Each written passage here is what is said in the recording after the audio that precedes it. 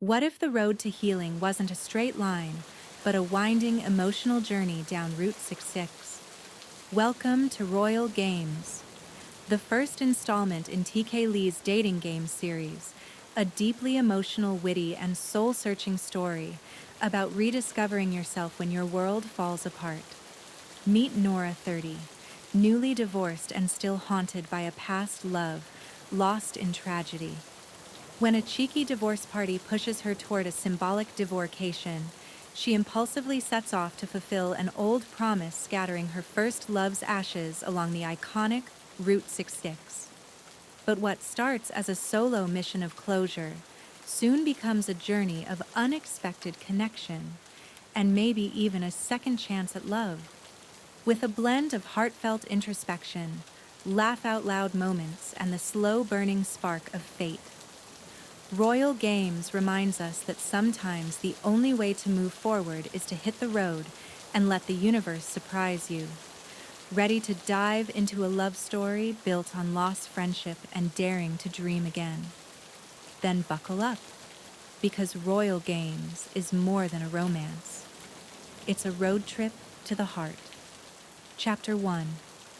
Nora, you can't live in the present if you're still held captive by the past. Sounds fairly straightforward, right? Unfortunately, I've found that living in the present is easier said than done. All our lives, we're trained not to live in the present, to either long for the past or to look toward the future. It's rare we're allowed to enjoy the moment, to stop and smell the roses, so to speak.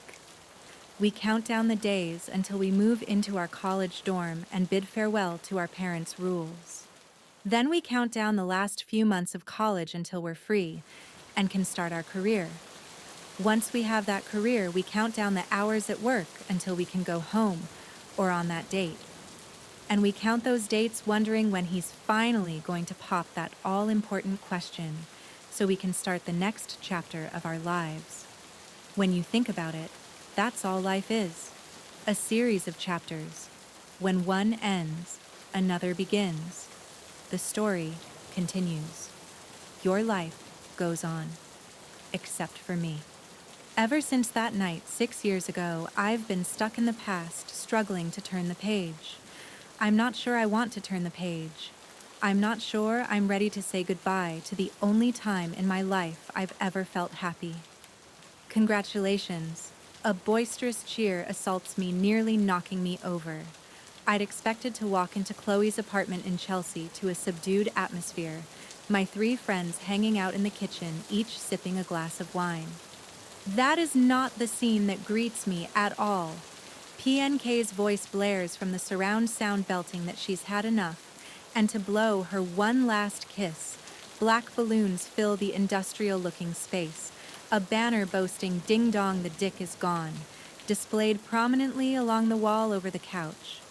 Centerpieces of a hand sticking up its middle finger decorate the coffee table and a few side tables. However, the pièce de résistance is a 3-tiered cake, like one would expect at a wedding. That's where the similarities end. Instead of figurines of a madly in love bride and groom, the bride has pushed the groom off the cake, red frosting made to look like blood, following the path of the groom's untimely demise, all the way to the scene of the crime at the foot of the bottom tier. My gaze shifts to the 3 women standing proudly beside the kitchen island divorce support group, scrawled on the front of their matching black t-shirts. Welcome to your divorce party. Evie dances up to me, her expression bright red, lips curled up in an animated smile. She grabs my hand, dragging me farther into the apartment divorce party. I arch a brow, glancing at a few of my co-workers who salute me with their drinks. I lean toward my friends, lowering my voice. I told you not to make a big deal out of today. It's just another day. No, it's not. Chloe insists, her gray eyes trained on me as she slings an arm around my waist, moving her hips in time with the music. Today is the first day of the rest of your life, and it must be celebrated. So put on your shirt, and let's get this party started. When Izzy throws a black t-shirt at me, I scramble to catch it. Because if you don't, Evie will pout all night long. Seriously, since she heard about the divorce, she hasn't shut up about this party and these damn t-shirts. That's not entirely true, Evie interjects, scowling playfully. I commiserated at first. Then I started planning your freedom party. I am a planner after all. She winks, shaking my head. I shrug off my blazer, leaving me in just a tank and skinny jeans. I hold up the t-shirt in front of me and burst out laughing, divorced AF. I wanted to spell it out, KLeigh tells me, but Evie thought someone might find it offensive. We will eventually be leaving your apartment tonight. There could be children around. At a bar, KLeigh shoots back dryly. Still, I didn't want to offend, says the girl who used to write articles for the magazine about techniques to give a blowjob that will have him begging for more. I smile at my friends bickering, grateful for this small slice of normalcy. Since I no longer have Jeremy to return home to, I've struggled to find a new normal. Sure, we were only together a few years, such a brief time compared to some couples, but his absence has drawn into focus all the trivial things he did, like make me coffee in the morning, or empty the dishwasher before leaving for work, or even change the light bulbs. To most, these acts are insignificant, but now that I do them, I'm reminded that Jeremy's gone. I pull the t-shirt over my head, smoothing back the few tendrils of strawberry blonde hair that escape my low ponytail, then spin a slow circle, arms stretched wide. Happy Evie beams. Definitely as cheesy and cliché as these shirts seem. I appreciate the symbolic gesture, the knowledge that my girl gang, my tribe, my sisters from other misters will stand by my side as I navigate the uncertainty facing me as a 30-year-old divorcee is exactly what I need. Okay, let's celebrate. KLeigh grabs a wine glass off the kitchen island and hands it to me. I bring it to my lips, stopping when I notice the words, "Just divorced," etched on the glass. You guys went all out, didn't you? Although I have to admit, I like the decorations. I nod at the cake, surprised how realistic the blood dripping down the side actually looks. I turn to KLeigh. Was this your handiwork? Can you imagine me baking? She bursts out laughing, the sound echoing off the walls, everyone joining in at the ridiculousness of the suggestion I do not bake. I'm more than aware of that. But why do I get the feeling the design was your idea? She shrugs, flipping a few blonde locks behind her shoulder. Because you know I have an active imagination. That. And when I told you about the divorce, you offered to pull a few favors with some of your contacts who know how to make people disappear. I counter using air quotes. What, Jeremy's a prick for what he did? I narrow my gaze. I told you he was just confused and scared of his family disowning him.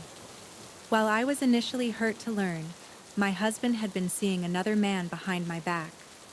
My heart couldn't help but break for him when he explained everything. How he'd always felt like he was different. How he'd pretended to be someone he wasn't for years. How he was tired of wearing that mask. I somehow found strength in his ability to finally be himself. It gives me hope that maybe I'll soon stop pretending too. That's no reason for him to be unfaithful to you. Nora. She grips my biceps, forcing me to face her.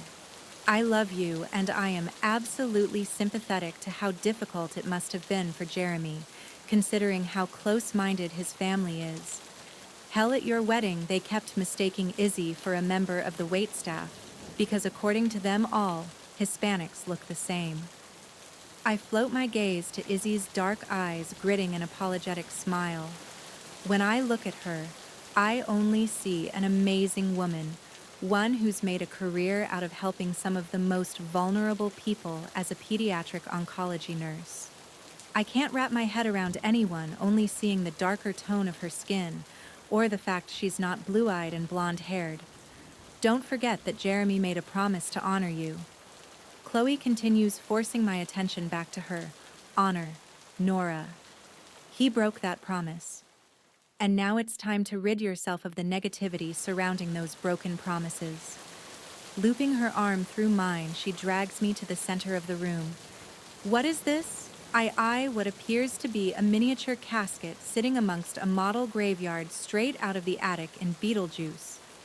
Isn't it fantastic? Evie asks excitedly. It's a ring coffin. Companies actually make them. Who knew? Who knew, indeed. But Evie couldn't leave well enough alone. Izzy explains. Thought if we were going to make you bury the ring, we needed a graveyard too. So, she gestures to it. There you go. My brother used to make model railroads growing up. She shrugs her red curls, bouncing with the movement. I made a model graveyard. I step closer, noticing the engagement ring Jeremy had bought me while we were both in a St. Patrick's Day alcohol-induced fog, sitting beside the wedding band I'd worn for less than a year. The diamonds still glitter and sparkle, not having had enough time to grow dull from years of wear. The music cuts out and I glance around the room to see everyone step closer, expressions of forced solemnity crawling across their faces. We've gathered here at my apartment surrounding this really creepy tiny graveyard to pay our respects to the dearly departed. Nora's marriage to Jeremy the fuckface KLeigh begins in as serious a voice as she can muster.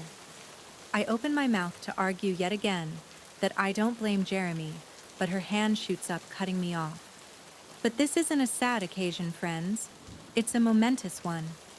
One in which we celebrate not the separation of two people who never should have been together in the first place, but Nora's freedom to live the life she was meant to live, to be the person she was meant to be, even if she doesn't quite know who that person is.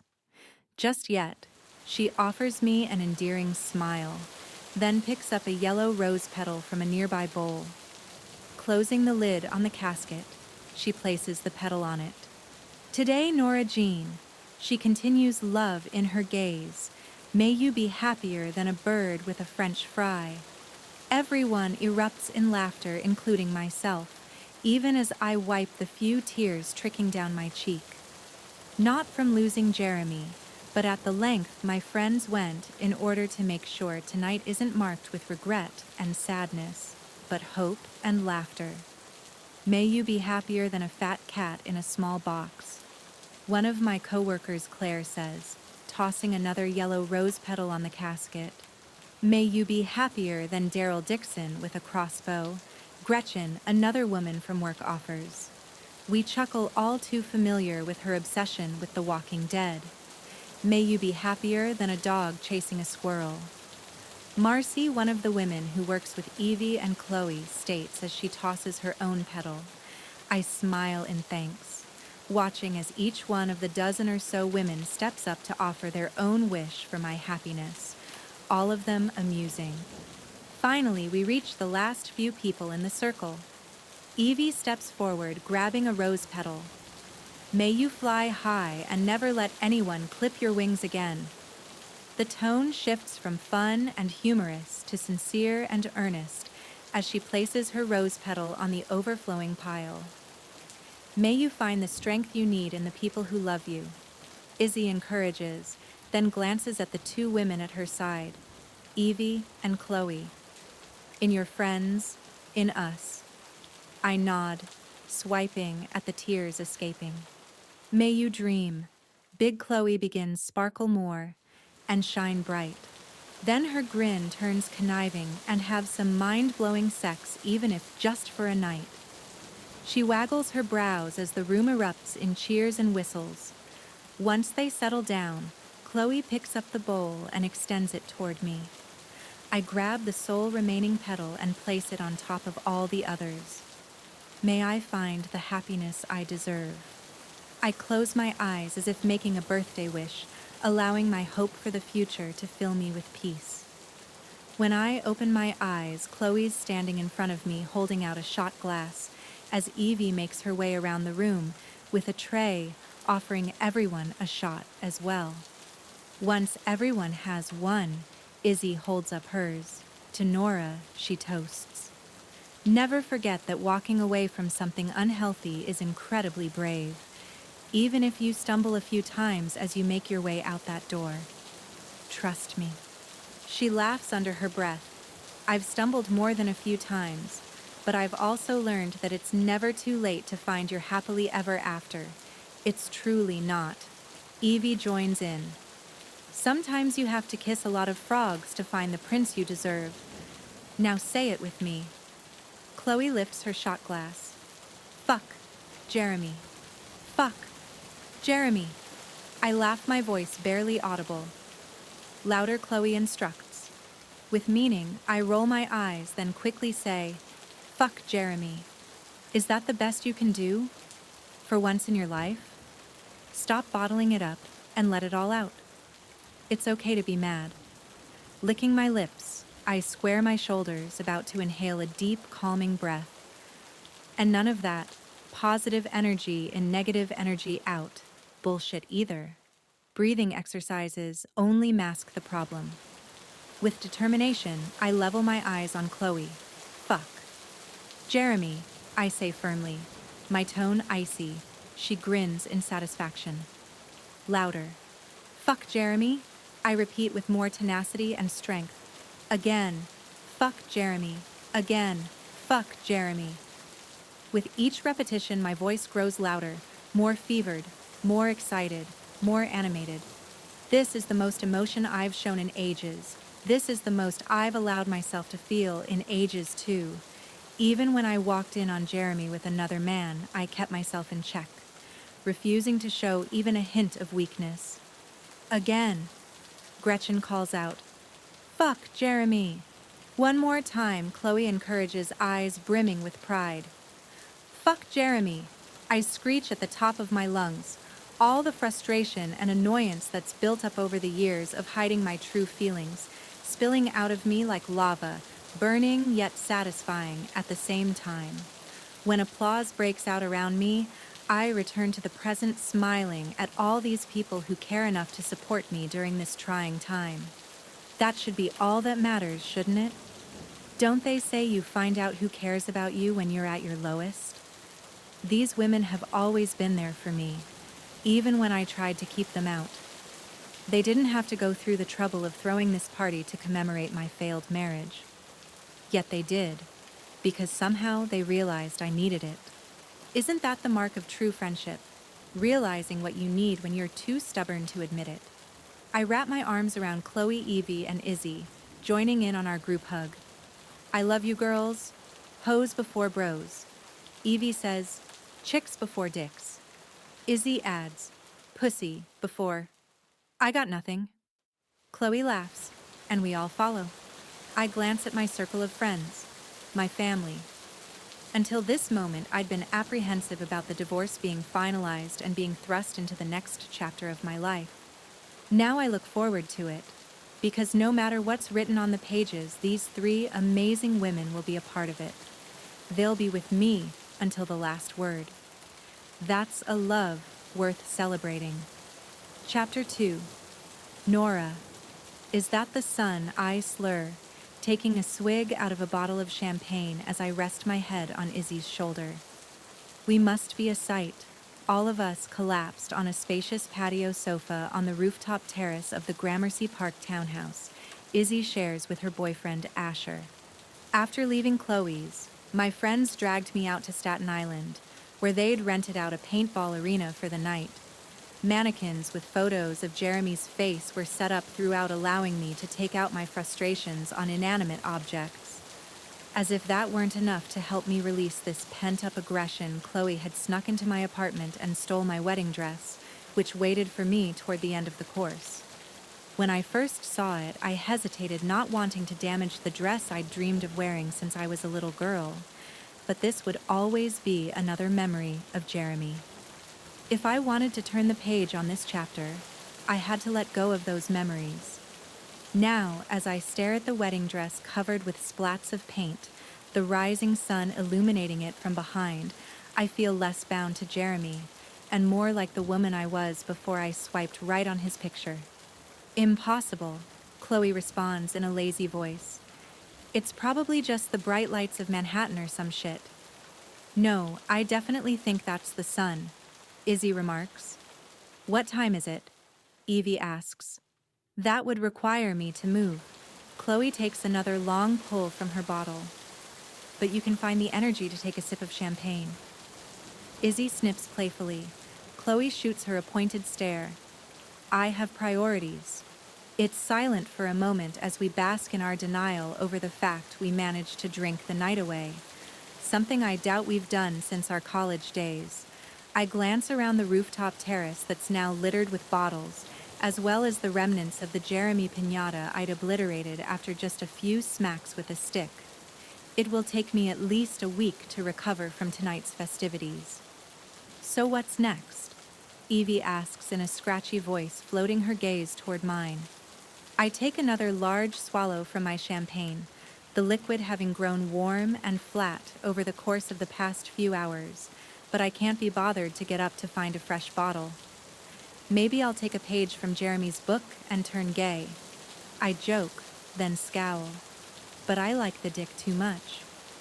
So did Jeremy. Izzy snort laughs, and we all join in the sound echoing against the relative stillness of early morning. But seriously, Evie continues after a beat. What is next for you? Nora? I sigh. I wish I knew. It probably sounds stupid since Jeremy and I were only together for less than 3 years, less than the time it takes people to earn a college degree. But he was such a big part of my life during that time. Sure, we haven't lived together for several months now, but I expel a breath. It's hard to explain. There's something so final about the divorce being, well, final. You should go on a divorcation, Evie suggests. Divorcation, I ask in a drawn-out voice. Well, couples go on a honeymoon to celebrate the start of their marriage.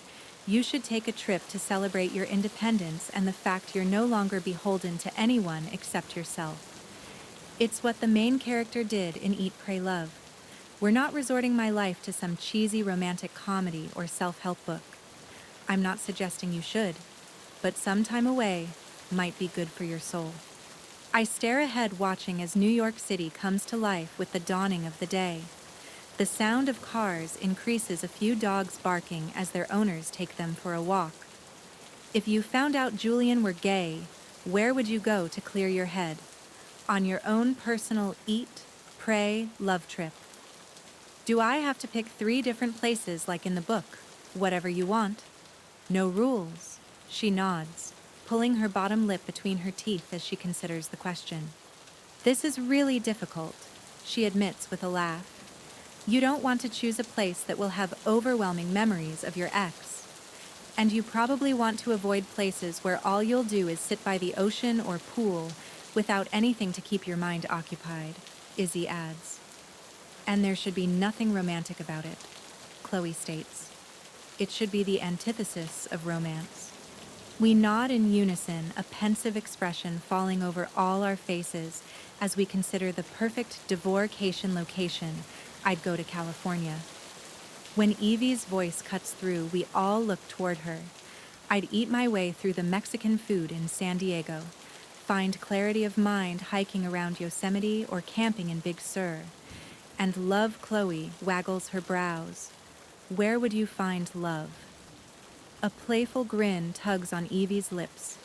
I'd fall in love with wine in Napa Valley. She lifts her bottle to her mouth. Oops, too late. Then she takes another long sip of her champagne, which causes us to erupt in laughter. How about you? Evie asks KLeigh Vegas. She replies without hesitation.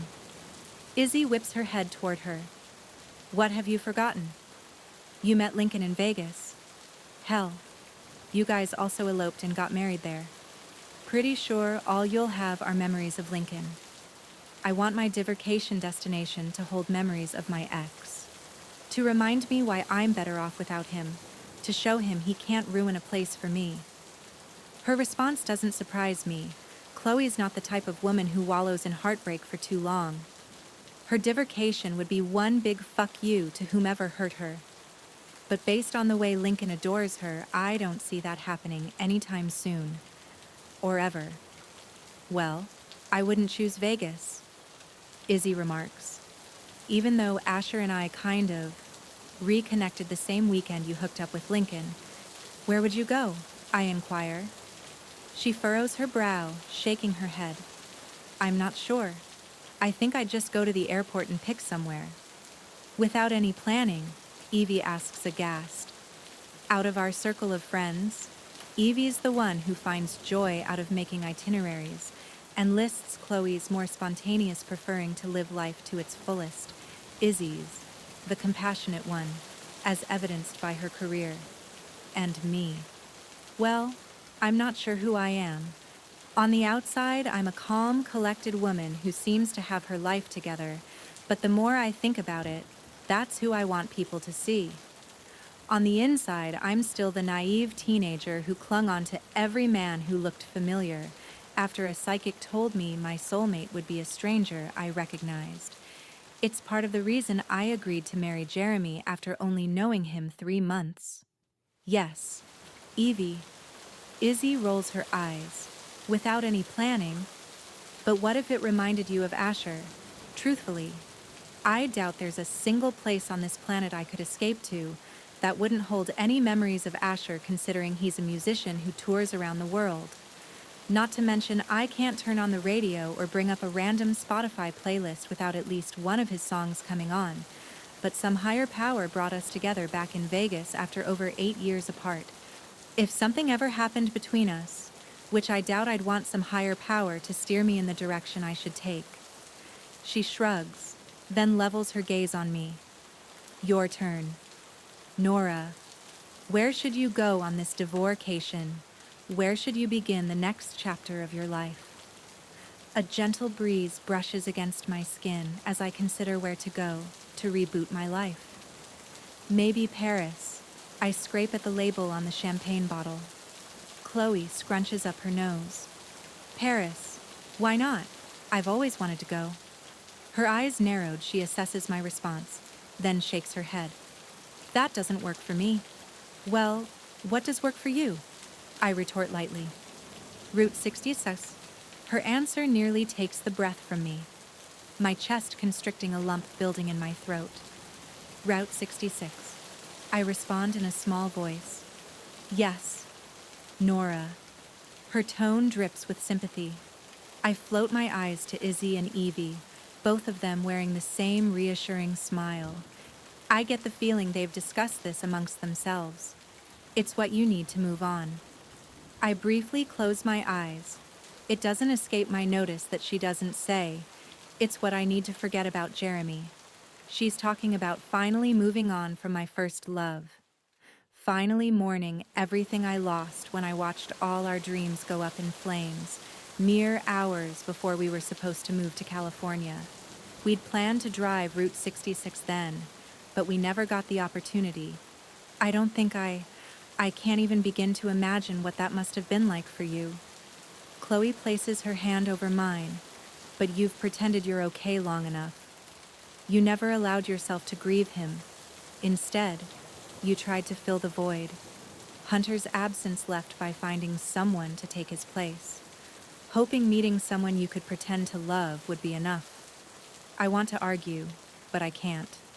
She's not wrong. Once I made the decision to move to Manhattan mere months after losing everything, I'd downloaded a few dating apps. Not a single man I dated carried the same spark I experienced with Hunter, but at least I felt something, and something was better than the utter despair and misery that seemed to consume me. Then I saw Jeremy's profile. Everything about him reminded me of Hunter, from his deep-set eyes to the square shape of his jaw. Even his love of Mel Brooks movies. Maybe that's why I clung on to Jeremy like I had. Maybe I so desperately wanted him to be Hunter that I'd been blind to everything else. It's been 6 years, but I still find myself imagining Hunter lying beside me. Still move my hand to my stomach where our baby once grew. Still haven't made good on the promise I made to his mother to dispose of his remains. They still sit on the dresser in my apartment. Even during my marriage to Jeremy, Hunter was there. Hunter's always been there. It won't be an easy trip, she continues, when I don't say anything, but it's something you need to do. Isn't that what Hunter would have wanted? What would he say if he were here and saw how miserable you are? I'm not that miserable. I protest. KLeigh tilts her head. You don't look miserable, but inwardly, I know you're falling apart. Even 6 years later, she offers me a compassionate smile. We repeat what we don't repair. Nora, it's time to repair yourself. You can't start the next chapter if you're still stuck in the last one, and you've been stuck in Hunter's chapter for years now. It's time you turn that page. For Hunter, I nod, peering into the distance. For Hunter, Chapter 3. Nora, mother fudge of all that is crap, I exclaim, clenching my jaw tightly when I see the name flash across the screen of my phone. The anger in my voice is jarring against the tranquil music playing in the background at the yoga studio where I work. If it's a telemarketer, just ignore it. Lindsay, the receptionist says. It's not. I close my eyes and exhale deeply. It's my mother. She grimaces. She's only worked here a few months, but in that time has learned all she needs to know about my rather tenuous relationship with my mother. I'm sorry. No more than me, I mutter under my breath. This is the last thing I need today, which is exactly why she called. She tends to reach out at the worst moments, if only to have a front row seat to my misery. It's like she gets off on watching people suffer, which is an interesting notion considering her line of work. As much as I'd love to ignore her, I'm smart enough to know it's not an option. She'll view my reluctance to speak with her as using avoidance as a coping mechanism, or whatever other term she'll come up with in her analysis of my supposed distraught state. The drawback of being a psychiatrist's daughter, finding my AirPods.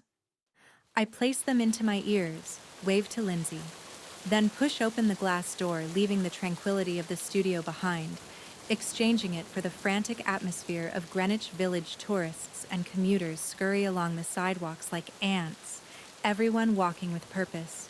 No one acknowledges one another. Here, I'm nobody. I like being a nobody. Summoning the strength to get through a conversation that will undoubtedly take 10 years off my life. I plaster a fabricated smile on my face, smoothing back a few wisps of my mid-length hair that had escaped the ponytail set low on my nape. At least I took a shower after teaching my last class. Otherwise, I'm sure she would have had something to say about my flushed skin or the sweat on my brow. She acts like she doesn't ever sweat or have blotchy skin. Then again, she'd have to be human. I'm not quite sure my mother qualifies, Nora sweetie. She soothes in a voice of forced compassion when her heavily Botoxed face pops up on the screen. Her pink lips are thin eyes tight, barely able to blink.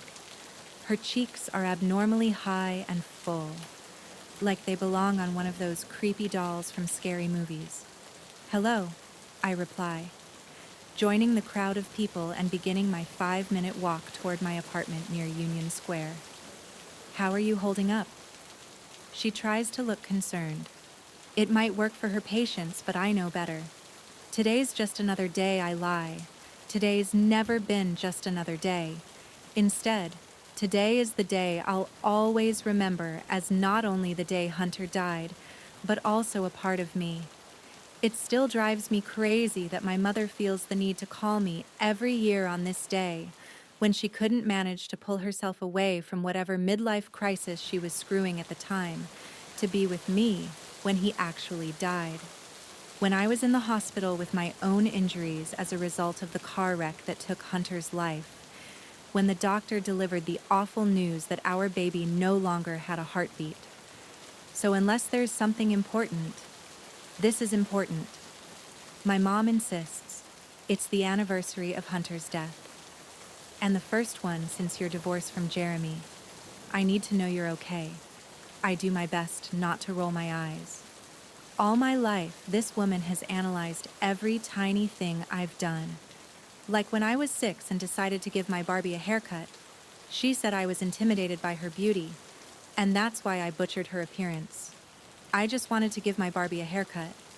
Like when I was 12 and broke my leg during the ballet class I hated, but she insisted I attend, so I could maintain a slim figure. She claimed it was a cry for attention. I had simply landed on it wrong. Like when I was 24 and survived the car wreck that killed my fiancé, only to learn the baby I'd been growing inside me for 6 months didn't make it either. According to her, I didn't try hard enough to save the baby. In reality, I would have given anything to have both Hunter and our baby with me, to still have them with me. It was then that I swore to never give this woman any more ammunition to use against me, to make me feel like I'm less of a woman, of a person, of a human. I told you I'm fine. No thanks to her. The only reason I'm not a complete wreck is because of the amazing network of support I built myself. She wasn't always like this. The memories are fuzzy, but I remember a few moments of happiness we shared as a family. But when my father died just after my 5th birthday, she changed. She grew distant. Not just toward her friends, but her kids too. My brothers probably didn't notice. They were all teenagers at that point, considering there's a 7-year gap between me and my next youngest brother. Regardless of the fact I was so young, and it was years ago, I remember wondering what happened to my mother. It was like that woman died along with my father, leaving an imposter in her place. At first, I tried to bring that woman back. I thought if I did everything she asked of me, it would make her happy, would make her love me again. It took me years to realize she's not capable of loving anyone. Not anymore. And I told you. She brings a martini glass to her lips, and I recognize the pool area of the enormous house where she now lives, with husband number 5, whom she married last year, the same day I married Jeremy. If that's not an indicator of the type of woman she's turned into, I don't know what is. It's not healthy to keep these things inside. She continues. It's important to talk about your feelings. Don't let it fester. I'm not. It's been 6 years since Hunter died. I force a smile so she can't read between the lines. Sure, I've had more than enough time to mourn losing him and our baby, but have I done so? I wish I could say I have. Wish I could say I've accepted what happened to them. Some days I feel like I have. But others I still find myself wishing I would wake up and learn it's all a dream. Then what about Jeremy? What about him? We parted ways amicably. Yet you didn't attempt to reconcile your marriage first. I try to stop the look of astonishment and annoyance from crossing my brow, but it's impossible. I've become a master at pretending to be someone I'm not. At wearing a mask, if only to avoid this woman's criticism. But not even the most accomplished actor can fumble their way through this conversation with a straight face. What was there for us to reconcile? I walked in on Jeremy mid-coitus with a man. All the more reason you should have worked harder on your marriage, says the woman who's on husband number 5. I mutter as I approach my building. I grab the keys from my purse and unlock the front door heading inside. She glares at me, then brushes off my statement. After all, it's okay for Elaine, Marie Harcourt Tremblay, Duval Courbet, Thibault, Vaughn to marry as many times as she wants. But if anyone else does, they're a failure. She's a classic narcissist, but her head is shoved so far up her ass that she refuses to see it. At least none of my husbands left me for someone else, let alone a man.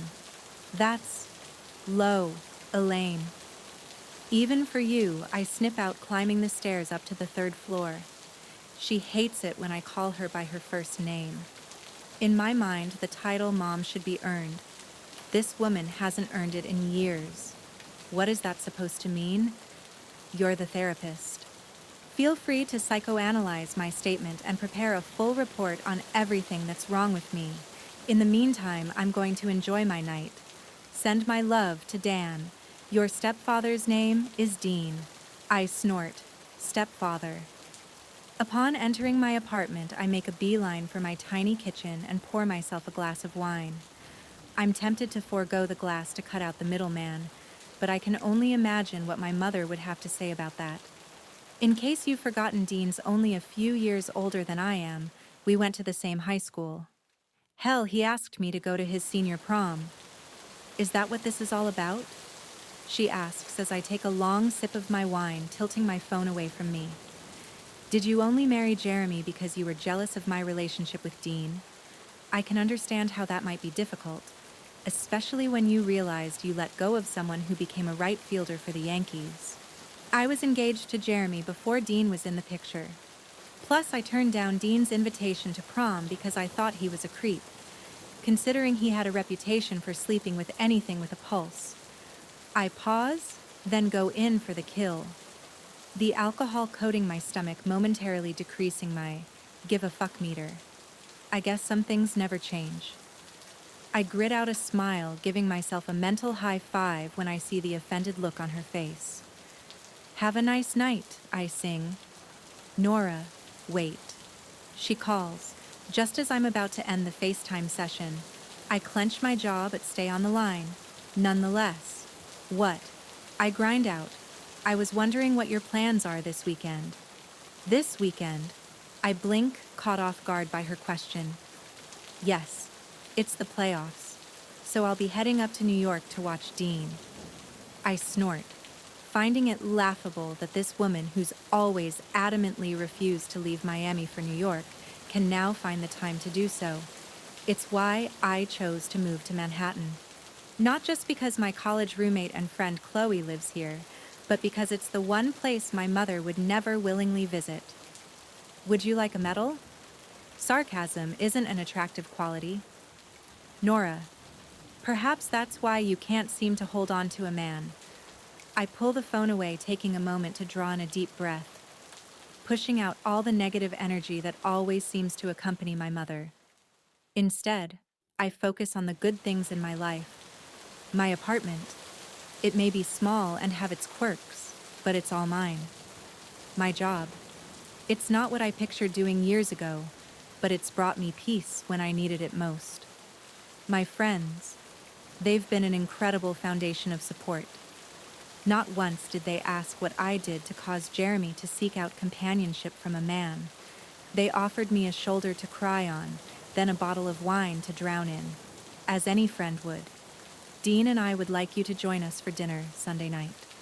My mother's voice rips me from my moment of serenity. Why? Because you're my daughter and I miss you. It takes all my willpower not to bark out a laugh. Don't worry, you won't be a third wheel. One of Dean's teammates will be joining us. Play your cards right, and you might just hit a grand slam. She waggles her brows. Maybe if I had a better relationship with my mother, this wouldn't make my skin crawl, wouldn't make me feel like she was whoring me out. I'm busy. Sunday I lie. Monday then. That won't work either. When will work? I'll be in New York all week. Possibly longer if they proceed to the next round. I look past the screen, floundering to come up with some reason why I'm not available to see her at all. Even if I tell her I'm too busy with work, that won't stop her from showing up at the yoga studio. Or God forbid, my apartment I've fought for several long years to make a life for myself in New York, to make it my own. I fear it will only take my mother mere minutes to dismantle everything I've built. It's a special talent of hers. I'll be out of town. I lie. Out of town. She scowls, obviously taken aback that I won't drop all of my plans to cater to her as she's used to from me. I hold my head high. Yes. Where are you going? I part my lips. I hadn't thought this far ahead into my fabrication. My mother normally doesn't ask questions unless they revolve around her. I blurt out the first thing that comes to mind. Route 66. Route 66. Her voice is laden with disgust. Of course she'd turn up her nose at the idea. Roadside diners, cheap motels, driving for hours. Certainly not my mother's idea of a vacation. Yes, I answer with more confidence than I've ever shown her. Years ago, I made a promise to Hunter's mother that I'd take the trip and spread his remains along the route. Unfortunately, life got in the way, so I never got around to it. Now I am. You're driving Route 66 to spread your dead fiancé's ashes. She scrunches up her nose. I sure am, the psychiatrist in me. Wonders if the only reason you're doing this now is because you've realized you're a failure at forging strong relationships with another person and are leaving town to further avoid having to try. I pull my lips between my teeth, biting back the words. I'd love nothing more than to unleash on her. I've learned she's not worth the time or effort. And the compassionate person I've grown into, no thanks to you, would tell you I'm doing this because I made a promise to someone I care for. Something you wouldn't understand the first thing about. So as enlightening as this conversation has been, I need to pack. Enjoy New York. Before she can utter another syllable, I end the FaceTime call, shaking off the invisible bugs crawling on my skin. I always get itchy talking to her. I fall onto the couch, taking a minute to calm myself. Deep breath in, satisfying breath out. But with each breath, I ruminate on the lie I told my mother. How I wanted her to see that despite her influence, I am nothing like her, that I'd drive thousands of miles across the country to fulfill a promise I made, whereas she couldn't even be bothered to get on a plane to visit her daughter mere hours away. Until now, earlier today, driving Route 66 was the furthest thing from my mind, even after KLeigh mentioned it a few weeks ago. Now I can't stop thinking about the trip Hunter and I never got to take gingerly rising from the couch. I set my wine glass on the coffee table and make my way toward the bedroom. Focused on the dresser, I step toward it, lifting the envelope from beneath the simple canister containing Hunter's ashes. Dust has settled on the paper from years of being left untouched, the corners yellowing with age. For several minutes, all I can do is stare, not wanting to open it, knowing what I'll confront once I do, but I can't keep running from my past. I can't pretend it doesn't exist. Like KLeigh said weeks ago, we repeat what we don't repair. It's time I finally repair the hole. Hunter's death left in my heart. My hands tremble as I turn the envelope over and lift the flap, pulling out the worn pages within. A tear escapes when my eyes fall on Hunter's handwriting for the first time in years. It's amazing how something you once thought to be common and insignificant can spark such intense emotions, bring forward such powerful memories. I can almost feel the summer sun beating down on my skin as Hunter and I sat on the beach, writing this very list, planning the first adventure of the rest of our lives. One he never got the chance to take, but I do. It's time I take it. For Hunter and myself. Chapter 4. Nora. This is a mistake, I think, as I sit in a Chicago diner staring at the list that started me on this path less than a week ago. The past few days have been a whirlwind. 1 second, I was happy to continue on in my normal existence. Wake up, workout, head to the yoga studio, go home. That all ended yesterday morning when I landed in Chicago. Now I'm about to set out on the adventure I never got to take with Hunter. In the comfort of my tiny apartment, it seemed like a good idea, if only to get me out of the city while my mother was there. But now that I'm here, the reality hits me. At every turn, I'll have no choice but to be reminded of Hunter, the first man to possess my heart, my soul, my everything. More coffee. I pull my attention away from Hunter's list, looking up at my waitress holding up a pot. Forks scratch against plates as boisterous conversations fill the large diner located mere blocks from the start of Route 67. This spot was first on the list of places to visit Lou Mitchell's. Apparently, it's a ritual for all travelers on the Mother Road to fill up with a greasy breakfast here before setting out on their journey. Thanks. I smile as I tuck my list into the leather-bound journal the girls had surprised me with. They'd also given me a vibrator, which shouldn't have shocked me. They have a tendency to be irreverent yet poignant at the same time. Case in point, my ding-dong divorced party. You got it. She tops off my mug, the nutty aroma fighting for attention over the scent of bacon and pancakes. Then she places the check in front of me. Take your time, sweetie. No rush, thanks, I say again as she heads off to check on other customers. I bring my coffee to my lips, closing my eyes, taking this opportunity to find peace, using the techniques I teach in my meditation classes. Rather than dwelling on the memories of Hunter this trip will inevitably evoke, I force my brain to only focus on the present. I don't think about the past, don't worry about the future. As I've learned, no one can be prepared for what life has in store for us. I couldn't have prepared myself for losing Hunter like I did, or learning Jeremy was gay, although in retrospect there were quite a few signs. Regardless, it's useless to dwell on any of that. I clear my mind and make a list of things in my life without judgment, rather than wishing this coffee was stronger and more like the local coffee shop in the village I've grown addicted to. I appreciate the fact I'm alive to drink coffee. Instead of questioning my decision to overindulge in a greasy omelet and breakfast potatoes, I give thanks that I can afford food in the first place and still have a healthy metabolism. Driving Route 66. A deep voice cuts through my moment of reflection. I open my eyes, looking down the counter, and to my left, a pair of vibrant blue orbs peering back at me from a few seats over.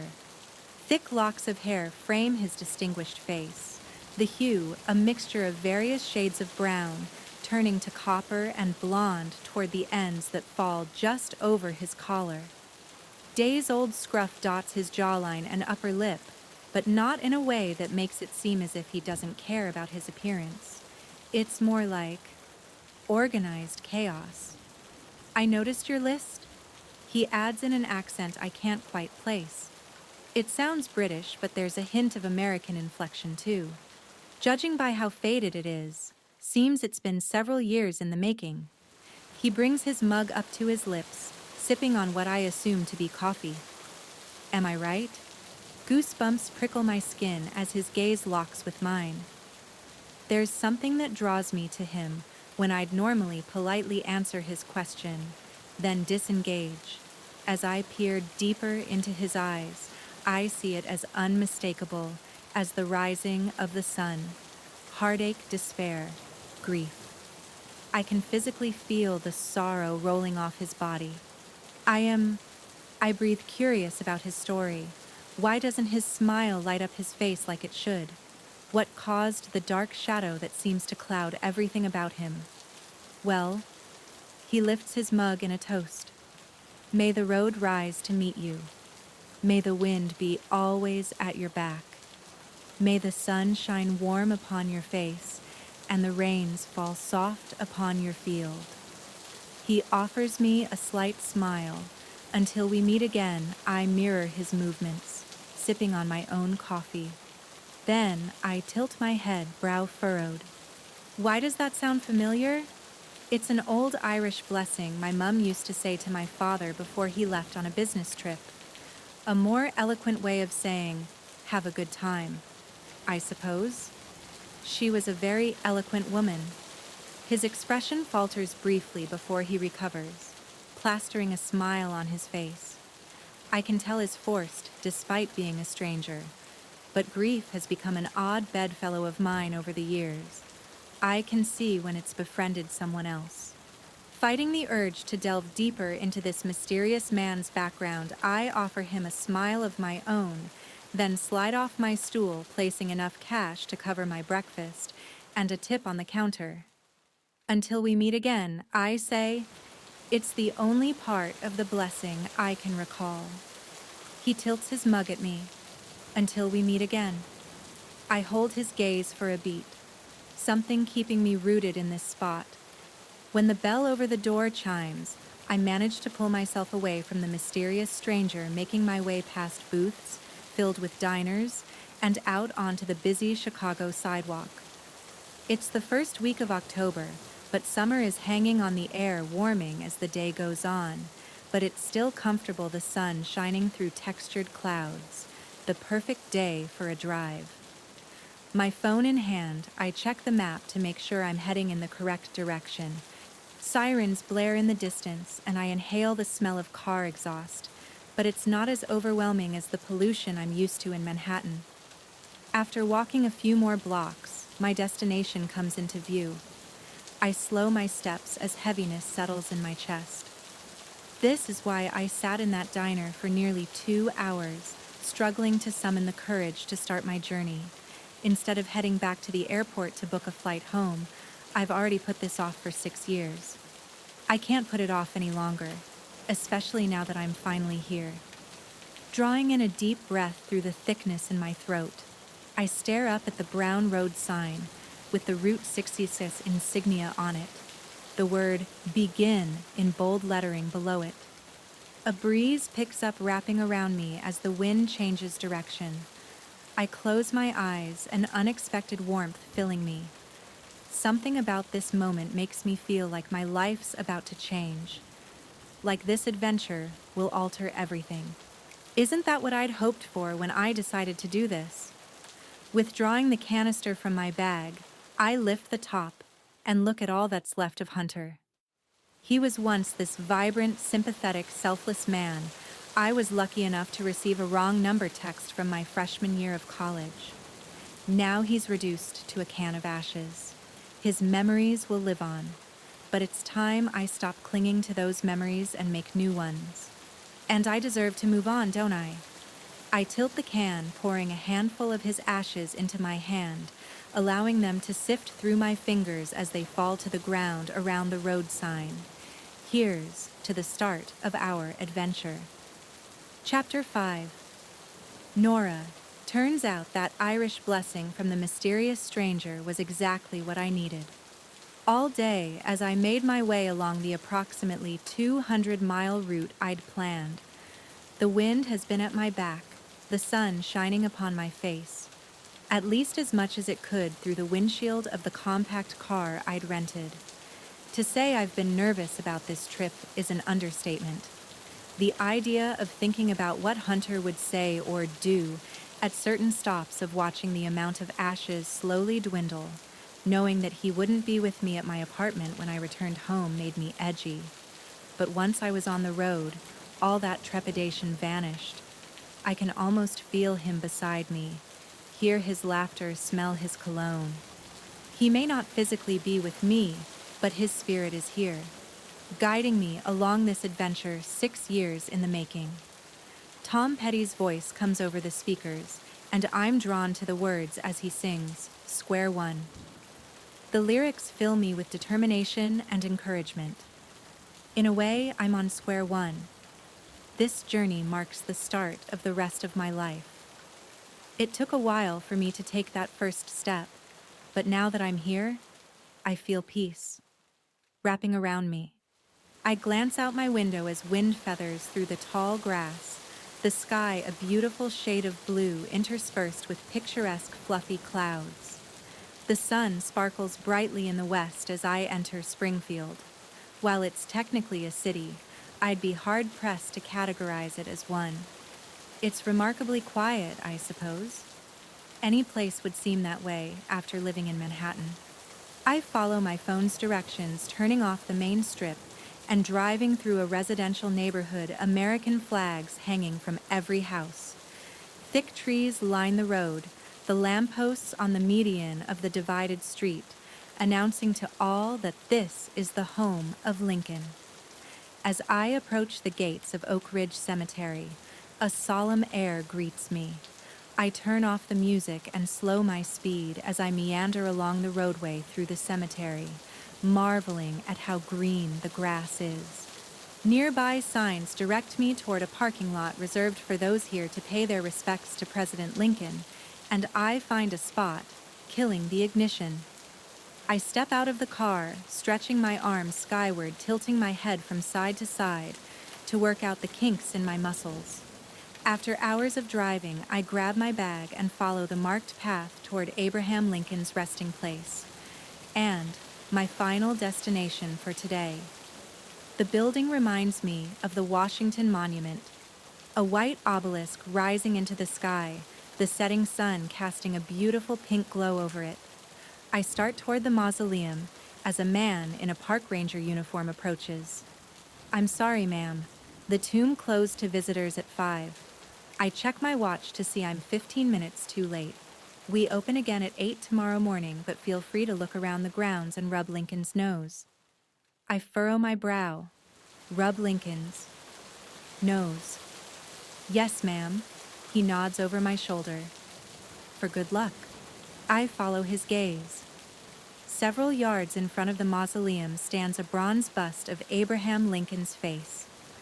Most of it is a dull copper apart from his nose, which seems to shine from being constantly rubbed. It's more than apparent this is a rite of passage, something everyone who comes here must do. Thank you. The man tips his hat, then heads off as I stroll along the paths, admiring the landscape. The lush grass, the overgrown trees providing shade and a serene resting place for the inhabitants.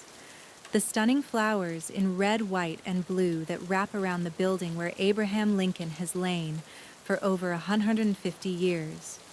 I grab the canister out of my bag, checking my surroundings to see if anyone's paying attention, unsure about any rules regarding spreading human remains in a cemetery. Certain I'm alone, I sprinkle a handful of hunter's ashes along the grass by the mausoleum, pausing to consider what he'd do or say if he were here. He would have found some way to charm the park ranger into allowing us into the mausoleum. That was Hunter. Always charming everyone he met, except my mother. She didn't like him from the moment she met him, probably because he made me happy and she can't stand the idea of anyone being happy. Releasing a long sigh, I suppress all thoughts of my mother. They have no place on this trip. Hell, they have no place in my life. Period. I take my time as I make my way from the building, passing the bust of Lincoln with its luminous nose. Stopping in front of it, I lift my hand, joining the ranks of millions who came before me as I rub it. It's said to be good luck. I whirl around the sudden interruption, catching me off guard. "What?"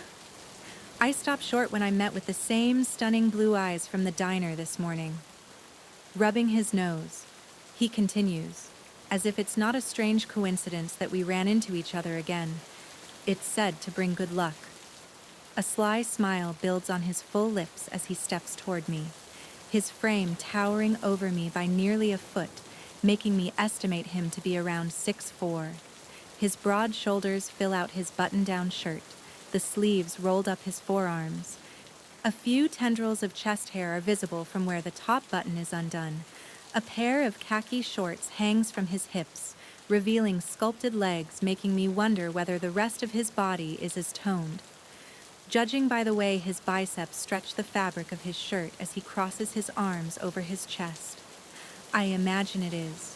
When I hear him clear his throat, I inhale sharply, whipping my eyes toward his to see him smirking a cockiness about him from having caught me checking him out. "So I've heard," I reply nonchalantly, holding my head high. "Have you also heard the story about the plot to steal his body? Steal his body." In the late 1800s, a counterfeiter named Big Jim Kennelly hoped to ransom it for $200,000 and a pardon for his engraver who was locked up in prison. That was a lot of money back then. Some would say that's a lot of money today. Well, in the late 1800s, it was what's that saying? You Americans use shit-ton sounds about, right? My cheeks warm, a blush blooming on them. Did he succeed in stealing Lincoln's body? Unfortunately for Big Jim and his associates, they were really bad criminals. I tilt my head. Bad, not bad, as in dangerous. More like they were daft. Daft. Yes. You know. Dumb. How so? I angle toward him. As I peer at him in the glow of the late afternoon, I notice there's something different about him. He seems more vibrant than he did this morning.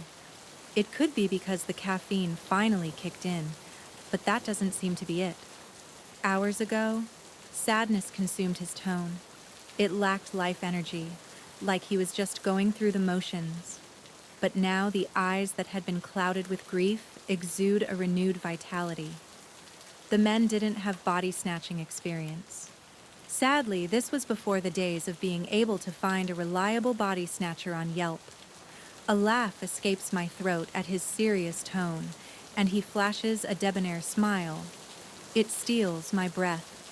Full lips framing perfect teeth that shine brightly against his tan skin. So they formed an alliance with a man who purported to be a grave robber, Sweigels. Unfortunately, they didn't run the necessary background checks because Mr. Sweigels was actually a paid informant of the Secret Service. Good help really is hard to find, isn't it? I quip sarcastically. That it is. He shoves his hands into his pockets, rocking on his heels. When Sweigels told his contact at the Secret Service what was going on, they put a plan into motion to have agents waiting for them. What unfolded then was like a comedy of errors. A chuckle rumbles from his chest as if he's recalling a humorous personal memory, not a historical anecdote. The men had hoped to steal a body, yet they struggled to even pick the lock of the tomb. When they finally did manage to get inside, they couldn't lift the coffin. Not to mention a group of lawmen were lying in wait. So they didn't steal Lincoln's body. No, they didn't. Even so, the custodian of the tomb was worried. What if more experienced people decided to make a go of it? He couldn't stomach the thought. So to protect Lincoln's remains, he created the Lincoln Guard of Honor. Guard of Honor. Precisely. He briefly catches my eye before shifting his attention to the mausoleum. 5 ordinary men got together to relocate Lincoln's body to a shallow, unmarked grave in the tomb's basement. They all pledged to keep the location secret, and in the years that followed, they did just that. It wasn't until 25 years later that they were relieved of honoring their duty. What happened then? Robert Lincoln had his father's body placed into a steel cage which was lowered 10 feet below the ground and covered with cement. He nods at the obelisk. And that's where he still rests to this very day. I turn my eyes toward the building, neither one of us saying anything for several moments, as we pay our respects to the man buried and protected within its walls. A slight breeze blows the aroma of fresh-cut grass and wildflowers surrounding me. It's a stark change to the stench of garbage and stale cigarette smoke that seems to permeate the streets of New York. They never taught that in history classes, at least not in my school. What can I say? He shrugs, dimples popping. I'm a sieve of useless information. Well, thank you for the lesson. It was rather educational. Glad to be of service. His voice rises in pitch, making it apparent that he's asking my name. Nora Anderson. Pulling his hands from his pockets, he offers me one, a single brow arched in anticipation. My eyes trained on his, I extend my own hand, allowing him to wrap his fingers around it. His grip is firm, but not overly so. There's a tenderness in the way he touches me. Nice to meet you, Nora. Likewise, Anderson. We stop shaking, but don't release our grasp. It's not because I don't want to. All reason says I should, but something keeps my hand fused to his. Some bigger force at play. Something familiar about him that speaks to my subconscious, pulling me toward him instead of away, as it normally would. My heart rate picks up those same goosebumps from earlier returning, but this time, they're stronger. The chill trickling down my spine, more pronounced. I try to look away to break this spell. His mere presence seems to cast over me. By the awe and curiosity in his stare, he appears just as bewitched by me. His eyes are a myriad of shades, compelling me to get lost in them. Light hues of blue more clear than the most stunning ocean, but the more they flame, the darker and stormier they become, until they're nearly as dark as midnight. I can't help but feel like I've seen these eyes before. But where? Wouldn't I remember them? He parts his lips. his Adam's apple bobbing up and down as he leans closer. But before he can utter a single syllable, I yank my hand from his, severing the connection. I have to go. I turn, practically running away from the mausoleum and toward my car, ducking inside like I'd just robbed a bank. Why did I run from a simple handshake? Because deep down, I know it wasn't a simple handshake. A handshake doesn't make your knees weak. A handshake doesn't make your heart ricochet into your throat. A handshake doesn't make your core clench. A handshake doesn't allow you to peer into another person's soul. Yet I felt all that with him, which is why I had to leave, not looking back until the cemetery, and Anderson are safe in my rearview mirror. This is not how I expected to end my first day of saying goodbye to Hunter. Chapter 6, Anderson. I stare at the pill bottles on top of my toiletry bag, my daily reminder of the new trajectory my life has taken. Corticosteroid receptor modulator, muscle relaxant, antidepressant, insomnia pills, drugs to help control my bladder. Oh, and my favorite drugs to help with any sexual dysfunction I may experience as a side effect of my recent diagnosis, one I still struggle to come to terms with. What I thought was simply a terrible migraine that caused me to pass out and hit my head, resulting in a mild concussion, was a symptom of something much worse. But there's nothing I can do. This is now my life. I'm not sure I want it to be. To lose control of my muscles, my bladder, hell, my entire body. It probably won't happen for years. My progression slow, which is why it took so long to diagnose me in the first place. According to the neurologist I saw back in New York, I've had MS for several years, but my flare-ups were too spread out to raise any suspicion I'd written off the random pins and needles sensations, blinding migraines, and occasional dizzy spells as being caused by stress or lack of sleep. I should have known better. After all, my mother had MS. She was my age when the disease took her life 25 years ago. All I can think about is how one day she was this vibrant woman who made everyone she encountered smile. Then practically overnight, she was gone, having fallen to the disease that now plagues me. A phone chiming cuts through my growing denial, and I glance at the screen to see my younger sister calling. It's not unusual. I talk to her quite a bit, but not in the middle of the night. It's only 8 at night here in Illinois, but back home it's nearly 5 in the morning. Esme, I answer quickly. Is everything okay? Of course, she responds. Why wouldn't it be? It's early. You know what Dad says? I know. The only people who call you between the hours of midnight and 7 in the morning are those with bad news, she recites. But it's evening where you are, and I couldn't sleep. So I figured I'd call to check in on you. She pauses, lowering her voice. How are you? I'm good. Like, good. Or, I hate this question, so I'm just going to say, I'm good. A little of both. She blows out a long sigh. I wish you'd come home, I know. I respond, running a hand through my disheveled hair that's had a chance to grow out these past few months. I've avoided public engagements. Couple that with my overgrown facial hair, and I barely resemble the persona of the man I was molded into years ago. I'm worried about you, especially about you driving. I told you. The neurologist said I can still drive for now. He even thought it might help with some of the psychological effects, with the stipulation that if I encounter any muscle spasms, difficulty with gait, or extreme dizziness, to call him immediately. Maybe I just want to give my brother a hug to let him know he's not alone. You don't have to go through this alone, she reminds me. Hell, you haven't even told Creed, and he's in charge of your safety, because there's no way he'd let me drive on my own.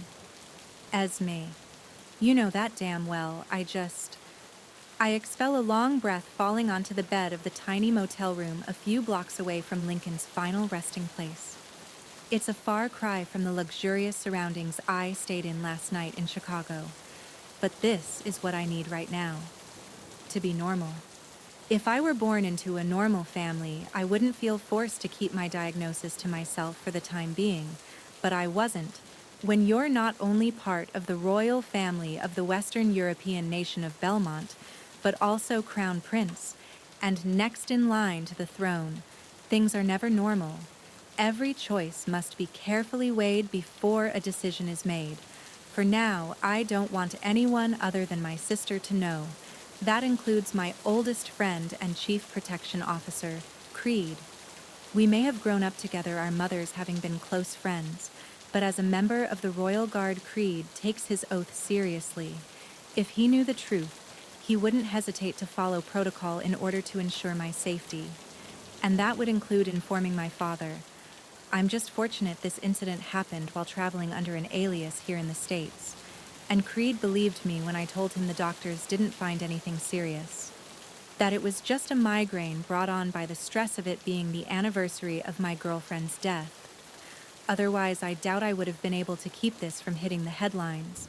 And there's no way he would have been okay following behind me in a separate car as I drove across the country. I need a little more time to process everything I tell my sister. Need some time to myself. Before everything changes. Speaking of changes, Creed mentioned you had a change of plans. You've spoken with Creed. Well, yes, I have. I bet you have. I tease breaking through the growing tension. I don't have to worry about her telling him about my MS. We made a pact years ago to always keep each other's secrets, and it's one we still honor, even though we're both in our 30s. I never knew you to be the type to go for phone sex, Esme, but whatever works. Anders, she gasps, using her nickname for me. That's sick. I'm your sister. Yet you're not denying it. There's nothing to deny, as I've told you, time and again. There's nothing going on between us. Her voice falters. It's not allowed. Anyway, this isn't about me or Creed or whatever. Her tone brightens. He mentioned you're driving Route 66. I have to take the opportunity while I still can. Are you sure you're not doing this to avoid facing the truth? I'm not avoiding anything, I protest, although my voice lacks the conviction I wish it held. I have to face the truth every damn time I get out of bed and wonder if the soreness in my arm is from sleeping on it wrong or if it's another symptom. There's no avoiding this, not when it's forcing me to question everything in my life. Esme, then come home, she pleads. Be with your family. Don't push us away. While I can understand why you'd want to take this time to process everything, to do things you've always wanted to do, your family needs you. Your country needs you. Until they learn their future king is a goddamn cripple. Just because you may eventually have trouble walking and shitting and fucking, I interject, but she ignores my outburst, remaining as level-headed as always. I did my research. Your progression is slow, and you have relapsing remitting MS, which is easily managed with drugs and diet. This isn't the death sentence you make it out to be. Even if your symptoms do deteriorate, it doesn't mean you'll be any less qualified to rule this country. We both know it might. At least in some people's eyes, it might be best for all involved if I abdicate now, before it becomes a bigger deal than it needs to be. The line goes eerily silent for what feels like an eternity. Why would you do that? Esme squeaks out. I slowly raise myself from the bed, padding along the dingy carpet toward the water-spotted window and peering out at the traffic on the main road abutting the hotel. I'd like to believe what Esme says is true. Hell, in my humble opinion, Roosevelt was one of the best presidents the United States ever had, and he managed to do it all from the confines of a wheelchair. But that was before there was a television in every home. Most people had no idea he was even in a wheelchair. These days, it's all about appearances, especially for the royal family, especially for my father. After all, he abandoned my mother during her own battle with MS. He never came right out and told me why. but he's always been a man who prided himself on never showing vulnerability no matter what. He viewed her condition as a show of weakness. I thought you'd be happy. I push out a laugh. After all, you'd become next in line. Crown Princess. Finally, a woman in charge. First ruling Queen of Belmont. You've always been rather vocal about the need for gender equality. This would be your opportunity to show all those men how effective a woman leader can be, but not at that price. Anderson, I won't allow it. You may not have a choice. I managed to get out past the lump building in my throat. You know, I'm beginning to think this is what I deserve, that the universe is making me pay for all the mistakes I've made. How could you say that you've never done anything in your life that would make you deserve this? Really, what about Kendall? That wasn't your fault. No one could have seen the signs I lived with her. I should have seen the signs. I squeeze my eyes shut, rubbing my temples, feeling the same guilt now as I did when I watched my girlfriend, the woman I planned to marry, fall to the ground during a beach volleyball match.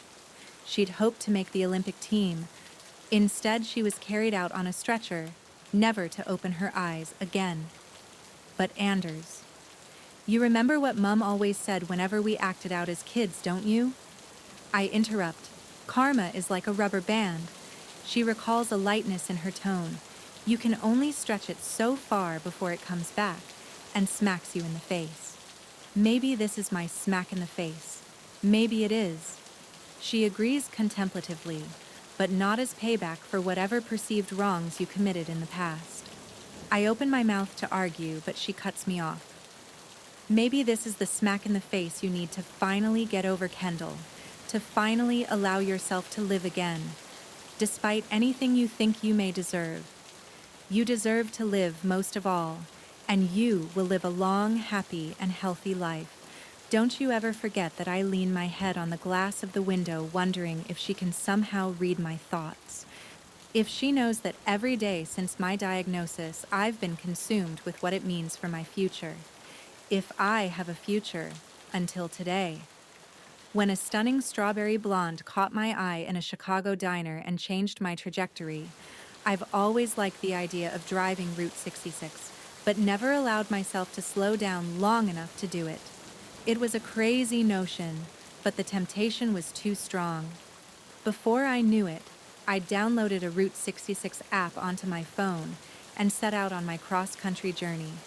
I'm not sure why or what I hope to get out of it. Clarity, peace, acceptance. I'll never forget it. I tell Esme mostly to placate her.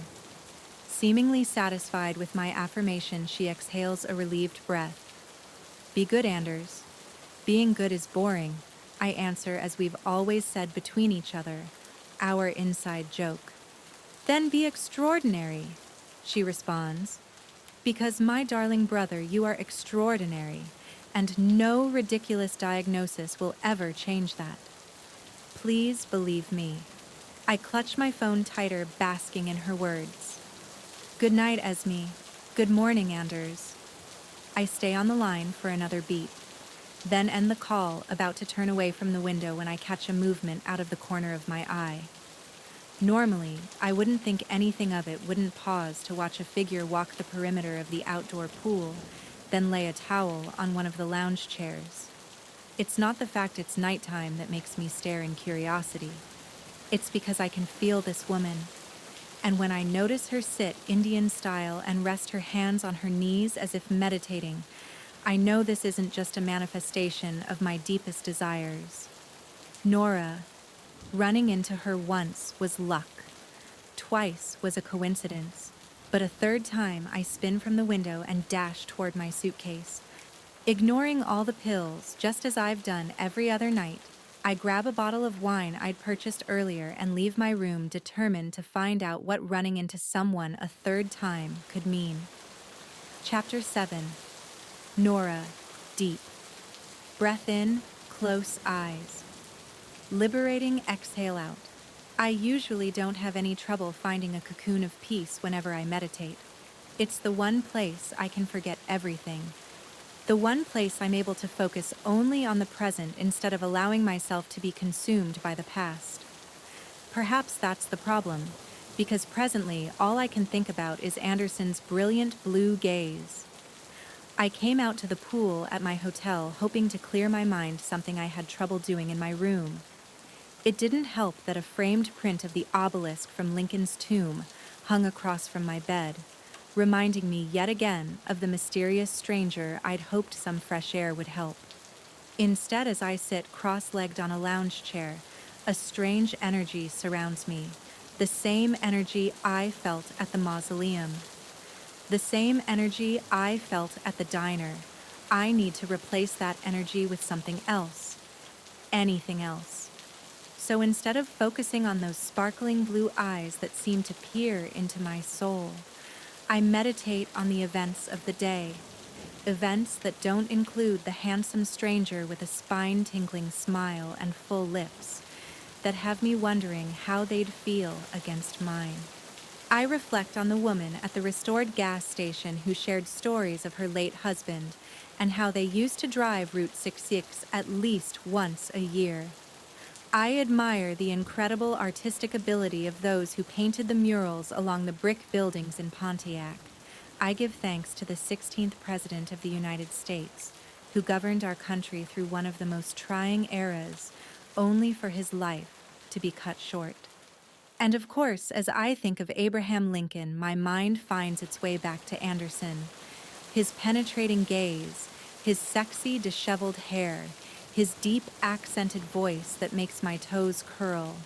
I fling my eyes open, aggravated, that this man I'd never seen before this morning has somehow infiltrated my thoughts, no matter how much I try to clear my mind. Perhaps meditating isn't what I need. Perhaps I need to find some sort of other release. Then my mind and body will be at peace. Or at the very least, my libido will be frustrated. I jump up and sling my bag over my shoulder, keeping my head lowered as I curse under my breath. Stupid blue eyes and full lips and gorgeous body, and I'm cut short as I slam into what I can only describe as a human wall, throwing me off balance. Hands shoot out to my hips, steadying me, preventing me from toppling over backward. When I snap my head up to see who belongs to the body against mine, my gaze meets those same stupid blue eyes and full lips. Thankfully, I'd run into that gorgeous body before I got my next words out, considering I was about to curse what I assumed was a giant dick. We need to stop running into each other like this. He arches a single brow, everything about his demeanor, calm and confident. Wouldn't you agree? Nora, words. I need to make words. A sound, anything. But nothing comes out the warmth of his hands on my body, sending liquid heat coursing through me. I try to summon my vocal cords to vibrate and make sound turn those sounds into words, then string those words together into a complete thought. But they refuse to listen. Anderson's proximity leaving me devoid of thought, of mind, of body. A horn honks in the distance, breaking his spell, and I scramble away. How are you? What are you doing here? He chuckles. Surprised to see me, safe to say the feeling's mutual. He brushes past me, settling on the lounge chair beside the one where I'd just attempted to find clarity. No wonder I couldn't, because he's here. Would you like some? He raises a bottle of wine. Thanks, but it's unwise to accept a drink from a stranger. I cross my arms over my chest, pulling my sweatshirt closer into my body. How do I know you didn't drug it with roofies or something? He frowns. Roofies. People seriously do that? I shrug.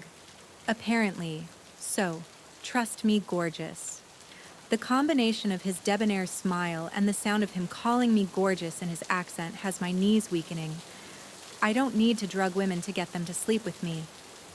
A flash of something washes over his expression, but it's gone in a heartbeat, spoken with the cockiness of someone who'd drug me. You know what? Nora, Reaching into his pocket, he retrieves a corkscrew and starts opening the bottle. I like you. You're opinionated. The sound of the cork being yanked with a pop echoes around us. Then he fills a plastic cup halfway with a deep red liquid. I consider that an attractive quality. Lately, I seem to find myself surrounded by women who don't have a mind of their own. If I said jump, they'd ask how high without a single question as to why I want them to jump. How awful for you, I joke, rolling my eyes. You must hate being with a woman who will do whatever you want. When he looks at me, I expect to see a hint of amusement. Instead, his expression is serious gaze, even lips formed into a tight line. Actually, I loathe it. A relationship should be a partnership, not a dictatorship. In my opinion, there's nothing sexier than a woman who knows what she wants. He brings the plastic cup to his mouth and takes a long sip. My eyes are drawn to his Adam's apple as he swallows, releasing a satisfied "ah" on the finish. Then he stretches his arms wide. Now what do you say to a glass of wine, or a plastic cup as it were? I scrunch my brows. Weren't you paying attention? You could be trying to drug me, and weren't you paying attention? His voice is as smooth as velvet, and as deep as the ocean, causing my insides to vibrate with want. You just watched me not only open this bottle, but also pour from it, then take a drink. Yet, I'm still functioning. You could have an immunity to whatever you put in it. Could all be part of your game. I bite my lower lip, my demeanor shifting to more playful. It's hard not to fall under Anderson's spell. He's charismatic. His smile alone has me wanting to agree to anything he asks. And the idea of some wine sounds incredibly appetizing. True, but the dread, Pirate Roberts, I am not. I give him a sideways glance, but before I can say anything, he holds up a hand. If you're about to ask who that is, I rescind my offer for a glass of wine, as it's obvious we'll have nothing in common. With a sly grin, I saunter toward him, swaying my hips more than necessary, more than I have in quite a while. I didn't come on this trip to flirt with a man, but it's empowering to feel desired again, especially after everything I've been through this year. By the way, Anderson's gaze rakes over me as I sit down and gradually lean toward him, his jaw clenching with want. He absolutely desires me. The Princess Bride is one of my favorite movies, I murmur in a breathy voice. But the book's better. I pull back, grinning. He winks. It always is. And it's a plastic cup, I add. Excuse me, you offered me a plastic cup of wine, not a glass. And if the offer still stands, I'd like to take you up on it now. The offer most certainly still stands. Barely looking away, he pours wine into a fresh cup, then hands it to me. He raises his glass and I do the same. To the road, to the road. I maintain steady eye contact as I sip the wine. I'd expected some cheap church wine, as I always called the stuff tucked away on the bottom shelf of the liquor store. Instead, this is good. I steal a glance at the bottle and recognize the label, Gurgitch Hills. That's one of my favorites. Life is far too short to drink subpar wine. A thoughtful look pulls on his expression, then he refocuses on me. Plus, I don't drink to get drunk. I drink wine because I enjoy the flavor. Same. I tip back my cup, taking a larger gulp than I normally would, but I need the alcohol to loosen me up to make me ignore the heat of Anderson's gaze scalding my skin. So what's your story? Nora, story, yes. Why are you driving Route 66 all by yourself? I just got divorced and decided to go on a divorcation. I don't look him directly in the eyes. You're divorced. You barely look old enough to be married. I snort. Thanks, but I'm 30. On a long sigh, I take a sip of wine. Divorced at 30. Even my mother, who's only a few marriages shy of beating Elizabeth Taylor's record, hadn't divorced by the time she was my age. She'd been happily married until my father's death when she was 35. Her first divorce wasn't until she was in her 40s. Better to be divorced at 30 than stuck in a loveless marriage. Were you married young and simply grew apart? It's a natural question, one I'd ask myself if I learned a friend of mine had divorced at such a young age. Nope. We were married less than a year. I went to surprise him when he was out of town on a business trip.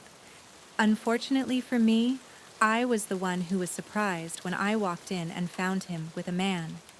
He doesn't say anything for several protracted moments. Simply stares, mouth slightly agape, eyes wide as he processes my unexpected answer. Then he shakes his head, exhaling. Damn, that's rough. Not your typical woman scorned story. Tell me about it. I quip with a roll of my eyes, but the question remains. Why? Route 66. I told you I got divorced and... Yeah, I heard. You're on a divorcation. That's more the answer as to how you came to drive Route 66.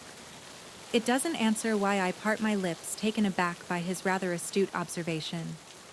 Everyone else I came across today who asked me why I was driving Route 66 had been satisfied with my story, but not Anderson. He seems to be able to see past the excuse and realize there's more. I'm not telling him.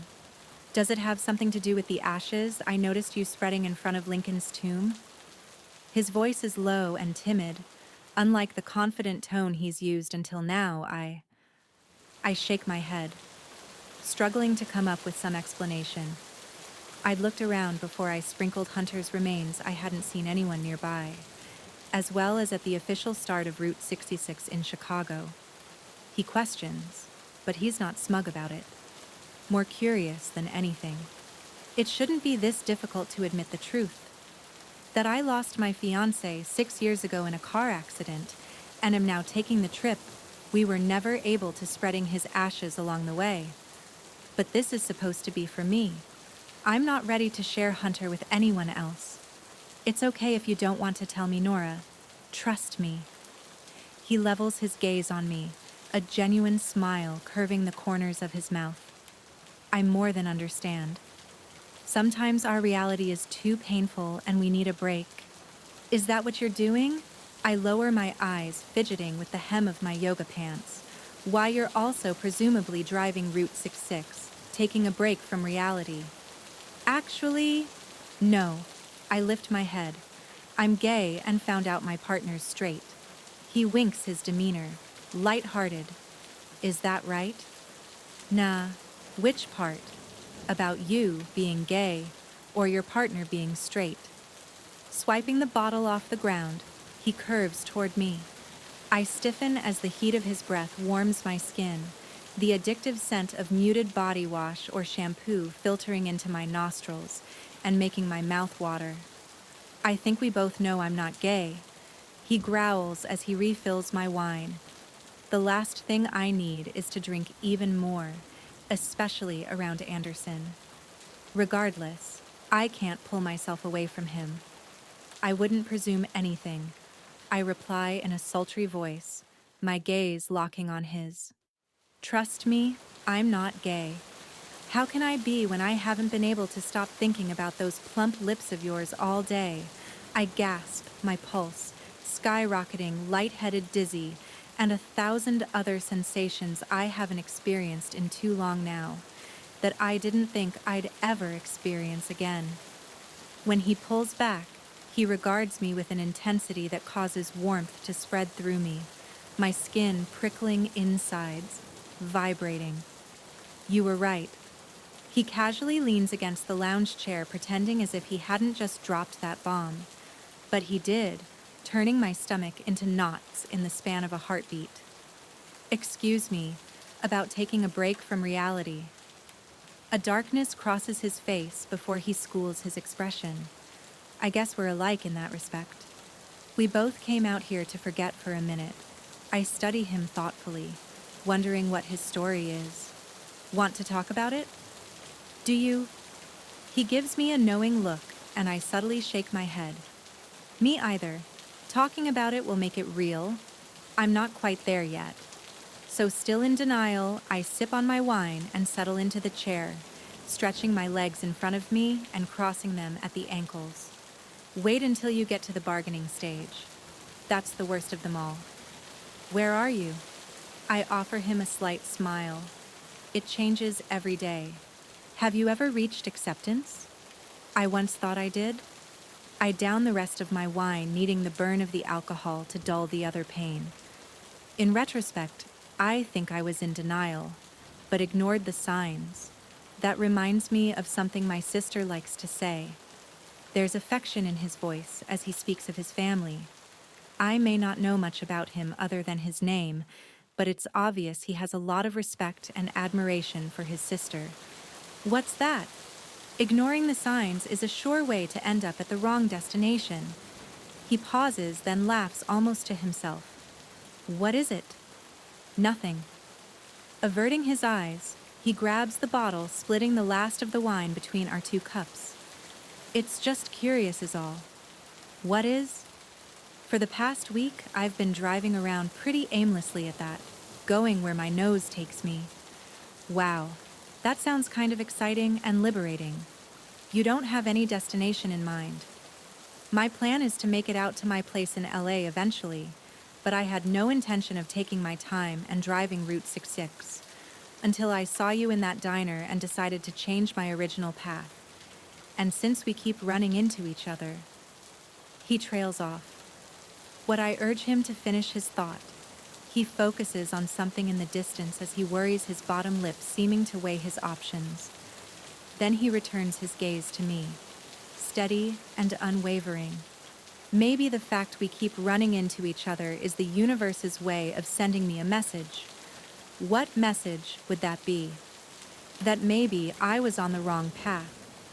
Before lifting my cup, I meet his gaze, feeling more in tune with my body and spirit than I've been able to attain in my years of meditating to the right destination. His smile causes my heart to skip a beat. The right destination. Chapter 8. Anderson, has New York always been home? I ask several hours later as Nora and I finish yet another bottle of wine. I can't remember the last time I've enjoyed a woman's company as much as I've enjoyed Nora's. Her smile, her laugh, her vitality.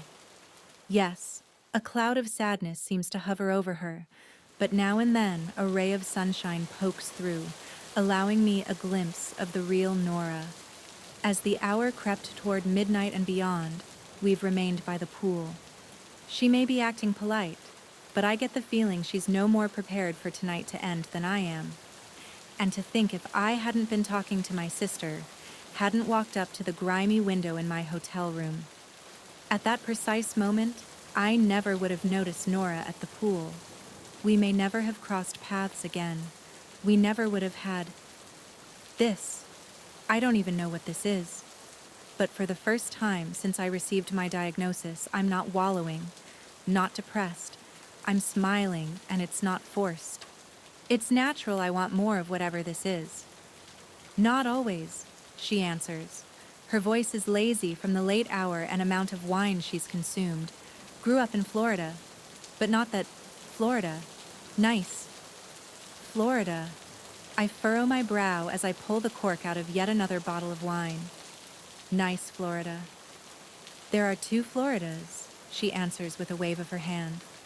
There's the Florida where news reporters find all the colorful witnesses who are more than eager to give a first-hand account of anything and everything, from hurricanes to gator wrestling to my personal favorite, alien abductions. Ah, I see. So more, like rednecks. Exactly. She rolls her eyes. Then there's the Florida everyone knows. Theme parks and beaches like where I lived in Pensacola for the first 5 years of my life. After that, she shrugs, exhaling deeply. Then, to my surprise, she grabs the wine bottle and drinks straight from it. Some men might find it uncivilized. I don't. It's another piece of her personality coming into focus. After that, we left. My mom, my brothers, and me. Was your father not in the picture? Not anymore. Divorce.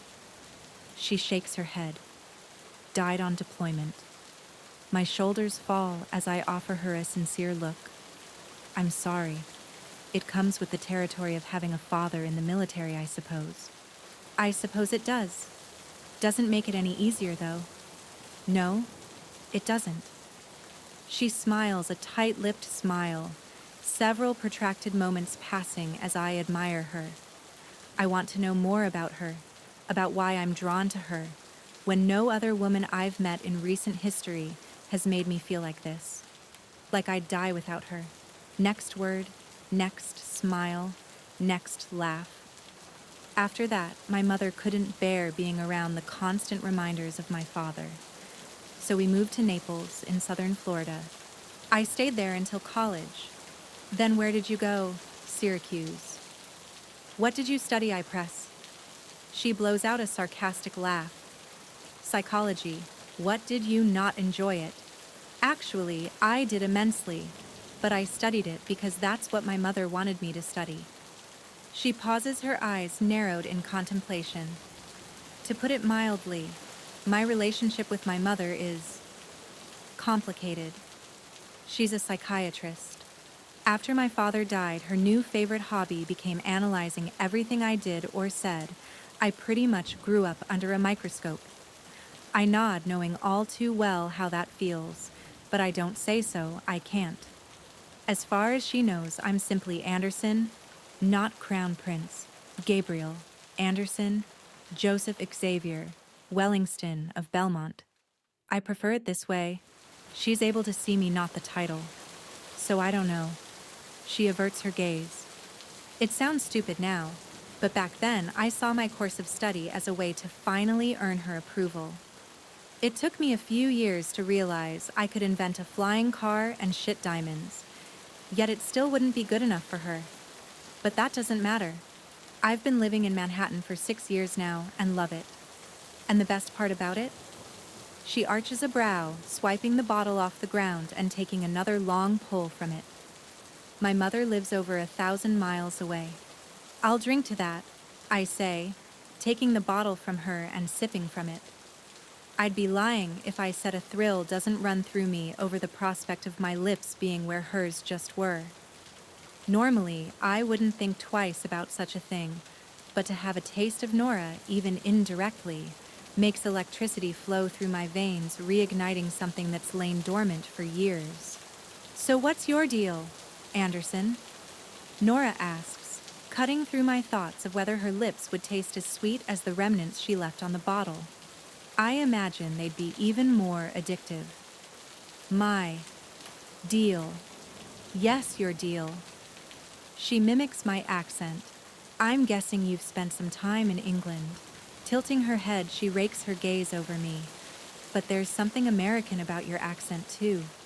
I study her for a moment. Surprised she picked up on that. Most people only hear the British inflection I acquired during my years of prep school outside of London. Not to mention most citizens of our country also speak with a British accent, although it has a slight French influence as well. The combination of Belmont's location bordering France and across the Channel from the United Kingdom has provided our people a beautiful mix of culture. Regardless, no one really picks up on the way the American accent creeped in, thanks to the years I spent here for college, and after. Well, I've lived in both places, London for prep school, then the States for university. I give her the story I developed years ago for my Anderson North identity. Although this is the first time a tiny amount of guilt settles in my stomach over the idea that I'm not being completely honest with her, I remind myself it's for the best. When most people find out who I am, they change. I can't explain it. It's rare to find someone who can look past the title and see the person Kendall could. It's why I fell for her so hard so fast. She treated me like I was normal. I miss being normal. Where did you go? Harvard? I didn't realize I was in the company of a genius. She jests. I chuckle, shaking my head. Certainly no genius. Just well-connected. What did you study? Excuse me. A voice cuts through. We both tear our eyes from each other and toward the pool, where a man dressed in khakis and a polo shirt boasting the hotel's insignia stands. This area closed at 10. You can't be here? He eyes the bottle on the ground between our two chairs, and glass isn't allowed. Well then. I expel a breath as I stand from the lounge chair, which proves to be slightly difficult, thanks to the hours spent sitting and drinking wine. I fight against a dizzy spell, praying it's not a sign my MS is progressing. But when it passes, as soon as it begins, I brush it off, blaming it on the sudden movement and alcohol. Shall we retire inside? I play up my accent as I extend my hand toward Nora. She giggles, her cheeks turning even more pink than they already are. A smile plays on my lips from the beautiful sound. All I can do is stare in wonder. We've only spent a few hours together. Such a short time when you think of the years most people spend on Earth. Yet in these few hours, this woman has done what no one has in over half a decade. She made me smile. She made me stop thinking about the future. She made me want to move on from the past. She reminded me what it's like to live. And I want more of this, with careful movements. Nora places her hand in mine. I try to ignore the warmth that fills me from the simple sensation of her skin on mine. I take a moment to admire our joined hands. Mine is rough and large. Hers is soft and dainty. Two worlds. Two polar opposites. But two people who have somehow found each other. I help her to her feet, but don't want to let go of her hand. Don't want to do anything to break this bubble. To return to the reality I've all but forgotten about tonight. Ever since my diagnosis, it's been the only thing on my mind. But in these hours with Nora, I haven't thought of it once. Instead, I've been consumed by her laugh, her smile. Doing anything to hear that laugh and relish in her heartwarming smile. I brush my thumb along her knuckles, watching as her complexion flushes more, her breathing growing uneven under my stare. I know she feels this too. This spark, this electricity, this unmistakable connection. It hums with urgency between us. Normally, I'd brush it off, blame it on the alcohol. But I haven't experienced anything so intense and profound in quite a while, maybe ever. A throat clearing cuts through, reminding me we're not alone. I reluctantly drop my hold on Nora's hand and grab the half-empty bottle of wine. Once we're content, we have everything we came here with. We head out of the pool area, the hotel clerk following. After spending all evening under the light of the stars and a few dim street lamps, the fluorescent lights of the lobby are blinding. I squint to readjust my eyes to the artificial illumination silence filling the air as Nora and I walk toward the bank of elevators. It's not uncomfortable. More like neither one of us wants to say anything for fear it will break the magic we just experienced tonight. And there's no question in my mind. Tonight was magical, at least for me. I press the call button and the steel doors slide open, inviting us inside. Glancing at Nora, I gesture for her to walk ahead of me. She hesitates a moment, meeting my gaze. Is she thinking the same thing I am, that she doesn't want this spell to be broken? She releases a long sigh, then steps into the elevator, but I don't miss the reluctance in her strides. I join her, pressing the button for 3, noticing the number 2 already illuminated. The doors shut, locking us in this tiny space that seems even smaller. With Nora so close, I take a deep breath, smelling lavender and baby powder. It's fresh and comforting. Just like I get the feeling this woman is. I inch closer as we stand in silence, inexplicably drawn to her. Our bodies are two magnets, a force outside our control constantly urging us together. A ding cuts through the charged atmosphere. The doors opening. Nora slides her eyes up to meet mine, a small smile curving her plump lips that I imagine leaning down to kiss. But I won't. Not with this lie hanging between us. It was a promise I made to myself years ago. If I were to meet a woman while using my Anderson North identity, I wouldn't pursue anything meaningful until I told her the truth. Normally, it's not a problem, as many of the women I've shared a bed with weren't ones I was actually interested in, for anything more than some fun and a much-needed release.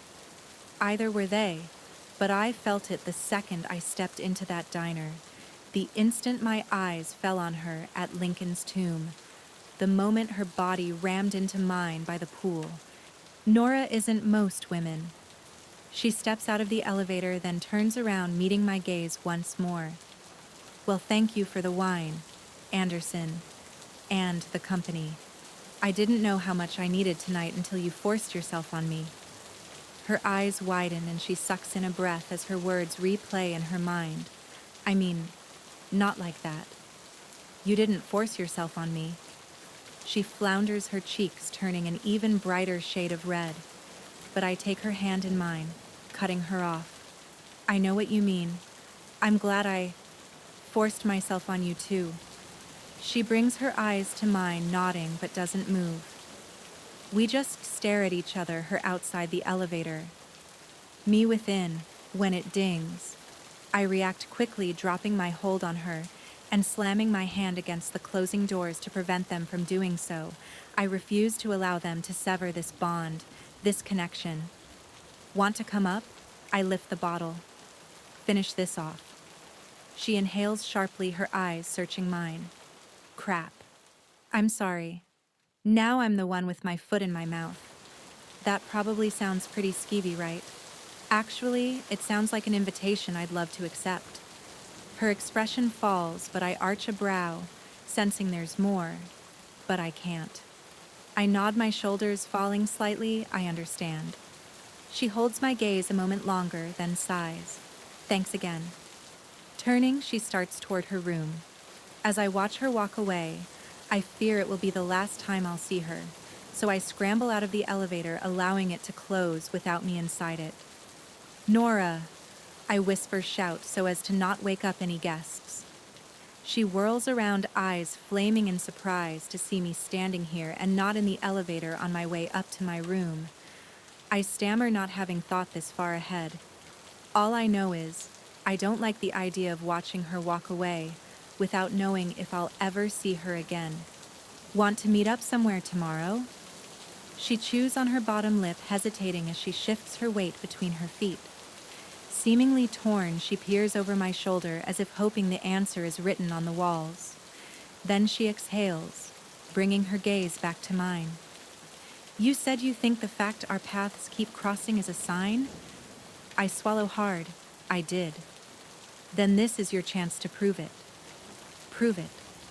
I tilt my head. I don't. If we're meant to see each other again, the universe will make it so. With a small smile, she spins from me, making her way down the hallway once more.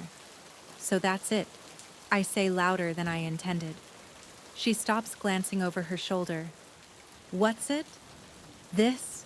I gesture between our two bodies, stalking toward her. I have one of the most amazing nights I've had in a long time. A night I was able to forget everything for a minute and enjoy a genuine conversation with a woman I find incredibly fucking attractive. But I'm supposed to be okay with watching you walk away, praying our paths cross again. She shrugs. Have a little faith. Faith. Yeah. She smiles contemplatively. Faith. I shake my head, running my hand through my hair. I haven't had faith in years. Not since I lost Kendall. Ever since then, it's been impossible for me to put faith in anything. But now, here's this complete stranger who sparks something inexplicable inside of me, asking me to go against everything I believe in, to relinquish the control I've carefully maintained, and put it all on faith. Maybe this is what you need to restore your faith? She lifts herself onto her toes and brushes her lips against my cheek. The contact is so slight, I almost question whether it was her lips or simply a breeze. Then she lowers herself, her eyes meeting mine once more. Good night, Anderson. I bring my hand up to the place where her lips just hovered, a tingle spreading through me. Sweet dreams, Nora. Maybe having a little faith isn't such a bad idea, especially when there's such a sweet reward. Chapter 9. Nora. An incessant buzz startles me awake, and I groan, fumbling on the nightstand for my phone. I normally don't need an alarm to wake up, but after not getting to bed until after 3, I could have slept all morning. Groggy, I wipe the cobwebs from my eyes, sitting up and stretching. Despite usually never sleeping well in a strange bed, I had a restful night. I could probably thank the copious amount of wine I consumed for that, but I get the feeling it was something else. Someone else. A warmth fills me as I recall my evening with Anderson. It was surprising to say the least. For a few hours I could forget everything and just enjoy my time with him, to laugh at his jokes, to relish in the stories of his past, to blush when he flirted with me. It took every ounce of resolve to turn down his invitation to go up to his room to finish the bottle and our conversation. I didn't come on this trip to hook up with the first attractive man who crossed my path. I came here to close this chapter in my life. I can't start a new one until this one is over. Looking at the time, I reluctantly pull myself from the comfort of the bed and start getting ready for my day. Within an hour, I'm showered, dressed in a t-shirt and pair of shorts. My makeup applied and hair pulled back from my face. I check my room one last time, making sure I didn't forget anything. Then head down the corridor and into a waiting elevator. It's been 6 hours, but I can still sense Anderson's presence in here. Can still smell his addictive scent. Can still feel his heat. I wonder what he's doing right now. Is he still in bed sleeping off all that wine? Or did he get a head start on his day and is already miles ahead of me? A part of me hopes to run into him, but as the doors open to an empty lobby, any chance of seeing him before I leave is dashed. I must simply do what I told Anderson last night. Have faith. Our paths will cross again if they're meant to. I wave goodbye to the front desk clerk, then make my way out to the parking lot and my rental car. Popping the trunk, I set my suitcase inside before sliding in behind the steering wheel. I retrieve my phone from my purse and set it into the holder I attached to the dashboard, bringing up the Route 66 app, which will help direct me during today's trip. Once I'm settled, I press my foot on the brake and push the start button by the steering wheel. Nothing happens. I take my foot off the brake, making sure I have the key fob, which I do. Then I try again. Still, the engine refuses to turn over. Oh, come on, you piece of shit! I curse under my breath. It's just my luck that I get the rental car with engine troubles. That's what I get for booking this trip last minute. With a deep inhale, I release the brake, giving the car a second to do whatever it needs in order to work. After sending up a silent prayer to not be forced to end this trip before it even begins, I put my foot back on the brake and press the engine start button yet again. And yet again, nothing happens. There's something dissatisfying about urging an engine to start by pressing a button instead of turning a key in the ignition as far as it will go. Finally, after an eternity of refusing to take my finger off the button, pushing it as hard as I can, the most incredible sound fills the air. The engine roars to life. Well, I can't really call it a roar. This tiny compact car doesn't roar. I'm not even sure it purrs. More like sputters. I close my eyes, issuing 1,000 thank yous to whomever made this miracle happen, patting the dashboard as if the car were a dog that had listened to his master and earned a treat. I hope this is simply a fluke. Not a sign of things to come. I've only traveled a little over 200 miles on a journey that is over 2,000. I need a working car. Backing out of my spot, I glance out the rear window, then shift into drive.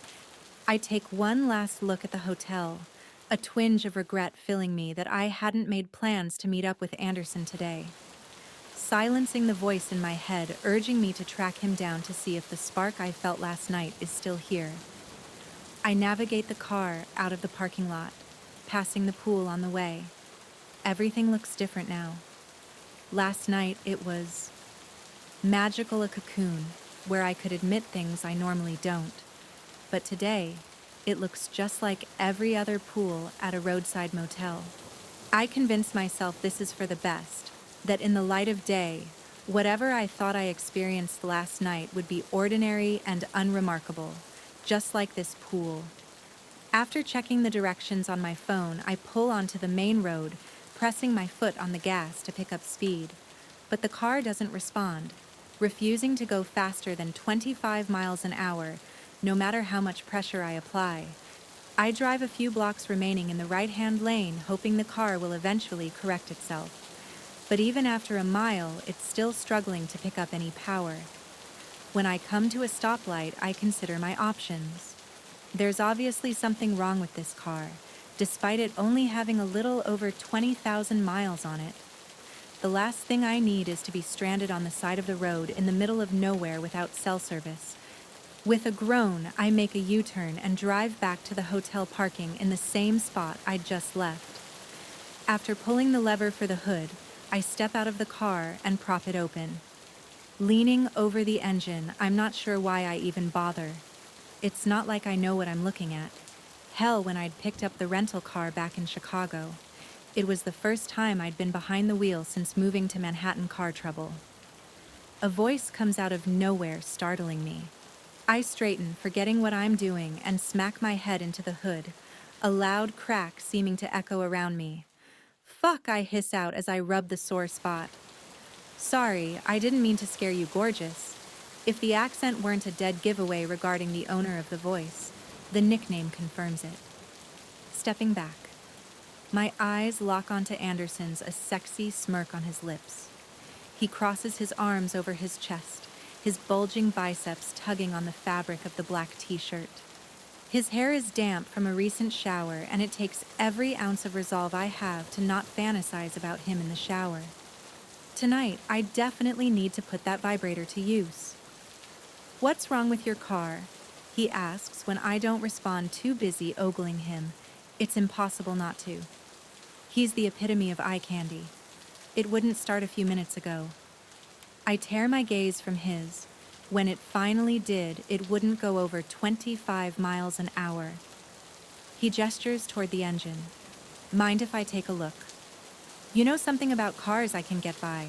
I step away, allowing him to take a look under my hood. The car's hood. Not my hood. He bends down, toying with different parts of the engine. My heart rate increases as I watch him check the oil grease getting on his hands. There's something oddly erotic about watching a man as handsome as Anderson working on a car. The corded muscles in his forearms straining his brow creased in confusion. His broad shoulders pull at the fabric of his shirt, and I'm able to make out the defined muscles of his back. When his t-shirt lifts, it reveals a sliver of olive-toned skin. I wonder if he has that little V at his waist. All women seem to lose their minds over. In my fantasy, he most certainly does. In my fantasy, I even lick the ridges of that V all the way to his. Nothing looks off. He comments, straightening and facing me. I inhale a sharp breath, his sudden movement taking me by surprise. I attempt to regain my composure and make it appear as if I hadn't been checking him out. But the sly grin and nefarious glint in his eyes tell me he caught me. Is that right? I hold my head high, smoothing a hand along my hair, making sure it's secure in my low ponytail. That's right. His voice oozes with sin as he advances toward me. With each step he takes, I take one in retreat. My heart pounding in my chest. It's been so long since a man has looked at me with this much heat, this much want, this much hunger. This has to be a dream. This kind of thing doesn't happen in real life. But another part of me doesn't care if it is a dream, because it's the sweetest dream I've had in quite a while, and I don't want to wake up. When my back hits the side of a midnight blue Jeep, Wrangler parked a few spots from mine, I pray the owner doesn't choose this second to need his car. because I have no desire for this to end anytime soon, and for the first time in a long time, that's all I care about. This moment, not the pain of my past, not the anxiety of my future. Just right now. Just this ridiculously attractive man looming over me. I told him to have faith. We'd run into each other again. Maybe it's time I have that same faith that there's a reason we keep running into each other. Nora.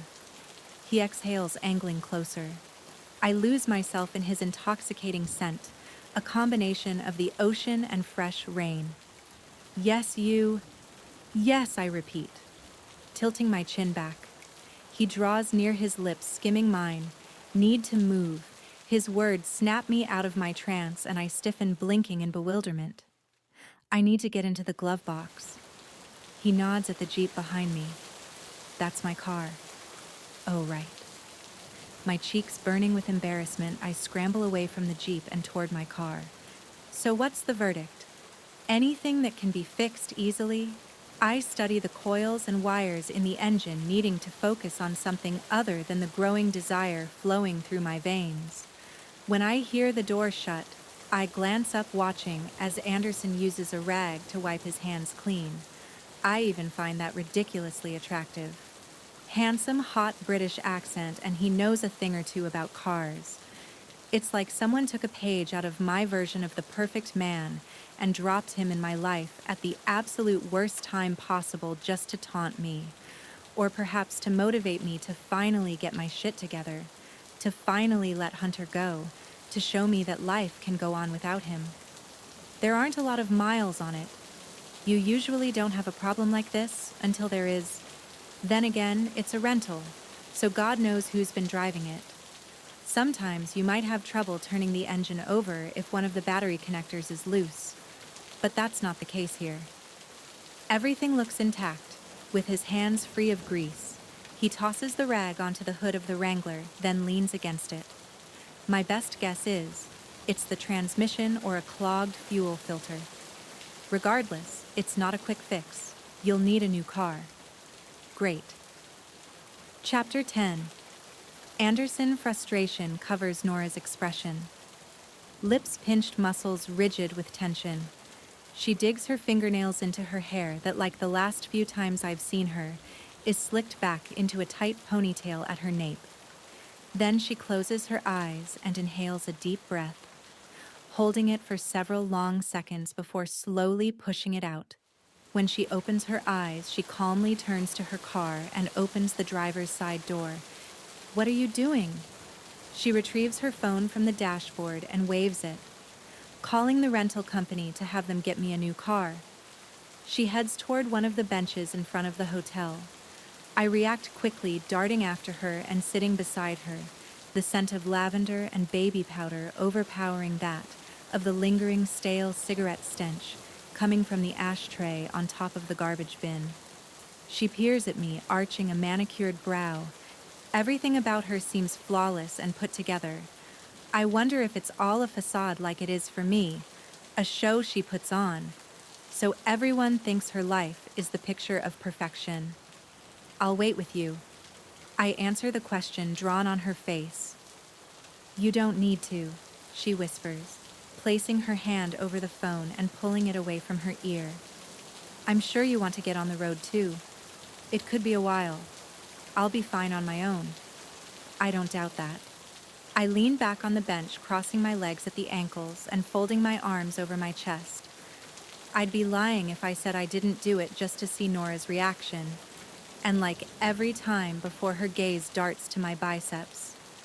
But I'd be a fool if I didn't jump at the opportunity to spend a little more time with you. Like you encouraged me last night, I had faith. And look what having faith brought me. What's that? I smile. You. She parts her lips, about to respond, when I hear a voice answer the line. Thank you for calling Easy Rental Car. This is Tabitha. How can I help you? Nora turns away from me, focusing her attention on her phone. Hi, my name is Nora Tremblay. I rented a car a few days ago and it's having engine trouble. It won't go over 20 or 30 miles an hour. I'd like to see about getting a replacement. She flashes me a sweet smile, then answers the agent's request for her reservation number. I take this opportunity to admire her profile, starting at her brilliant eyes, moving to her full, glossy lips that are tinged pink, then appreciating the smattering of freckles across her cheekbones and nose. She has a natural beauty, but there's also something deeper that draws me to her, that makes me think she's something more than just a pretty face. Although her face isn't just pretty, she's stunning, possessing a classic beauty most women spend a fortune to achieve. But for Nora, it comes naturally. So you're telling me there are no cars in either St. Louis or Chicago? Nora cuts through, and I tear my gaze away from checking out the rest of her body, most notably her legs that are left exposed in a pair of shorts. How is that even possible? I apologize for the inconvenience. The agent says, her voice muffled. We're at max capacity for reservations, and have had some other cars that had to be taken out of rotation for repairs. What I can do is arrange a tow of your vehicle as well as transportation to Chicago or St. Louis, whichever you'd prefer. We should have a car freed up within a day or two. If one is returned earlier, you'll get priority. The more the agent speaks, the more. I notice Nora's expression turn to one of resignation, her lips turned downward, shoulders slumping. I can only imagine what kind of wrench this has thrown into her plans. I doubt she can just take off for as long as she wants to. Having to wait upwards of 2 days for a new car may be the nail in the coffin on her trip. A trip I know is important to her. Not just as a divorcation, but as something bigger. I'm on a tight schedule. Her words ooze with desperation, confirming my original suspicions. I'm driving Route 66, and come with me. I blurt out before I have a chance to give the idea the deliberation it deserves. Her eyes whip toward mine, wide and searching. What did you say? She covers her phone's microphone once more. I straighten my posture, not immediately responding. This is my opportunity to back out, which is what I should do. Creed will lose his mind once he learns. I invited a woman, a complete stranger, into my car. I can hear his voice in my head coming up with every scenario about who she could be. Each one more ridiculous than the last, but she encouraged me to have faith. Our paths would cross again if they were meant to. Now I have faith that there might be some bigger power at play, forcing us together, a bigger plan, a bigger purpose. You can come with me. I repeat, not a hint of hesitation in my words. She peers at me skeptically, her lips parting. I can already hear the refusal that's about to fall from her mouth. At least until St. Louis, I interrupt before she can turn me down. Then you can decide if you want to continue on together or go our separate ways. I appreciate the offer, but I don't make a habit of getting into a car with people I don't know. She starts to return her attention to her phone, but that's where you're wrong. Sliding off the bench, I crouch in front of her, not allowing her to escape this conversation. I'm not a stranger. Excuse me, a moment, she says to the woman on the phone before focusing her eyes on me. We met yesterday, Anderson. I don't know anything about you other than your name, and that you're driving Route 66, and that you spent your younger years in London before coming to the States for college. But I make you smile. I waggle my brows. I bet there are people you've known years who can't even do that. Don't forget, we spent, what was it? 7 hours together last night and drank almost 3 bottles of wine? I'd say that makes us friends. She shakes her head. I can practically feel the war raging in her brain, the same war as when I went out to the pool and asked if she wanted some wine. The same war that seems to plague her whenever she shows a single ounce of happiness. And she deserves to be happy. Don't we all deserve that? You enjoy my company? Do you not? I do. She admits, albeit guardedly. When I take her free hand in mine, she inhales a sharp breath. Just like yesterday, my body comes alive from the innocent contact. A yearning for even more consumes me. Then enjoy my company today. She starts to shake her head, but I interrupt her once more. If you have the car company pick you up and take you to St. Louis, you won't be able to see the things on your list between here and there. I squint, recalling the places on the list I snuck a peek of yesterday at the diner. Then it hits me, two pieces of the puzzle snapping into place. The list, the ashes. Lowering my voice, I edge closer. You won't be able to spread those ashes at every place on your list. She squeezes her eyes shut, shoulders slumping. Sure, she could easily backtrack once she gets a replacement car, but that will only add to the delay. Come on, Nora. Have a little faith? I encourage. She blinks her eyes open, peering at me. Faith. Yeah. I smile at our role reversal. You told me to have faith. We'd see each other again, and we have. So now I'm asking you to have a little faith in me. Faith that it's okay to step out of your comfort zone. Faith that it's okay to, dare I say it, have some fun with me, Faith. She turns from me, peering into the distance. The seconds tick by, each one feeling as long as a day as I wait for her reply. Then she smiles, locking her gaze with mine. Okay? Okay? I repeat, surprise, apparent in my tone. Yes? Okay, I'll drive with you.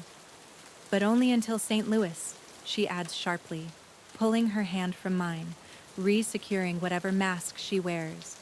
If that's what you need to tell yourself, I wink. I have faith. You'll change your mind. Chapter 11. Anderson? Are you hungry? I ask, cutting through the stiff silence that's a complete shift from the easy conversation we shared last night. Then again, wine was involved. Not to mention we weren't stuck in a small space, unable to escape the tension crackling between us. I can eat if you don't mind stopping. I'm in no rush for this day to end, I comment, stealing a glance at her. She bites her bottom lip, trying to subdue her smile, but she can't hide the pink blush blooming on her cheeks. Putting my indicator on, I turn into the parking lot of a diner and yank on the emergency brake, then hop out. My phone pings relentlessly in my pocket as I run to the other side of the Jeep. But like I've done since I left the hotel after sending a quick text to Creed to inform him of a change in plans which I'm sure caused him to have a heart attack, I ignore it. I can get that for you. I tell Nora when she starts to open her door. I pull it the rest of the way, extending my hand toward her. So you're a gentleman then, is that right? At least in public? I flash her a devious grin, to which she rolls her eyes. Nevertheless, she places her hand in mine, allowing me to help her down from the Jeep. Once she has her footing, I rest my hand on the middle of her back, steering her toward the building, reaching for the door before she gets to it. As I stand aside to allow her to enter before me, I notice a familiar black SUV pull into the lot and park beside my Jeep. I knew I wouldn't be able to avoid Creed all day. I just wanted a little more time with Nora before he intervened, reminding me of the protocol I'm supposed to follow, reminding me my life is far from normal. Sit anywhere you'd like, a woman calls out as she speeds past us, 4 plates balanced between her hands and arms. I'll be right with you. Thanks. I look at Nora Booth. Okay. Sure, I lead her toward a booth by the front windows and grab 2 of the menus from the condiment holder, handing one to her. Another awkward silence fills the air as we peruse the menu. I skim the beverages, thinking perhaps a shot of vodka might loosen her up. At the very least, bring back the easygoing atmosphere we enjoyed last night. Unfortunately, the strongest thing they have is espresso, and it's probably not nearly as strong as I prefer. Coffee, the same woman asks, approaching our table and holding up a steaming pot. Yes, Nora and I say simultaneously. The waitress turns over the coffee cup placed down on its saucer and fills it, pushing it toward Nora before repeating the same thing to mine. Do y'all need a little more time? I glance at Nora, who nods. Please, take your time. I'll be back to check on y'all in a few minutes. The woman spins around, shoving her order book into the pocket of her apron. I'm about to return my attention to the menu when the door to the diner opens. Creed's intimidating figure striding inside, looking out of place in his dark jeans and black shirt, when everyone else is dressed casually. When he catches my gaze, he gestures inconspicuously toward the restrooms before heading in that direction. Will you excuse me for a minute? Nora whips her head up from studying the menu. Of course. Thanks. With a smile, I slide out of the booth and make my way toward the men's room. As I'm about to disappear down the hallway, I look over my shoulder, watching Nora blow out a long breath and close her eyes as if meditating again. This time, I hope she's meditating about me, inhaling what I hope to be my own calming breath. I prepare to face Creed, who I'm sure is about to chew me out for what he considers an extremely reckless move. The second I open the door, my suspicions are confirmed when he whirls around, his dark eyes on fire. He's only an inch taller than my 6'4" height, but with the muscular physique he's acquired after nearly 2 decades in the military, first as part of the infantry, then as a member of the Royal Guard, I feel like he dwarfs me immeasurably. Are you out of your fucking mind? He hisses, digging his large fingers through his slick black hair. What were you thinking, inviting a woman, a complete stranger, into your car? I was thinking she needed a ride, so I offered her one. I respond nonchalantly, shoving my hands into my pockets. Her vehicle broke down. The car company was sending an agent to pick her up and take her to St. Louis.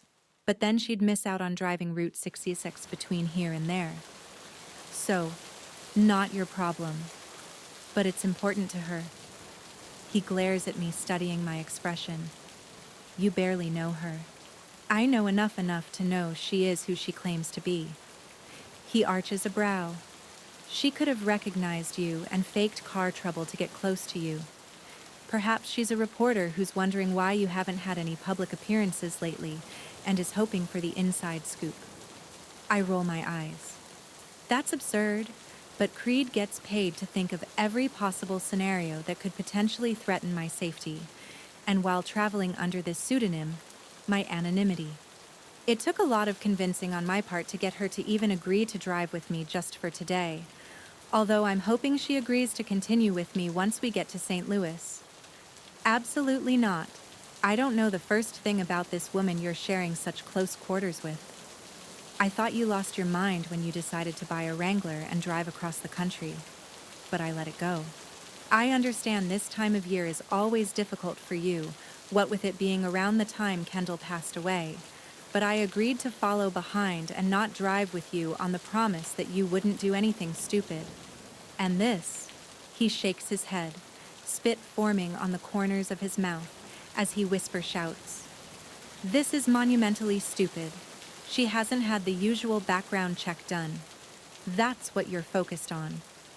I lean into him, the muscles in my neck straining. That you haven't been able to run a background check on her. Do you realize how fucked up that is? He straightens, smoothing his t-shirt. But as I've come to expect from Creed, it's free from any sign of wrinkles or disarray. This man may no longer be in the trenches of the military, having been my chief protection officer for the past 7 years, but some of his old habits from his military days will always remain. It wouldn't surprise me if he ironed the sheets of his hotel bed because he noticed a wrinkle. It's protocol. Fuck protocol, I spit out. All my damn life, I've followed protocol, did what I was told. And for once, Creed, just one time, I want to make my own decision about someone. Not have you dig into her past to see if there are any skeletons in her closet that may negatively affect me. I don't care about that. I want to learn about the skeletons in her closet for myself. I want to have a normal relationship for once in my life. My words seem to echo against the off-colored walls in the restroom, everything else going silent. I almost expect Nora to walk in, having overheard our raised voices, but she doesn't. Relationship Creed's expression softens as he relaxes his wide stance. Is that what you're hoping for with this woman? No, I answer quickly, then sigh, scrubbing a hand over my face. I don't know, but whatever happens, I want it to be normal. He seems to roll my words over in his head. Creed's been one of my closest friends my entire life.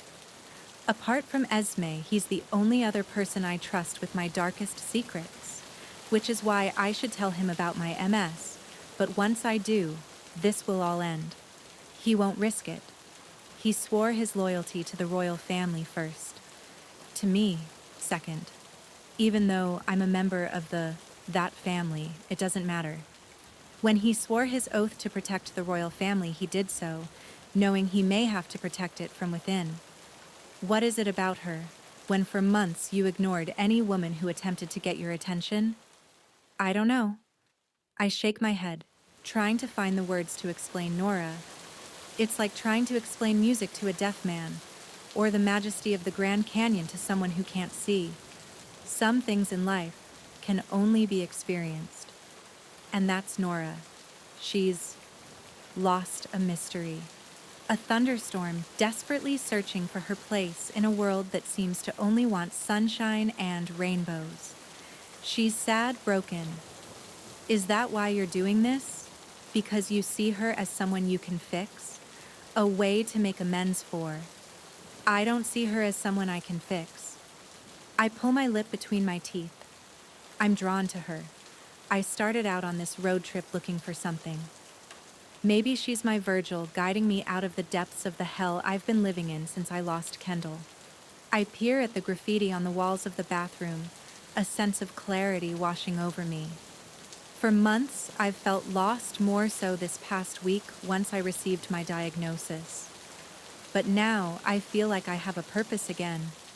She's given me purpose, and I've only known her 24 hours. I didn't want to believe it at first, but there had to be a reason our paths kept crossing yesterday, at the diner, then Lincoln's tomb, then the hotel. I lick my lips. Do you want to know what she said to me last night after we got kicked out of the pool area? Which was another stupid idea, he quips.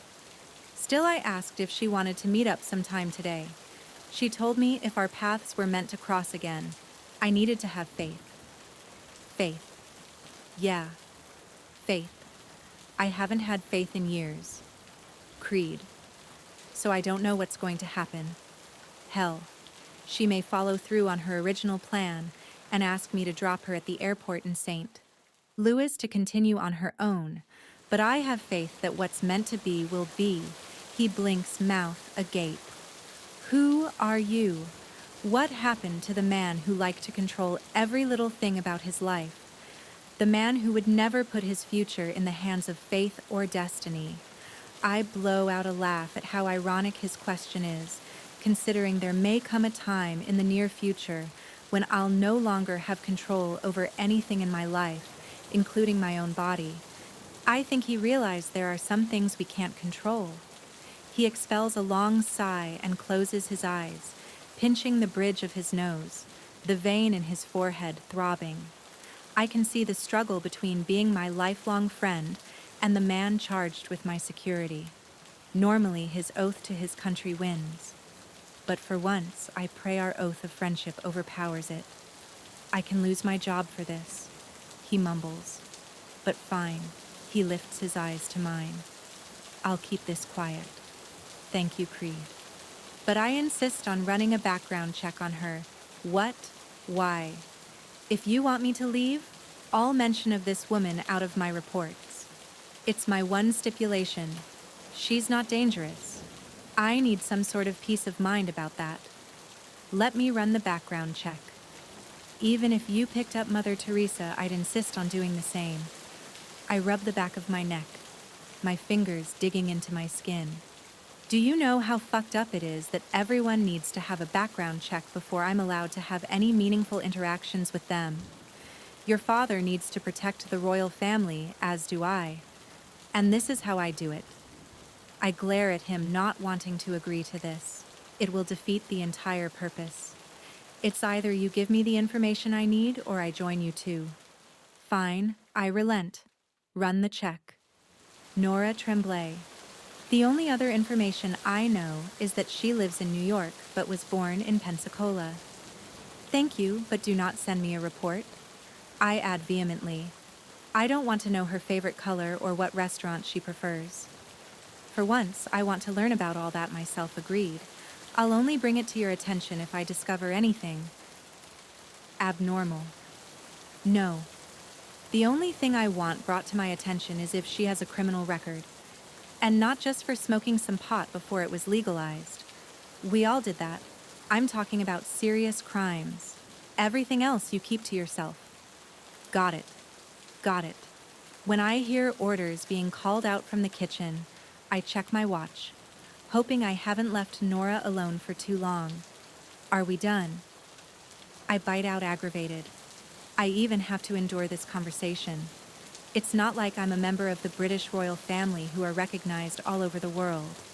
Most people forget royalty still exists elsewhere, although, as Creed often reminds me, ever since Prince Harry was taken off the market, many women's magazines have focused their attention on me, naming me as the world's newest, most eligible prince. If Your Highness doesn't need me for anything else. Creed answers his tone, all business speaking to me as my guard and not my friend. A twinge of remorse burns at my throat. I'm sorry, Creed, I'm just off. No apologies necessary, sir. Just doing my job, he reminds me. With a nod, I turn from him, about to push the door open with my shoulder, when I stop glancing back at him. Thanks, Creed. I know I'm not the easiest person to deal with, and I'm grateful you put up with me. I can be quite adult sometimes. Yes, you can, but I'm used to it by now. He winks, my friend returning. Just don't act like that around Nora, or she'll walk away before I can even find out who she is. I'll try my best. Chapter 12. Nora, I've lost my mind. That's the only explanation I can come up with as to why I agreed to join Anderson today. Or he really is some wizard like Harry Potter and cast a spell over me, causing me to agree to his proposition. No sane person would willingly get into a car with a stranger, would they? Well, I suppose that's the whole concept behind Uber and Lyft, but those drivers supposedly undergo background checks. I did no background check on Anderson. I didn't even make sure he had a driver's license. I took his word on faith. That word I encouraged him to have last night, that he so coolly threw back at me, asking me to have faith in him. How could I possibly be expected to say no when he put it that way? He may not be a wizard, but he definitely cast a spell over me. How about a game? He says once we're on the road again, after I forced him to pull over at a rundown gas station to snoop around. All day he's happily stopped wherever I wanted, both at places on my list and not. Much to my surprise, at every stop he's given me a moment to myself, to spread more of Hunter's ashes, not questioning or pushing me to talk about whose remains I carry with me. And I don't ask him about the darkness that seems to fall over his expression once in a while. We're content in our avoidance and denial of reality. I can almost hear my mother's voice in my head telling me this arrangement is incredibly unhealthy and detrimental. If anything in my life is unhealthy and detrimental to my well-being, it's that woman. A part of me feels like I need this time with Anderson, that it's good for my soul. A game, I peer at Anderson from over the rim of my sunglasses, pausing to appreciate his appearance. He rests one hand casually on the wheel, the other placed on the gear shift. The wind streams through the top of the Wrangler, causing his hair to blow around everything about him, sexy and commanding. Yes, a game. And what kind of game are you proposing? I pass him a flirtatious grin. Although dark sunglasses hide his eyes, I can sense them flare. The ticking of his jaw gives every indication he's no longer thinking about playing an innocent game. So many, Nora, he whispers huskily, briefly lowering his sunglasses, confirming my original suspicion about the unyielding desire flaming in his gaze. Then he pushes his shades back on, shifting his attention back to the road. But for now, how about would you rather? Would you rather? I don't think I'm familiar with that one. Spin the bottle and 7 minutes in heaven. Yes, but not would you rather. Perhaps we can have a little 7 minutes in heaven later tonight, although I doubt I'll get my fill after 7 minutes. He playfully waggles his brows. I doubt you'll be so lucky, I quip. So how do we play? It's exactly how it sounds. One person proposes a scenario between two options and you answer, which you'd rather do. I'll go first, so you know what I'm talking about. Unless you want to, of course. Ladies first and all that. That's fine. You can go. It'll give me time to come up with something good. I lean against the seat, settling in for our game as we travel along a country road, the afternoon sun beaming down on us. Miles of brilliant blue are interspersed with billowy clouds so different from the obstructed skyline I'm accustomed to in New York. I didn't think I'd enjoy being out in the middle of nowhere as much as I do. For years, I've craved the fast pace and overpopulation of Manhattan, preferring to live somewhere no one knew who I was or what I'd lost. But something about the fresh air, chirping birds, and friendly people out here in rural America has me rethinking everything. Would you rather lose the ability to see or the ability to hear? Anderson asks after a moment of contemplation. That's a tough one. I respond thoughtfully, weighing my options. Probably my ability to hear. Why's that? Is this part of the game? I tilt my head at him, an answer and an explanation. He shrugs. It allows me to learn more about you. How? By finding out if I prefer my eyes or ears. Everything someone does or says teaches me more about them. Is that right? I cross my arms in front of my chest. Absolutely. For example, your hair. I sit upright, uncrossing my arms. What about my hair? You always wear it back. Pulled away from your face. Not a single strand out of place. A place for everything and everything in its place. I might be wrong, but I get the feeling it's a mask. Masks are worn on the face. I remind him, trying to hide any unease filling me from his assessment. Not all of them. Some people use everything at their disposal to hide who they are. Hair, makeup, clothes. It's all a front so people think you're happy, when in reality, nothing could be further from the truth. He arches a single brow, holding my gaze, before returning his attention to the road. So tell me, gorgeous, why would you rather lose your ability to hear? He presses on, as if he didn't just admit he's able to peer straight into my soul, into the very fiber of my being. I gape at him for several long moments, then snap back to the present, answering his question, so he won't read into my reluctance to share this with him. I'd hate having only my memories to keep me company.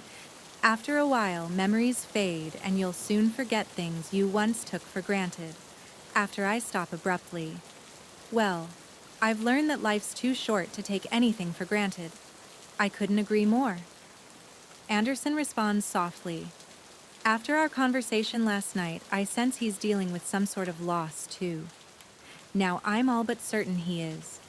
He understands how frightening it is when one day you try to recall something a loved one said, but too much time has passed. So you scramble to hold on to everything that's left fearful. If you don't, you'll dishonor their memory. I think that's why I attached myself to Jeremy so quickly. He reminded me so much of Hunter, from his appearance to his love of sports, even to his passion for rock climbing. For the longest time, I was convinced some higher power sent Jeremy to help me heal. That maybe he was the stranger I recognized. The psychic told me about all those years ago, or maybe I was just desperate to feel loved again, that I saw things that weren't really there. How about you? I ask. I'd probably choose the same. While not being able to hear someone's voice or listen to music would be difficult. I'd hate being unable to appreciate the beauty surrounding me. He floats his gaze to me, the way he seems to strip me of everything I've held dear. invigorating yet frightening at the same time. I've only known this man 24 hours, yet he sees me. Like really sees me. My turn. I clear my throat looking away, when his stare becomes too intense, too meaningful. Would you rather spend the rest of your life living in an extravagant mansion with live-in staff, or a tiny home in the middle of nowhere? A tiny home. His answer comes with little deliberation. Really don't sound so surprised. I'm not. I just figured since you're so used to having money, who said I had money? His tone is even giving nothing away. You did. I did. I don't. You didn't come right out and say it, but it's obvious you're well off. Like you said, everything a person says and does can tell you something about them. I gesture to his wrist. People living paycheck to paycheck don't wear Tag Heuer watches. He follows my line of sight. I could have stolen it. But you didn't. He doesn't immediately say anything, as if weighing his options. Eventually, he relents. You're right. I didn't. So I guess that's why I assumed you'd go for the extravagant mansion. Figured you'd want to live somewhere with everything you could need to be comfortable, where you'd be free. Living in an extravagant mansion doesn't mean you'll have everything you need, he says, his voice distant, almost cold. Money doesn't always equate to happiness, and it certainly doesn't equal freedom. It's more a prison sentence. His last few words are barely audible. I doubt he intended for me to hear them. He appears to speak from a place of familiarity. It makes me wonder who Anderson North truly is. Suddenly, a loud chiming cuts through the sound, striking against the silence. Apart from following directions, neither one of us has so much as glanced at our phones. We're back in our bubble where the outside world doesn't exist.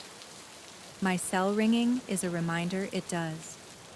You should answer that, Anderson suggests, when I don't immediately reach for my bag. Might be the car company with good news. Of course. Rummaging through my purse, I find my phone, a number I don't recognize. Flashing on it.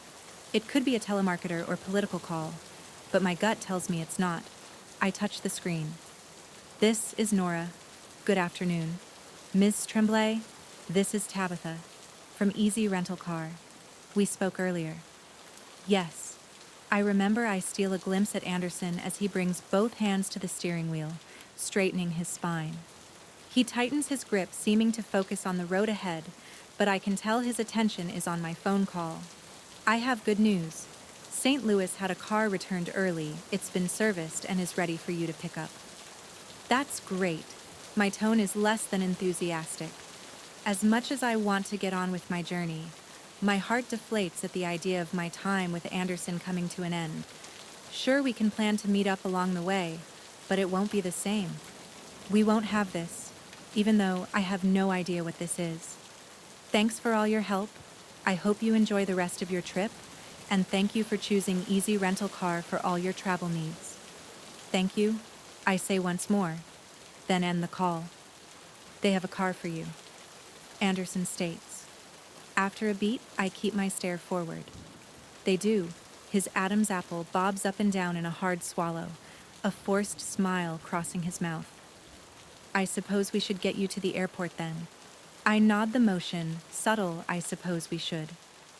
An unsettling silence falls over the car now that our time together is nearly over, our game of would you rather forgotten. It could be because the app directed us to get onto the interstate, an uneasiness filling the atmosphere, both of us preferring the tranquility and slower pace of the back roads. But even after we've crossed the Mississippi River into Missouri, and Anderson navigates the Wrangler off the interstate once again, the silent tension still permeates us. I've got one, Anderson says as he comes to a stop at a light.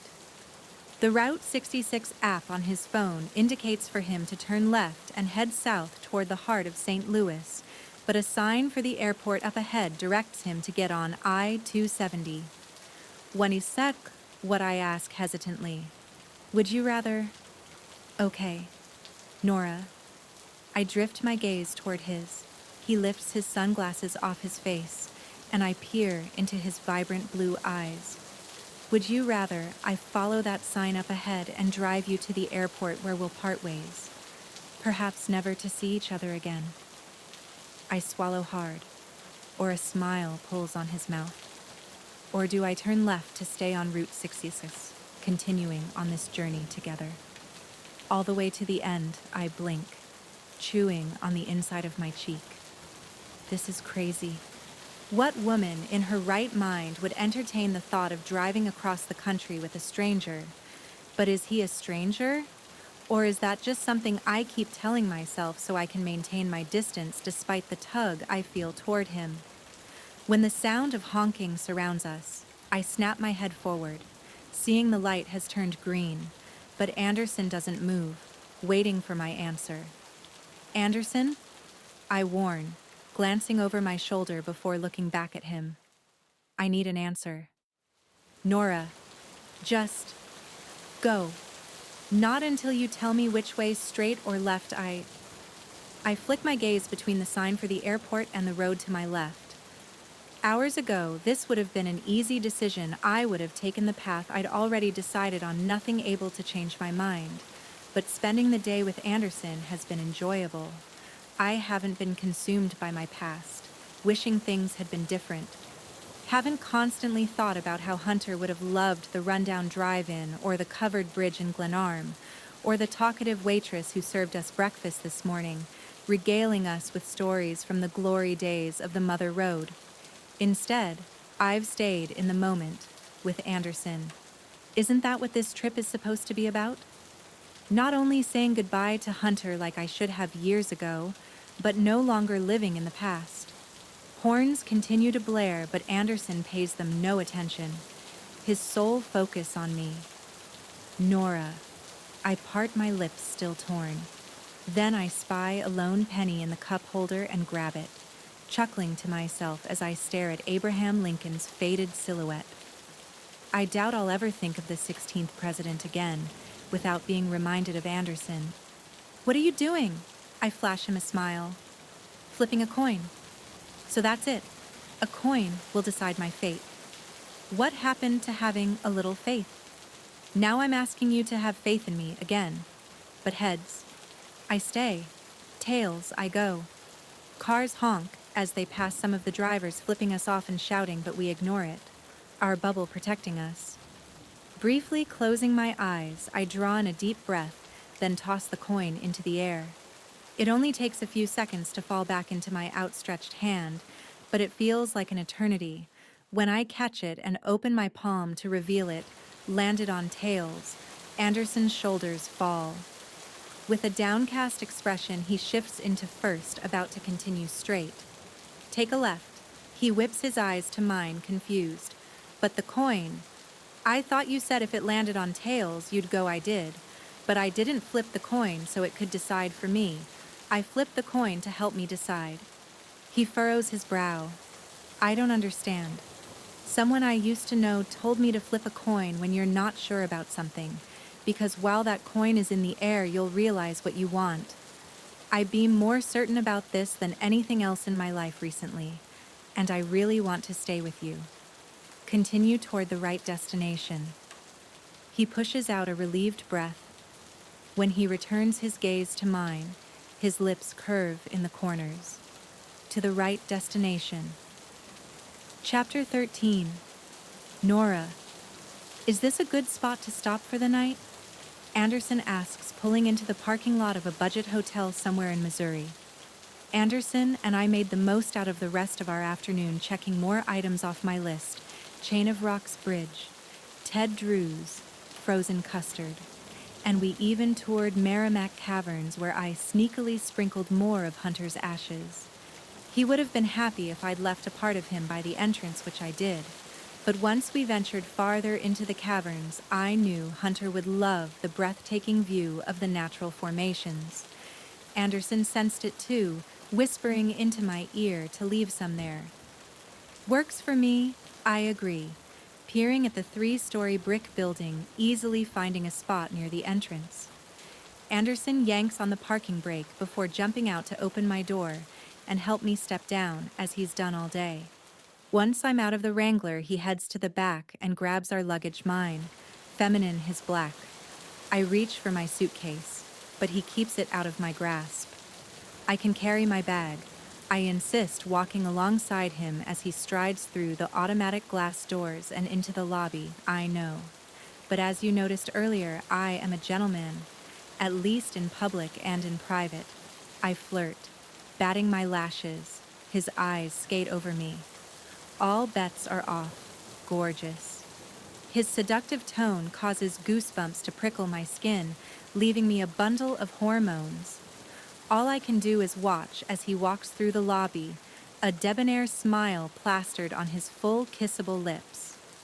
This man has serious swagger. I have no idea what his profession is, but I can see him in sales or politics. He has this charm that seems to endear everyone to him. That's endeared me to him. A young woman behind the reception desk peeks up when Anderson approaches. Her brow furrows as she squints, a flicker of recognition in her eyes as she studies him. She must feel the same way I did when I first saw him, that he looks familiar. We've gotten the same look a few times throughout the day. Some people just have that familiarity about them. He does bear a slight resemblance to Matthew McConaughey with his wayward hair and dazzling smile, but a hot British version. "Do you have any rooms available?" Anderson asks. The woman snaps out of her daze, turning her attention to the computer in front of her. "1 room, 2 rooms," I say, urgently darting toward the desk. "We need 2 rooms, 2 separate rooms, with a wall and everything." I reach into my purse and grab my wallet. "Yes, ma'am. I'm happy to report all our rooms come with walls," she jokes. "Do you have any adjoining rooms?" Anderson asks smoothly. I believe I do. "That's not necessary," I insist. "Why?" He flashes a devious grin as he leans toward me, his voice a husky whisper. "Worried I might overhear you moan my name in your sleep tonight." Absolutely not. I hold my head high, smoothing my hands down my shirt, which I worry only draws attention to my chest, so I adjust how it falls on my shoulders instead, which only serves to cause it to lift around my midsection, revealing my stomach. When Anderson's stare floats to my exposed skin, I yank down the shirt. Inhaling a deep breath to settle my nerves, I turn my attention to the clerk, doing my best to ignore Anderson's looming presence beside me. "I don't want to trouble you any more than necessary." "It's no trouble at all. If I can get your IDs and a credit card, I'll have you on your way." To your adjoining rooms, we hand over what she needs and within a few minutes step into an elevator. But the tight enclosed space only serves to amplify every single emotion within me. Nervousness, agitation, anxiety, desire, lust. Holy crap. The lust coursing through me is enough to make me combust. It didn't feel like this last night when we rode in an elevator together. Then again, I wasn't feeling much after drinking all that wine. Not to mention our rooms weren't adjoining. The idea of sharing a wall with Anderson has me all out of sorts. Just when I don't think I can bear the fever of his stare anymore, the elevator arrives on our floor. I scramble off, walking purposefully down the long corridor I can take. That now, I say, once we approach our assigned rooms, reaching for the handle of my suitcase. This time, Anderson allows me to take it. I bring my keycard up to the door and it beeps, granting me entry. I turn the knob, then face him, keeping the door propped open with my body. 9 o'clock a good time to hit the road tomorrow. I arch a brow. See you then. With a slight nod that almost resembles a bow, he turns, taking the few steps to his room. "Hey, Anderson," I say as he brings his keycard up to his door. He tilts his head. "Yes, thank you for today, for offering to drive me. Thanks for accepting." I smile, then slip into my room. "God damn it!" I scream into the pillow, hoping the aroma of detergent and bleach will cleanse Anderson from my mind. But it doesn't. Nothing seems to. And I've tried. I took a shower. wrote in my journal, even attempted to meditate him away. But no matter what I do, I can't seem to empty my mind. Every time I close my eyes, I see Anderson's devilish smirk, inhale the scent of his cologne, feel the heat of his hands on my skin. The knowledge he's just on the other side of this wall doesn't help either. I doubt anything will. A ding rips through my breakdown, and I shoot upright, glancing at my phone on the nightstand to see a FaceTime call from KLeigh. Shit, I curse under my breath. She's been texting all day, but I haven't returned any of her messages, too lost in the moment with Anderson and not wanting any reminder of the world outside our little bubble. I click the answer button, her face appearing on the screen. Where have you been? Her eyes are fierce as her words come rapidly. You promised you'd text last night, but you didn't. Then all my messages today go unanswered. I love you, Nora, but you're a woman traveling alone. It doesn't matter that you can probably take any man by the balls. I still worry about you being out there on your own. The least you can do is answer your texts. So I don't wonder if I need to send out a goddamn search party. I'm sorry. I exhale, a ball of guilt settling in the pit of my stomach. I didn't mean for you to worry. I've been busy. This catches her attention and she arches a thin brow. Busy doing what? Driving Route 66. She pinches her glossed lips into a tight line, studying me. And what were you busy doing last night? Surely you're not driving at night too. I should have known she'd pick up on my evasive answer. A former celebrity news columnist, not much escapes KLeigh's attention. She made a career out of seeing things most people can't, which is why it's impossible to keep secrets from her for too long. She'll eventually get to the bottom of things. She always does. I hung out by the pool. The pool? She frowns at a roadside motel. That's not the first place I'd hang out. I went out there to meditate. And yes, I chew on my bottom lip, then blurt out, I met someone. At first, she doesn't respond, her expression unmoving, making me wonder if perhaps our connection froze. Then the background shifts and I recognize the kitchen in her apartment transition into her home office. I make out the familiar sound of a door clicking closed before she lowers herself behind the desk. Who is he? She asks, as if interviewing me for a piece she's writing for the women's magazine, where she now works as the current affairs editor. His name is Anderson. How did you meet him? I almost feel like I should have been read my rights prior to this interrogation. We first met at a diner yesterday morning, then at Abraham Lincoln's tomb. When I was rubbing Lincoln's nose, I heard this accented voice. I'm going to table my question about rubbing Lincoln's nose for now and focus on the more pressing issue. She leans toward the screen. He has an accent. What kind? Like Midwestern. It's not overpowering, and it's certainly been Americanized, but British. Her mouth drops open. You met a guy with a British accent. Yes. She remains in a state of disbelief for several protracted seconds before she exhales, fanning herself. Damn, you hit the jackpot. Nora KLeigh has a fascination for all things British, mainly from her coverage of the royal family during her time on the gossip column. But you'd have to be deaf not to grow weak in the knees, in response to Anderson's smooth voice. What does he look like? Is he Prince Harry incarnate? Not everyone who's British looks like Prince Harry. Too bad, she jests. So tell me, what's he look like? He does have some red coloring through his hair, but also some brown and blonde. It's hard to describe, but it's sexy as hell. I giggle, relaxing against the headboard as I gush with my closest friend. Everything about him is sexy as hell. What's his body like? From what I've been able to see, he has a nice physique, tall, broad shoulders, hard as a fucking rock. So you haven't seen everything? I narrow my gaze on her. No, KLeigh, I haven't seen everything. I haven't really seen anything. Why not? By that blush on your cheeks, you obviously find this guy attractive. I'm not here to hook up. I'm traveling with my dead fiancé's ashes for crying out loud. A fact Anderson's aware of. All the more reason to make the first move. He knows you have Hunter's ashes. Well, not exactly. I interrupt. I didn't tell him whose ashes I was spreading along the road. And as I said, the last thing I need on this trip is... what? An amazing orgasm that's not because of your hand or a vibrator. If you ask me, that's the first thing you need, KLeigh. What you do. This is supposed to be your me trip. The trip where you make peace with your past and embrace the future.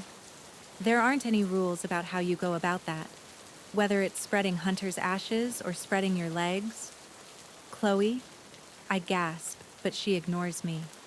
The only rules you have to play by are your rules, no one else's. I get that this is your version of an eat, pray, love trip where you'll come back home with a new outlook and clarity of mind and soul or some such bullshit. But if I were you, instead of eat, pray, love, I'd kiss spank. Fuck KLeigh, I say again this time. Louder. I shoot my gaze to the connecting door, frantically attempting to lower the volume on my phone. As your best friend, it is my duty and obligation to point out the obvious. Is it? And what obvious thing do you need to point out that you need to get laid? Like I already said. Sex only complicates things. Only if you let it. I don't think Hunter would want you to stay in this place you've been. Are you seriously trying to talk sense into me by using my deceased fiancé to guilt trip me? She gives me a smug look. Damn straight. And if it helps you to move on, I'll keep doing it. Her expression softens, her gray eyes shining with sincerity. I just want you to be happy again. She pauses, then adds, and I really think a good dicking will help. Her laughter is infectious, and I can't help but join in, grateful for the levity. That's the thing about KLeigh. She always knows when I need to laugh, cry, or smack a piñata likeness of my ex with a bat. She calls it a special gift. I call it being a good person and paying attention. Any dicking would make me happy again, I admit through my laughter. Damn straight. She flashes a devious smile. So tell me about the pool. The pool. You said you met someone at the pool last night. I'm assuming it's this same guy, right? I nod. Then tell me what happened. My lips curve up in the corners, warmth filling me as I flash back to last night. We drank a couple bottles of wine and talked. Really talked. It was refreshing. Before I knew it, it was 3 a.m, and the hotel manager kicked us out at 3 a.m. She waggles her brows, grinning deviously. Why do I sense you're not telling me the whole story? That is the whole story. I insist, although I'm certainly keeping her in the dark, regarding the way my stomach erupts in butterflies every time our skin touches, the way my core tightens with want, every time his eyes rake over me, desire swirling in his deep pools of blue, the way the air between us crackles with electricity every time we're in each other's presence. You really didn't do anything. Even after drinking wine, you didn't let your inhibitions loose. We really didn't do anything, KLeigh. Damn. I was hoping to hear what kind of British things he moaned when in the throes of passion. Like instead of, "Oh God, I'm coming," was he all like, "This is indeed splendid." She imitates in a British accent, "Oh heavens, you really know how to butter my crumpets. Tally-ho, old sport. My word, that was a good show." Laughter consumes me once more, tears dotting my eyelids, my stomach aching. This is what I needed.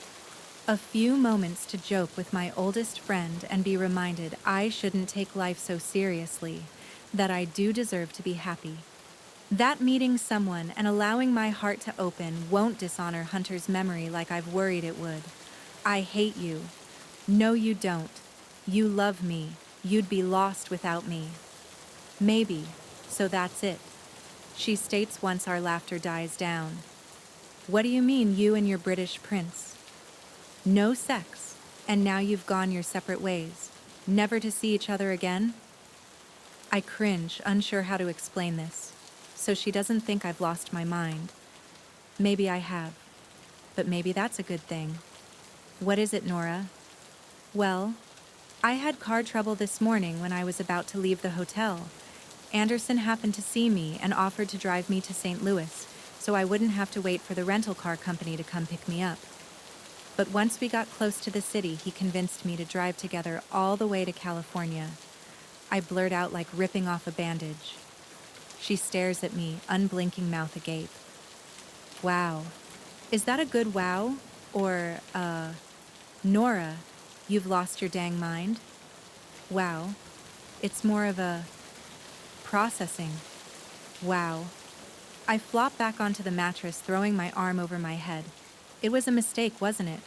I should just ask him to drive me back to St. Louis to pick up that rental car. Do you think it was a mistake? I don't know. Chloe, I sigh. When we're not together, like now, my brain seems to list all the reasons it was stupid. And when you are together, a rush of adrenaline fills me at the mere idea of being in Anderson's presence. I can't imagine doing this trip without him. I level my gaze on her. It's crazy, right? A few years ago, I probably would have said yes and encouraged you to run as far away as possible. But that was before Lincoln. The beginning of our relationship was kind of crazy, too. I laugh under my breath. It most certainly was. Sometimes we need a little crazy in our life to open our eyes to things we've been blind to for too long. It may not go anywhere. Then again, it may go exactly where you need it to. Stop thinking about what the final destination will be and enjoy the ride. And if that ride happens to be on a hot British guy, go for it. She winks as a knock echoes in my room. I snap my head up, staring in the direction of the sound. It didn't come from the main door, but from the connecting one, meaning it could only be one person. I'm guessing that knock is Prince Hottie. Just because he has a British accent doesn't mean he's a prince, Chloe. She shrugs. I know, but I like the fantasy of that. So go. Don't allow your misplaced guilt to make you do something you'll come to regret. After everything, you deserve to be happy, so don't deprive yourself of that. Thanks, Chloe. I'll text you later. Hopefully you won't be able to. She winks. Then the screen goes black. I push out a breath, staring into the distance, contemplating our conversation. Then the knocking breaks through once more. Jumping to my feet, I dash toward the scuffed desk in the corner, surveying my reflection in the mirror above it. My hair is still drying from my shower and is much more unruly than I tend to wear it, but I don't have time to straighten it. Instead, I tousle my locks, allowing it to keep its natural wave. Inhaling a steadying breath that does nothing to calm the pounding in my chest.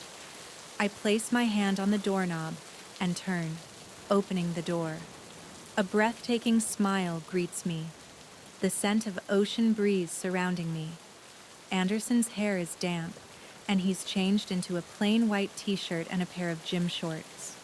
Hey, I exhale huskily. He holds up a bottle of what I recognize to be a Pinot Noir from one of my favorite California vineyards. Want some company, trying to drug me with more truth serum, so I tell you even more of my secrets than I already have. He slowly shakes his head, his pupils dilating. When he closes the distance, I struggle to breathe, every synapse in my body firing. Like what? Perhaps how you'd like to kiss. Spank and fuck, he asks, his voice. Deep, wanton, guttural. I freeze, gaping at him, trying to come up with some explanation for what he overheard. That wasn't me. That was my friend Chloe. She doesn't have much of a brain-to-mouth filter. He chuckles, the sound a direct line to my starved libido. Then I already like her. He arches a single brow, lifting the wine bottle once more. So what'll it be, gorgeous? Care to join me for a drink? Perhaps the truth serum will work on me and you can find out what I sound like in... How did your friend refer to it? The throes of passion. I close my eyes, heat covering my cheeks. I'm going to kill her the next time I see her. He steps toward me, no longer waiting for me to invite him into my room. I'll let you in on a little secret. I don't use the phrase butter my crumpets during sex. He leers at me, licking his lips, desire radiating from every inch of him. But something tells me with you, Nora, it will most certainly be a damn good show. As he brushes past me, a shiver runs through me. I remain locked in place, taking a moment to calm my hormones. It was one thing to hang out by the pool with him last night. We were in public. But in my hotel room, there's too much appeal, too much temptation. Hope this is acceptable. When I hear his voice, I dart my gaze to him, a plastic cup extended toward me. Pushing down my unease, I smile, taking the cup from him. It's better than not having any wine. I'll drink to that. He raises his cup, and I do the same, his eyes fixated on mine. I marvel at how blue they are, more picturesque than even the most beautiful ocean. I can get lost in them for hours. But I fear I'll soon reach the point where I won't want to be found. I clear my throat, looking anywhere but at Anderson. So what shall we do? Strip poker? I shoot him a playful look of irritation. Okay. He holds up his hands in defense. Maybe we should save that until we're a little farther down the road, at least until we hit Kansas. He winks before nodding at the laptop on the corner of my bed. Have any movies on that I do? Setting my wine on the nightstand, I lower myself to the mattress, opening my laptop and bringing up all my movies. Anderson walks around the other side of the bed, pausing before sitting down. With a raised brow, he asks, "May I?" His request is another reminder that behind all the confidence, he's still a gentleman who won't put me in an uncomfortable position. He reminds me of Hunter that way. Of course. Thank you. He lowers himself, and I shift the laptop toward him. What are you in the mood for? I ask. What's your favorite movie? He throws the question back at me. I don't think I could pick just one. Okay, how about this? What's your rainy day movie? Rainy day movie. What movie do you put on whenever you're having a shite day? A movie you've seen hundreds of times, but always go back to. I don't even have to think about it. There's only one movie that fits that description. One movie I watch whenever I'm feeling down and need to believe that two people who are meant to be together will eventually find their way back to each other regardless of the passing of time and circumstance. An affair to remember. For months after Hunter died, I imagined he hadn't. Imagined our last night together was just us saying goodbye on that ocean liner with plans to see each other again. As unhealthy as it was, it got me through my darkest of days. That's one of my favorites too. I doubt that. It is, he insists. Especially now. Why now? It just so happens to remind me of another pair of travelers forced together by chance. He waggles his brows. I roll my eyes as I hit play on the movie, ignoring his insinuation. Once our journey comes to an end, I can assure you I have no intention of making any plans with you to meet at the top of the Empire State Building in 6 months. Good. He pauses, then locks his gaze with mine, because I fear 6 months would be far too long for me to wait for you.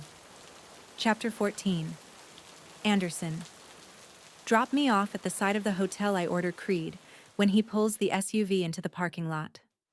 The following morning, I'd gotten up early to go in search of coffee. After asking the front desk clerk where the closest Starbucks was, to which she responded with uncontrollable laughter, she pointed me in the direction of a local spot.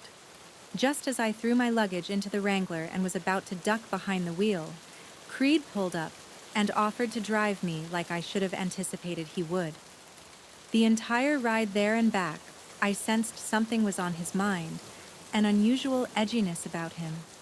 I almost asked what was going on if he'd found something when he ran Nora's background, but decided against it. Like I told him yesterday, I wanted to learn about her myself. Got it. Creed follows my directions, slowing to a stop around the corner of the brick building. He reaches for the handle, about to jump out to get my door for me, as he's trained to do, but I stop him. No, not here. Of course, Your Highness. The tray of coffee in one hand, I open the door with the other and step into the chilly air. The smell of wet asphalt heavy. I hadn't noticed it had rained last night. Why would I when I spent the night with Nora? Or most of the night anyway. She'd fallen asleep before Cary Grant and Deborah Kerr made their pact to settle their affairs and meet on the top of the Empire State Building. I should have taken it as my cue to go back to my room, but I couldn't find the strength to leave. There was something so peaceful about her as she slept. Gone were the hard edges she'd constructed around herself. In that moment, her body nestled against mine. She looked infinitely more calm and in tune with herself than she ever had the few times I'd seen her meditate. Any idea of your final destination tonight? Creed asks. Not sure. We'll probably make it into Oklahoma before stopping. He nods. Let me know once you have a better idea. Will do. I start to close the door. Anders? I stop, the sound of the name I've gone by in private catching me off guard. He normally refuses to call me anything other than Your Highness or Sir. Rarely Anderson, never Anders. At least not in years. What's wrong? He shakes his head, the turmoil heavy. I found out something about Nora. I shoot at my hand. I told you, Creed. Unless she has a criminal record as a violent offender, I'm not interested. Does she have a record as a violent offender? He gives me a pleading look. Then he pushes out a long sigh, his shoulders falling. No? Then I don't want to know. I understand your reasoning, but no. This is important to me. Creed, I want a few more days of being normal. When this journey ends, you can tell me everything you've found out about her. Until then, keep it to yourself. I don't want to ruin this. But what is this? What's going on? He repeats his same line of inquiry from yesterday. I shake my head. I have no idea. But I want to find out on my own. Creed peers at me through worried eyes, then eventually relents. Yes, sir. Safe travels today. A part of me wants to ask him what he discovered about Nora. What could have him so concerned? To say I've been intrigued about this woman from the moment I laid eyes on her is an understatement. If I know Creed, he put together a thorough background check, leaving no stone unturned. Hell, he could probably even tell Nora a few things about her she doesn't know. But I want to feel normal. There's nothing normal about having a background check run on anyone you hope to have a meaningful relationship with. So instead of pressing for more information, I say goodbye to Creed, then close the door to the SUV and continue through the parking lot. When I walk into the hotel's lobby, I offer a smile of thanks to the front desk clerk, raising the tray to let her know I found the coffee shop she'd recommended. The corridor is silent as I step off the elevator and make my way toward Nora's room. A thrill of excitement fills me over the prospect of seeing her again. It's a strange reaction for me, one I didn't think I'd experience again. Balancing the tray with one hand, I bring my other up to the door, about to knock when it flies open. I freeze, as does Nora, when she notices me standing there.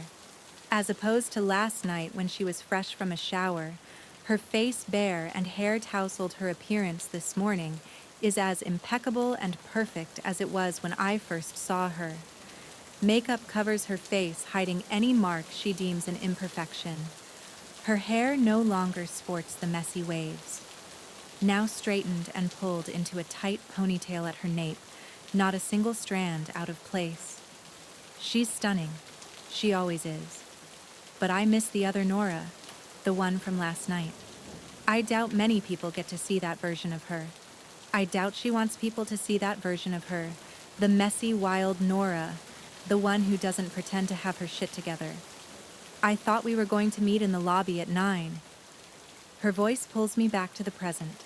I got up early and found somewhere that serves decent coffee. I remove a cup from the tray, handing it to her. Wasn't sure what you preferred, so I took a guess, I tell her, as she takes a sip, appreciation covering her expression. Americano. One of my favorites. Lucky guess, I shrug. Perhaps I like to call it more of an educated guess. Educated how so? Based on your personality? You seem the type of woman who prefers her coffee, like she prefers her men. I take the handle of her suitcase from her, rolling it down the hallway and toward the elevator, pressing the call button. She leans against the wall, folding an arm over her stomach, using her other hand to bring her coffee back to her lips. And how do you think I prefer my men? I erase the distance between us, her delicious scent of lavender and baby powder filtering into my nostrils, the same scent that covered my t-shirt last night when I returned to my room. The same scent that surrounded me as I slept in that t-shirt, refusing to take it off, although I'm usually more comfortable sleeping shirtless. Strong and bold. The vein in her neck throbs, drawing my attention to it. What I wouldn't give to flick my tongue against it and find out if her skin tastes as delicious as I imagine it does. If she were anyone else, I'd have my fun, then walk away. But something tells me Nora isn't the type of girl you throw away. Something about her makes me think she could give me everything she has, and it still wouldn't be enough. I'd still want more.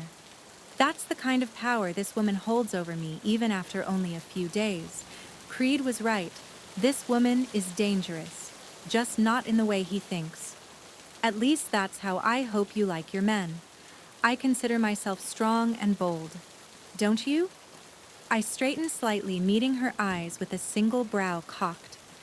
A loud ding rips through the silence and she pushes against me, walking into the waiting elevator. I'm not sure I'd use those words. Humor me then. How would you describe me? I press the button for the lobby and the doors close. The elevator lurching to a start. Are you sure you want to know? My gaze unwavering, I slowly nod. I'm on pins and needles? Gorgeous? Well then, I'd be more inclined to classify you as an acquired taste.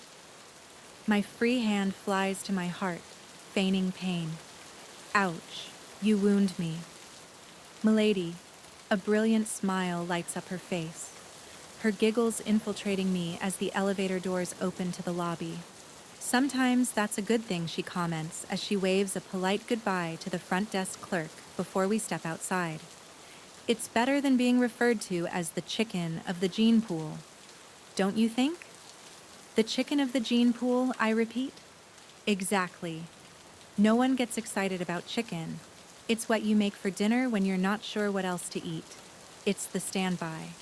When you go out to eat. Do you ever order chicken? She looks at me as she approaches the passenger side of the Wrangler. I open it for her, helping her in. Not unless I'm in the South and it's fried. I'd argue if you're in the South and don't have fried chicken, you're missing out. I close the door, then place her suitcase next to mine in the rear compartment before jumping behind the wheel. Chicken isn't an acquired taste. It's not unusual.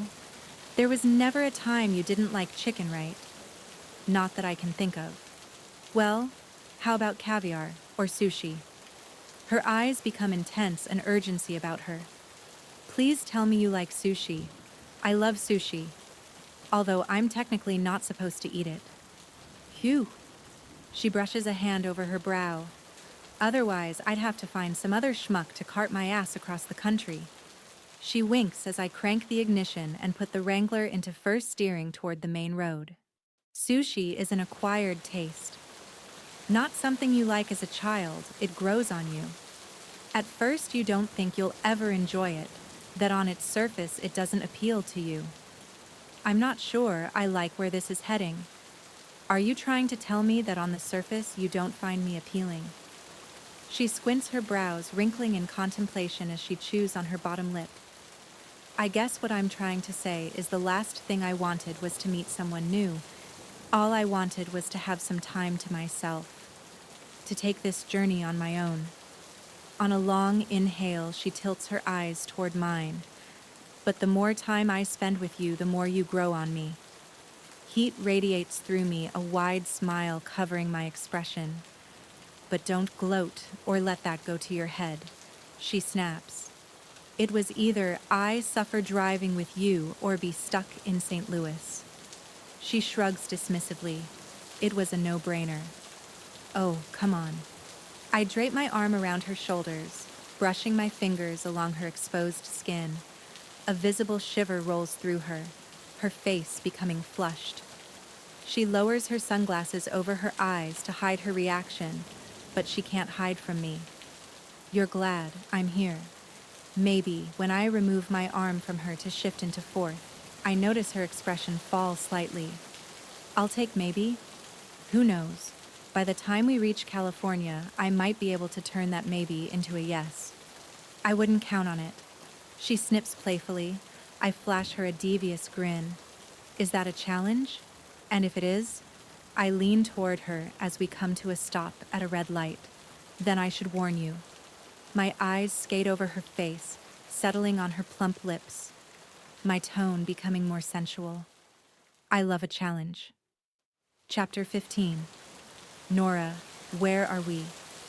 Grabbing the Route 66 guidebook out of my bag, I flip through it, trying to figure out what landmark this could be.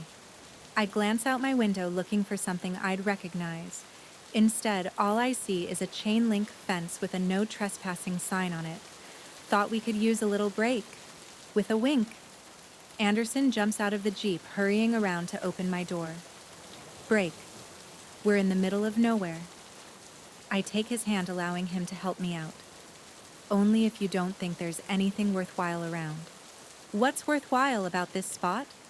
Don't you see the no trespassing sign?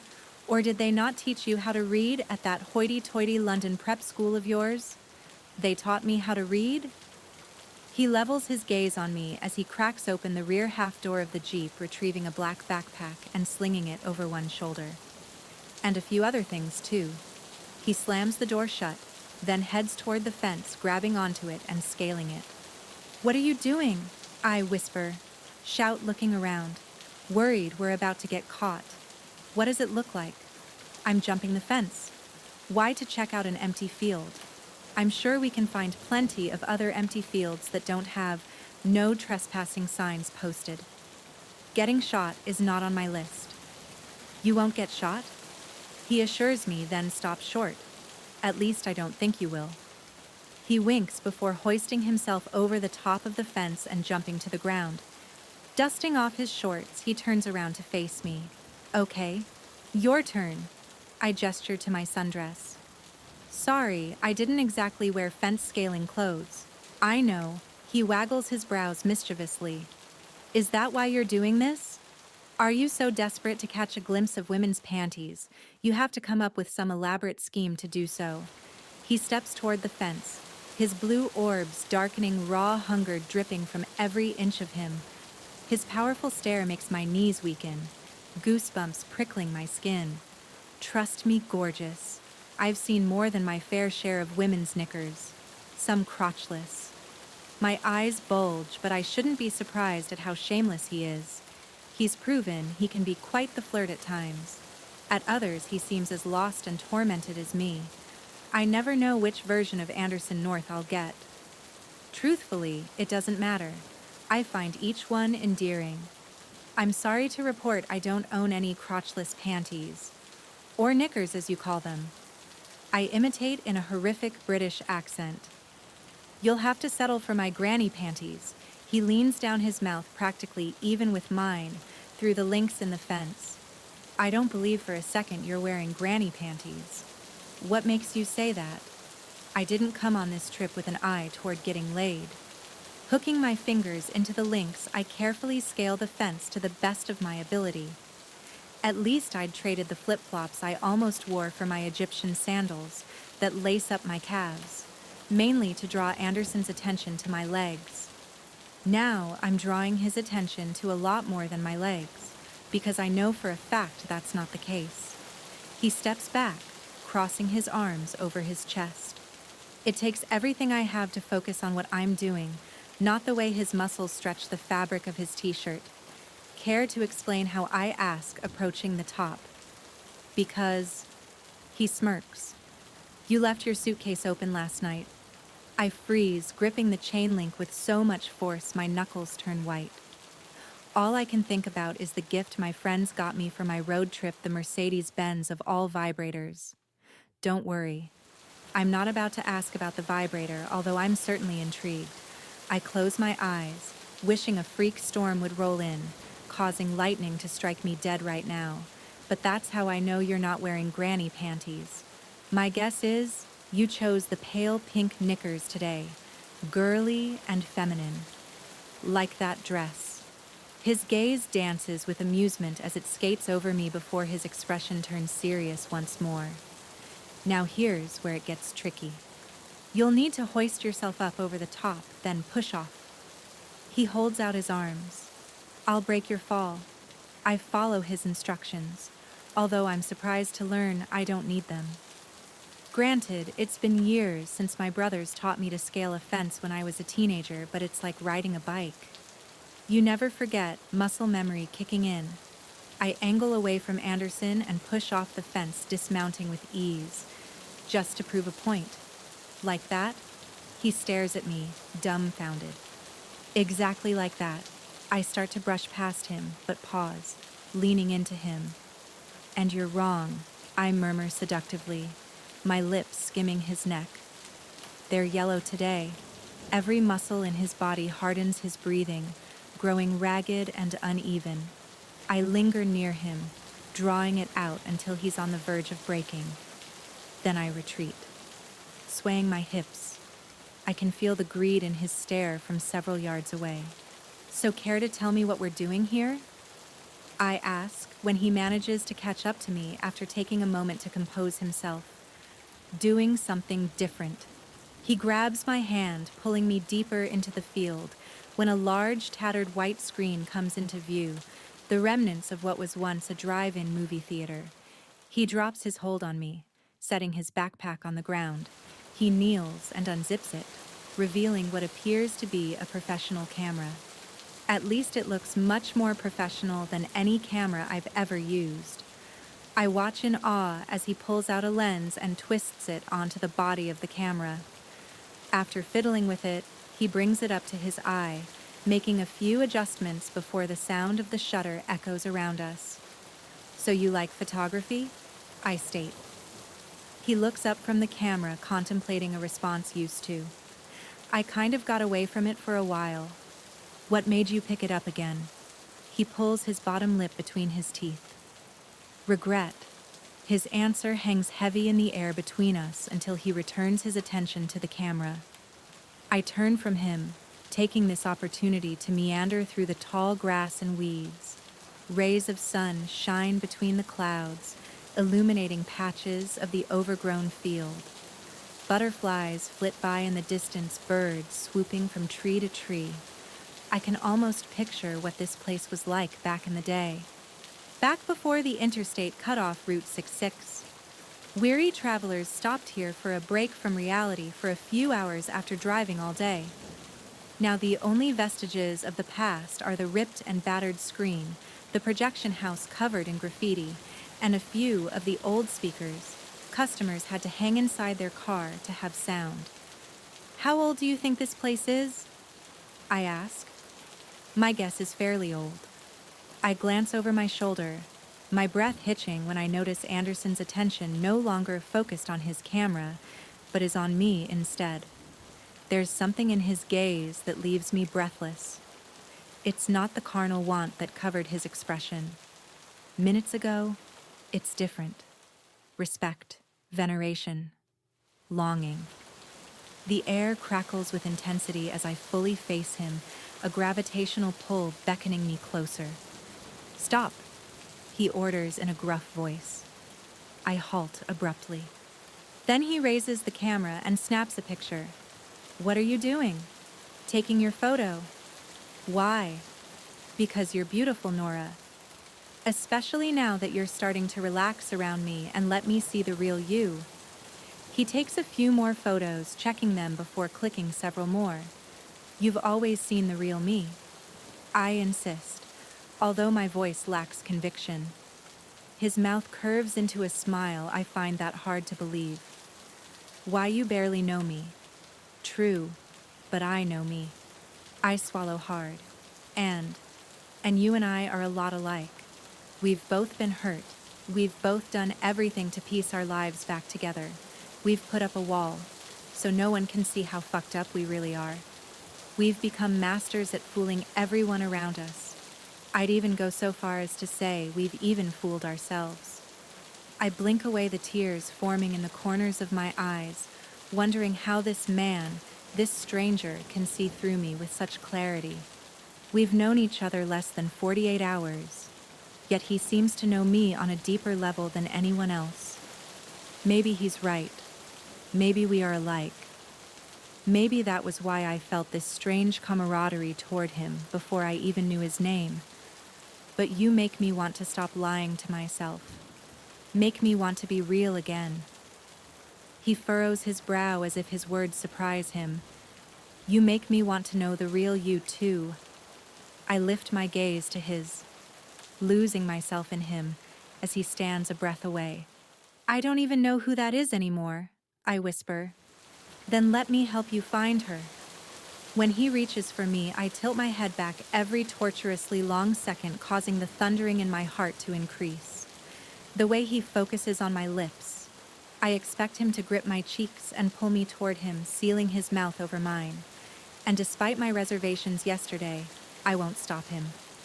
Instead, he tugs on the band, securing my ponytail in place, freeing my hair from its binding. We'll start with this. My hair. Yes. You need to let your hair down. Literally, life is messy. Your hair should reflect that. He burrows his fingers into my locks, tousling them, then steps back to admire his work. A wind blows through, whipping my hair in front of my face. I attempt to smooth it behind my ears, but Anderson's voice stops me. Don't move. His demanding tone hits me deep in my core, and I drop my hands, barely breathing, as he raises his camera, feverishly snapping my photo from a variety of angles. I thought you came out here to take photos of an old drive-in. I comment, every click of the shutter ratcheting up my anxiety. I'm sure that's a much more worthy subject. Not a chance in hell. I can't think of a more worthy subject than showing you how beautiful you are, scars and all. Did you study photography in college or something? I inquire in an attempt to distract myself from posing as Anderson's unexpected model. Took a few classes, but my main course of study was history and economics. Hence your uncanny knowledge of President Lincoln, I suppose. Then how did you get into photography? He pauses for a moment, peering into the distance. My therapist suggested it as a coping mechanism, a distraction, a way to channel my anger into something positive. I nod, not pressing him any further. I know how difficult it is to talk about loss, to relive the darkest moments of your life. At first, she proposed art. He chuckles, his eyes gleaming with nostalgia. Let's just say, Disney won't be hiring me as an animator anytime soon.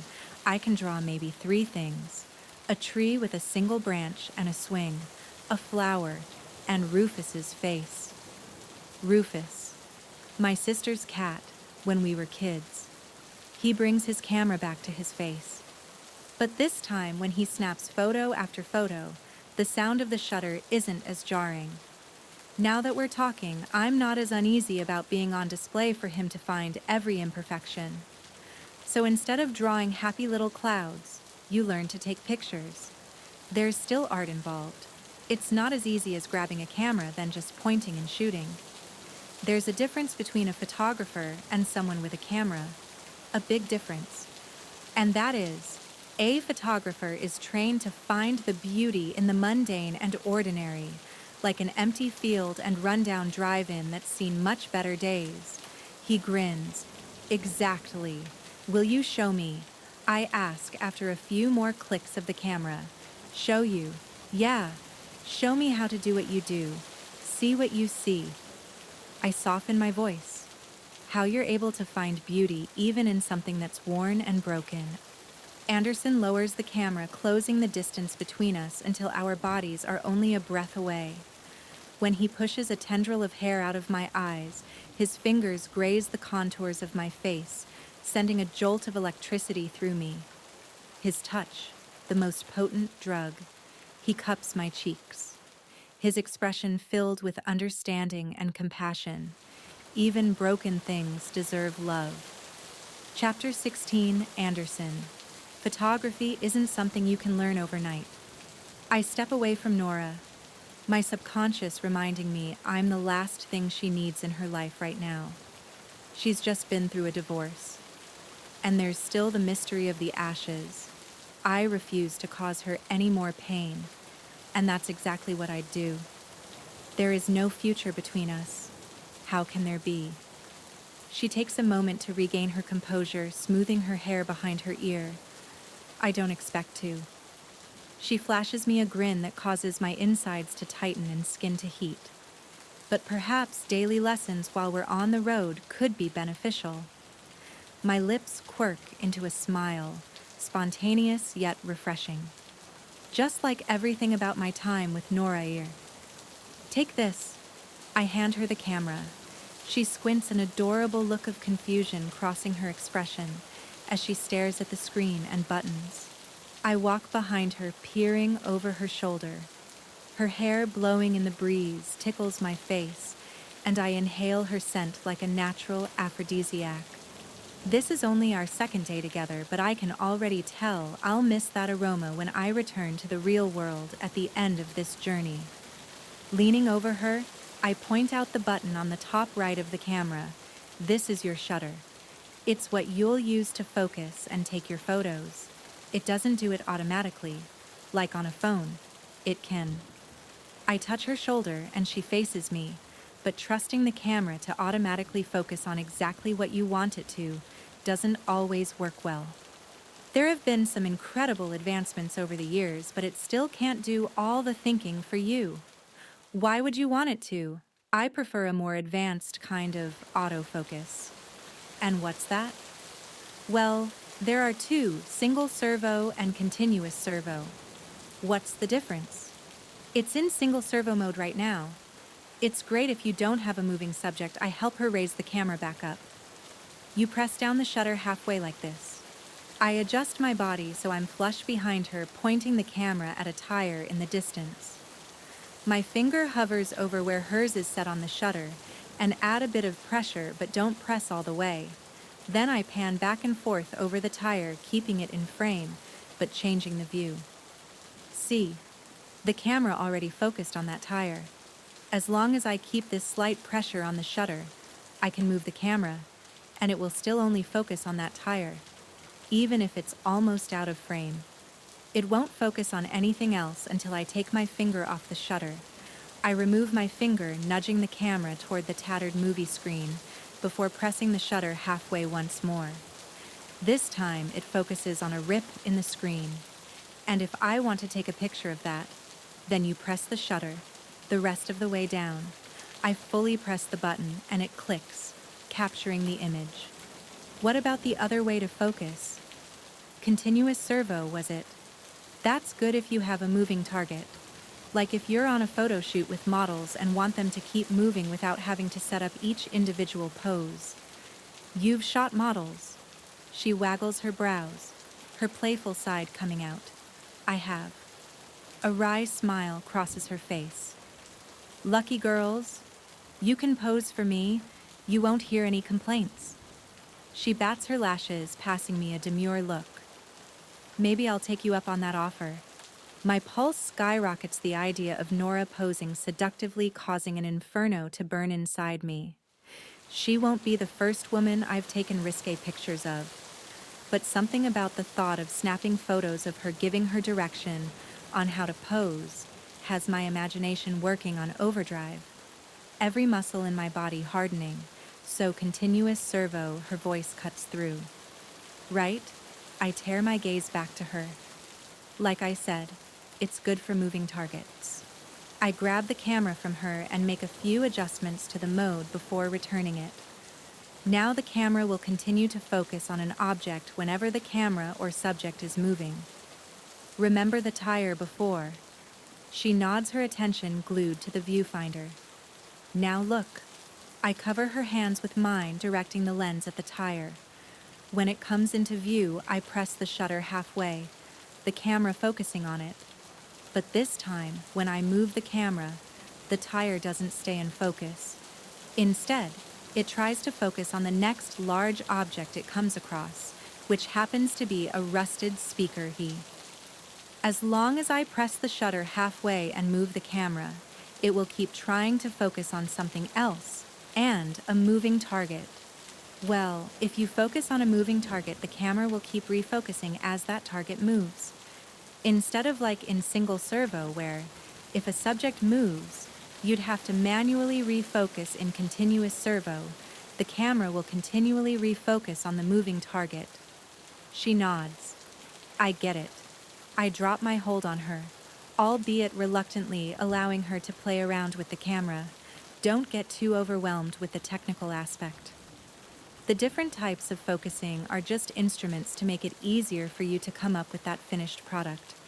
I lick my lips, trying to figure out a way to explain it so she'll understand. Think of it like an artist's paintbrush or charcoal pencil. That makes sense. Squinting, she lifts the camera and snaps a few photos, her face lighting up with excitement when she checks her work on the viewfinder. Then she faces me. Thank you for showing me this, for letting me know this side of you. She laughs under her breath. I never would have taken you for the artsy type, or someone interested in photography. Is that right? Then what did you think when you first saw me? That you were a pompous ass who tried to impress me with his useless knowledge of Abraham Lincoln. Really well. No.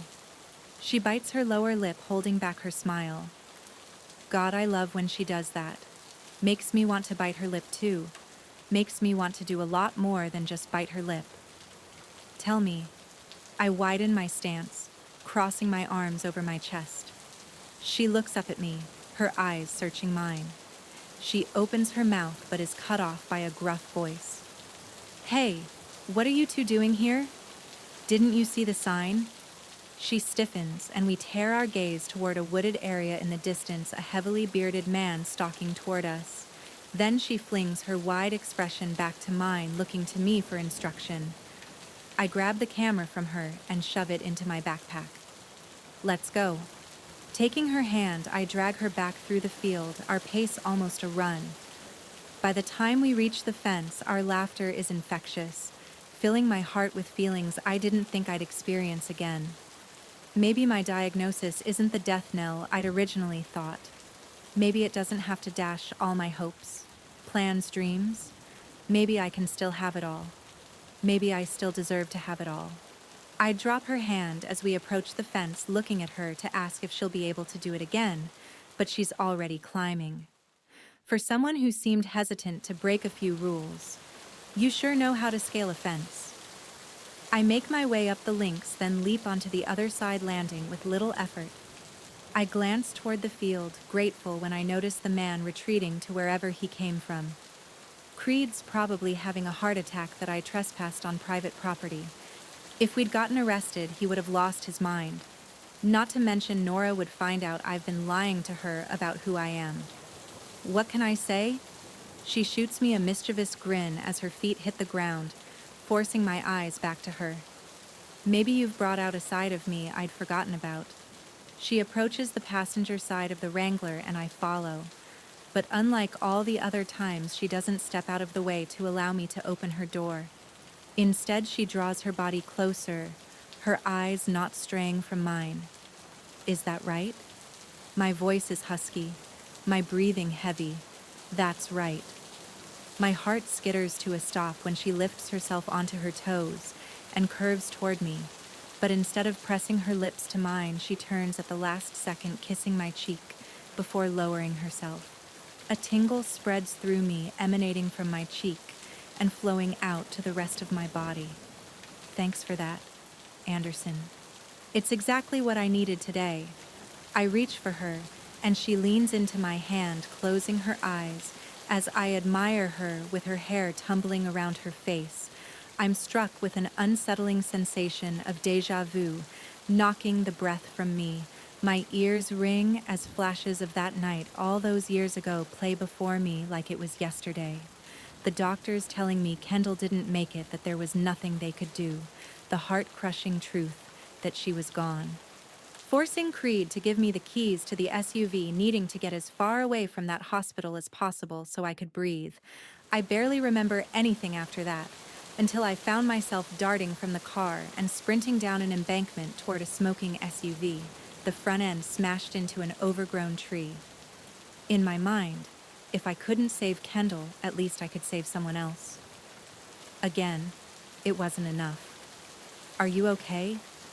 Nora's voice cuts through. I rip my unfocused gaze toward her, blinking repeatedly, shaking off the memory of the worst night of my life. "Yeah."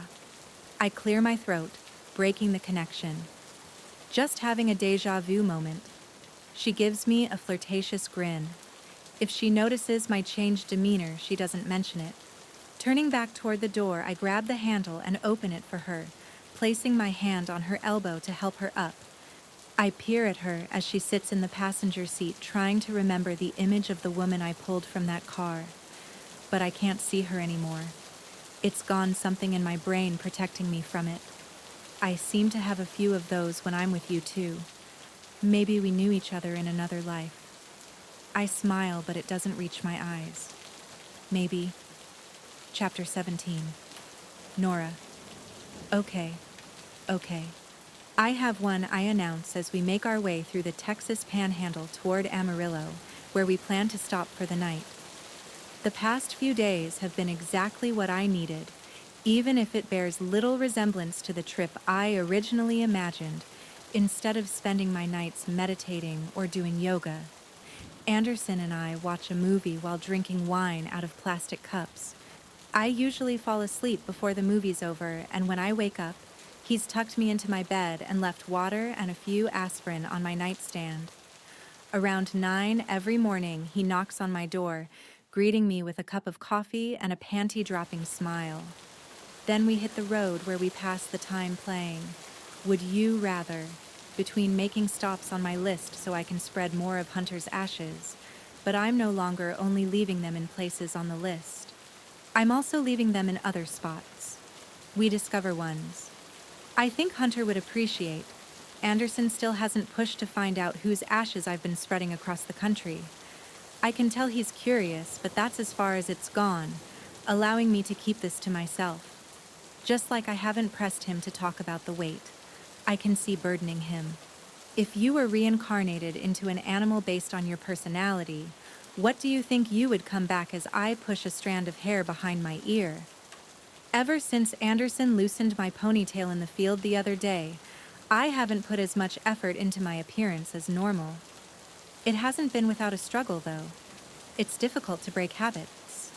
Not to mention every time I look into the mirror and see my wavy hair and the smattering of freckles across my nose that Hunter adored, it reminds me of the girl who lost everything I've hidden, that girl beneath layers of makeup and perfectly straight hair for years, pretending she didn't exist. In my mind, if I didn't look like that Nora anymore, I wasn't her. But maybe it's okay to be that Nora again. That's a good one. Anderson pulls his bottom lip between his teeth, drawing his brows together in contemplation. What do you think I'd come back as? You know the rules. You need to answer first. Fine, he huffs, feigning annoyance. He peers forward at the terrain that's become less green over the miles, signaling the fact we're nearing the desert regions of New Mexico and Arizona, then on to California and the end of the road. Something I don't want to think about. When I started this journey, I looked forward to reaching California and having this trip behind me. Now I hate the idea of everything I've experienced with Anderson ending, of walking away and never seeing him again. I think I'd go with a cheetah. Is this solely based on your affinity for Cheetos? I joke, having grown familiar with his preference in junk food. He chuckles slightly, his eyes wrinkling behind his dark sunglasses. we share certain characteristics. The cheetah is active with a sense of adventure. They're in tune with their surroundings and are able to react quickly to any perceived threat. I've been known to be manipulative to get my way. Oh, really? I respond sarcastically, all too familiar with his ability to get what he wants. After all, it was his unique powers of persuasion that convinced me to agree to his ridiculous proposal that we drive together across the country. I never would have guessed that about you. He flashes me a devilish smirk before looking back at the two-lane road in front of us. I'm also loyal to those I care about. Sometimes to a fault I'll fight for you, despite the personal cost to myself. He peers at me over the rim of his sunglasses so I can see the honesty in his words. Not to mention, I find cheetahs to be charismatic as hell, and that certainly describes me to a T. He winks. I can't argue with that. I pause, then add, except about that charismatic part. I personally find you dull and boring. I force my lips into a straight line to fight the grin threatening to break free. Dull and boring. I'd probably have more fun scrubbing tile grout for days on end than I've had with you on this trip. If that's the case, I can make a detour to the airport in Amarillo. He puts the blinker on as we approach a highway on-ramp. I'm sure you'll find a rental car there. No, I shout, placing my hand on his arm. That's what I thought. With a sly grin, he turns off his signal. Your turn, gorgeous. What animal would you come back as a horse? And why would that be? They're reluctant to trust, but once they do, they're loyal, they're dependable, and strive to have peace and harmony in their world. Like me?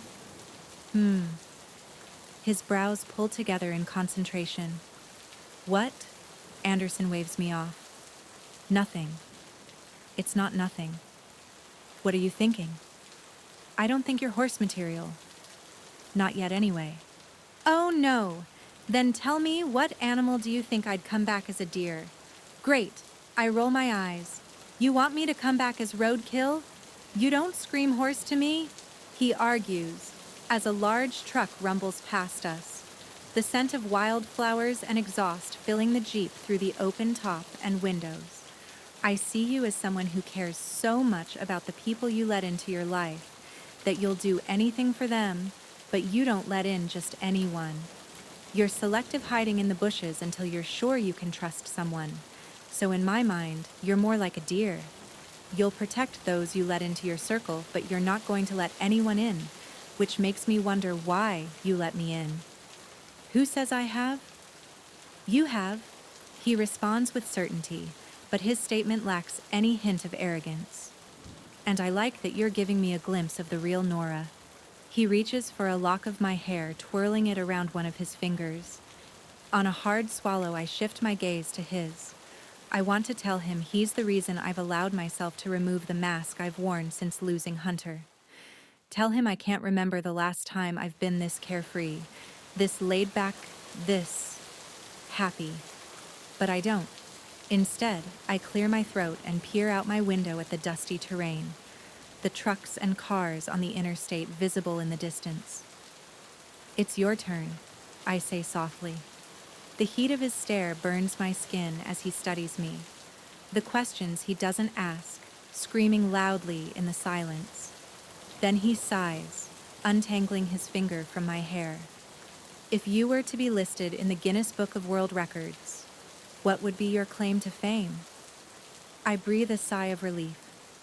Grateful his question isn't nearly as deep as my last one, although I didn't think it would be that way when I first posed it.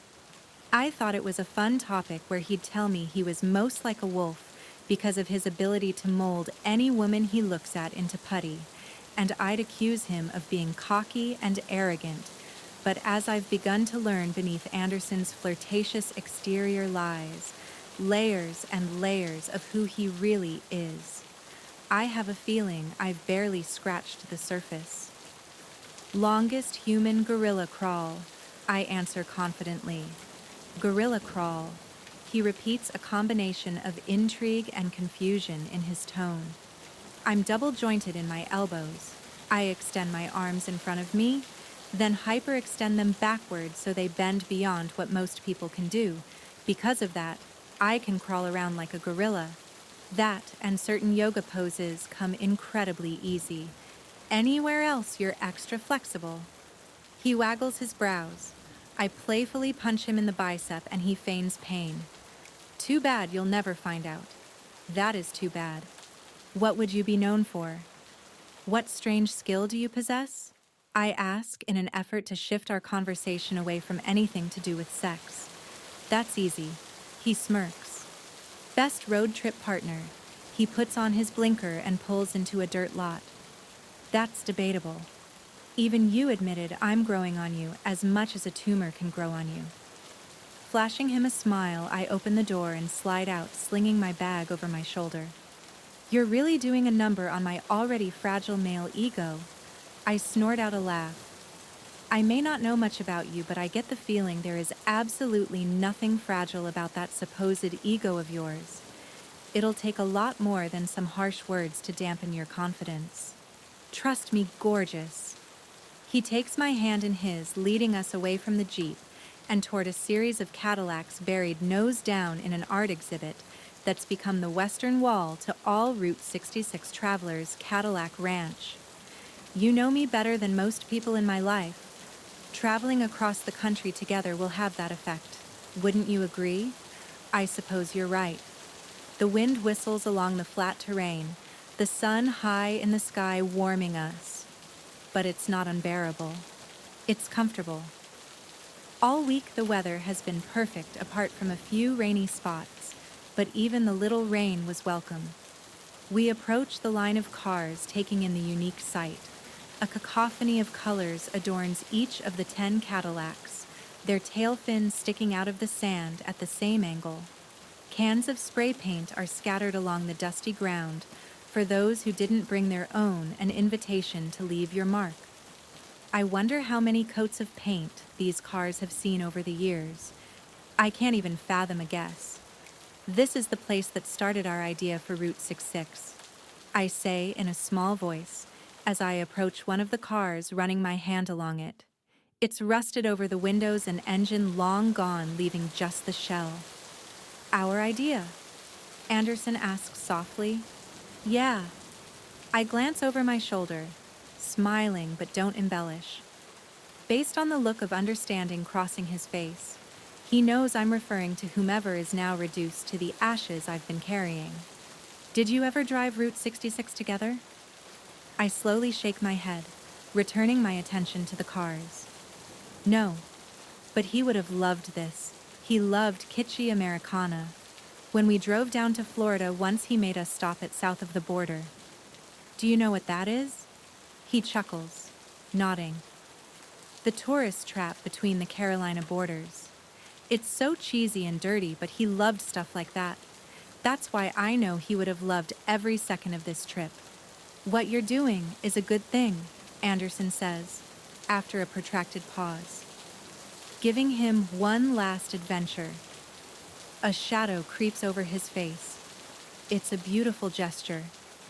I smile through the lump in my throat. This was the spot I dreaded visiting the most. After all, it was Cadillac Ranch that sparked Hunter's idea. We drive Route 66 one last adventure before we started an even crazier adventure as parents.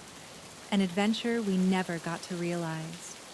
But as I stare at the Cadillacs, each representing a different year, it's not nearly as overwhelming as I thought it would be.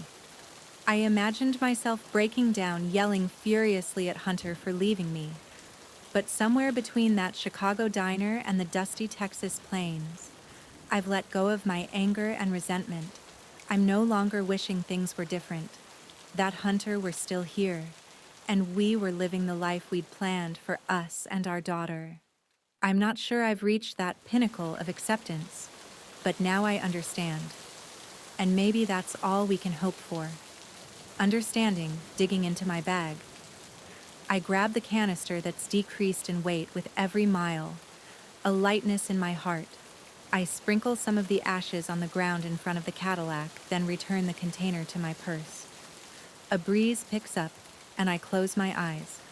I know it's simply nature that environmental forces caused the pressure in the air that resulted in the wind, but I'd like to think it's Hunter's soul wrapping around me, telling me he's okay, that it's time for me to move on.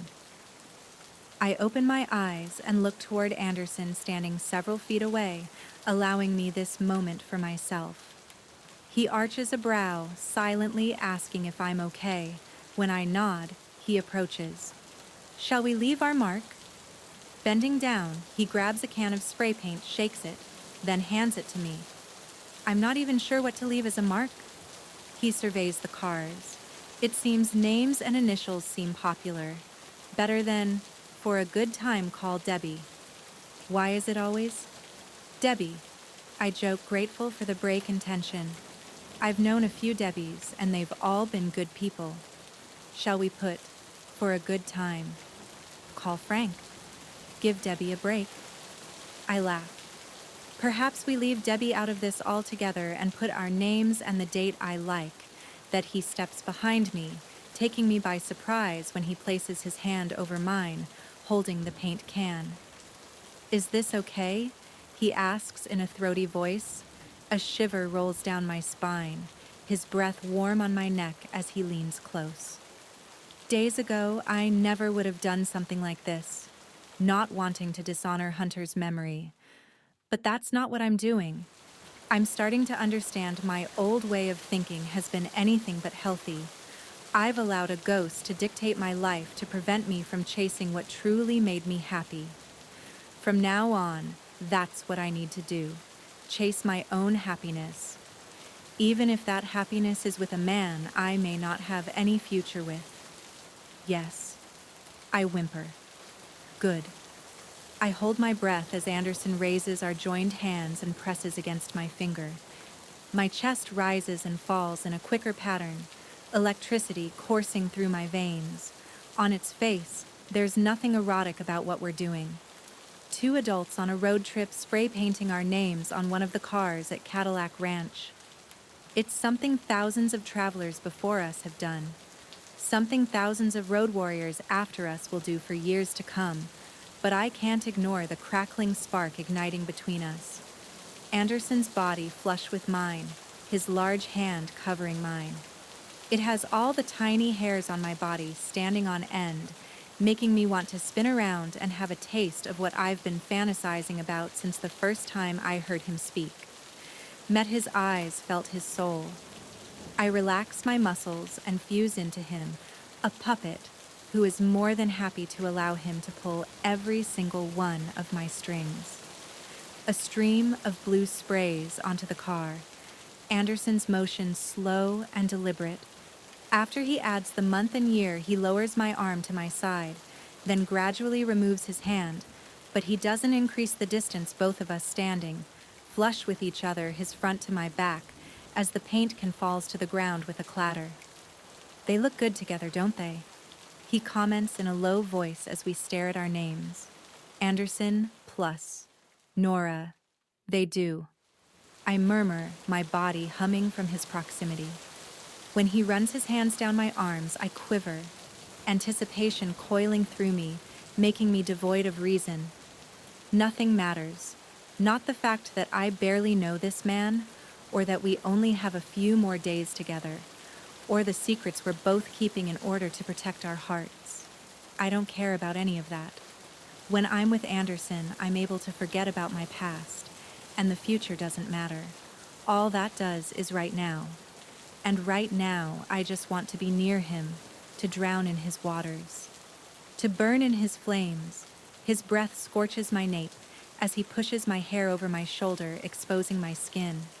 When his strong hands land on my hips, every inch of my body comes to life, and my pulse skyrockets. In one quick move, he spins me around our gazes, locking as if it's the first time. In them is my redemption, my atonement, my salvation. His lips part, his gaze raking over my face, settling on my mouth. His Adam's apple bobs in his throat, breaths increasing. He wants to kiss me. I can see it in the way he looks at me. The way his eyes never stray from me. The way he holds me so possessively, as if worried I'll disappear if he lets go. But something holds him back, causing him to retreat instead of advance. I don't want him to hold back anymore. Don't want him to think he has to keep his distance out of respect. He deserves to know what I want, and I want him. With all the confidence I can muster, I clutch his face in my hands, not allowing him to escape. Then my lips are on his, stealing what I've deprived myself of since our first meeting. He stiffens but doesn't push me away. Not yet. He stays in this place, unsure if he should cross the invisible line we've drawn between us. Please, I beg, sliding my tongue along the seam of his lips. I need to feel you. My pleading tone is all it takes for him to snake an arm around my back, yanking me against him. The sudden movement catches me off guard and I gasp, not expecting him to be so dominant, so powerful. Although I should have. Anderson takes advantage of my open mouth, his tongue plunging inside synapses. Fire fingers ache, legs quiver. All from this man's kiss. He guides me against the Cadillac where we just made our mark, pressing his body to mine, thrusting, pulsing, wanting, showing me how much he craves me. A moan falls uninhibited from my throat, and I dig my fingers through his hair, clawing, pulling.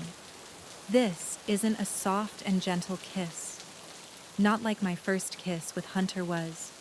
It's bruising, an exchange of years of pent-up pain, each of us giving and taking everything we can until all that's left is a shell of the person we pretended to be. This kiss is a baptism, an awakening, a rebirth. A sudden jolt startles me. I fling my eyes open, watching Anderson jump from me, wiping the pink stain of my gloss off his swollen lips.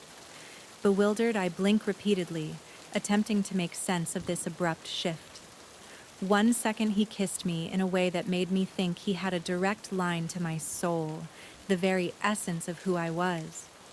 The next he pushed me away, like I held some contagious disease. Nora, I'm sorry. He pants, his chest heaving as he struggles to catch his breath. Running a hand through his thick locks, he lifts his remorse-filled gaze to mine. I can't do this with you. Oh. I swallow hard, embarrassment burning my cheeks. I see. I push off the Cadillac, keeping my head lowered as I brush past him, his fresh scent kicking up.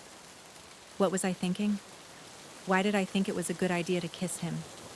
Just because I'm coming to terms with my past doesn't mean he is based on the little I've learned about him. He's just as messed up as I am. Maybe even more. I thought he'd try to stop me before I reached the Wrangler, but he doesn't. Instead, he acts as if nothing unusual happened as he helps me into the passenger seat like he always does. When he closes the door, leaving me alone for a moment, I blow out a held breath, silently berating myself for making the first move. For taking a risk, I was overcome with the moment. It was a mistake. One I don't plan on repeating.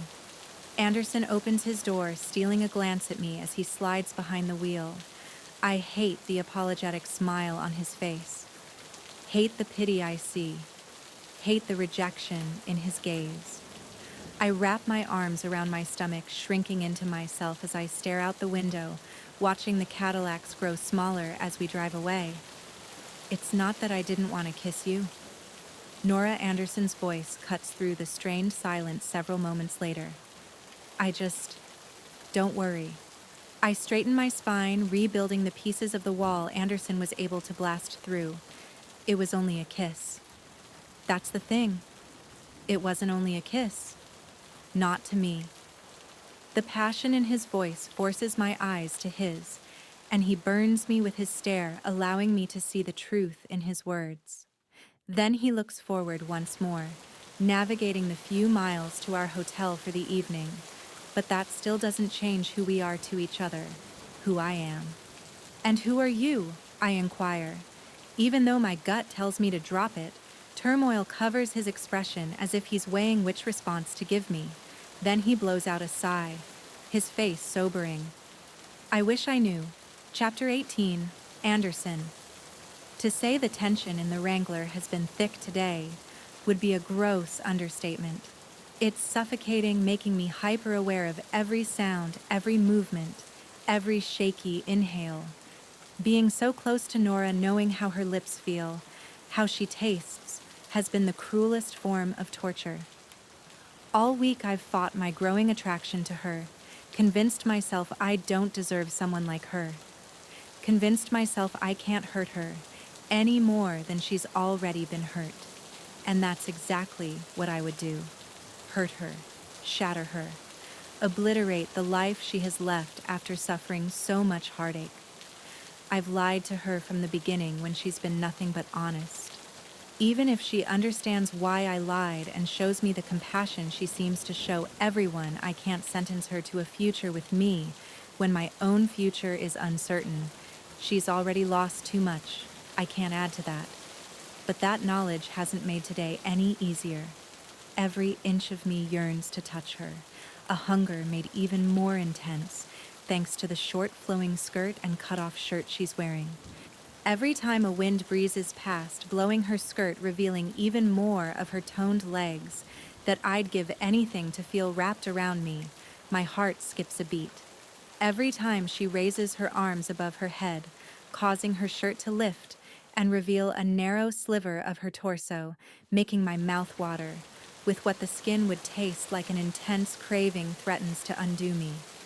To destroy the self-control I've struggled with all day. Hell struggled with since I first saw her. We should be getting close. Nora's sultry voice enters my subconscious. The sound seems foreign against the song filling the void in the Jeep. There were no games of would you rather today. No flirtatious comments that bordered on inappropriate. No secrets shared or truths revealed. We've both resorted to the people we were when we first met at that diner in Chicago. Nora even straightened her hair again, slicking it back into a neat ponytail. I hate it. Hate that I'm the reason for it. I wish I weren't. I wish I could convince her to let her hair loose and enjoy the moment again. But at what cost? A few more silent minutes pass. Then we approach civilization again after miles of nothing. We've made it to Tucumcari, New Mexico, our stopping point for the night and another item on Nora's list. Wow, she breathes, giving voice to my exact thoughts as we drive on a road that looks like it could have been pulled straight from a postcard. Motels with oversized signs that light up with neon once the sun sets. Teepee-shaped buildings advertising curios and other roadside non-essentials casual restaurants specializing in local fare to give tourists a taste of the region. This is what I imagined whenever I pictured driving Route 66. It is a bit like stepping back in time, isn't it? It is. She keeps her gaze trained forward. This time, it's not out of nerves or awkwardness. It's out of awe and perhaps excitement. When our destination comes into view, I turn the Jeep into the parking lot of the roadside motel that's been in operation since before the interstate made Route 66 practically obsolete. For the most part, Nora hasn't had much of an opinion regarding where we stay, except tonight. After all, spending the night here is on her list. A huge star beside it, I can see why. Just like spray painting your name on one of the cars at Cadillac Ranch is a rite of passage, so is staying at the famous Blue Swallow Motel. The second I yank on the parking brake and kill the engine. Nora jumps out of the Jeep, not giving me a chance to open her door. She's been doing that all day, which has only added to the edginess between us. I react quickly, scrambling out and hurrying toward the main office, catching up to her in time to open the door for her. If she won't allow me to help her out of the car, at least I can do this for her. Welcome to the Blue Swallow. A woman with graying hair and kind eyes greets us when we step inside the air-conditioned building. Vintage photographs of the motel cover the walls like a timeline of it through the years. It's not a large space, just big enough to house the registration desk and a small merchandise area boasting t-shirts and other Blue Swallow or Route 66 memorabilia. How can I help you? My name is Nora Tremblay. I have a reservation. I fling my gaze to hers. You do. She peers at me like the idea of not having a reservation here is preposterous, don't you? Well, no. We've been sort of winging it. Yes, but I told you yesterday that this was the plan for today. I cringe inwardly, wondering how many more times I'm going to disappoint Nora. Then I face the woman behind the desk. Do you have any rooms available? Her expression falls. I'm sorry, sir. We're booked solid tonight. There are a handful of other options nearby, mostly budget-friendly chains. I nod at her in thanks, then turn back to Nora, her expression difficult to read, almost like annoyance mixed with relief. I'll go check in somewhere else. You get settled in, then maybe we can grab dinner or something. If you're up for it. I give her a pleading look. The last thing I want is for her to turn me down. Hell, the last thing I want is to stay in a different hotel. I fear it will only widen the divide between us. That's not necessary, Nora states. I half smile in understanding. I guess we can both use some time to ourselves tonight. If you change your mind, the offer for dinner still stands. I'm about to turn and go to the Jeep to grab her things, when her voice stops me. Not dinner. That's not what I meant. I stop facing her. It's not. She draws in a deep breath. It's not necessary for you to stay somewhere else. You can just stay here. But with me. She worries her bottom lip, tilting her head to gauge my reaction. Are you sure? I ask, recalling the multiple times in the past several hours she intentionally went out of her way to avoid my touch. How will she avoid me if we're sharing a room? I don't mind. It's fine. She squares her shoulders, her tone and expression akin to that of a businesswoman negotiating a deal, not a young woman offering to share her room with me. Hell, most nights I fall asleep while you're in my room anyway. This won't be any different. Maybe if I were a better man, I'd thank her for the invite, but decline, especially after the awkwardness that permeated everything we did today. But I'm not a better man. I'm a man who knows his time with this woman is a ticking bomb, nearing closer and closer to detonation, if you're certain. I am, except her words sound anything but. She turns back to the clerk. Do you have anything with 2 beds? I'm sorry, we don't. Do you have a king bed? I interject. She cringes. Our rooms are on the smaller side. King beds would take up the entire space and then some. She laughs to herself. The best I can offer is a room with a queen bed. Nora taps her fingernails against the counter. The idea of sharing a room seeming to lose its appeal with the knowledge that not only is there just one queen-sized bed, but that the rooms are too small to accommodate anything bigger.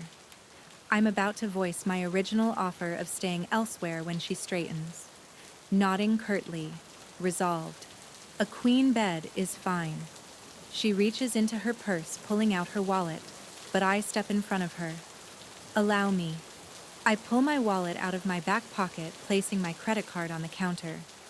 Or, rather, Anderson North's company card. I made the reservation, I should pay. But you're letting me stay. Doesn't seem fair for you to pay for a room.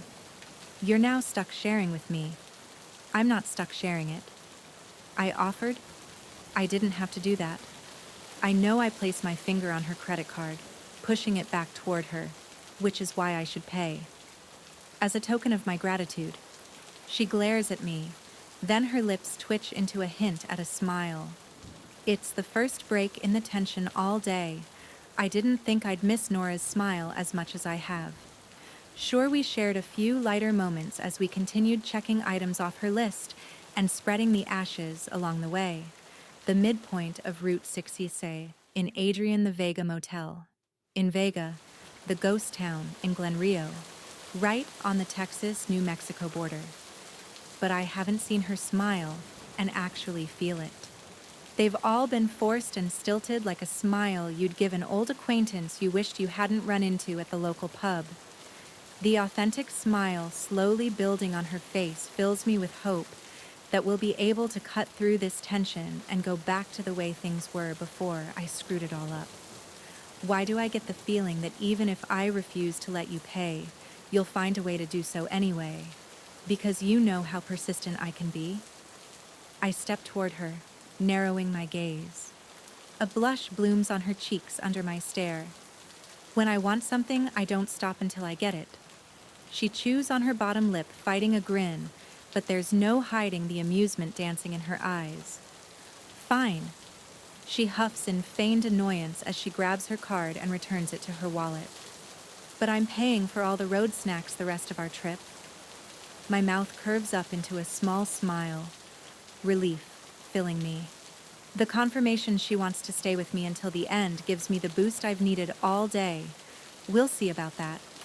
I nod at my card, indicating for the clerk to run it, which she does. After I sign the slip, she turns to a board behind her, a few keys hanging off the 4 rows of pegs. I can't remember the last time I've stayed at a hotel where they gave you actual keys instead of an electronic card. She's about to hand me a set, then stops. Can I say something? Nora and I share a look before returning our attention to her. Sure, I reply in a drawn-out voice. I've seen all types of people walk through that door. She gestures past our shoulders at the glass door. I've seen all types of couples walk through that door. Honeymooners, high school, sweethearts, older couples, road companions. She gives us a knowing look. It may not be my place to say, and maybe I'm misreading the signs, but I get a feeling about you too. You say you're merely friends on a road trip, and you've probably even tried to convince yourself of that. But trust me. She rests her elbows on the counter, leaning toward us. There are some people whose souls are too inexplicably intertwined to ever be just friends. She straightens, and that's what I see when I look at you two. Your souls are intertwined. She studies us, the intensity causing goosebumps to prickle my skin.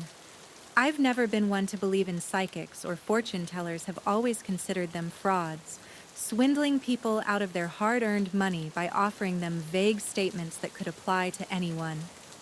But as this woman grabs Nora's and my hand in each of hers, a chill washes over me. My insides vibrate with a connection I can't explain. There are secrets between you. She directs her steely gaze on me. You've caused her pain. Or maybe you're afraid of causing her pain. She pauses briefly, closing her eyes as if trying to see something in the recesses of her brain. When she returns her eyes to mine, they're peaceful, determined, confident. But you're also her salvation. You saved her. I yank my hand from hers. That's preposterous, and you. She ignores my outburst, focusing on Nora, who seems intrigued, albeit skeptical. There's pain inside you. Of course you'd say that, especially if you claim I've caused her pain. The woman lifts her free hand, silencing me, then closes her eyes, bringing a single finger to her temple. This entire situation unnerves me, makes me antsy. Not because the idea of anyone being able to see things buried in a person's subconscious is crazy, but because a part of me wants to believe that maybe I can be Nora's salvation, and maybe she can be mine too. You're still clinging to the past when your future is right in front of you, the woman finally says. My future. Nora repeats. Yes, it's time to let go of the past, to live again. If you don't, you won't have a future. She turns Nora's hand over, studying her palm. It won't be easy. I still see more pain, more heartache. I lean toward Nora, peering over her shoulder as the woman analyzes the lines on her palm. Her gaze narrows as if attempting to read the fine print. Then she points to a line that's been cut short by a scar. There's a point where your past and future will collide unexpectedly. You'll want to run. Return to what's familiar. Want to return to that time in your life when you thought you had everything, but you'll soon realize what's important. And what's that? Nora asks hesitantly. The clerk smiles, looking between the two of us. Love, she covers Nora's hand with hers, squeezing it. In the end, love is the only thing that matters. And you'll find that love in a familiar stranger. Nora's breath hitches surprise, covering her expression. What did you say? She asks frantically. It's what I see. You'll find your soulmate in a kindred spirit. A stranger your heart will recognize. Oh, geez, a voice bellows Nora, and I both jump, snapping our heads toward the door as a burly man walks through carrying a black motorcycle helmet. Are you telling your fortunes again? He rolls his eyes in playful annoyance as he approaches Miriam. Here fancies herself a clairvoyant or something. He explains in a subtle drawl, says she can sense things about people. And I can. She places her hands on her hips. I sensed you were a giant pain in the ass, yet I married you anyway, and I'm glad you did. Now if you could sense the winning lottery numbers, maybe I'd stop teasing you. He winks, slinging an arm around his wife's shoulders and kissing her temple. Based on the affection between them, I can tell he appreciates his wife's gift, whether he believes in any of it or not. Well, thank you. I swipe the keys from the counter. If we stay any longer, I worry about what else Miriam will see. Hope you enjoy your stay, the man says. If you need anything, just holler. Oh, and if you can park outside of the carport next to your room, we'd appreciate it. Visitors like to stop by here to look at all the murals painted in them. They light up at night. What with all the neon we'll do, I turn to Nora. Ready, of course. She forces a smile onto her face, giving extra care to keep her distance yet again, as we make our way out of the office and toward the Wrangler. If I thought the tension throughout the day was thick, it's practically impenetrable now, thanks to Miriam's psychic reading. Tonight is going to be very interesting. Chapter 19. Nora Anderson's presence permeates our room for the night, my pulse increasing when I observe how small it is. It doesn't help that Miriam's words seem to play on repeat. In the end, love is the only thing that matters, and you'll find that love in a familiar stranger. I try to ignore it, tell myself it's only vague ramblings that could apply to anyone.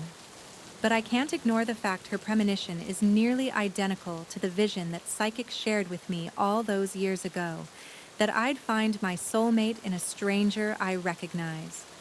Could she have been talking about Anderson? He's a stranger. But is he one I recognize? I can't discount that I've always found something familiar about him. Where would you like me to put your suitcase? When I hear Anderson's voice, I snap out of my thoughts, waving my hand around. Wherever you can find space. He heads toward the front corner beside a small window facing the parking lot and main road. This okay? Sure, I reply nervously. The room has been lovingly restored, boasting all the charm one would expect in a roadside motel back in the heyday of Route 66. Instead of a plush duvet covering the bed, there's a handmade quilt with a pair of blue swallows on it. The walls are a dull yellow framed prints of famous Route 66 landmarks adorning them. A queen bed takes up most of the room, along with a small recliner in an alcove by the bathroom. Other than that, there's not much space to move. Miriam wasn't lying when she said a king bed wouldn't fit. A queen barely does. Anderson sets down my suitcase and turns both of us doing an uncoordinated dance to get out of each other's way, but every time I step right, he follows the awkward factor increasing exponentially, this already compact space getting tighter by the second. Sorry. The flush along his brow gives the impression he's as rattled as me, grabbing my biceps. He forces me to stop the warmth of his hands on me, sending a current from my arms straight to my core, my insides humming. It's the first time he's touched me since our kiss yesterday. I've kept my distance, probably obsessively. So, the last thing I wanted was a reminder that even an innocent touch has the ability to light my body on fire. Now I can't avoid it, his flames engulfing me. When his eyes lock on mine, the blue hue darkens his chest, rising and falling in a faster pattern. With an unwavering gaze, he maneuvers our bodies, turning us like two teenagers dancing for the first time. Once he's free from the tight corner by the bed, he drops his hold on me and scoots to the opposite end of the room, anxious to focus on anything other than Anderson. I open my suitcase and shift through its contents, finding my toiletry bag and a change of clothes. Careful to keep my vibrator hidden, I glance at him. Mind if I use the bathroom first to freshen up? I ask shakily. Not at all. With a nod, I hurry toward the rear of the room, keeping my head lowered until I duck inside the bathroom. Leaning against the door, I take a moment to calm my nerves, blowing out a breath, thankful for the temporary reprieve from Anderson's larger-than-life presence. What was I thinking when I offered for him to stay with me? Apparently, I wasn't. How the hell am I going to keep any distance between us when we're supposed to share a bed that may as well be a twin? For all I care. I push off the door and turn on the shower. Like the rest of the room, the bathroom is small, containing only a pedestal sink toilet and a shower stall. I wrap my hair in a towel, so I don't have to go through the lengthy process of straightening it, then step under the water, washing the day off me. After a longer than normal shower, mainly so I can avoid Anderson and the way he has me tied in knots, I dry off before pulling on a breezy sundress. Then I apply a hint of makeup and re-secure my strawberry blonde hair.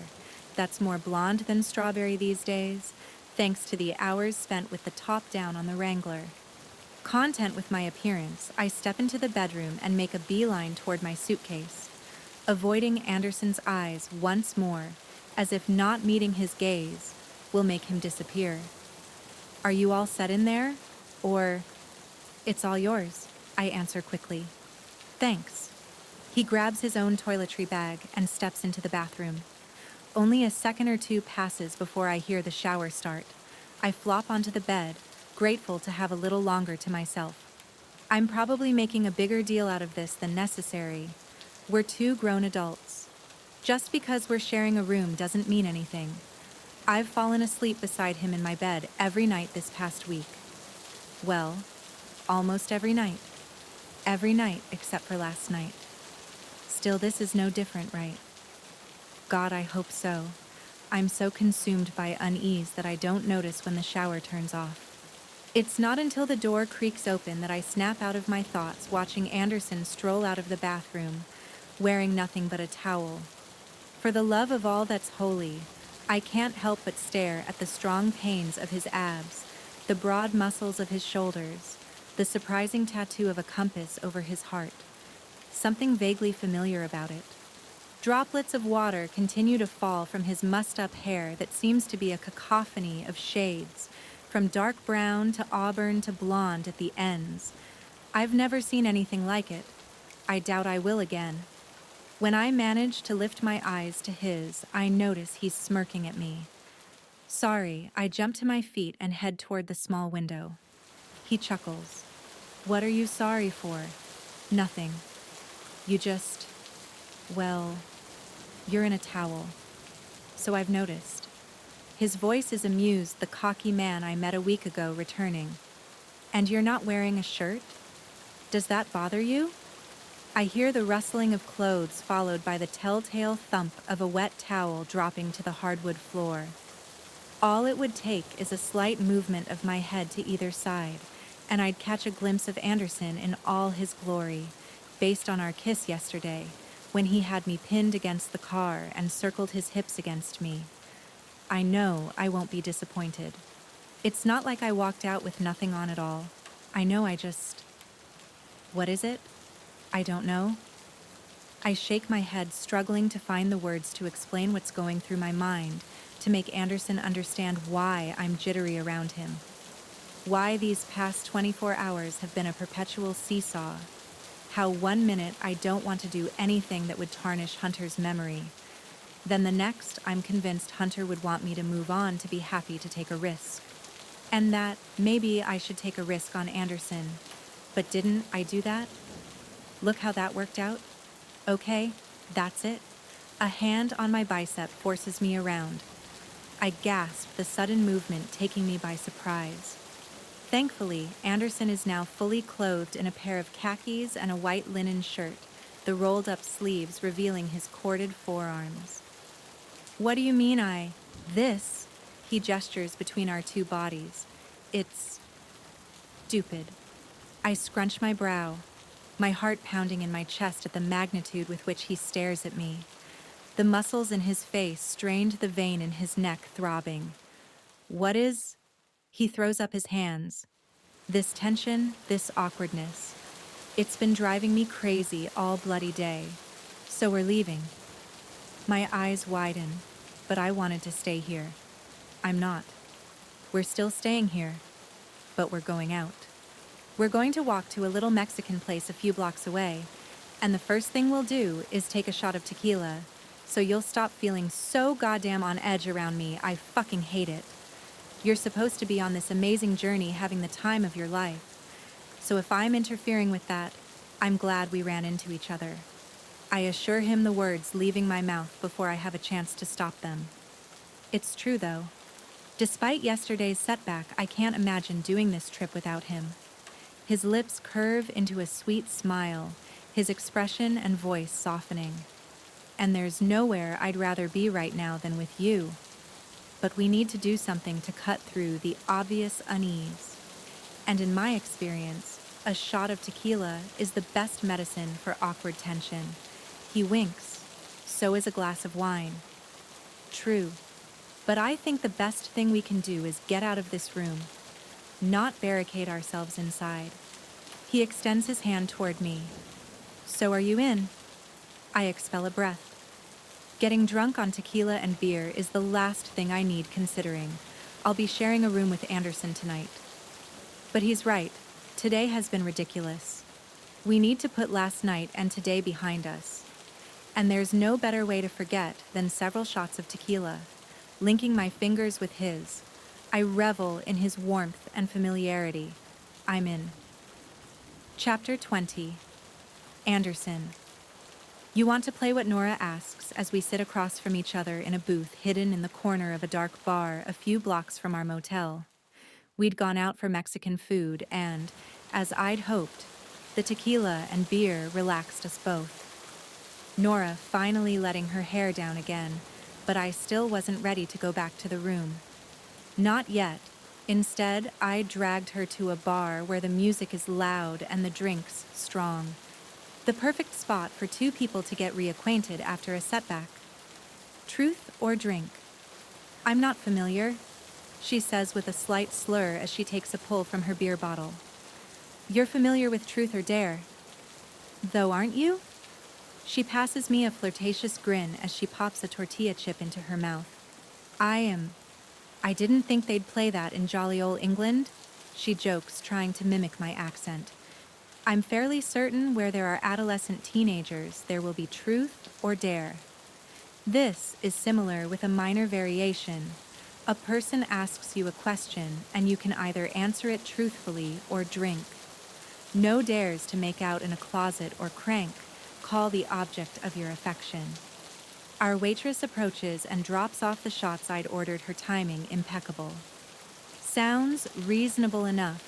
I should warn you, if you drink, it's not a sip from your beer. I nod at the row of shot glasses in front of us. It's a shot of tequila. If I didn't know better, I'd say you were trying to get me drunk. She playfully bats her lashes, drawing my attention to her large blue lilac eyes that shine even in the dim lighting of the bar. No, simply trying to give you an incentive to open up instead of hide behind your mask. Or tequila, as it were. I grin. So what do you say? You up for a game? With a single brow arched, I tilt my bottle toward hers, waiting for her agreement. Her gaze flickers between me and the shot glasses as she weighs her options. Then she shrugs, lifting her beer and clinking the bottle against mine. Let the games begin. We each take a sip, sealing the deal. our eyes never straying from each other. As always, ladies, first. I gesture toward her. Ask me anything your little heart desires. Her plump lips curve into a charming smirk that causes my pulse to kick up a bit. Are you sure about that? My mind can be a twisted place. Placing my forearms on the table, I lean closer. That's what I'm counting on. Gorgeous, desire seeps from my words, and I pause, admiring her reaction. Her mouth parts, breathing growing more uneven as her cheeks turn pink. Now ask away. I sit back watching as she takes a moment to collect herself, expelling a long breath. Then she squares her shoulders, her eyes resolute and steadfast. Okay then, what's your favorite sexual position? Not beating around the bush, are you? I figure it's best to take a more direct approach with you. You won't hear any complaints from me. I bring up my leg, resting my calf on the opposite thigh, making it appear as if I'm about to answer her question. Nora's expression lights up with intrigue. Then I grab one of the shot glasses. She frowns. Sorry, doll. As much as I'd love to tell you all about my favorite sexual position, I'd rather wait to show you. I throw back the shot, the liquid burning slightly as it travels down my throat and into my stomach. My turn, I slam the glass down, ignoring Nora's wide eyes at my admission, her jaw dropping. That vibrator I noticed in your suitcase. What about it? She asks cautiously.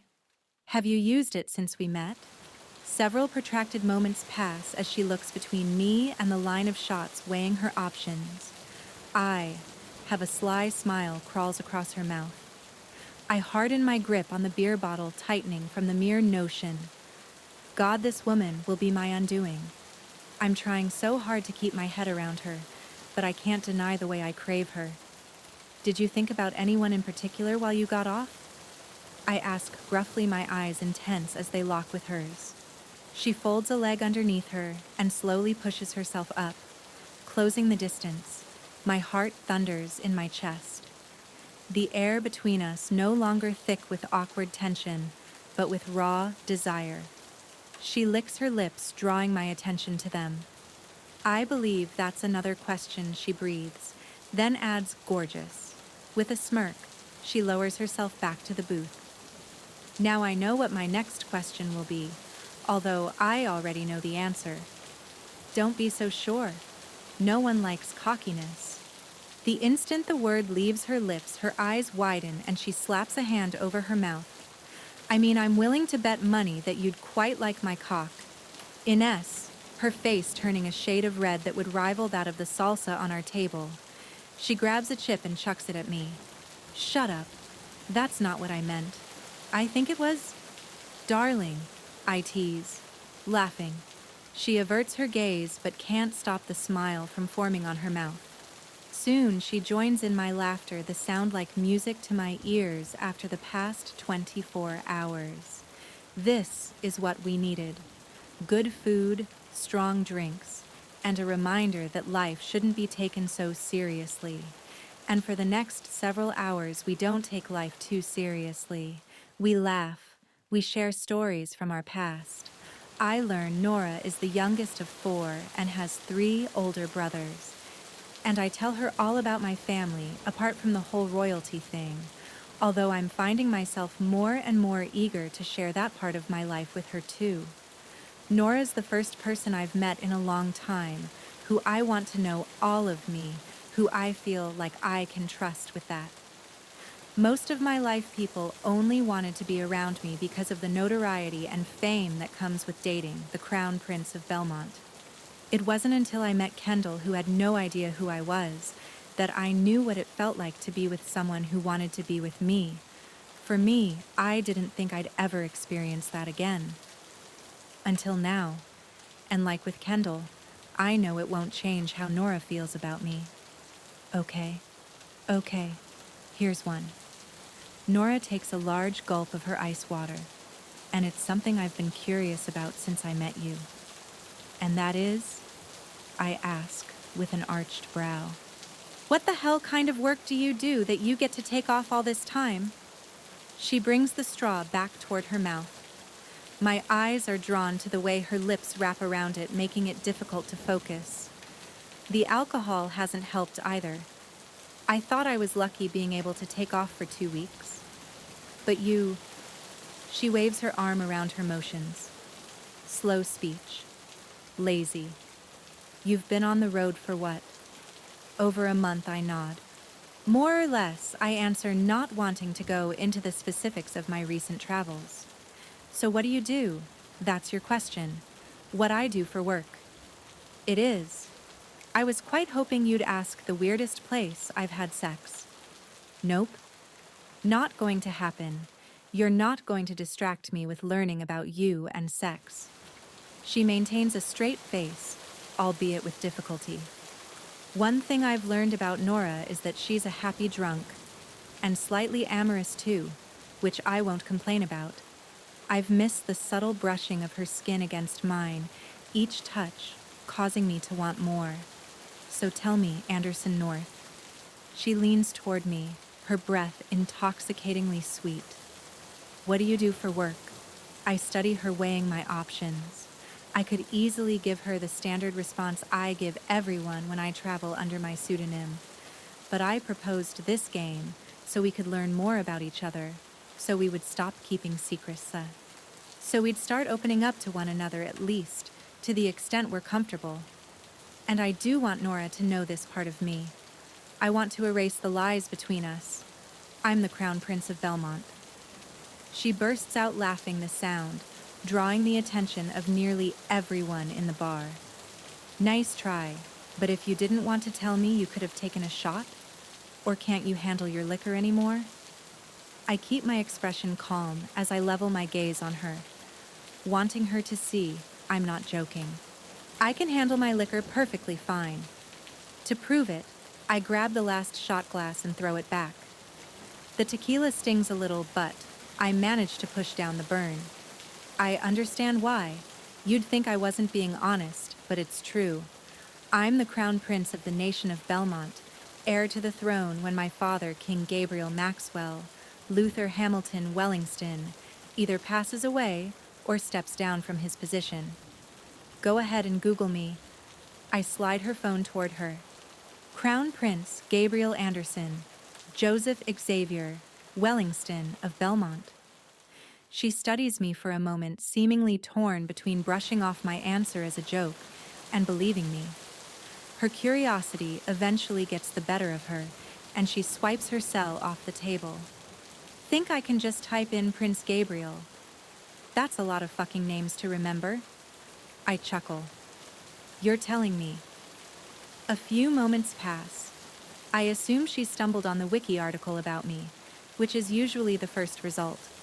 Squinting, she reads out loud, Prince Gabriel, born Gabriel Anderson Joseph Xavier on February 27, 1985, is the oldest son of King Gabriel and Princess Grace, who passed away from complications due to multiple sclerosis in 1995. He is the Crown Prince and will ascend to the throne when his father passes away or voluntarily resigns. He has one sister, Esme Louisa Victoria Grace, the Princess Royal. Her brow crinkles, and I can see the recognition as she reads Esme's name. Then she straightens.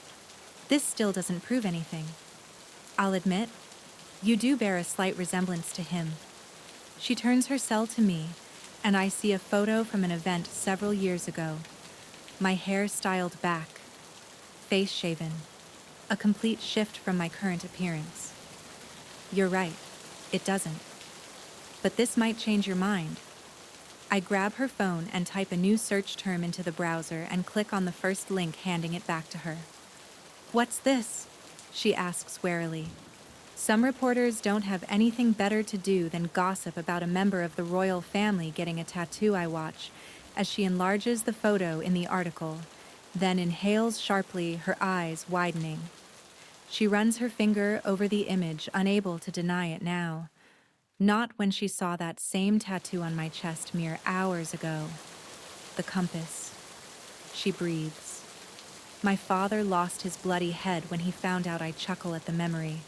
although it didn't seem amusing at the time. That's one of the pitfalls about being born into a family with notoriety. You can't get away with lying to your father. If you fuck up or break the rules, chances are someone was there to witness it. She shakes her head. But I don't want you to think I lied to you. I interrupt. In my inner circle, I've always gone by Anderson, my father's Gabriel. I did spend my younger years at school in London. When it was time to go to university, I didn't want to get preferential treatment because of who I was, so I enrolled under an alias the Royal Guard developed for me. And whenever I want to disappear and be normal, that's the name I travel under, Anderson North. I may not have told you about my title, but everything else has been true. Nora, the person you've gotten to know this past week, is me. She takes a few more seconds to process this, my admission having sobered her. Then she brings her eyes back to mine.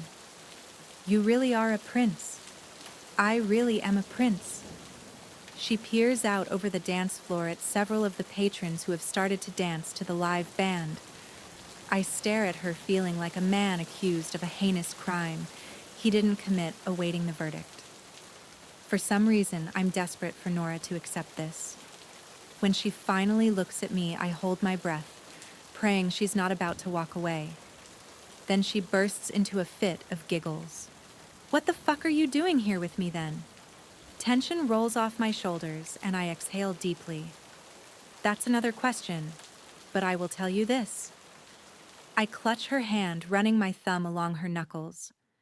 There's no place I'd rather be than in this dive bar with you. Even though I'm completely ordinary, that's where you're wrong. I lean across the table, my voice low. You're not ordinary. Not in my eyes. I find you exceptional. A breath of fresh air in a world that usually only sees me as a way to climb the social ladder, which is why I normally don't share this with people I meet. At least not when I'm traveling on personal business like now. I value my anonymity. Then why did you tell me? For some strange reason I can't even begin to understand. I wanted you to know this about me. Wanted you to know the truth. And I was right. She tilts her head. About what? That it hasn't changed the way you see me. I smile as I run my fingers over her skin. You still look at me the same way. I'm not sure I'll ever see you as a prince. Even if you're in front of me, wearing a crown and sitting on a throne. To me, you'll always be Anderson North. I exhale a sigh of relief. Her response exactly what I'd hoped. That's all I ever want you to see me as. For you to look past the crown and see the man sitting beneath it. Nothing else. Chapter 21. Nora. I blink away my shock, still trying to wrap my head around this unexpected turn of events. KLeigh would lose her mind if she knew, considering she once worked as a celebrity news columnist and penned a few stories about Prince Gabriel Hell. Since Prince Harry was taken off the market, she'd named him the most eligible prince. But just like Anderson doesn't want me to only see a prince when I look at him, I don't want any inside information KLeigh may possess to color my opinion either. I'm not sure I want to share him with KLeigh yet anyway. We had a slight rip in our bubble today. I like to think we've repaired it, that we're back in our cocoon, where it's just us. No one else. I fear sharing this with KLeigh will destroy our bubble. Okay, my turn. Anderson's voice enters my thoughts. I bring my eyes to meet his. Now that I know the truth, I do see the resemblance. Although I must admit, I like this version of Anderson much better than his public persona, with the slicked back hair and clean-shaven jawline. He's still attractive like that, but I like my Anderson a little rough around the edges, like he is now. I'm not sure how to follow that one. I'm not really a princess or anything, I joke. True, but you still have valuable secrets I'd love to crack. Not as earth-shattering as that. Maybe not to you because you already know everything there is to know about yourself. I don't. I feel like I've only scratched the surface about who you are. Well then, ask away. I raise my beer up to my lips, then add, Your Majesty. He chuckles. Technically, that's my father. What are you? Then, I'm new to all this royalty stuff. I wave my hand around. I must have skipped Royalty Etiquette 101 in college. And will keep skipping it. As far as you're concerned, I'm just Anderson. No title. I know, I'm just curious how people are supposed to address you. Like when you're at an official event, what do they call you? Your Highness? Or, Your Royal Highness? He pauses, then inches toward me, lowering his voice. Can I tell you a secret? His question is barely audible over the sound of the band playing a Tom Petty tune. It brings to mind my first day on Route 66, how I didn't even know Anderson's name. It's remarkable how much can change in a week's time. What's that? I bloody hate it. What? Being addressed as Your Highness. He blows out a relieved sigh. It drives me crazy. When he returns his eyes to mine, there's a lightness about him, as if a giant weight has been lifted. Like the burden that's caused him to keep his distance from me has disappeared, and he can breathe again, like the truth has set him free. God, it feels good to tell someone that. What else do you hate? My expression dances with excitement. I love learning about this part of him. Not because I'm impressed by his notoriety, but because he's finally peeled back the mask and allowed me a glimpse at another layer. The rules. Everything is so structured. He takes a pull from his bottle, then holds it up. Case in point, this beer. What about it? I edge closer, eager to hear what rules his family has about beer. The only rule my mother had about beer was not to drink it before I was 21, which I broke my first day of college. I'm only allowed to drink bottled beer, never draft. Why less risk of being poisoned? Same thing goes for wine.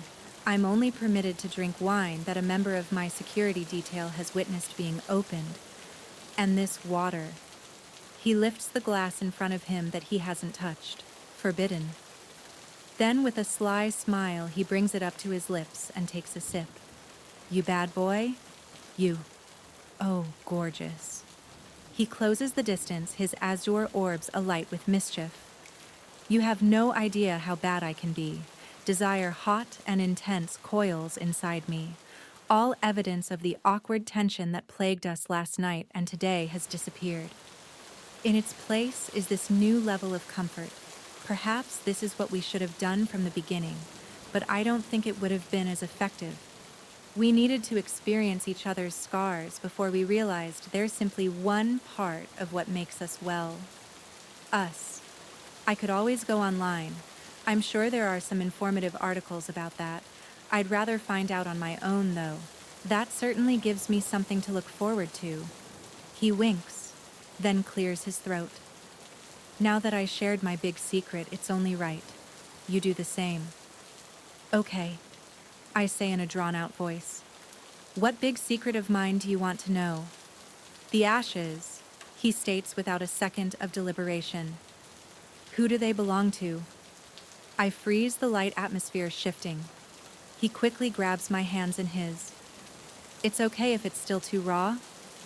I dart my stare to our linked fingers, a warmth filling me as he affectionately brushes my knuckles with his thumbs. Such a simple gesture, yet it gives me what I need right now, what I've needed for years, but never found. Understanding, hope, comfort. He's shared a huge piece of himself with me. It's time I do the same. My fiancé, I blurt out. Well, former fiancé, I suppose. Hunter? I'm assuming this was several years ago, correct?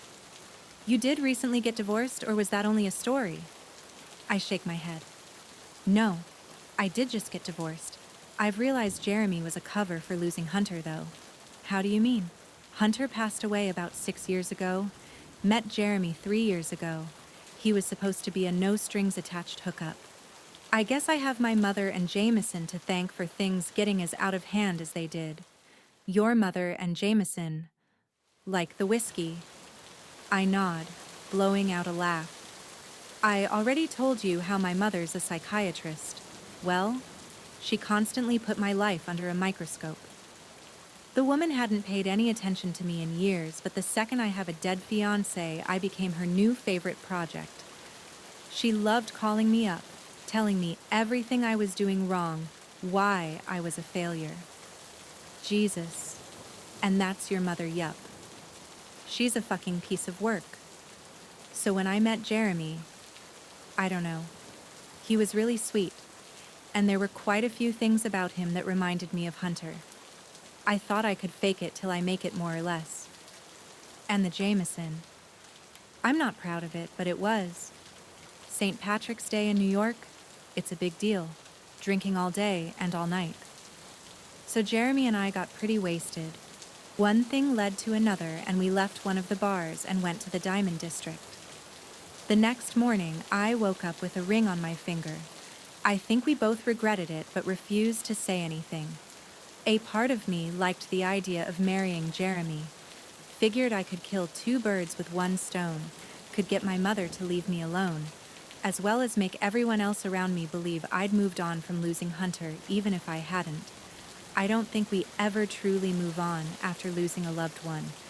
His gaze flickers with the experience of someone who knows what he's talking about. Someone who understands this level of loss. We simply learn to acclimate to a new normal. Doesn't mean you're a horrible person or are dishonoring their memory. You just decide to swim instead of sink. Silence falls over the table as Anderson continues running his thumb along my knuckles. Earlier today, the silence between us drove me crazy, but it's no longer awkward. So much is said in this silence.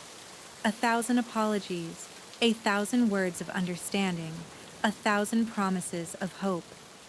It warms my heart and brings a smile to my face, when normally nothing about discussing Hunter's death would make me smile. How did he die? Anderson asks hesitantly. Car accident. I swallow hard.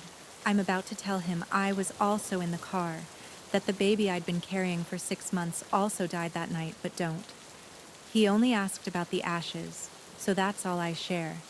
I can now manage the pain of losing Hunter. The pain of losing our baby is a different story. We were about to move out to California, drive Route 66 and everything. That's why you're spreading his ashes? I nod. After his memorial, his mother gave them to me, insisted I take the trip. So that's what I'm doing. I lift my beer, gulping down a large swallow, going on one last adventure with my fiancé. Well, Anderson's tone is bright, a change from the solemn air. He raises his beer bottle to me.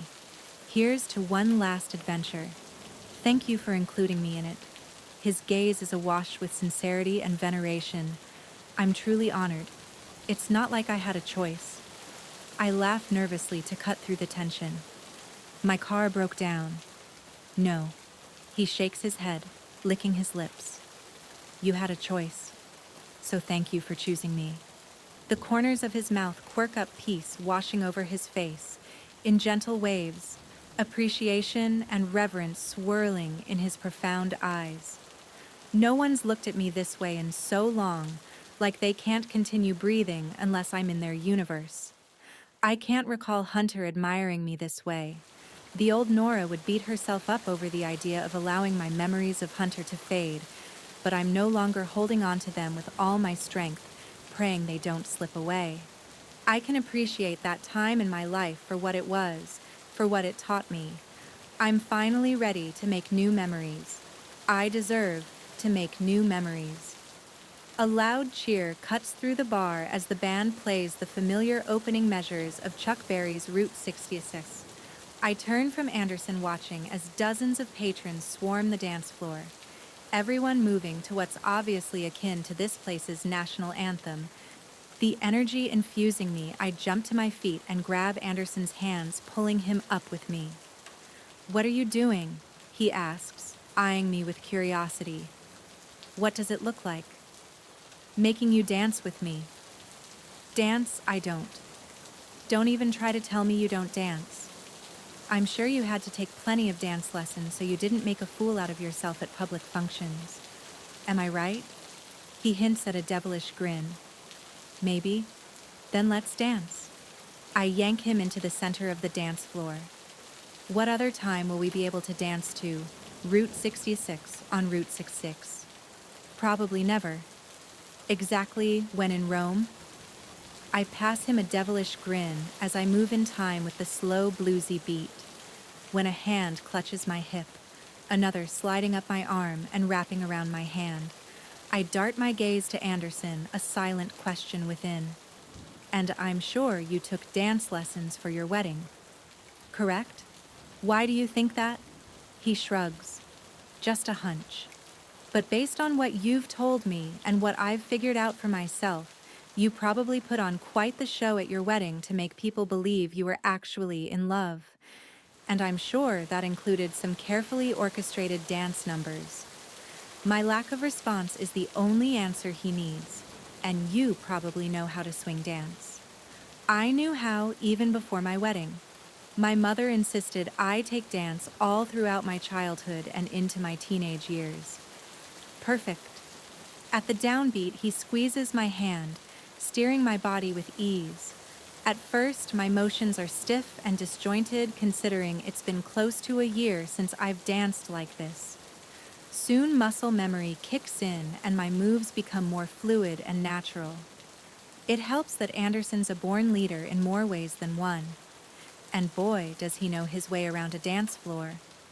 The more we dance, the more confident I become, the more difficult moves.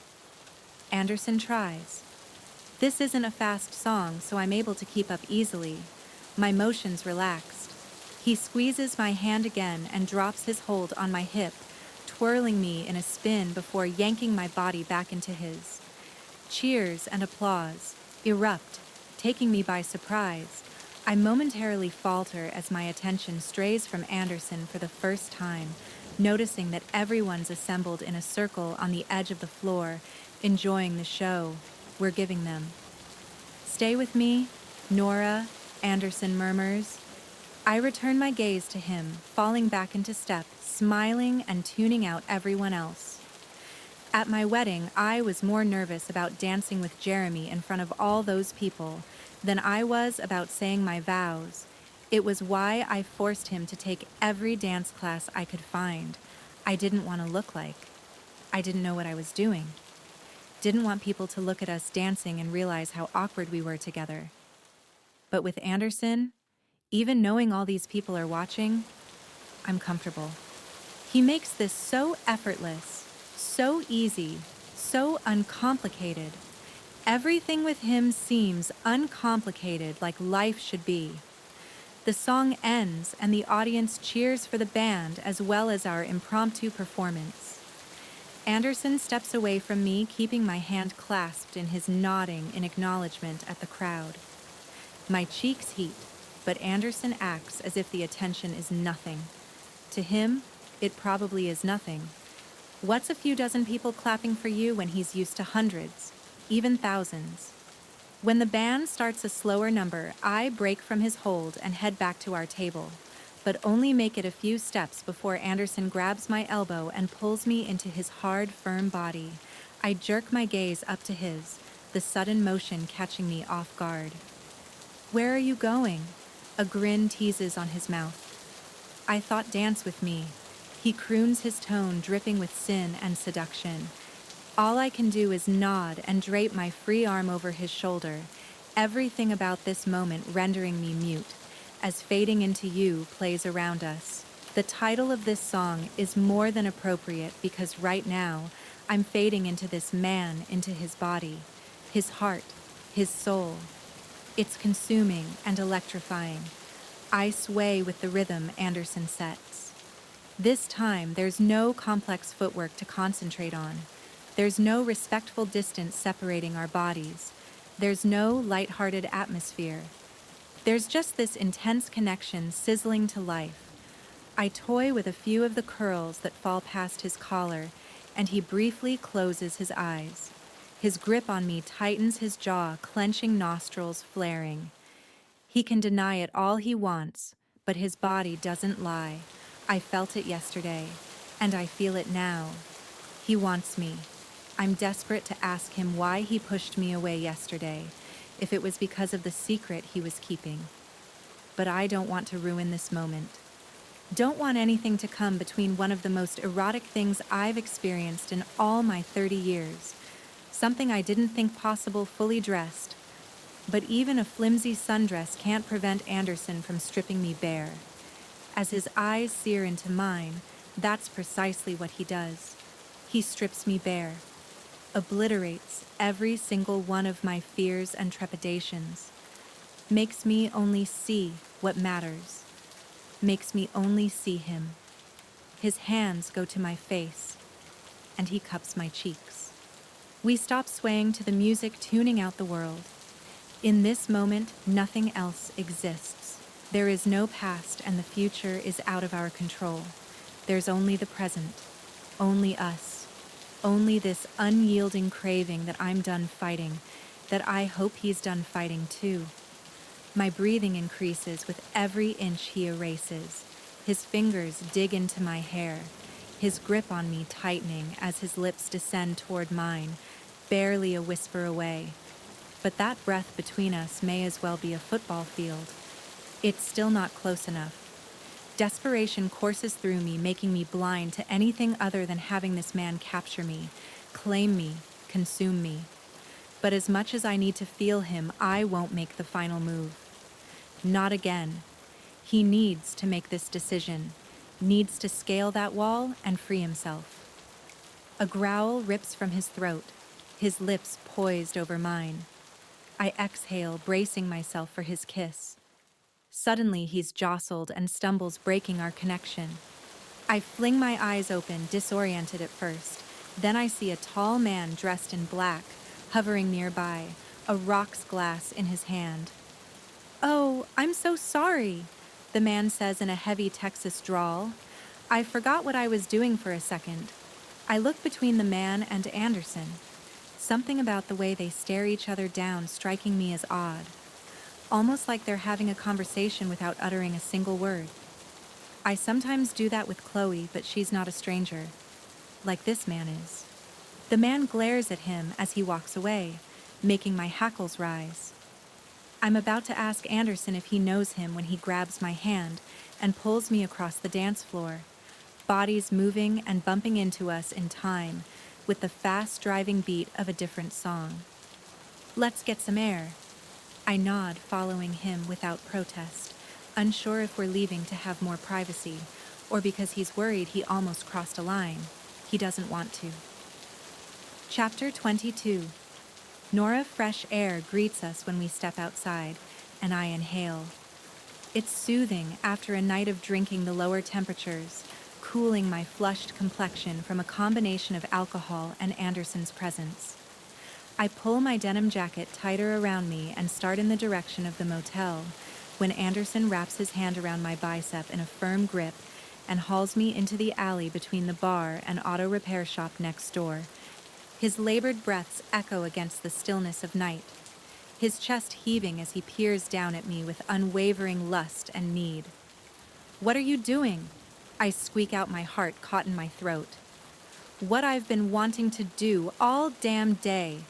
With a firm grasp on my hips, he slams his mouth against mine, his tongue plunging inside, leaving me no room to protest. At first, I'm taken by surprise, his kiss bruising and biting, making it impossible for me to draw in a single breath. Sensing my confusion, especially after his previous rejection, he pulls back. His wild eyes rake over mine, the same tormented expression from yesterday, making an appearance. But it disappears just as quickly, his stare intensifying. "Kiss me back." He growls his demand, causing my skin to heat, my knees to buckle, my core to tighten. "Is that what you want?" I ask huskily. "More than you can imagine, Nora." Cupping the back of his head, I burrow my fingers into his hair and drag him toward me.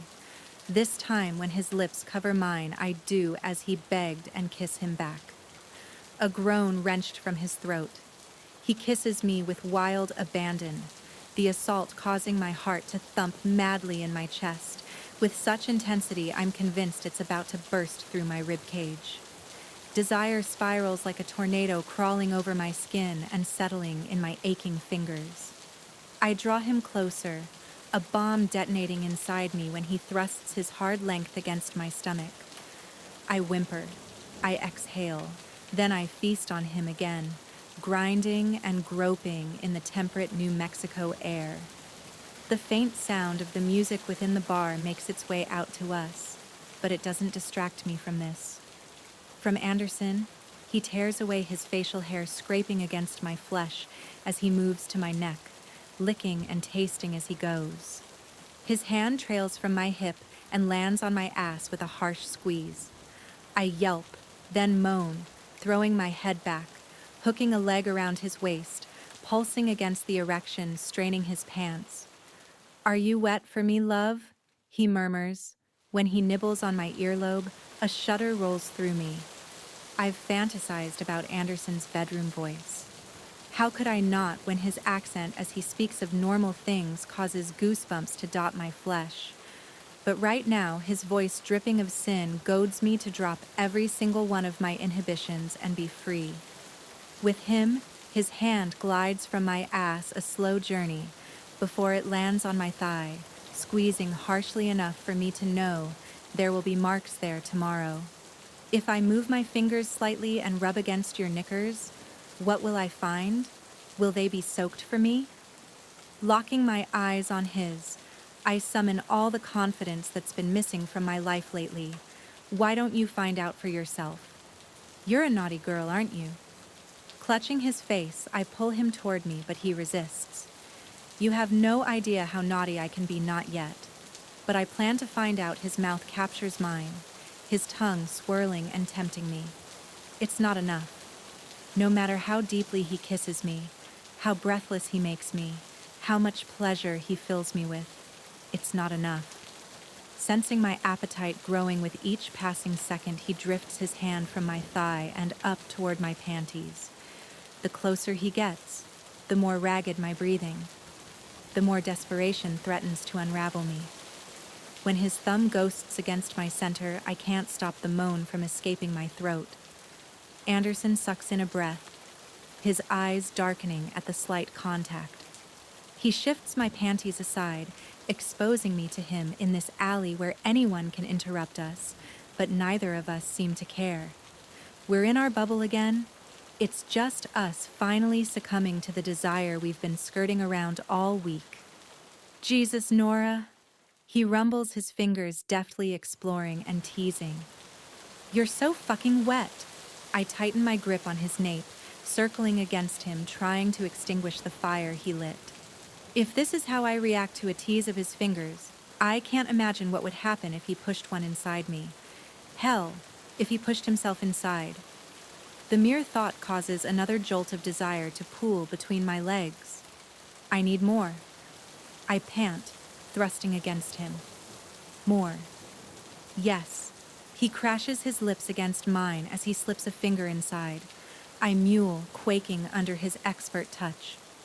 I'm in another place, another time, another dimension. This seems too good to be true. It feels too good to be true. God, you're so tight.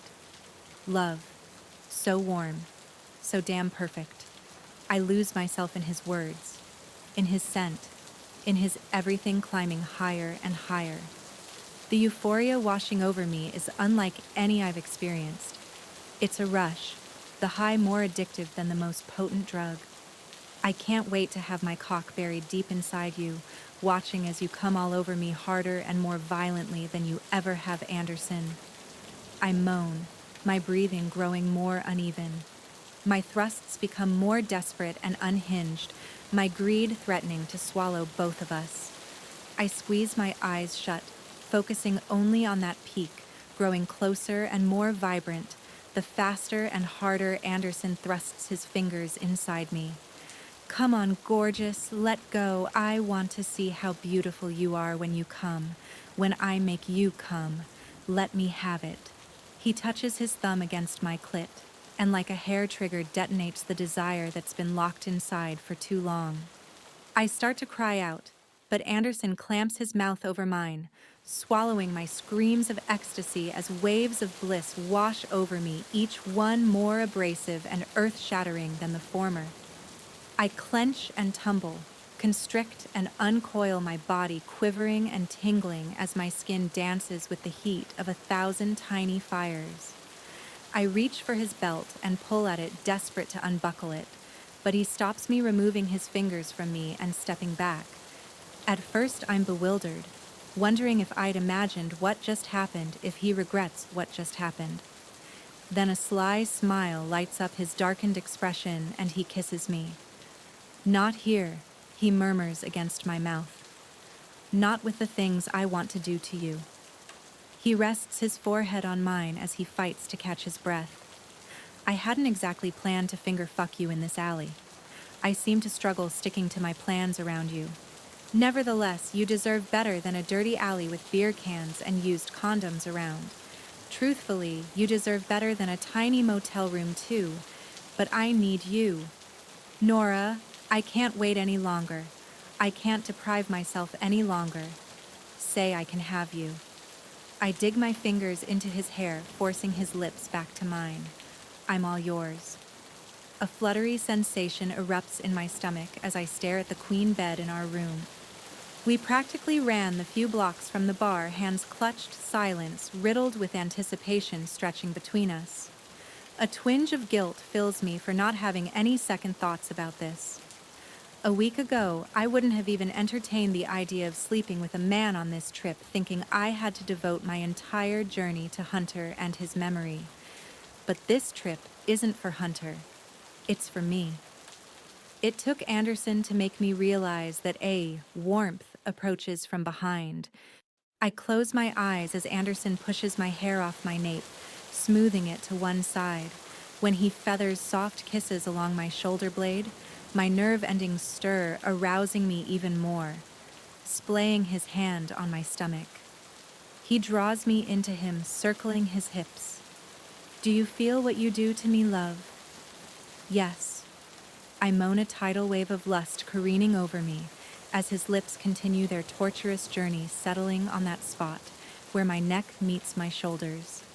"I love the way you feel." He yanks me harder into him. "Love the way you smell." He inhales a deep breath, shuddering on the exhale. "But mostly I fucking love the way you taste." He wraps my hair around his fist, and in one quick motion jerks my head to the side, clamping his teeth on my strained and exposed neck.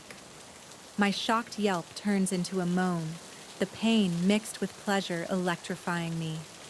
I've never been with someone who exuded this much dominance in the bedroom. Hunter and I were so young when we were together that we never fully explored our sexuality.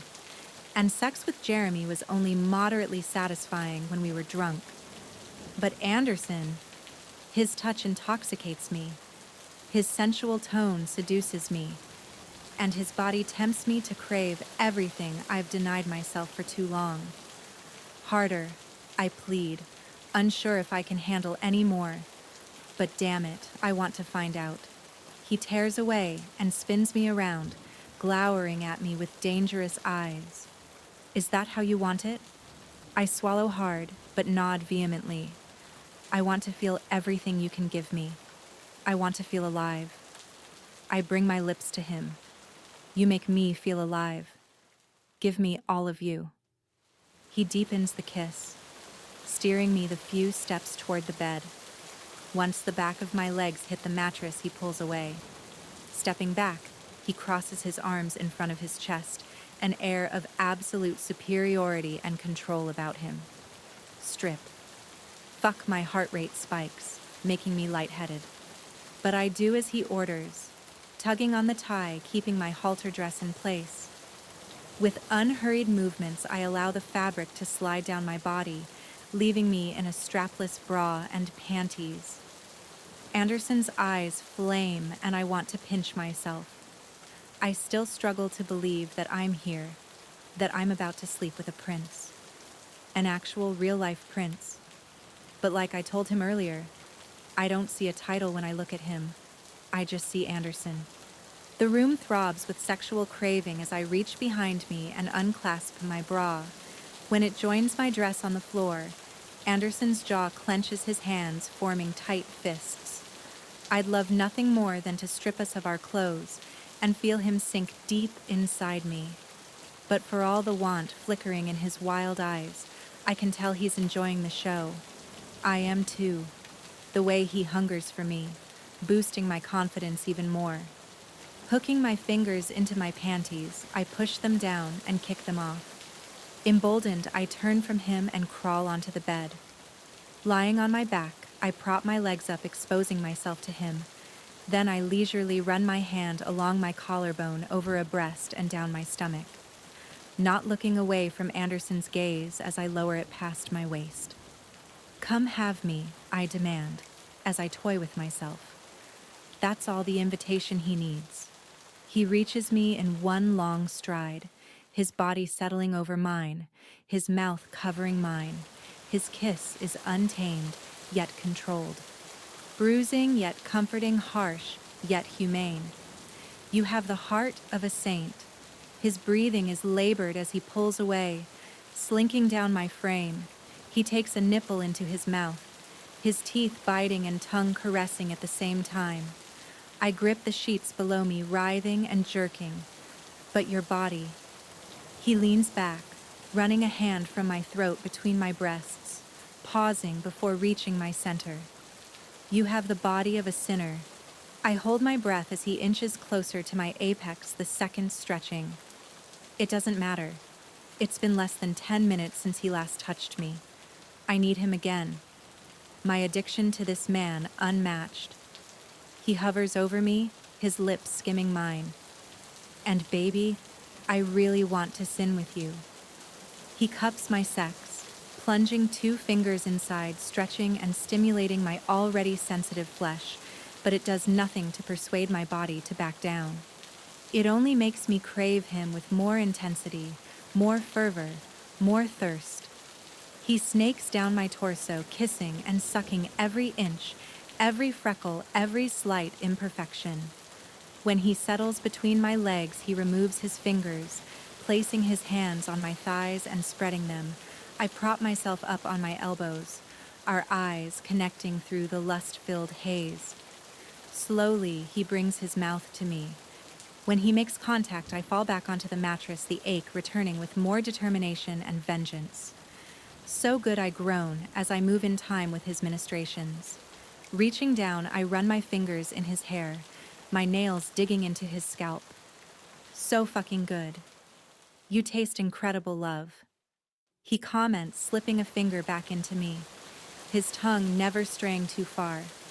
The combination of his warmth on me and fingers inside, pushing me higher. I could feast on you for hours and never get my fill. That can be arranged. I exhale breathily, my mind in a daze, my body a slave to the sensation. He increases his motions, determined to make me come again, but I don't want to. Not like this. Anderson, I moan. Yeah, baby, I need you inside me. Now my fingers are inside you. I vehemently shake my head, then sit up, scooting away, so he has no choice but to stop. My body shivering and tightening with the promise of an orgasm, I kneel on the bed, tugging his belt. This time, he doesn't prevent me from unbuckling it. He keeps his razor-sharp stare on me, jaw ticking and chest heaving.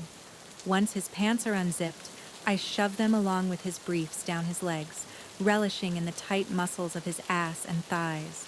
Kicking off his flip-flops, he steps out of his khakis, but doesn't make a move to remove his shirt, allowing me the pleasure.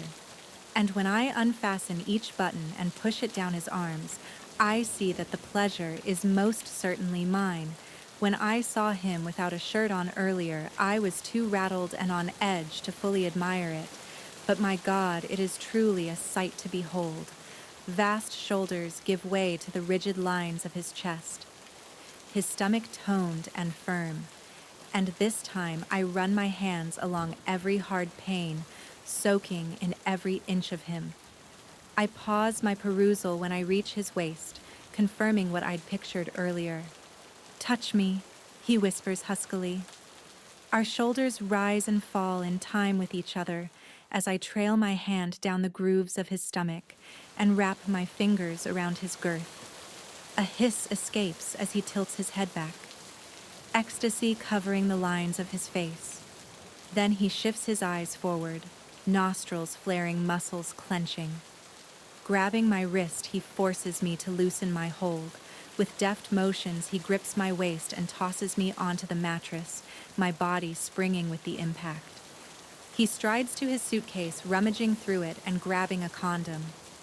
Like a beast untamed, he crawls on top of me like I'm his captured prey on the brink of being devoured. Using his teeth, he tears open the packet, then flings the wrapper aside, rolling on the condom. When he lifts his erection up to me, I wrap my legs around his waist, pulling him toward me. Neither one of us makes a sound as he slowly pushes inside, filling me until I can no longer take any more of him. He stills, remaining at the point of absolute fullness before retreating and inching back in once more.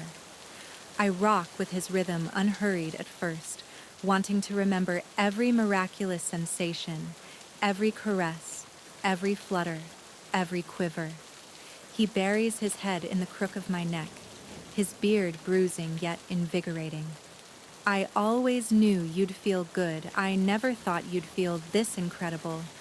I really know how to butter your crumpets, don't I?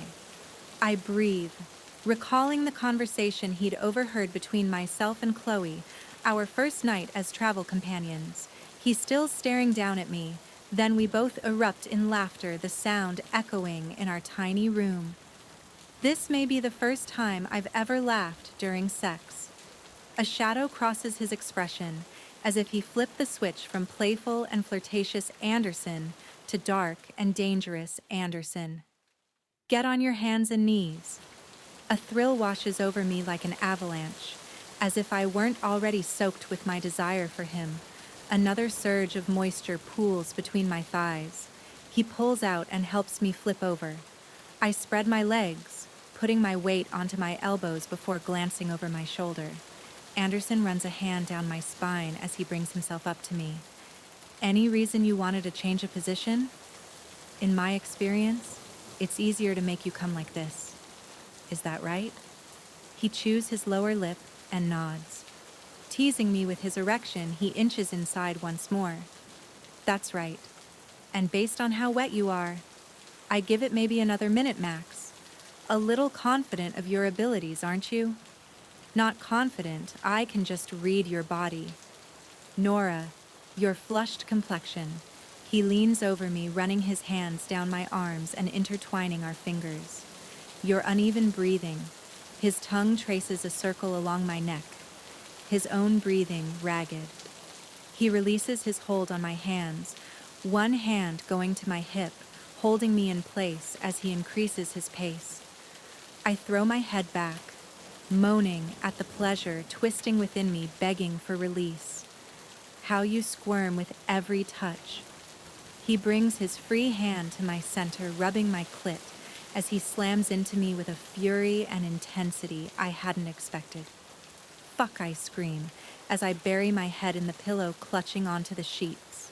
His motions are relentless, each drive inside and pinch outside, pummeling me closer to the edge until I have no choice but to give him what he wants. I cry out his name, unleashing all the pent-up yearnings I've locked away for years, too scared to repeat the past to give them life. But I don't care about that anymore. I want to feel. Again. I need to feel Anderson again. And again. And again. So good. He pants, his voice strained and tense. So fucking good. He emphasizes each word, accompanied by another thrust, each one deeper and more punishing than the previous. I love how your pussy clenches around me. Love how you feel around me. Love how you mold to me. He removes his finger from my clit, gripping my hips tightly with both hands. He stops his motions as he covers my body with his, taking my earlobe between his teeth. This is going to be hard and fast. Is that okay? My mind reels. harder and faster than he's already fucked me. I didn't think it was possible. Yes, that's my girl. My heart warms at his words, but I don't have long to bask in his affection before he straightens. He briefly pulls out of me, spreading my juices around once more. Anticipation swirls in me, my pulse skyrocketing, every hair standing on end.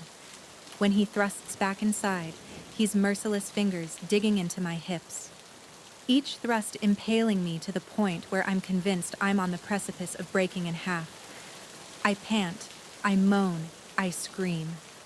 But at the same time, I indulge, I crave, I ignite, until he stills with a strangled cry, jerking and lashing through his release. He drops his hold on me, both of us collapsing onto the bed. I can only imagine what the people in the next room must be thinking right now. My word, that was a good show, he jokes in a forced, proper British tone after several moments of our heavy breathing. It's silent at first, then laughter cuts through. I roll onto my side, playfully pinching Anderson. He swats my hand away, a smile lighting up his eyes as he lies facing me. Sated, he runs a lithe finger up and down my body, the gesture at odds with the way he just fucked me. Do you regret it? He asks after a beat, worry evident in his expression. I can't blame him for wondering. Not even a little bit. I needed this. I touch my lips to his. Needed you. He kisses me deeper, breathing into me. And I needed you. More than I realized, he adds as an afterthought. Now get some sleep. I plan to wake you up multiple times throughout the night to do that again. He throws the sheet over our bodies and pulls me into his embrace, kissing the top of my head. I inhale a comforting breath, content to finally be in this place with Anderson. You won't hear any complaints out of me. Good chapter 23. Anderson, 6 years ago, I stared at the white wall, blinking repeatedly, everything seeming like it was happening in slow motion. The stench of cleaning supplies and stale coffee permeated this place of death and sorrow. I tried to react, my brain telling me to respond to the man in green scrubs standing in front of me. But I couldn't. That would make this real. It would give credence to what he'd just told me. It would mean Kendall was gone. How was that possible? I'd just seen her this morning, felt her in my arms, lost myself in her love. How could an active 27-year-old have a heart attack and die? All I heard were words like underlying undiagnosed and hypertrophic cardiomyopathy. Anders Creed's voice entered my subconscious as a firm hand landed on my shoulder. I slowly turned to my oldest friend and the man I'd recently brought on as my chief protection officer. His eyes narrowed in worry. At least he knew not to use any formalities with me right now. There were times I needed him to put our friendship above the job, and this was one of those moments. Do you understand what he said? Understand? I managed to squeak out. 1,000 razor-sharp knives poked at my throat, making it excruciating to speak, making it excruciating to breathe, to live. How can I possibly be expected to understand that Kendall died from a heart attack? This wasn't supposed to happen. She was supposed to participate in a huge beach volleyball tournament today. Then she was supposed to meet with a coach who was interested in bringing her on to a 2-person team in the hopes of reaching the Olympics. Now all those dreams were gone. Kendall was gone. I can understand what a shock this is. The doctor stated firmly yet still with compassion. How many times did this man stand in this exact spot and deliver the same news to a different family? Sudden death is a very real consequence for those who suffer from this condition. But how did it go undiagnosed for so long? I choked out. It's hard to say. His sympathetic eyes fell on me. There are warning signs: fatigue, shortness of breath, lightheadedness. But in my experience, young people tend to shrug off these symptoms as being caused by stress. I scrub my hand over my face, acid churning in my stomach. Kendall had complained about feeling tired and lightheaded this morning. I'd told her she was probably just nervous about the tournament. I'd brushed off the warning signs, downplayed them, minimized them. Because of that, Kendall was gone. The truth hit me like a freight train, knocking the wind out of me and forcing me to stumble back. The heat of dozens of eyes glared at me, studied me, blamed me. I blamed myself. Unable to breathe, I tugged at the collar of my t-shirt, feeling like it was suffocating me, blocking me from getting any oxygen. The world spun the walls, closing in. I couldn't be here. Couldn't be in this place where Kendall's lifeless body lay. It couldn't be true. I refused to believe it was true. This was simply some cruel joke, some sadistic prank, some god-awful nightmare. If I drove back to the hotel, I'd prove it. See her smile, feel her lips drown in her love. Abruptly spinning from the doctor and Creed, I stormed out of the hospital and into the humid night air. I scanned the frantic atmosphere outside the emergency room entrance. Ambulances offloading people on stretchers, worried family members hurrying in behind them. All I wanted was to get out of this place, and I couldn't even do that without a car of my own. Anders Creed shouted, rushing through the automatic doors and toward me. "You can't give me the keys," I demanded, cutting him off. He stilled, eyeing me with a mixture of confusion and concern, brows wrinkling. "The keys." "Yes." I closed the distance between us, getting in his face. "The bloody keys." "Creed." I held out my hand. "To the car." "I'm taking it." "I don't think that's a smart idea." His voice was soothing expression, calm, but I didn't want to be placated. I wanted to drive, to have some control over one thing in my life when it felt like it was spiraling out of control. "I don't give a fuck what you think." I roared, heat rising in my body. Spittle formed in the corners of my lips, the cords of my neck straining. I'd probably regret my behavior tomorrow, but I couldn't do this right now. I needed to get out of here. "Give me the goddamn keys." "Creed." Like I said. Creed continued in the same tone, completely unperturbed by my anger. "That's not a smart idea. You're not in the right frame of mind. It's my job to ensure your safety. I don't think it's safe for you to drive right now." Frustration choking me like a noose. I advanced on him. I took him by surprise when I gripped the collar of his button-down shirt, tightening it around his neck. "The keys," I ordered through a clenched jaw. Now I noticed a few security guards begin in our direction. "Or I'll make a scene and you can explain to my father why both his son and CPO were arrested." Creed's eyes flamed. I could tell it took all his resolve not to reel back and land a hard blow to my jaw or a quick knee in my groin. I wasn't naive.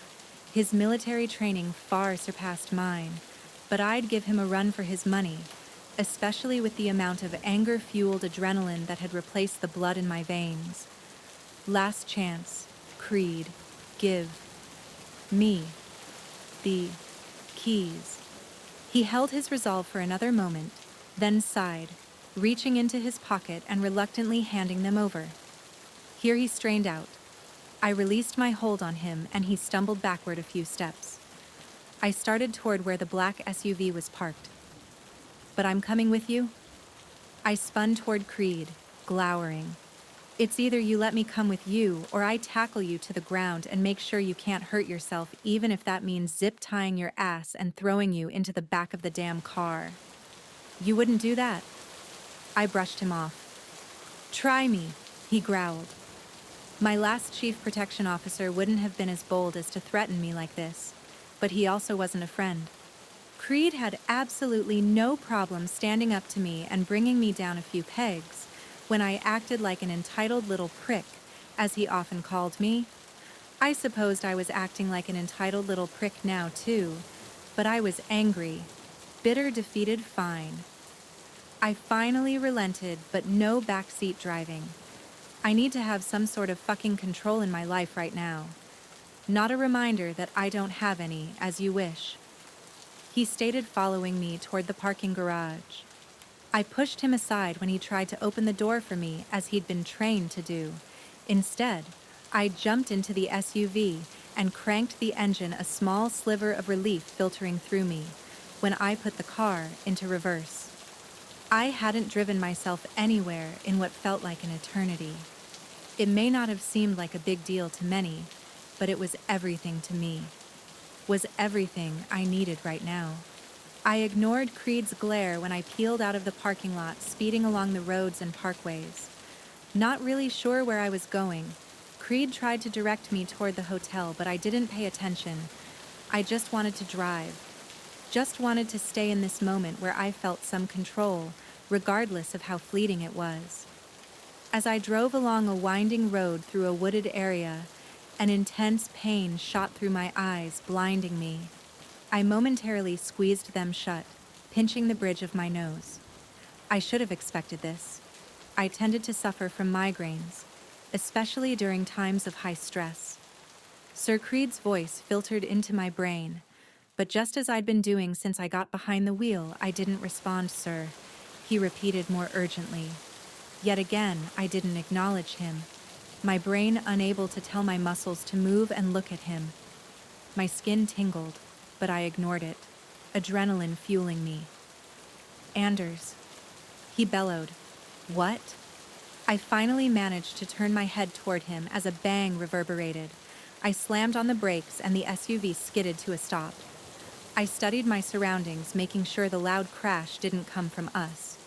When I glanced into the rearview mirror, I noticed smoke coming from down an embankment on the other side.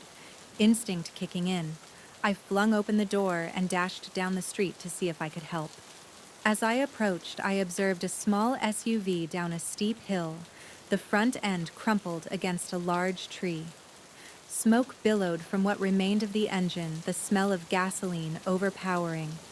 I coughed, struggling to breathe, but it didn't make me retreat. If anything, it encouraged me forward to help anyone who may be stuck in that car. I needed to help them. I bolted down the embankment, branches and twigs scratching my exposed legs, but there was no pain. Only the thought that I need to make up for failing Kendall Anders, stop hearing my name. I paused, looking up to see Creed rushing toward me, expression wild. What are you doing? Helping the odor of gasoline getting stronger. I darted toward the demolished car, trying to figure out a way inside. The driver's side door was crushed, to the point it was impossible to open, but the passenger side hadn't been, I hoped. I ignored Creed's pleas to keep my distance and ran to the passenger side, yanking at the door. After a few tugs, it finally opened. A young woman sat in the passenger seat, eyes closed, a gash across her forehead. "Give me your knife!" I bellowed at Creed as he approached. "What, your knife? Give it to me." Without a moment's hesitation, he reached for his ankle, withdrawing the blade he'd always kept hidden. I stabbed the airbag holding the woman hostage. It deflated in a cloud of dust, revealing the woman's rounded stomach. Shit, she's pregnant. I looked around her body to make sure there weren't any other injuries, noticing a pool of blood between her legs and bleeding. "Call for an ambulance, already done," Sir Creed said from behind me. I returned my attention to the woman and managed to unbuckle her from the seatbelt. Unsure of any hidden injuries she may have, I carefully lifted her into my arms, doing my best to not jostle her any more than necessary. As I pulled her from the car, I heard a slight jingling. I looked down to see a necklace fall from her neck and land on the seat. I grabbed it along with what I presumed to be her engagement ring attached to it and shoved it into my pocket for safekeeping. Hunter. She groaned, her eyes narrow slits, breathing shallow. I glanced across the center console at the young man behind the wheel before looking back at Creed. I didn't have to say a word for him to know what I wanted. "We'll get him too," I promised, carrying her up the hill. "I don't feel well." She whimpered, her voice barely audible. Reaching the road, I strode toward the SUV and set her into the back seat. Sirens blared in the distance, but they still seemed so far away. I grabbed her hand and squeezed it. "Just stay with me, okay? Don't close your eyes. Fight it, okay? Okay, Anders, Creed bellowed. I looked up to see him frantically run up the hill and toward the SUV, eyes panicked. Seconds later, the car burst into flames. I flinched, the heat of the fire reaching us even up here. What was that? The woman asked weakly. Was that the car? I peered back at her, fighting the tears welling in my eyes. This must have been how the doctor felt minutes ago when he had to deliver the news about Kendall to me. Just like the doctor didn't sugarcoat it, I couldn't either. Couldn't lie to her. When I nodded sadly, she released a soul-crushing wail that clouded the night air, as tumultuous and violent as a summer thunderstorm. Her entire body trembled through her sobs. The injuries she suffered in the crash now doubled as she fought to breathe through the excruciating pain in her heart. It hurts, she struggled to say. Her grip on my hand weakened, her eyes closing. No, no, no. Don't do that. I pled, urgently, desperately. You have to stay with me.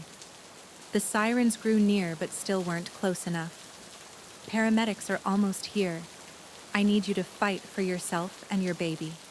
I glanced down at the sticky blood staining her dress between her thighs, refusing to believe this poor woman would not only lose the man I assumed to be her fiancé or husband, but also their baby.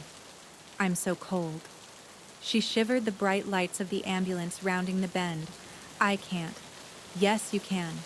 Just keep talking. Just focus on my eyes. Tell me your name, Nora, she said as the ambulance screeched to a stop behind the SUV. My name is Nora. Chapter 24, Anderson, present day. I bolt upright, a cold sweat dotting my skin, breathing uneven. My heart pounds, every inch of me on edge. I run my hand through my hair, telling myself it's just a dream. It's not even the first time I've had that particular dream. For months following that night, it played on repeat whenever I closed my eyes. But up until now, I thought she'd told me her name was Laura, not Nora. My mind reels as I steal a glance at the woman sleeping peacefully beside me.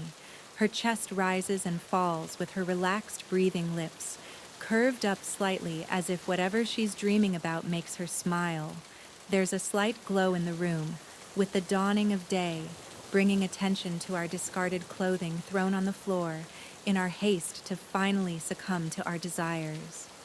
From the moment I saw her, I felt drawn to this woman. Could this be why I scrub a hand over my face, putting the notion out of my head? It's just my brain playing tricks on me. That's the only explanation. So what if Nora lost her fiancé in a car wreck?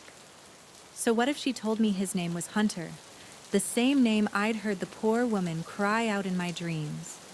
If it was Nora, wouldn't she have mentioned she was also in the car, that she was pregnant, that she was pulled from the wreckage? But she hadn't. I pinched my eyes shut, trying to rewind to the night I lost everything I fight to remember the woman's face, her eyes, her hair, anything that could put myself at ease, but nothing comes. The woman no more than the faceless ghost. She's been the past 6 years. I settle back onto the bed, doing everything to convince myself she's not that woman, that I'd have a better chance of winning the lottery. The probability of it so low it shouldn't even register in my subconscious, but it does. That morning, earlier in the week, comes rushing back.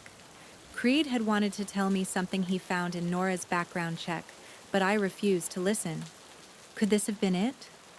Been why he bumped into me at the bar last night when I was about to kiss her? To stop me from doing something he knew I'd eventually come to regret.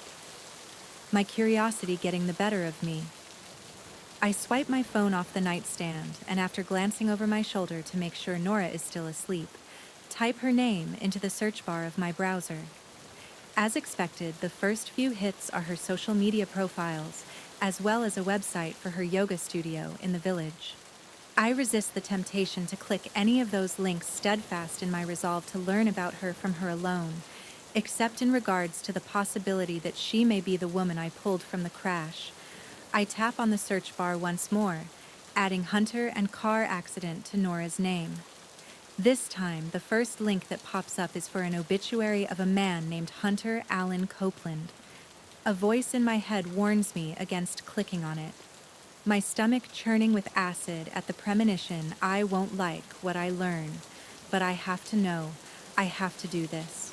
With a heavy heart, I click on the link and read all about Nora's fiancé, about his happy childhood, about his love of sports, about his academic achievements, about his recent job offer as a sports therapist for the Lakers.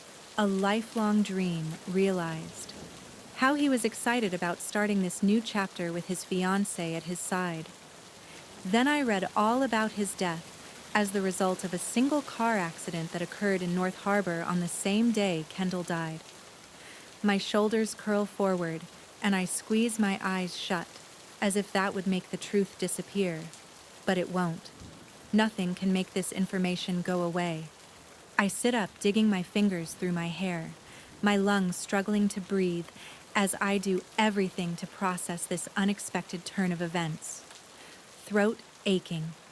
I glance at Nora as she sleeps, the morning light filtering in behind her, making her appear ethereal, like an angel. What am I supposed to do? What am I supposed to tell her? Do I share that I know she was in that wreck, that I was the good Samaritan who pulled her from the car, that I failed to save her fiancé? In this moment, I wish I'd followed up on what happened to the woman I'd pulled from that wreck, but I hadn't too overwrought with Kendall's death and the aftermath of mourning my girlfriend with cameras capturing my every move. Slipping out of bed, I yank on my short shirt and shoes, then grab my wallet before heading outside. The second I step into the fresh air, I feel like I can breathe again. I start toward the Wrangler, thinking a drive might help me process everything. But when I notice the dark SUV parked in a distant spot, I change direction, storming toward it, my footsteps echoing in the quiet morning air. As I approach, Creed jumps out of the driver's side, looking polished and put together. Despite the early hour, I ignore him when he opens the back door and slide into the front passenger seat instead. "Where to, sir?" he asks tentatively as he slips back behind the wheel.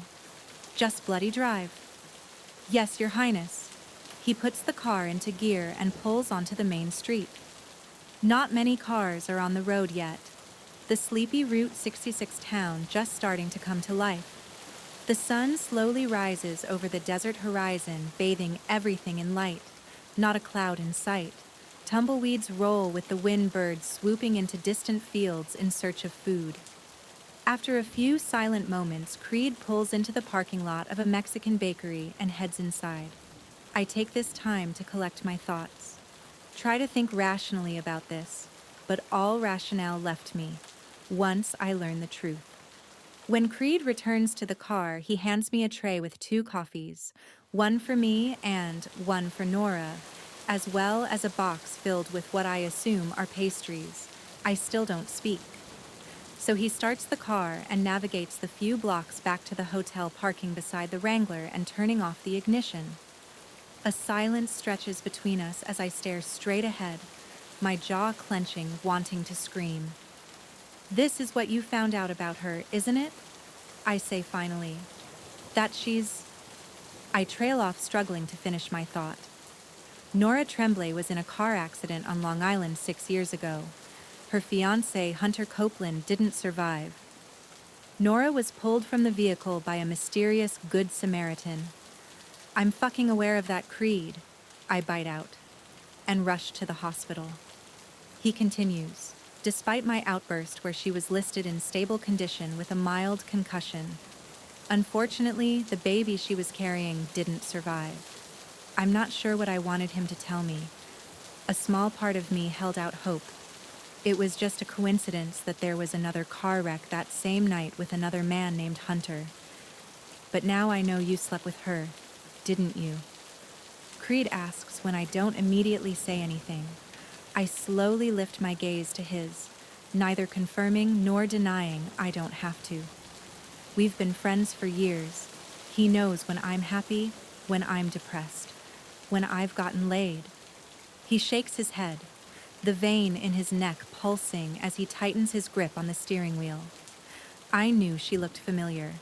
Knew her name, sounded familiar. It's why I insisted on the background check. Why I tried to tell you days ago I feared this might happen, but feared what might happen. I ask my hackles rising that you might put the pieces together. It's why I tried to dissuade you from continuing on this journey, worried of what memories it might, what that it would remind me of Kendall. No. He jerks his head toward me.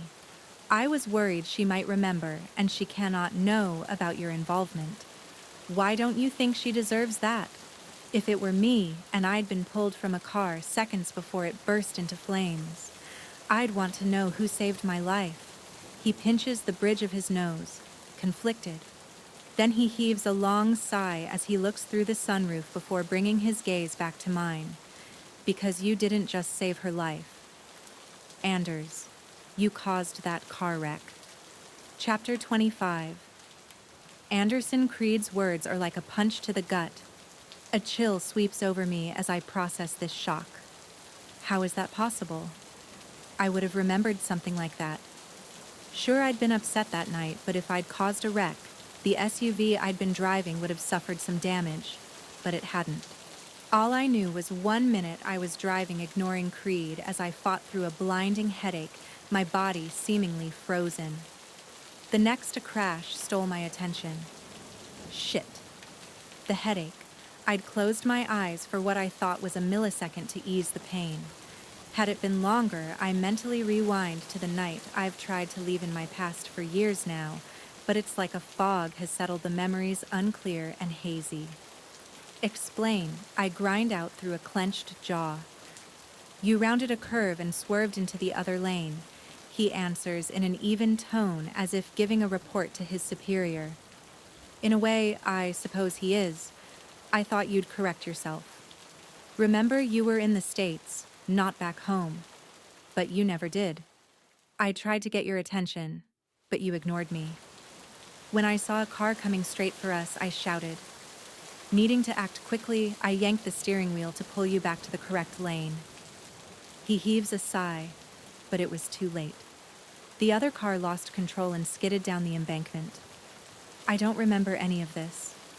I swallow hard and shake my head, as if it weren't a shock to my system to learn that Nora was the woman I pulled from that wreck. Now I have to face the fact that I caused that accident, that I killed her fiancé, that I'm the reason she lost her baby, and that my father probably covered it up so as to not paint the royal family in a negative light. It's too much. My emotions yanked in every direction. Why the fuck didn't you tell me I roar? Why is this the first I'm hearing about it? My ears pound, nostrils flare, adrenaline rushing through my body. You were in a really dark place after Kendall's death. Anders Creed responds calmly, trying to pacify me, but nothing can pacify me now. Not after this. After learning that the lone survivor... He clears his throat. That Nora had been asleep until the crash, it was decided not to mention what I'd witnessed regarding your somewhat erratic driving. It was decided I repeat my voice rising in pitch.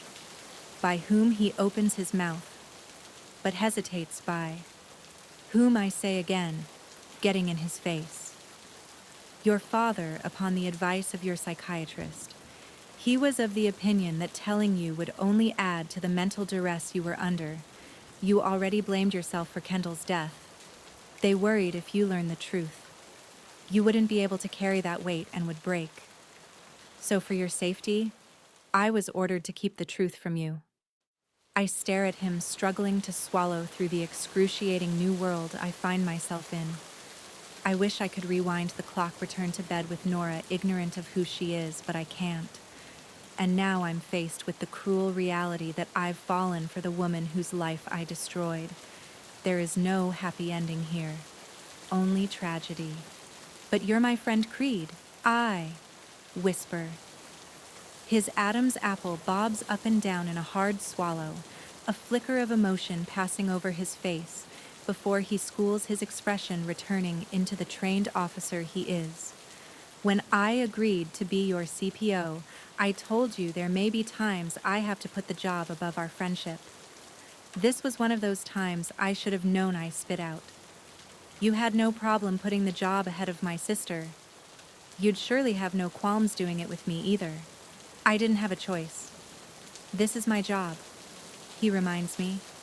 Yeah, well, consider yourself fired, at least from this post. Heat flaming my face. I throw open the door, grabbing the coffee and pastries before slamming it.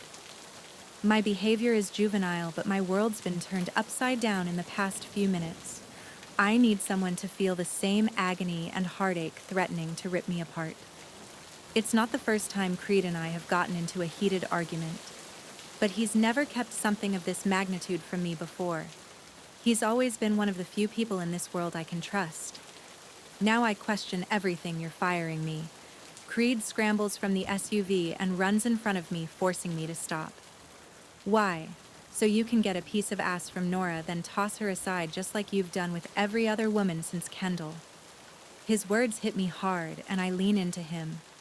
She is nothing like those women, and you know it. She's so much more than a piece of ass. So don't you dare speak about her that way. I move around him, but he calls out before I can make it more than a few steps. What do you expect me to tell your father? I pause, slowly facing him. If I go home without you, he'll ask why. He'll want to know what happened. Everything that's happened. What do I care? You're going to tell him what you want anyway. What the job requires. So go leave. And so help me if I notice you trailing me. I'll make sure the only post you'll ever get again is checking bags of tourists visiting the palace. I spin from him, heading across the parking lot and toward my motel room. I do my best to make as little noise as possible as I slip inside and close the door, blocking the outside world from infiltrating our bubble. But it's already too late for that. My vision blurs as I pause to admire Nora's sleeping form in the same position she was in when I left here less than a half hour ago. I wish I could return to that time. Wish I'd stayed in bed. Wish she didn't have to learn the horrific truth that she gave her body, her heart to a devil. As if sensing my gaze on her, her eyelids flutter open, a smile building on her mouth when she sees me standing at the edge of the bed. Morning, she murmurs in a husky voice. I peer into the same eyes that begged me to save her fiancé all those years ago. Pressure builds in my chest, making everything uncomfortable. Every breath, every heartbeat, every motion. My conscience is torn in 1,000 directions, splintering me. I want to wrap my arms around her, then kneel before her to beg forgiveness. I want to surround myself with her affection, then lay prostrate before her so she can punish me like I deserve. I want to bury myself inside her, then sacrifice myself for her own peace of mind. Noticing something's off, she props herself up, not doing anything to cover her exposed breast.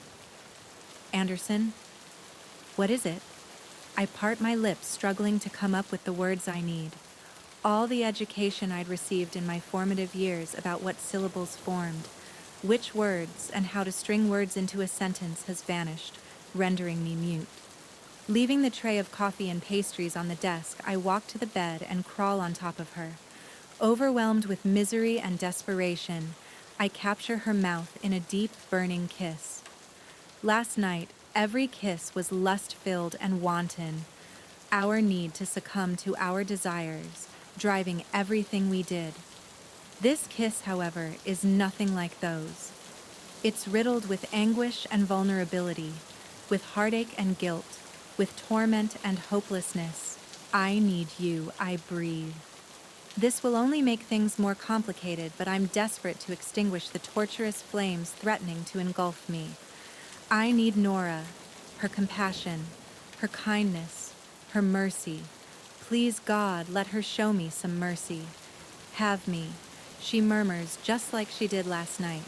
I don't move from her as I clumsily push down my shorts and kick them to the floor. Ripping my t-shirt over my head, I settle between her legs and thrust into her, no barrier between us, breaking the rule that was ingrained into me. The second I became interested in girls, I no longer care about the goddamn rules. No longer care about following protocol. All I care about is feeling something other than the crushing weight threatening to destroy me. Nora's the only one who makes me forget. And I need to forget. I bury my face in the crook of her neck, inhaling her scent. I pull my bottom lip between my teeth now, knowing why her perfume seemed so familiar.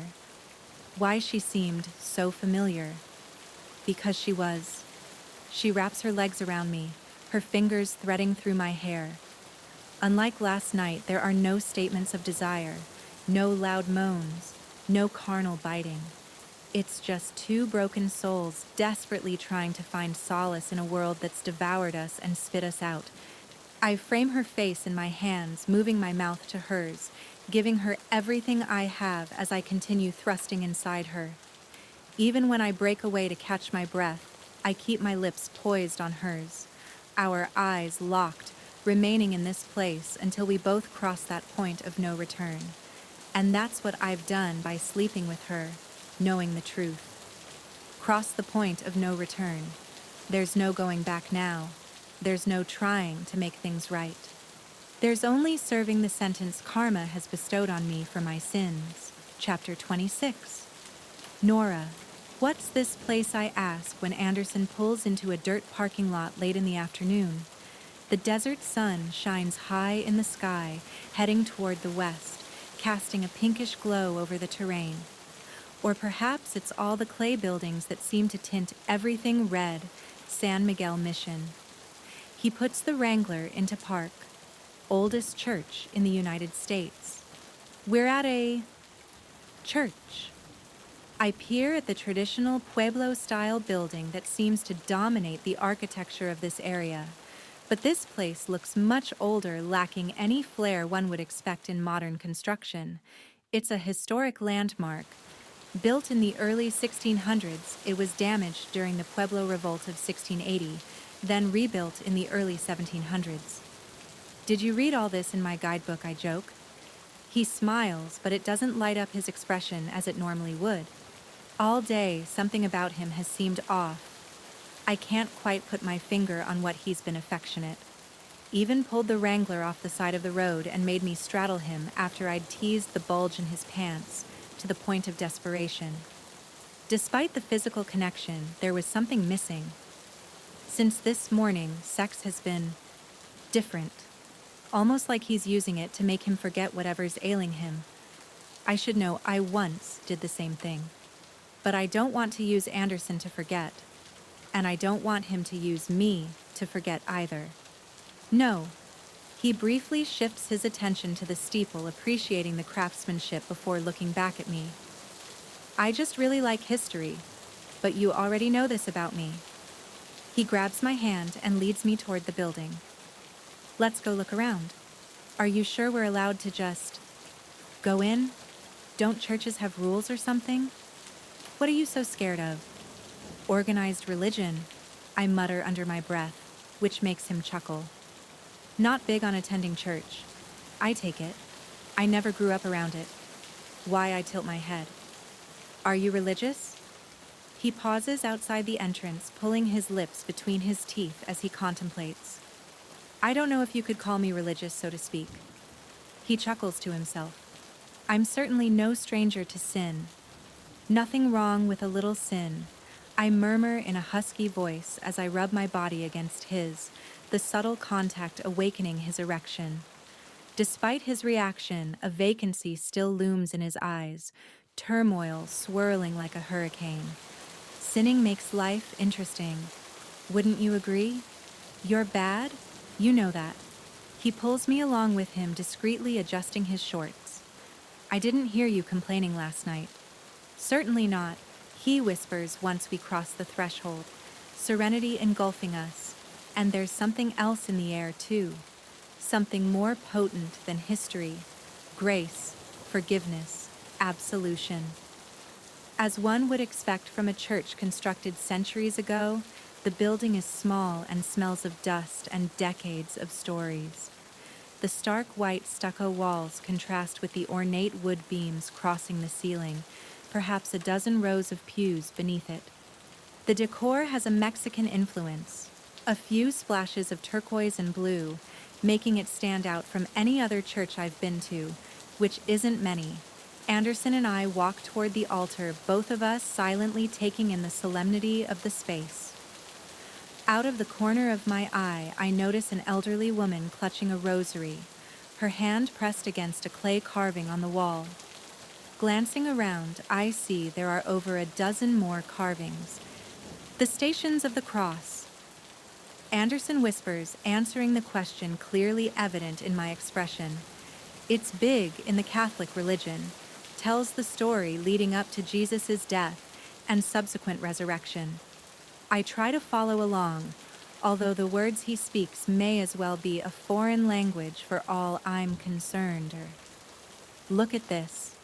He points to a panel of glass by the wooden stairs leading up to the altar. I join him, squinting at several adobe bricks contained within. The original steps. Wow, I've never been infatuated with history, at least not like Anderson is. Nevertheless, there's something humbling about standing in a building that's been around for centuries, about seeing pieces that have survived war and the passing of hundreds of years. It puts things into perspective. No matter what life throws at you, it's important to carry on, to find the strength to rebuild, to repair. Incredible, isn't it? I meet his enthusiastic grin. It is. We walk around for a while longer, soaking in the history contained within these hallowed walls, admiring the architecture and stunning craftsmanship. A few other tourists snap pictures to memorialize their visit, but other than the occasional clicking of a shutter, it's quiet, subdued, reflective. As we approach a table to the left of the altar holding dozens of small votives filled with red candles, Anderson grabs a long match. When he strikes it, a flame erupts and he brings it toward a candle, lighting it. My curiosity getting the better of me, I sidle up next to him. "What's that for?" I ask in a hushed tone. It's a tradition in the Catholic religion to light a candle for a loved one who has passed. I admire the 3 tiers of candles set on the antique wooden table, a cross hanging above. A few candles are already lit, but the majority aren't. I don't press him to talk about it. Loss is one of those things you can't pressure someone to discuss, regardless of whether it's recent or in the distant past. We never truly get over the loss. We simply learn to adapt to life without that person. Like I've finally done with Hunter, with Anderson's help. Her name was Kendall, I know. Now that I'm aware of who Anderson is, my knowledge of him has increased. I haven't looked at tabloid articles, but everyone knew about his relationship with Kendall Davies. Everyone expected to see an engagement announcement any day. Unfortunately, she passed away from a heart attack before that happened, shocking the world. She's the reason I got the tattoo. He brings his hand to his heart, covering it briefly.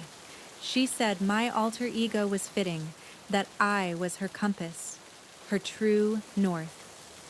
He pauses for a beat before turning his impassioned eyes on me. So I understand what it's like to lose someone so unexpectedly.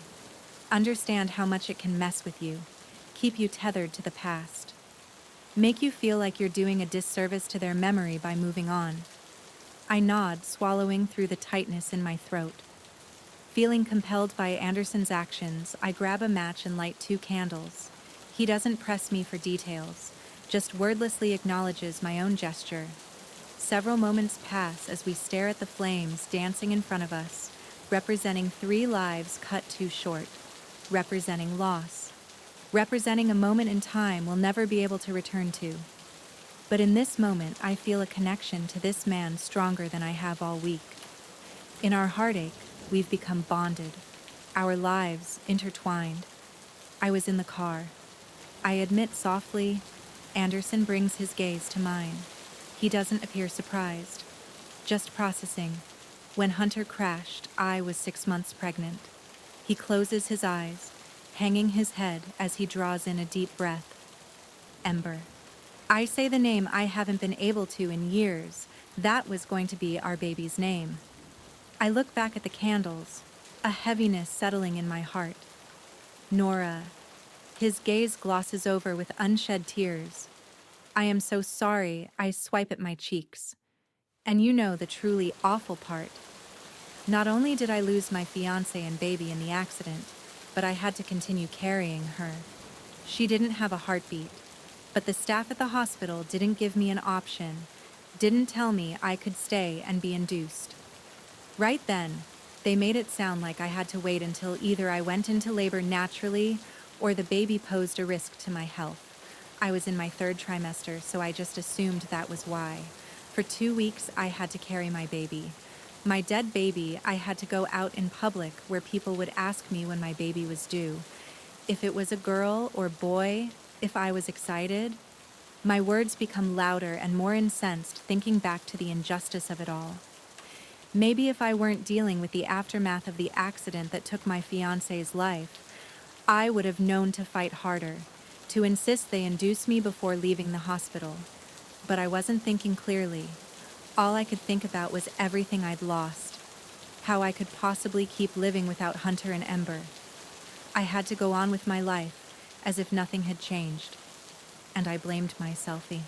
Anderson whips his eyes to mine, his gaze intense and powerful. What? Why? How could I not? I'd convinced myself it was my punishment. Punishment for what my chin quivers as I struggle to admit the awful truth. Because it's my fault he crashed. We were on our way to a going-away party. I'd intended to take a nap that afternoon so I wouldn't be tired, but I never did. So I took a little nap in the car. If I had just stayed awake? No. Anderson clutches my cheeks in his hands, his grip painful yet invigorating at the same time, making me forget about the ache of being responsible for Hunter's and Ember's deaths. I blink the passion and magnitude in his gaze, stealing my breath. Don't you dare say that his voice echoes in the now empty space. Don't you dare blame yourself. But if I hadn't? No, he interrupts. I've been living with regret for years now, too. Years. Nora, believe me when I say you have no blame in what happened. Nothing you did or didn't do made any difference. I need you to believe me.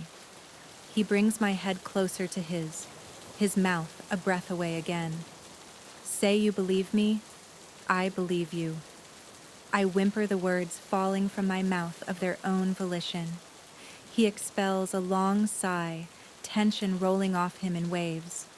He rests my head against his body, pressing a soft kiss against my forehead. We remain in this position, the candles flickering before us, his arms wrapped around me, my head buried in his chest as I inhale his familiar scent. In the past few days, this place has become my solace, my serenity, my salvation. He clears his throat, releasing his hold on me and stepping back. We should probably get going. He extends his arm, allowing me to walk in front of him. I start toward the exit, glancing over my shoulder, when I don't immediately sense him beside me. I watch as he stares at the large cross in the center of the altar. Then he bows his head and murmurs, "God forgive me." It could mean nothing, just a man of faith seeking forgiveness for recent sins. But I can't shake the unsettling feeling in my stomach that there's another reason for it. Chapter 27. Nora Santa Fe is vastly different from where we stayed last night.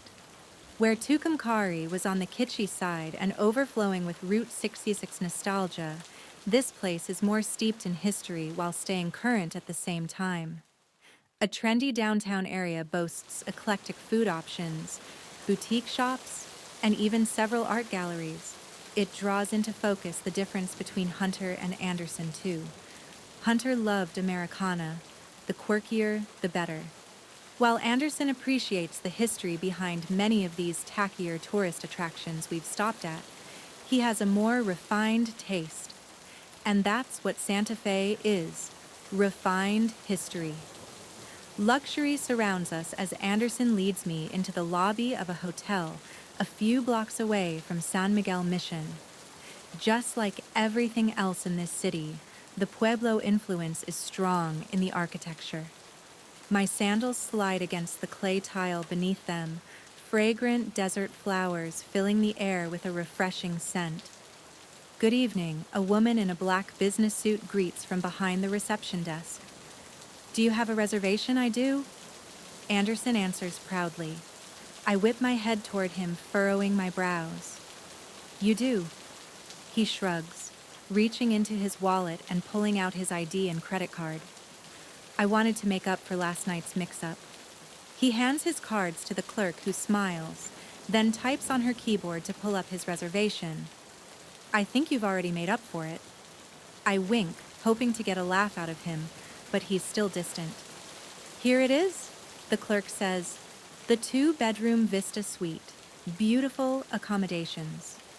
Normally, I'd be thrilled to find out that not only had Anderson thought ahead to book a room at what appears to be a lavish hotel, but he also reserved us a suite. Instead, all I hear is that it's a 2-bedroom.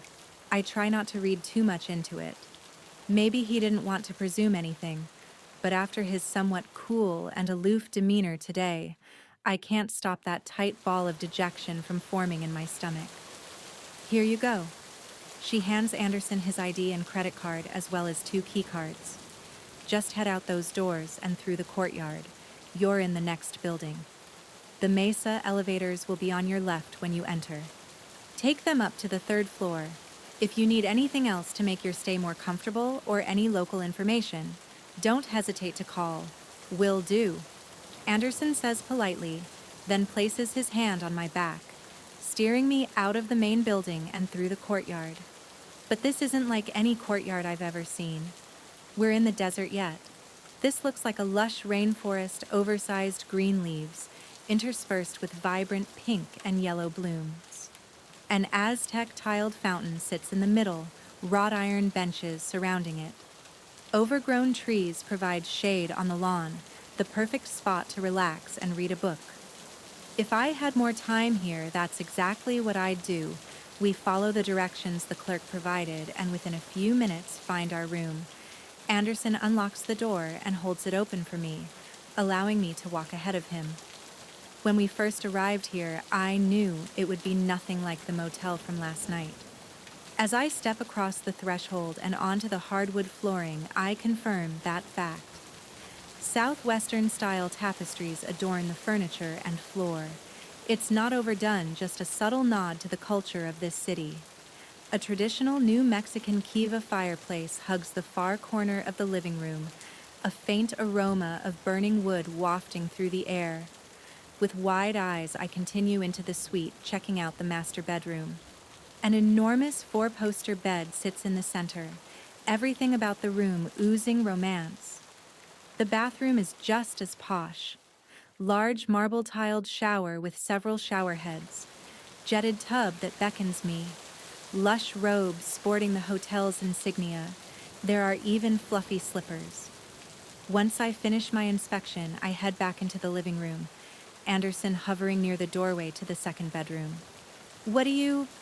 "I'm going to go for a quick walk," he interrupts before I can finish my question about our sleeping arrangements tonight. Something I didn't think I had to discuss with him. Maybe I was wrong. Averting his gaze, he spins from me, bolting to the door. "Do you want any company?" I call after him, feeling like I'm losing him. Then again, he's not really mine to lose. As he's about to turn the knob, he pauses, glancing over his shoulder. "I'm sorry. I need to be alone for a minute." He looks past me. Remembering Kendall can sometimes be. Say no more. I force a smile, pushing down the uneasy feeling building inside me. "I understand. Go do what you need to." He nods slightly before opening the door and disappearing through it. I don't move for several moments.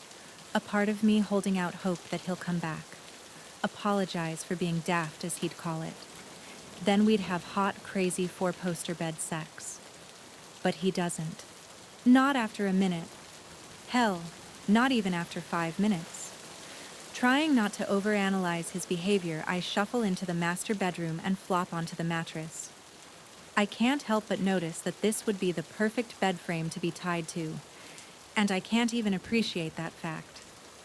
All I can think of is Anderson's strange demeanor and this premonition in the pit of my stomach that something's wrong. If there were a time I wish my girl gang was here with me, it's now. But if they can't be here with me physically, at least I can have the next best thing. Grabbing my phone, I find KLeigh's contact and start a FaceTime session. It only rings once before her face pops up. "So you are alive?" "Yes, KLeigh." I groan playfully. "I'm alive." "Is it true you picked up a hitchhiker?" Evie interjects, grabbing KLeigh's phone from her, walking around what I recognize to be Izzy's Gramercy Park townhouse. I imagine KLeigh and Evie are keeping her company, while her boyfriend Asher is out touring the world, melting thousands of hearts with his music every night. I didn't pick up a hitchhiker. I may have exaggerated a little when I told them about your British prince. KLeigh shouts. I wince. When I first told KLeigh about him, I laughed when she called him a prince. Then again, she calls anyone who's hot and British a prince. It's remarkable how accurate her description turned out to be. Izzy squeezes her face next to Evie's, noticing my reaction. "What is it?" She pushes a strand of her dark hair behind her ear, and a sparkle catches my eye. "Wait a second," I shoot straight up. "Do that again." "Do what again?" Izzy asks. "Let me see your hand," fighting the grin crawling on her lips. She raises her hand, revealing a stunning diamond on a very important finger. "You're engaged!" I shriek. "I am," she answers excitedly. "When did this happen?" "The night before you left on your trip. I'm sorry I didn't tell you sooner. I wanted to wait until you came home. Let you focus on your journey, so let's do that." "What's going on?" "Who's this British prince?" As KLeigh calls him. "Yeah." "Spill it." KLeigh swipes the phone from Izzy and heads over to the couch, setting it on the coffee table. "I want the dirt." She sits in the middle, Izzy and Evie flanking her, leaning close so I can see everyone. "Before I say anything, I want both of you to promise this stays between us." I point toward KLeigh and Evie since they both work for the magazine, and this information is most certainly newsworthy. This is off the record. For your ears only. No one else. "You got it." Evie agrees. "We'd never do anything to break your trust. You know that KLeigh reminds me. Content in their guarantees." I draw in a deep breath, unsure whether I should do this. But to get my friends' advice, they need to understand. And learning about Anderson is all part of this. So my British prince. Turns out he's not actually British.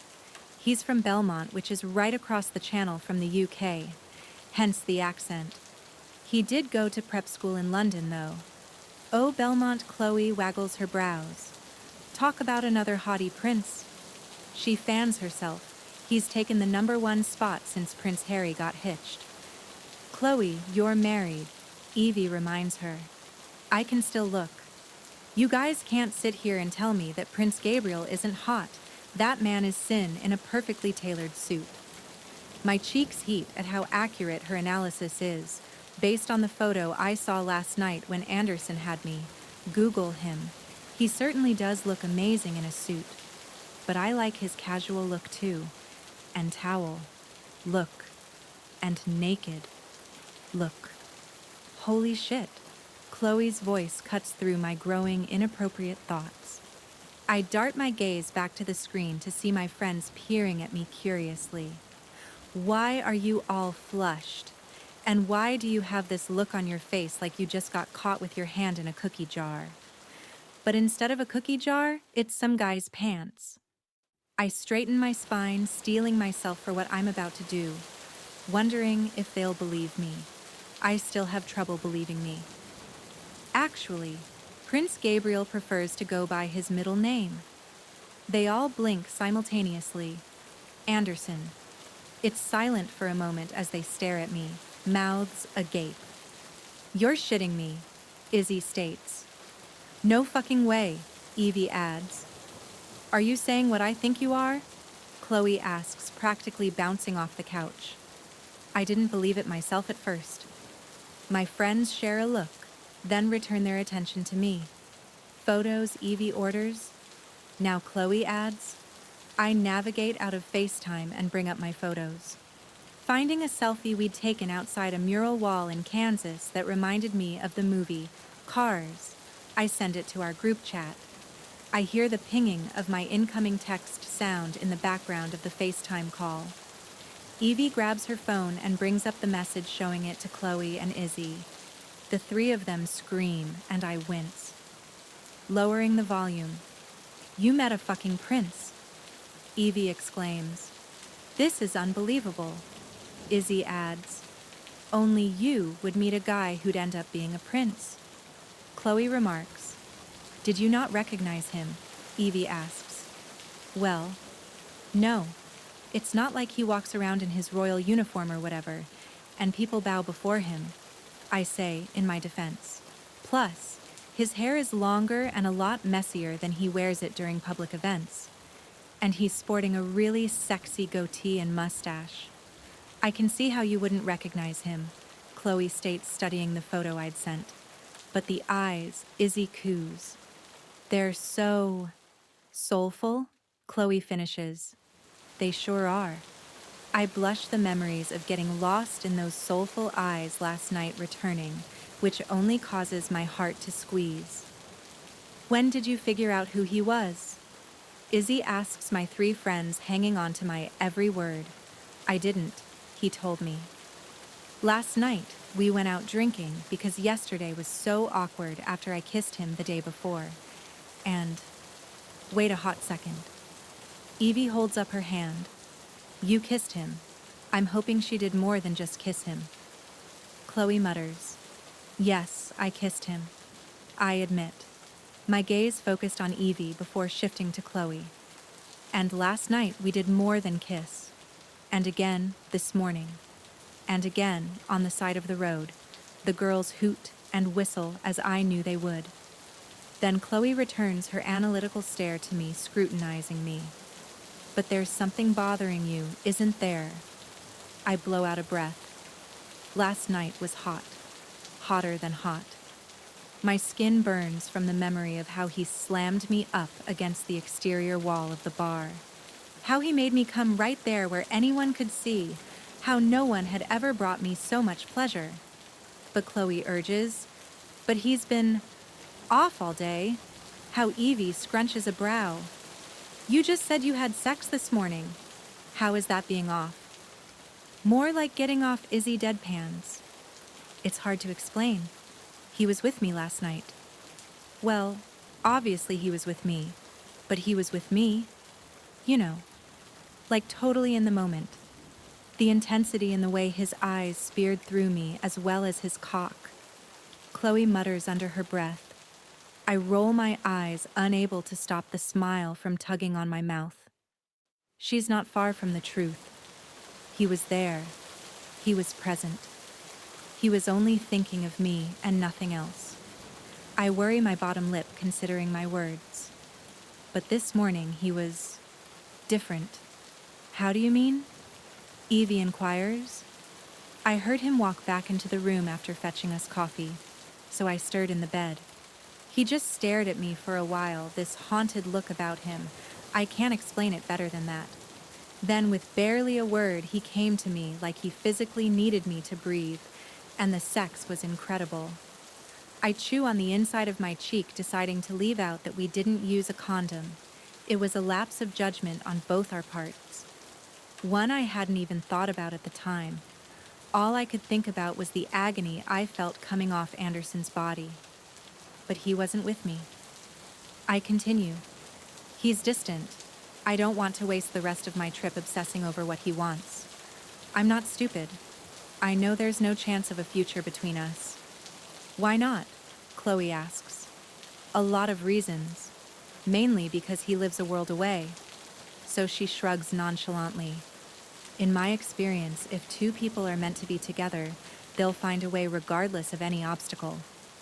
She would know she and Lincoln had to overcome more than their fair share of obstacles, but they made it work.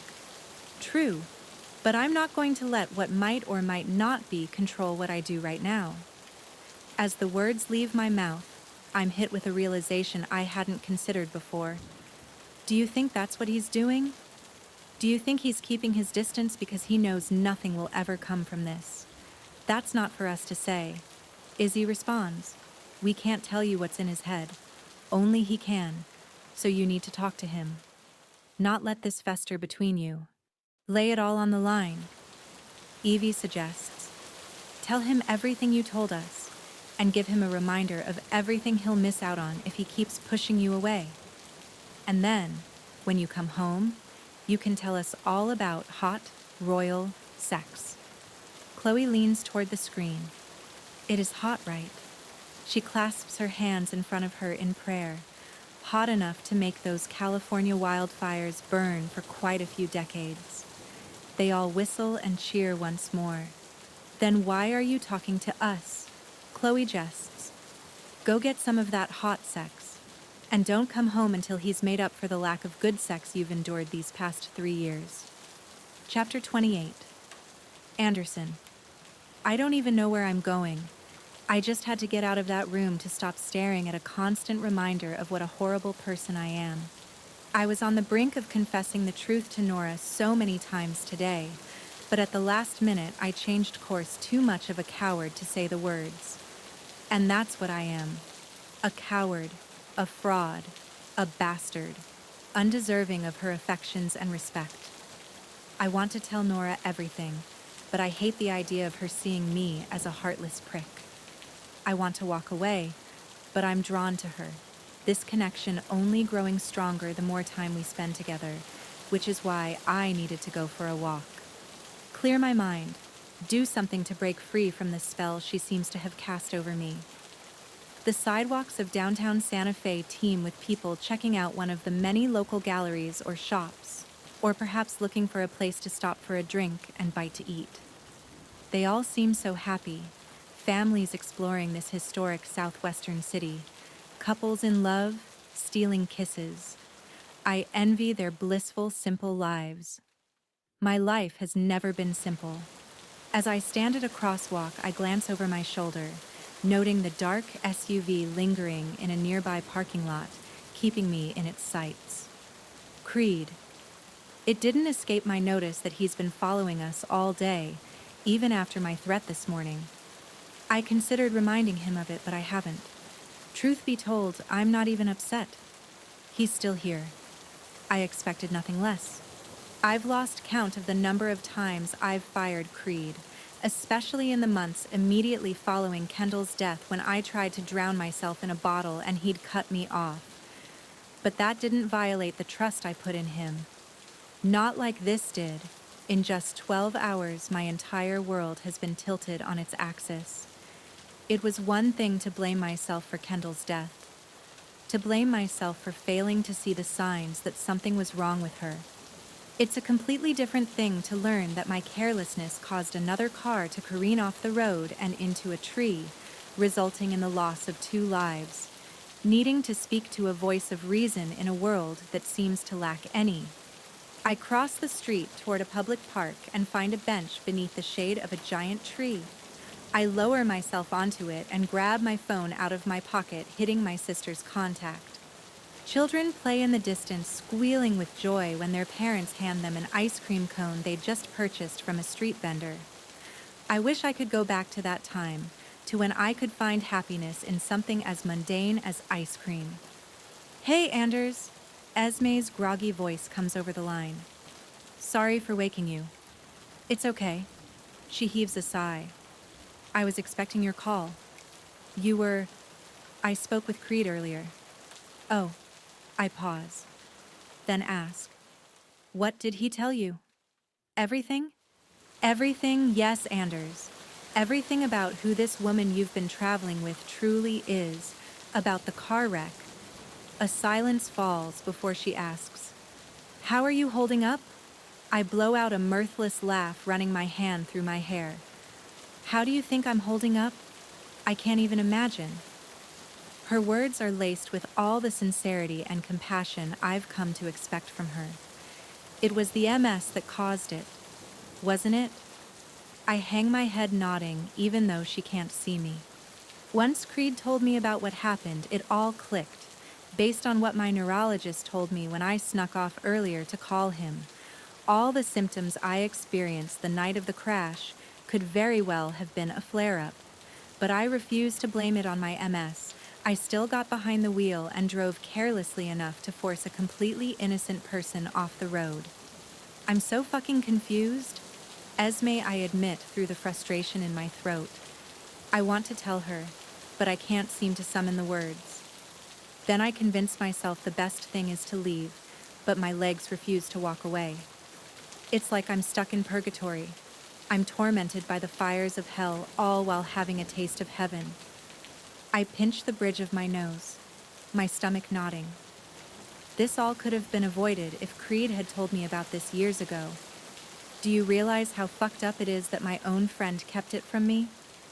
I think that's what hurts the most. That he kept me in the dark. He was just doing his job. Esme reminds me, catching me off guard.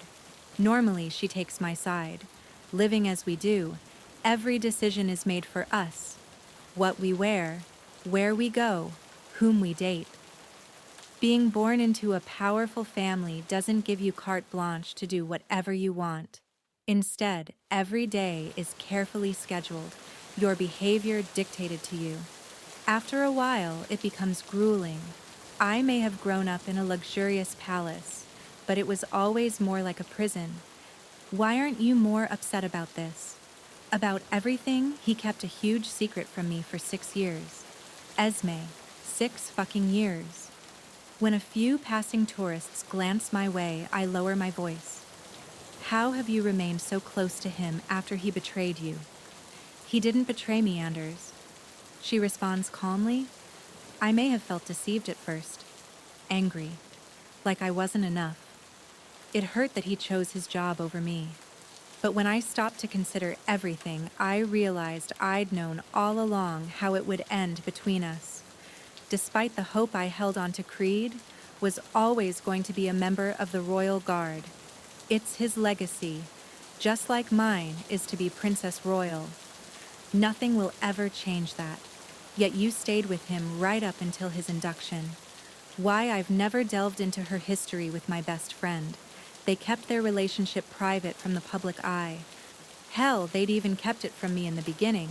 But Esme can't hide much from me, so she eventually revealed they'd been seeing each other in secret.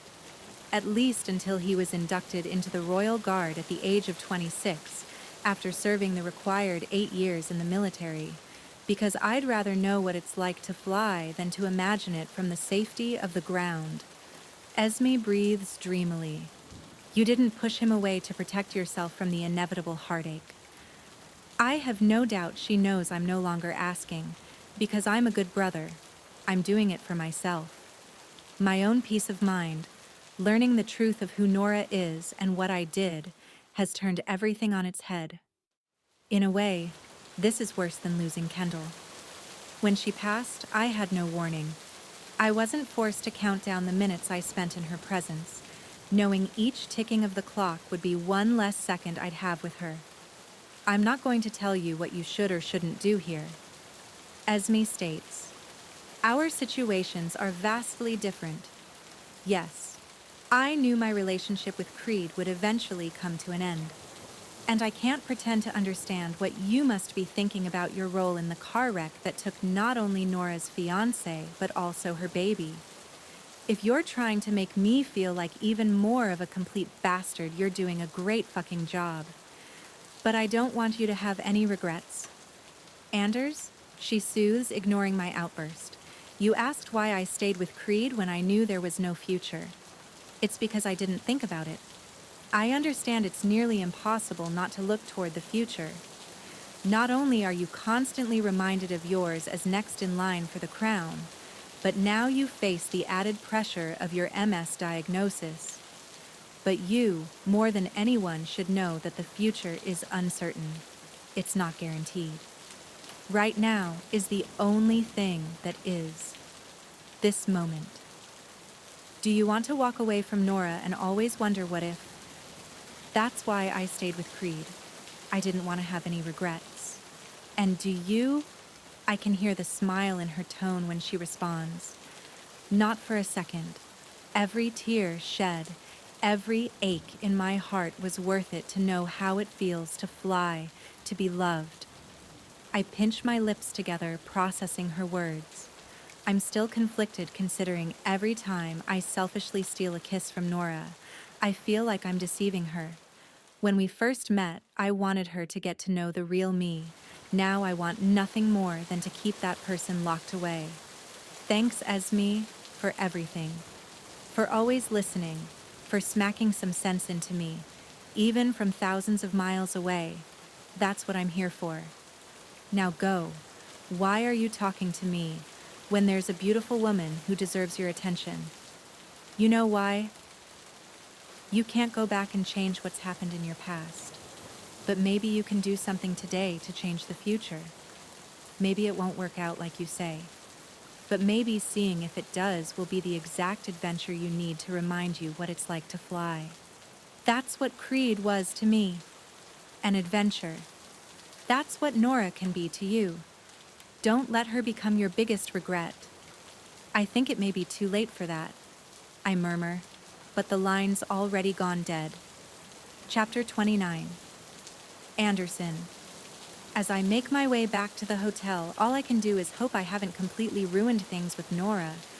No matter what she did to pull me out of my slump, the jokes she told, the way she tried to distract me by jerking me off the kisses she'd coaxed from me to make me return from my thoughts. All I could think about was the night I took everything from her. Isn't that what I'm doing by staying with her, taking everything from her again? Or am I just using that an excuse for the real reason I've been withdrawn all day? That the last time I felt this way about another woman, it ended in disaster. That I'm not sure I can put myself through that again. That I'm scared. Approaching the door to our room, a buzz fills me at the knowledge. Nora's just on the other side.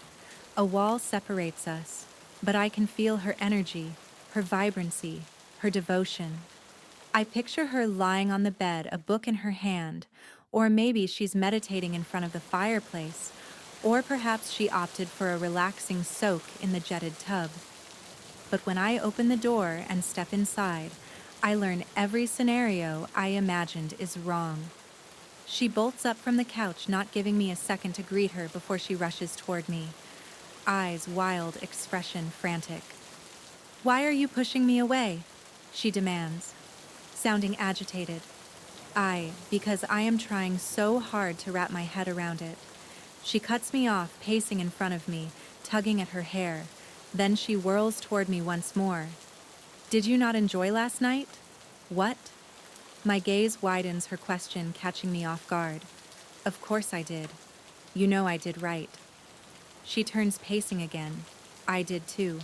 I really fucking did." But then today, pausing, she peers into the distance, turmoil covering every inch of her. Today was different. Her eyes lock with mine, her frustration turning more to understanding. "I get it. I've been where you are. I am where you are." She takes my hand in hers, rubbing her thumb along my knuckles like I so often do to her. It's a simple touch, but it sends a warmth through me, offering me comfort when I need it the most. I wish it didn't feel like a lie, like I'm undeserving of this gesture. We've both lost someone we cared about. We've both suffered the worst kind of heartbreak imaginable. So instead of risking it and enduring that again, we've kept our hearts locked up, pushed people away, all to protect ourselves. I try to open my mouth and tell her that's only part of it, but words don't come. All I can do is lose myself in her eyes.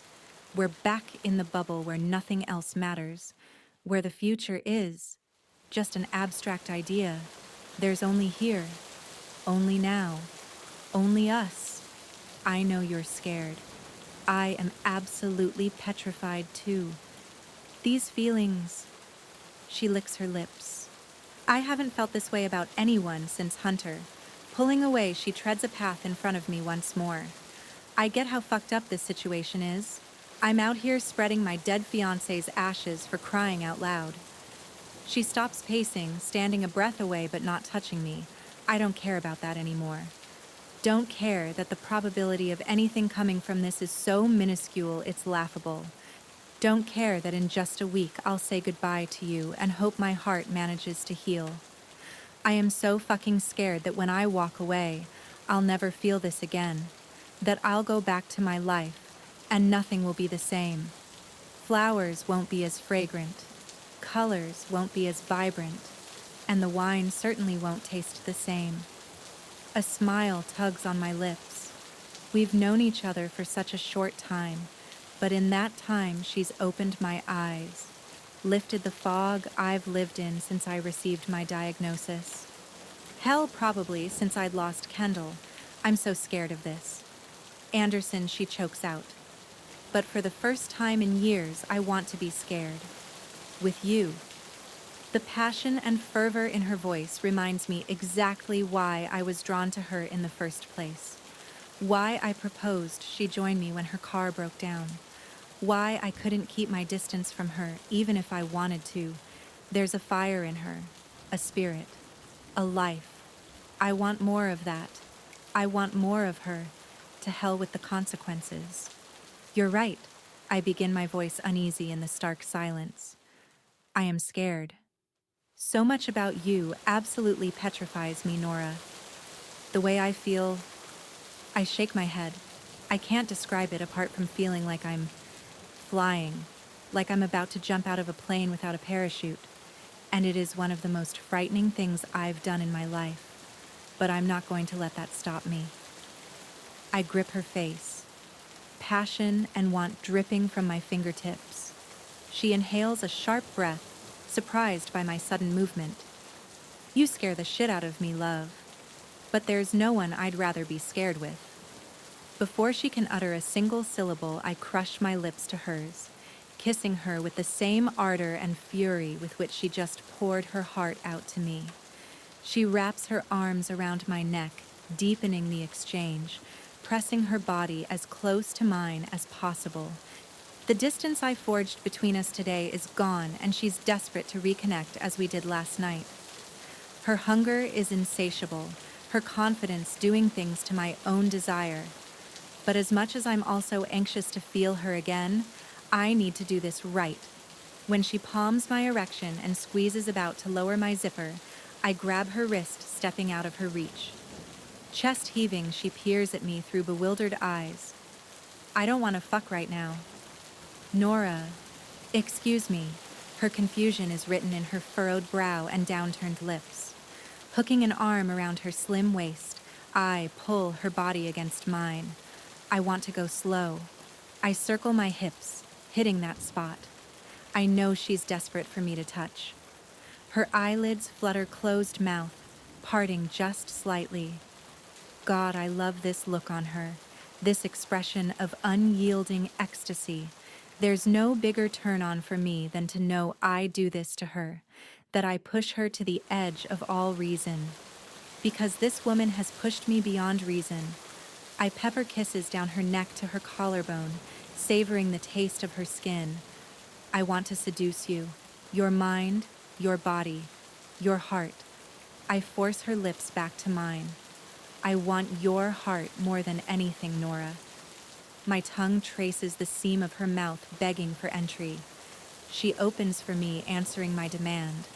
Our tongues tangling in a controlled kiss. Unlike last night, we're not desperately trying to remove our clothes in an attempt to experience each other for the first time. We're taking our time, savoring this feeling. Neither one of us thought we'd experience again. Swooping her into my embrace. I carry her into the master bedroom, ignoring her demands that I put her down. I don't want to ever put this woman down. Maybe Esme's right. Maybe it won't work out. But maybe this next week with Nora is exactly the adventure I need in my life. After all, isn't that why I stayed in the States after my diagnosis? Instead of heading home to break the news to my father, I wanted one last big adventure. Maybe Nora is my adventure. I carefully place her on the luxurious bed, then step back and kick off my flip-flops before shrugging out of my t-shirt. Nora props herself up and reaches for the hem of her sundress, but I stop her. Not yet, I whisper with a soft kiss. I want to undress you. Her cheeks flush, unable to hide the effect I have on her, but she's never been able to. Even when she fought her attraction to me in those early days, I could feel the desire building inside her. This isn't the type of thing that happens every day. We share a connection that goes beyond meeting in a Chicago diner, that goes beyond that fateful night when both our worlds were turned upside down. And hopefully, when the time comes, Nora will see that too. There's something so intimate about undressing a woman. I continue snaking down this body I've become quite familiar with, yet still have a lot of exploring to do. It's like a present wrapped up, just for me to open, to touch.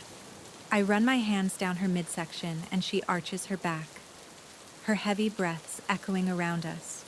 Meeting her gaze as she peers down at me with yearning, I bunch the hem of her sundress around her waist, revealing her yellow panties to taste. I press my mouth to her center, tasting her through the silken fabric.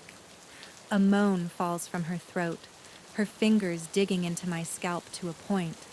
It's almost painful, but I don't tell her to stop. I ease her underwear to the side, floating my gaze toward hers. Do you want more? I ask, circling her with my thumb. She squeezes her eyes shut, succumbing to the sensation's words seeming to escape her. Grinning, I return to her, swiping my tongue against her before pulling away. Her breathing only increases hips, thrusting thighs, clenching. More, I ask again. Yes, Anderson, she pants. More. I hook my fingers into her briefs and drag them down her legs, dropping them on the floor. I take her foot in my hands, my motions languid as I kiss my way up her leg, not wanting to miss a single inch, single dip, single freckle. When I reach her apex, I steal a glance at her, the anticipation driving her wild with need. I'm ready to fall apart too, but not yet. Our remaining time together is limited. I'm not going to waste a single second. Not anymore. I move from one thigh to the other, completely ignoring her center, then kiss my way back down her opposite leg. When I reach her foot, I rest her leg back on the mattress, then kneel in front of her on the bed, pulling her into a kneeling position with me. Her eyes don't waver from mine as I lift the flowing cotton dress over her head. When I reach behind her body to unclasp her bra, she remains motionless, allowing me to slide the straps down her arms, leaving her completely bared to me, my hand splayed on her lower back and the other digging into her hair. I pull her toward me, our mouths colliding in a wanton and revealing kiss. For the first time, I actually feel like I'm kissing Nora. I finally know all her scars, all her fears, and she's willing to face all of them for me. A small voice reminds me I'm only making matters worse by continuing on with this charade, that every second I spend with her and don't tell her the truth is another lie I'm saddling her with. But this woman is a drug. I need just one more hit, despite the devastation I'll leave in my wake. Curving toward her, I delicately ease her onto her back. My lips never straying from hers, I revel in the sensation of her lustrous skin beneath my hands. Skin I have no right to touch, but I can't stop. Can't pull myself away. I doubt I'll ever be able to, even when this ends, even when the truth rains down on us. Gripping her thigh, I hook her leg around my waist, gently thrusting against her. Anderson, she moans into our kiss, my name coming out as a cross between a prayer and a plea. With torturously slow movements, I skate my hand along her waist, her breathing increasing the closer I get to her sex. As I slide my finger along her clit, she releases a noiseless gasp. I need you inside me, she murmurs against my mouth. I need you to make love to me.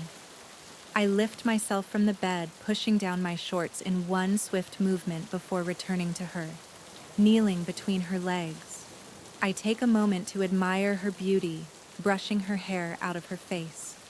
Whenever I peered at Nora today, I saw the woman I pulled from the wreck, saw her desperate eyes, heard her anguished cries. But right now, I don't see any of that. In this moment in time, that's not part of our story. At some point, we'll have no choice but to make it part of the fabric of who we are. But right now, I see the Nora who decided to meditate in a busy Chicago diner, who made me stop at every rundown gas station between Chicago and here, who's given me the adventure of a lifetime, one I'll always cherish, despite the inevitable end. I know it's kind of late to be asking you this, considering we've already had unprotected sex, but are you on birth control? It is kind of late. She smirks. But yes, I'm on the pill. After Hunter and Ember. Well, it kind of ruined me for wanting kids. I drape my body over hers, pressing my lips to hers, wanting to take away the memory of everything she lost. Not here, I whisper. Not now. It's just us. She melts into my kiss. Just us. I reach down and ease my way inside her slowly, at first reacquainting myself with this woman I've grown to know so well. Even in such a short period of time, I keep her head held tightly in my hands as I continue moving inside her, our eyes never straying from each other, the tether binding us unbreakable. The sex last night was incredible. Watching her let loose with me and release all her inhibitions was truly a sight to behold. But this moment is so much bigger than that. We don't need the distraction of heavy breathing and loud moans. Not here. All we need is to lose ourselves in each other, to bare ourselves to each other, to be scared with each other, to fall into each other. And I have fallen hopelessly, mercilessly, impossibly. This woman walked straight into my life and possessed my heart like she always owned it. She tore through the walls I've hidden behind and breathed air back into my lungs. Our lives may not fit together. Our story may end tragically, but for now I find comfort in the fact that our hearts beat as one, even if for only a passing moment after 30. Nora. Sunlight seeps through the plantation shutters and I release a contented sigh. For once, I'm at peace. I'm exactly where I need to be. Anderson is exactly where I need to be. Once we were able to keep our hands off each other for more than a few seconds last night, we ordered room service, not wanting to leave this suite for anything, not even food. But shortly after we finished our dinner of lamb and paella, Anderson got dressed and told me he needed to take care of something. It made me nervous, worried he was pushing me away again, but he returned a few minutes later, knocking on the door despite having a key. When I opened it and saw the bottle in his hand, I realized he was keeping with the tradition we started at the beginning of this adventure, knocking on my door with a smile and bottle of wine, hoping to spend more time together. All throughout the evening, as we savored our wine, and I lay snuggled against Anderson's firm chest, the love story between Terry McKay and Nikki Ferrante playing before us, I couldn't help but reflect back to the first night we'd watched An Affair to Remember. Anderson had remarked on the similarities between their story and ours. At the time, I thought the only similarity was that we'd both formed a friendship while away from home. That's no longer the case. Now I understand all too well the heartache the characters must have experienced when the boat arrived in New York City, and they were tugged in two separate directions, the only shining light their promise to meet again in 6 months. I hate the idea of being away from Anderson for more than 6 days. I doubt I'd survive 6 months. A supple mouth feathers against my shoulder blade, and I sigh as Anderson tightens his arm around me, pulling me closer. He pushes my messy locks over my shoulder, moving his lips toward my neck, shivers rolling down my spine. This is what I've been fantasizing about. I murmur, my voice scratchy from sleep. What? He playfully circles his hips against me, making his need for me known. Morning sex. Pretty sure we checked that off our list yesterday. No, not morning sex. Although I'm certainly looking forward to that, I wiggle against him and he grips my hip with hungry fingers. Then what have you been fantasizing about? I roll over, brushing his hair out of his face. The more I look at him, the more I see Prince Gabriel in his features, his eyes, his dimples, his wicked smile. But I also still see Anderson North, my Anderson. This is the first morning you're beside me when I wake up. Every other morning I've woken up alone. Even yesterday. Sure, you were in the room, but you weren't with me. I like that you're finally with me. There's no place I'd rather be than with you. Nora. He captures my lips in a teasing kiss before he retreats, propping himself up on an elbow. He runs a delicate finger along my ribs, and a thoughtful expression crosses his face. Brows pulled in, mouth pinched. Then he peers down at me. How much wiggle room do we have in your schedule? It's a little thing, but my chest expands at his use of the word we like. We're finally in this journey together, instead of two people on their own trajectory who crossed paths for a few days. We may have to go our separate ways when this comes to an end, but for now, this is our journey, our adventure. Why? Instead of hitting the road, what do you think if we stay here another night? Explore Santa Fe. Go to some art galleries. He waggles his brows. Stop for some food where I'll get under the table and make it impossible for you to talk. Feigning indignation, I playfully slap him, although I like the idea of him making it impossible for me to talk. His chuckles fade, expression becoming serious once more. What do you say? Let's spend the day together. We spend every day together, I remind him. It's barely noticeable, and if I blinked, I wouldn't have seen it. But I catch Anderson's eyes flick to the desk where I'd placed the canister containing Hunter's ashes. My heart falls, my stomach churning. Oh, I can't imagine what's going through Anderson's head. No wonder he was so distant yesterday. Why hadn't I realized it before now? Of course he'd be aloof. We slept together, yet the instant we were back on the road, my focus was on Hunter and spreading his ashes at every spot on the list, without a single regard for how it must make Anderson feel. If I were in his shoes, I'd question things too. Keep my heart guarded, wonder if there will always be a ghost between us. Rolling away from him, I slip out of bed and pad across the floor, the hardwood cool on my feet. It's okay if you don't. Nora, He trails off as he watches me grab the ashes from the desk.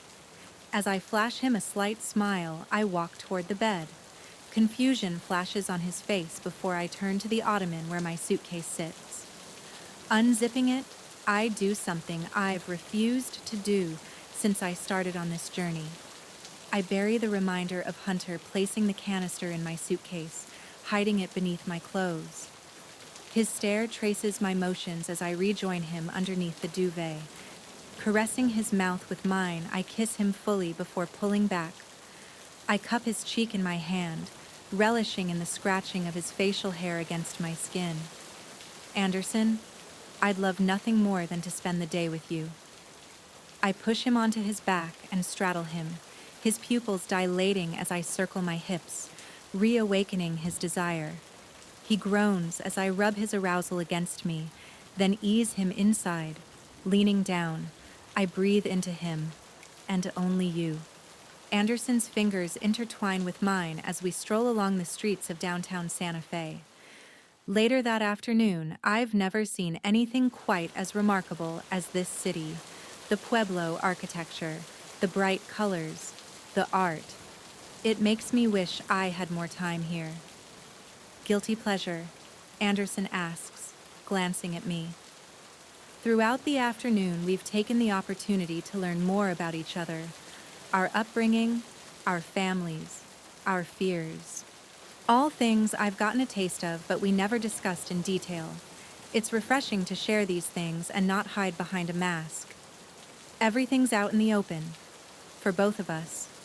Sex with a hot prince, I answer without a moment's hesitation. Lust in his eyes, he pulls me to a stop and leans toward me, his breath warming my neck. Glad you think I'm pleasurable? His finger grazes a sliver of exposed skin along my hip bone, fanning the flames of my desire. Then he retreats. But I hope you don't feel guilty about this. I raise myself onto my toes, brushing my lips against his. I don't.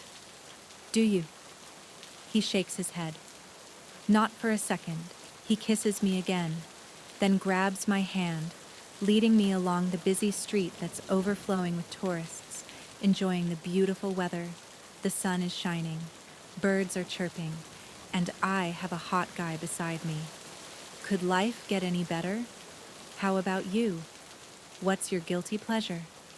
He smirks. Sex with a beautiful American woman. I playfully pinch him in the side. You stole my answer. No. You said your guilty pleasure was sex with a hot prince, not a beautiful American woman. Although I'm willing to accommodate if you're into that. Yanking his hand, I pull him toward a clay building. I lean my back against it, forcing his body against mine. Are you telling me I don't satisfy you on my own? I rub against him. Doesn't feel that way to me? Oh, gorgeous, you do more than satisfy me. You drive me wild. His tone is gruff, sending a thrill through me. The mere notion of being deep inside you has me hungry for another taste. He nuzzles my neck, running his tongue along the length. I no longer care that we're in public on a very busy street with dozens of people sidestepping us. A few give him a second glance, most likely finding his appearance familiar. But as has been the case throughout our journey, they brush it off, probably thinking he's simply some celebrity doppelganger. Makes me want to lift this skirt and fuck you right here. Bad boy, I tease in a breathy voice. Only with you. He pulls back the fire in his depths, transforming into something more meaningful, but still as vivid and intense. You make me want to break all my rules. Nora. Hell, you make me want to set the rule book aflame and start over again from the beginning. With you, his words cause my heart to swell, the hairs on my nape standing on end. Some things are worth breaking the rules for, I murmur. And I get the feeling you're more than worth breaking my rules for. He seals his mouth over mine, his kiss, gentle like that first snowfall of the year. Innocent, beautiful, serene, he gradually releases his hold on me and links our fingers, resuming our leisurely stroll. Neither one of us speaks for several minutes. There's something magical about not polluting the silence with words. I don't have to focus on what comes out of his mouth, listening to his body's distinct language instead. Let's go in here. I suggest when we come upon an art gallery. We've passed quite a few, but this one catches my attention. The display window in front showcases a large photo split between 3 canvases of a Native American woman overlooking the plains.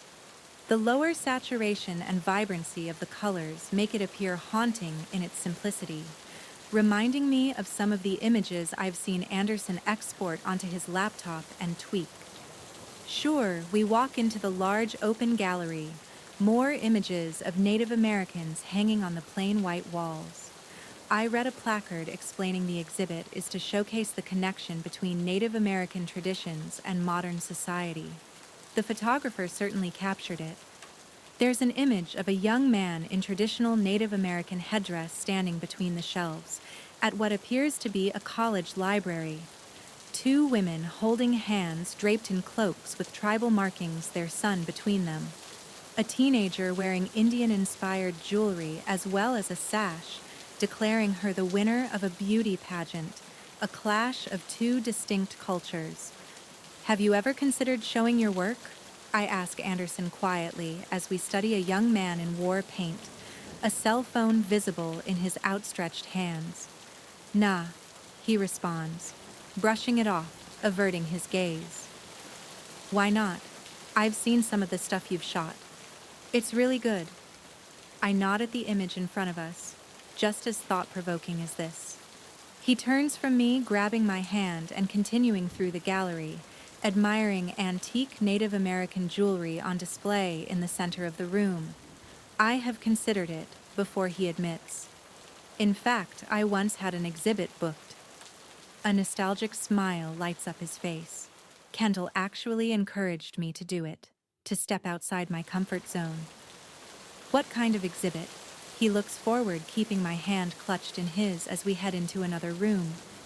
In my position, I do a bit of traveling. I imagine I started a foundation years ago. He continues, his voice barely more than a whisper. A clean water initiative.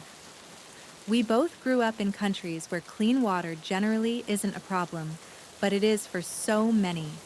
And without clean water, health complications abound. Every so often, I travel to one of the places where my foundation hopes to provide locals with resources to deliver clean water. The people always fascinate me. They have nothing. Nora. Absolutely nothing. The more he speaks, the more impassioned he becomes. I can tell this isn't simply a charity he slaps his name onto for the positive publicity, but something he genuinely cares about. Another piece of the Prince Gabriel Anderson puzzle. But they're always so happy. They invite me into their village, prepare this huge feast, even slaughter the pig they've been raising for years, just to feed me. It sounds like a very rewarding venture. It is. Anytime I want to complain about something in my life, I remember their generosity. I nod a beat, passing before speaking again. So you've photographed them? Yes, with their permission, of course. Naturally, this was years ago now, but I wanted people to see what I do when I visit these villages, wanted to instill the same humility I experience. I wanted to show these places where a family of 10 lives in a hut no bigger than this room. He gestures around the space, which is probably only 10 by 15 feet. But they're happy. They don't need material things, don't need the latest game system or iPhone. They have each other. In my eyes, that's what makes them wealthy beyond measure. And the exhibit. He worries his lower lip, the excitement draining from his expression. Kendall died a few weeks before it was supposed to premiere. After that, I couldn't stand the thought of going through with it, of being surrounded by the memories of her, considering it was her encouragement and motivation that made it happen. Maybe that's exactly why you should do it. You have unfinished business, I don't. You do, Anderson. Trust me, I get it. It took me 6 years to take this trip. Hunter and I had planned. I was so scared of what it would mean. I avoided this because I didn't want to let go of the one thing of Hunter I had left. Just like your exhibit, the one thing you have left with Kendall. He closes his eyes, his silence, the only confirmation I need that I'm right. And if I'm being honest, I wish I'd taken this trip sooner. It would have saved me from a lot of bad decisions and a marriage to a gay man. I add in an attempt to get a laugh out of him. Instead, he brings his hand to my face, cupping my cheek. I melt into his touch, inhaling his calming scent of ocean breeze and something else that is quintessentially Anderson. His lips skim mine in a simple kiss that lights my soul on fire, for what it's worth. I'm glad you didn't take this trip until now. I am too. Chapter 31. Anderson. I steal a glance at Nora as we sit at yet another stoplight. Over the course of the past several hours, we've watched the sparsely populated areas that make up most of Route 60's transition into more heavily developed towns. Now we're almost at the finish line, just another 10 miles or so until our adventure is over. What I wouldn't give to turn this car around and start this journey again, to stay in this bubble. The last few days have been some of the best of my life. They were certainly the most satisfying and fulfilling since I lost Kendall. An easy-going atmosphere had settled between Nora and I as we traveled through New Mexico and into Arizona before navigating through Sitgreaves Pass and entering California. We posed with a giant jackrabbit at the Jackrabbit Trading Post in Joseph City. We stood on a corner in Winslow, Arizona that was complete with a red flatbed Ford, an homage to the classic Eagles tune.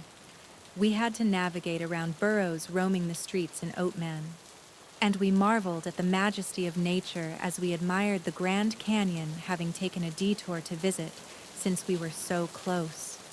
In each place, Nora left more of Hunter's remains, instead of it being a solemn event. As she was forced to say goodbye to another piece of him, it seemed to lighten her load. She was no longer filled with sorrow, thinking how much Hunter would enjoy the kitschy shops in Seligman, Arizona, or the giant rooms in the shape of teepees at the Wigwam Hotel in Holbrook. With each throw of his ashes, she cut another tether, keeping her bound to her past. Sensing my eyes on her, Nora looks at me, offering me a smile, but I can tell it's contrived. She's as twisted up inside as me. "You doing okay?" I ask. The light turns green and I shift into first creeping along Sunset Boulevard in Hollywood.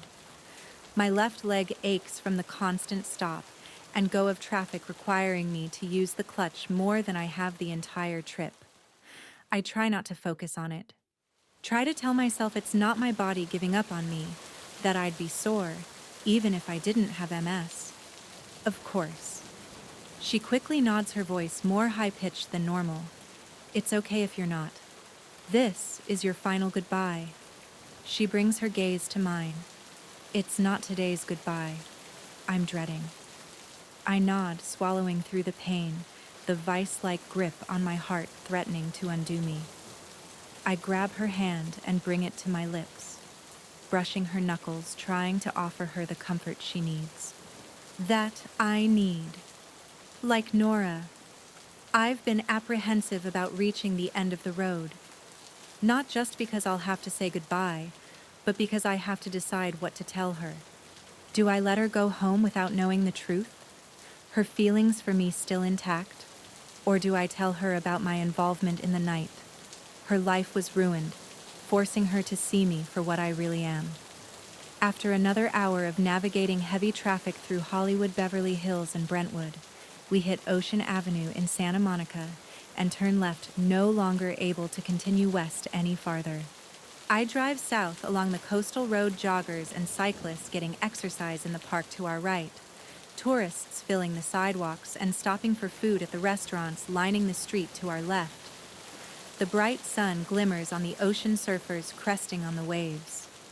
When I first decided to drive across the country, since I wasn't sure how much longer I'd be able to do something like this, I looked forward to reaching California, to have some time here to decompress before needing to return home and address my diagnosis. Now I'd give anything to have more time on the road, crappy motel rooms and all.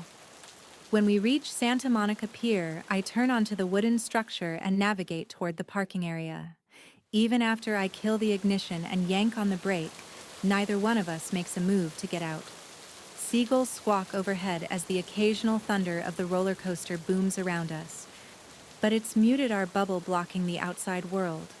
Nora lifts her sad eyes, swallowing hard. I don't want to open the door. I bring my hand to her face, and she melts into my touch. Either do I. But we came this far. We have to see this through to the end. I glance at the brightly colored buildings on the pier, the Ferris wheel turning a slow circle beneath the picturesque backdrop of the California coast. And that's the end, right there. It's within your grasp. Time to close this chapter. She squeezes her eyes shut and pulls in a deep breath. On a long exhale, she returns her gaze to mine and nods. Okay, let's turn that page. I leave a tender kiss on her nose, then jump out of the Jeep, rushing to help her. She places her hand in mine, and I squeeze, leading her up toward the frivolity and carnival atmosphere of what's become the point of celebration for most Route 66 travelers.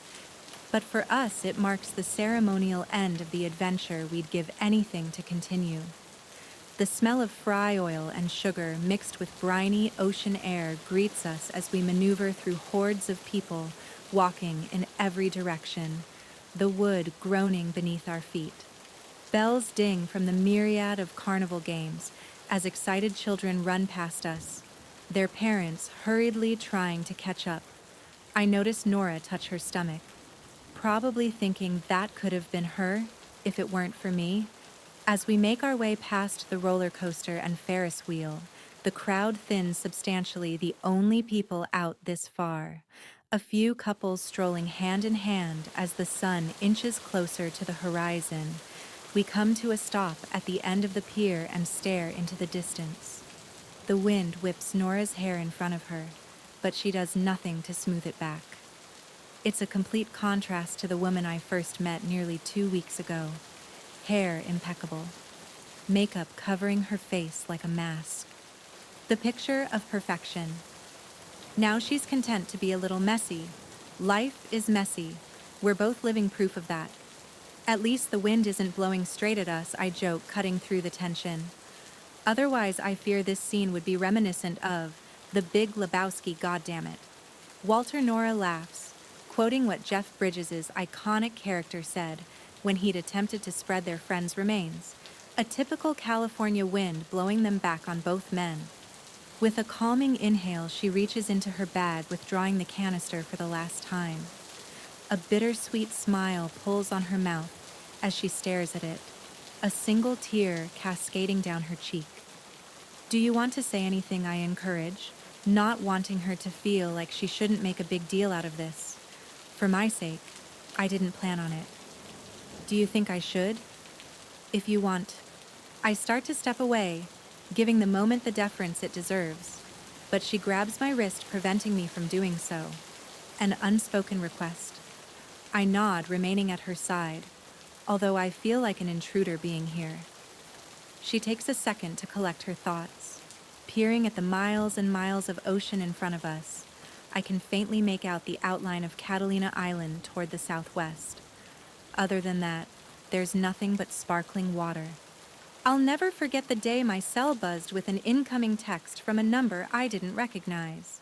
She begins after several long moments, smiling through the nostalgic tears brimming behind her lids.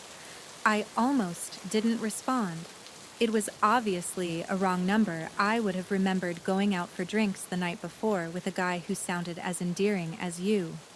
Your words made it seem that you liked whomever you thought you were texting.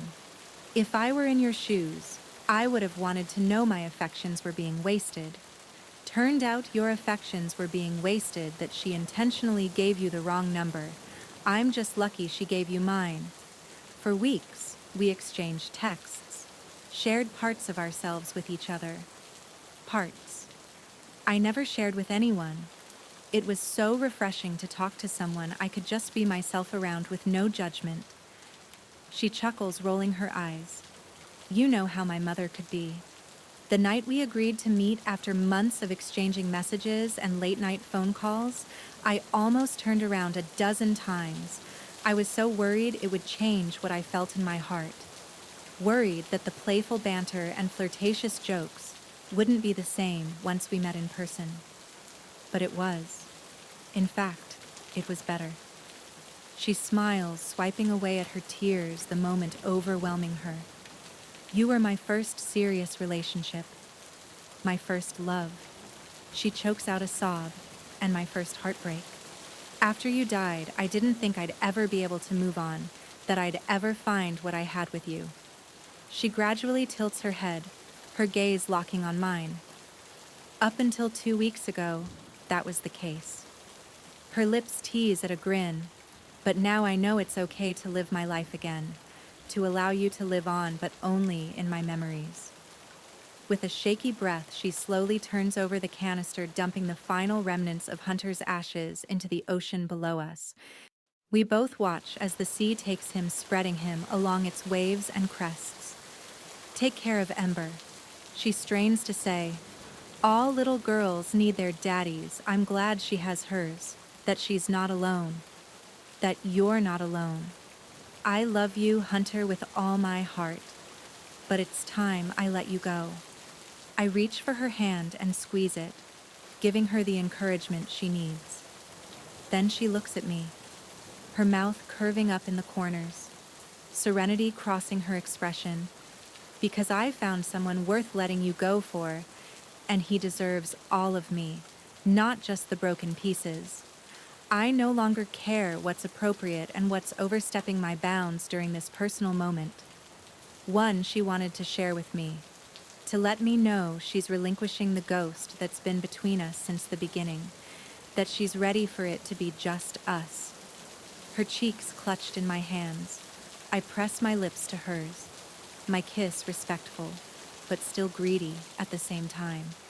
I breathe into her, my grip tight, my admiration for this woman growing with every second, every swipe of her tongue, every heartbeat.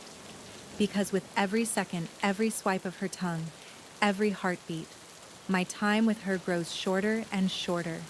I no longer want that to be the case.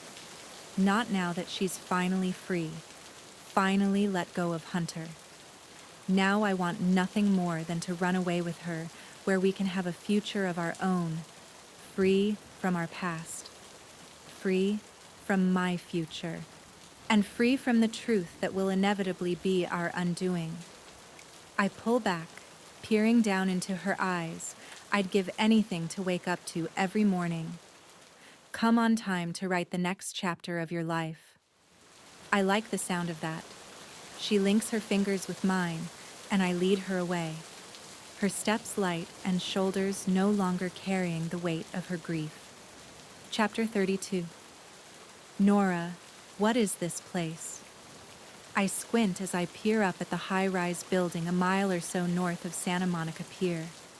The glass panes glimmer in the late afternoon sun, fractals of light bouncing off it. You'll see, Anderson smirks as both our doors are opened simultaneously by men in shorts and a polo shirt, obviously valet attendants. Afternoon, Ms. Tremblay, the man who opened my door, greets smiling as he helps me out of the Wrangler. Welcome back.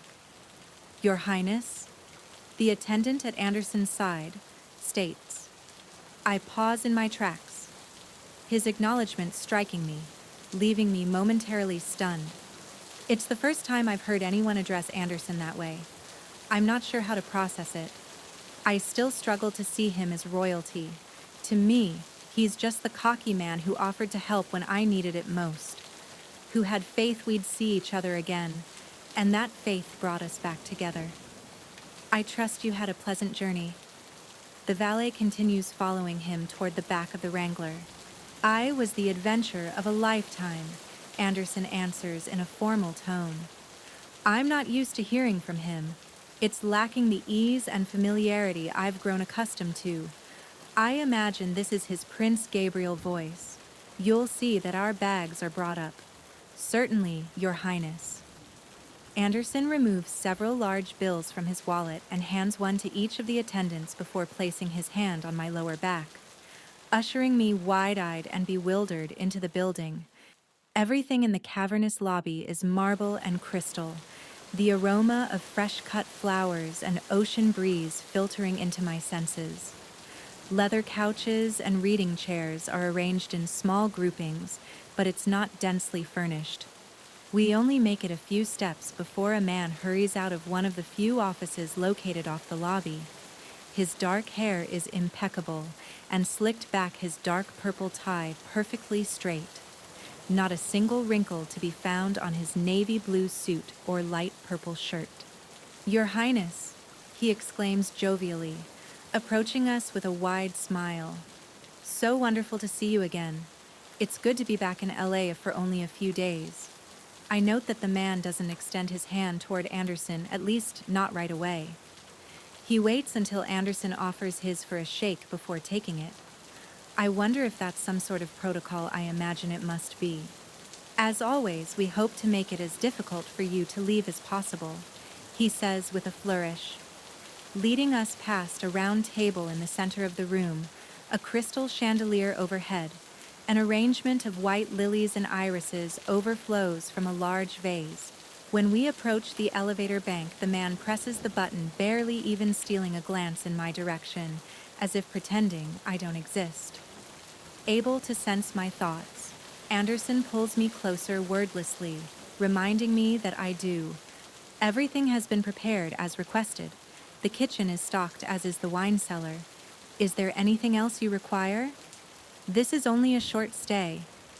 The man finally looks my way, giving me a once-over before returning his attention to Anderson. Yes, of course. The elevator dings steel doors opening to invite us inside. Thank you for your assistance. Anderson offers with authority, effectively dismissing him. It's my pleasure. The man reaches into his pocket and holds a business card toward Anderson, who takes it. If you have any additional requirements, do not hesitate to reach out no matter the hour. He simply nods, then ushers me into the elevator. After he punches a code into the keypad, he hits the button for PH1, which I can only assume is for the first floor of the penthouse. The second the doors close, we both expel a breath, but it does nothing to push aside the unease coiling in the pit of my stomach. The way that man looked at me made me feel like I was just another woman. Anderson brought here for a few days. It's probably irrational, but I always thought I was different. He always made me feel like I was different. What if I'm not? What if he's not on the same page as I am? Do I even know what page we're on? Are you okay? Is this what it's always like for you? I blurt out. What do you mean he pushes sensing? There's more behind my question than simply wondering if he's always waited on like this when people know who he is. Do people always fawn over you? Then look at whatever girl you're with. Like they have no idea how she caught your eye, because believe me, I have no idea how it happened and still question it. He cups my cheeks, cutting me off. Don't. His gruff voice is filled with emotion. Don't ever question why I'm with you. Your soul spoke to me the second I felt it. This is why I didn't tell you who I was. Why I normally don't tell anyone until you. I urge when he pauses. His expression softens until I know it's real. And I knew from the very beginning this was real.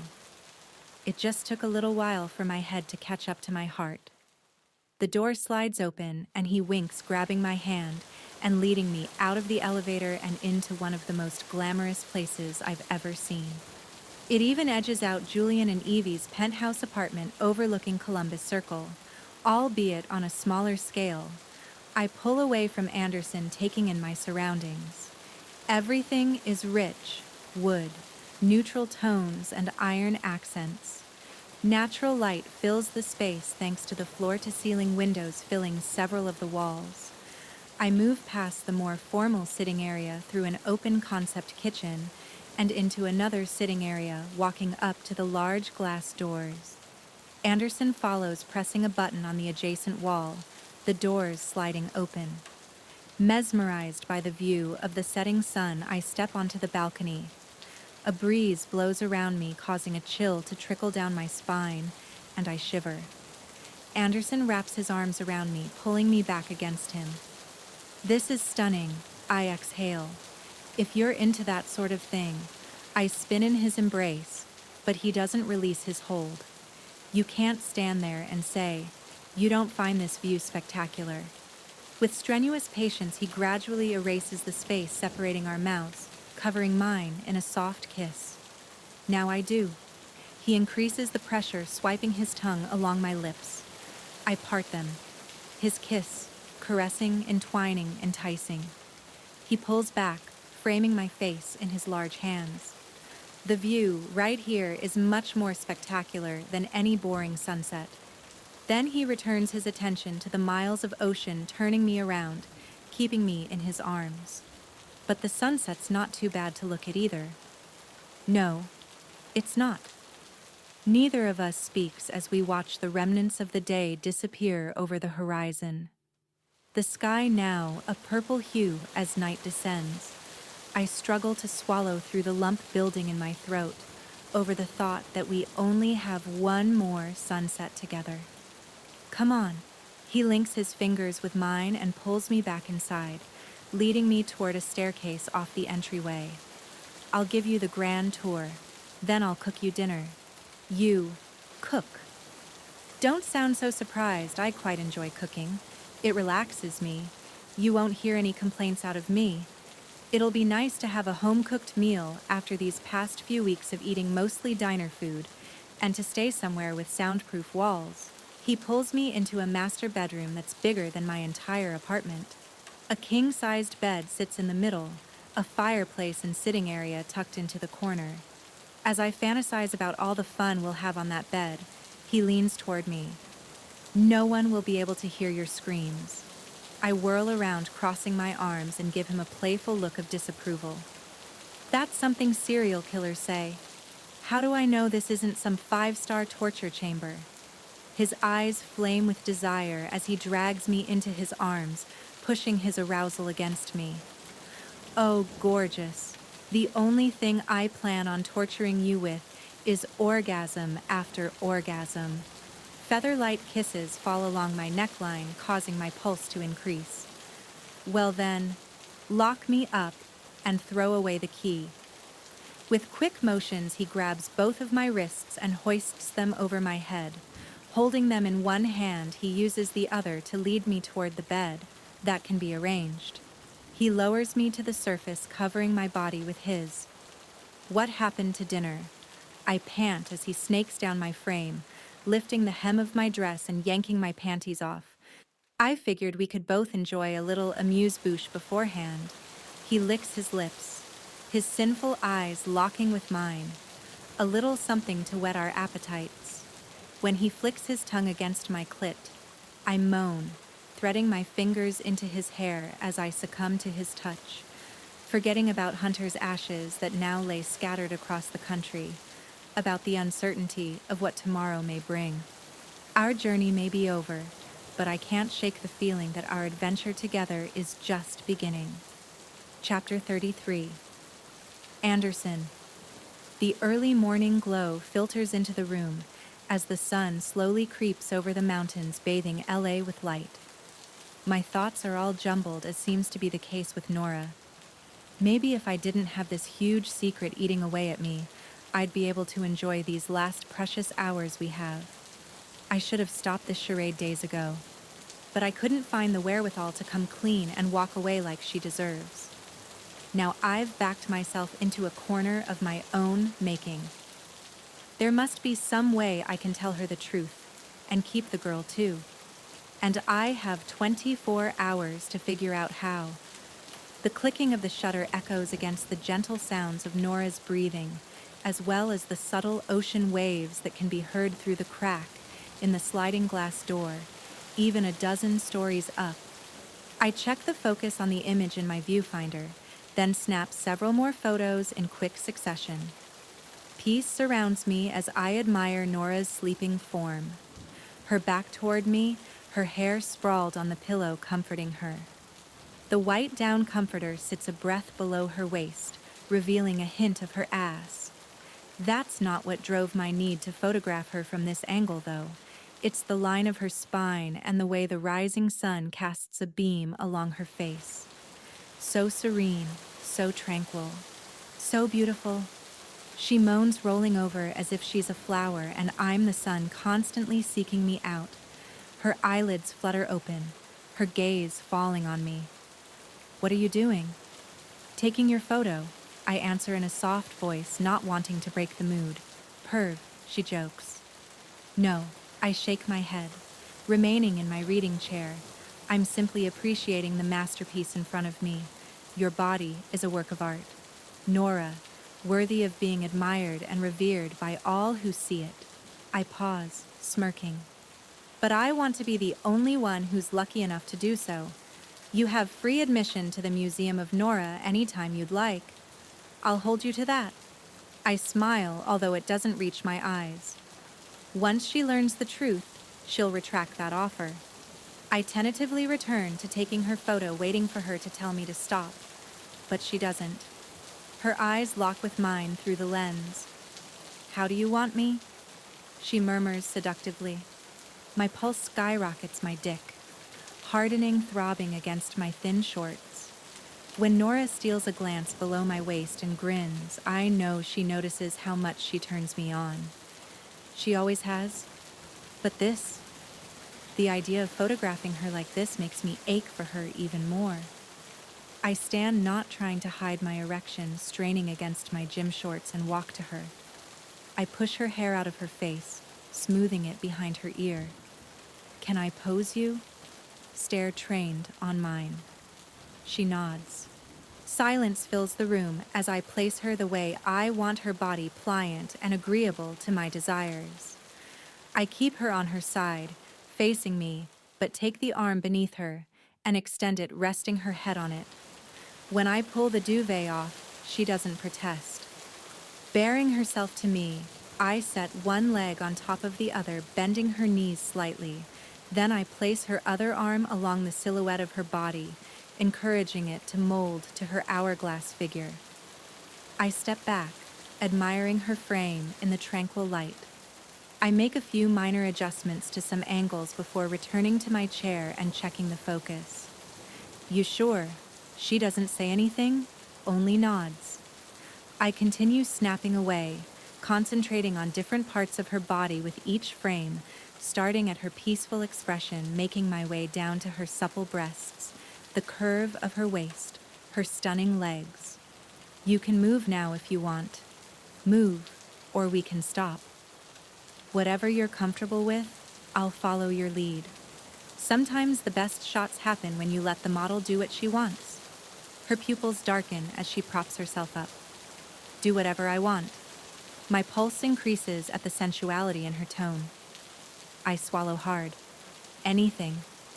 No limits." "No limits," she repeats, closing her eyes and returning to the same position I'd posed her in, remaining motionless for several moments. Then the hand resting along her silhouette moves slowly, gradually, tentatively. It travels along her waist, caressing her stomach before continuing up to her breast. When she squeezes, my breathing increases, echoing in the stillness of the room. She levels her gaze on mine, a devilish glint within. "Shouldn't you be snapping photos?" I return my camera to my face and feverishly click away. When she rolls onto her back, I stand skirting around the bed to shoot from a better angle. A few weeks ago, I doubt Nora would have done anything like this, still trapped in whatever cage she'd locked herself in years ago. Hell, she probably wouldn't have done this a few days ago. But I saw it the instant she dumped those ashes into the ocean. She's finally free, and I want nothing more than to keep feeding this newfound freedom. I squat at the end of the bed, shooting her from this low angle, the camera capturing how addictive her curves are, how beautiful she looks as she explores her own body, comfortable enough with me to do so in my presence. She bends her knees, propping up her legs and spreading them, revealing herself to me. My jaw tenses, every inch of me frozen in place. I'm unable to move, to breathe, to think. This may be one of the most erotic moments of my life. "Go ahead," she whispers, her hand continuing its tortuously slow journey down her body. "Take your photos. These better not end up on the wall of some gallery, though." "Not a chance in hell am I sharing you like this," I respond in a gruff tone. "These are for my own personal collection to jack off to. Glad to know I'm spank bank material." "Oh, gorgeous. You're more than spank bank material," I assure her. She keeps her gaze trained on me for several protracted moments, the atmosphere shifting from light and playful to thick with sexual tension. Chewing on her bottom lip, she slides her hand past her waist. When she toys with her folds, spreading her wetness around it, takes everything I have to not throw the camera to the side and bury my face in her, to be the one giving her the pleasure, building on her expression as she rubs her clit. But even though I'm not touching her, I'm still the reason her breathing is ragged, her complexion flushed. I raise myself to my full height, snapping a few photos of her from above, one hand squeezing her breast, the other between her legs as she pleasures herself. Pull your nipple, I demand, through a clenched jaw. She focuses her eyes on mine before closing them once more and following my command. I hiss out a breath, struggling not to touch her, but this is infinitely more erotic, more intimate. Her chest heaves as she teases herself, pulling on her nipple as a finger slips inside her sex. When a tiny moan escapes, I can no longer control myself. I toss the camera onto the bed and free my erection from my shorts, noticing the lack of a constant shutter clicking. Nora looks at me, watching me stroke my cock. Spreading her legs wider, she removes her fingers, giving me permission to take their place. But I shake my head. No. Like this. I continue pumping my dick with my hand. I want us to get off like this. A shiver visibly rolls through her, and she returns her fingers to where they were her. Breathing becoming more erratic and uneven, matching my own. I won't last much longer, she warns. Trust me, gorgeous. Watching you like this, I won't last long, period. You're so fucking hot. So fucking beautiful. So fucking mine. With each word, her whimpers grow louder as she pulses her hips against her hand, desperately seeking release, until her body spasms her cries, reverberating against the walls. Fuck, I grunt, increasing my motions. I step closer to her, running my free hand along her waist, then disappearing between her thighs, taking the place of her fingers. Her wet and greedy body pushes me closer to the edge. I'm about to come. Okay, she breathes. I look around for a towel. Anything but. She grabs my forearm. On me. Fuck.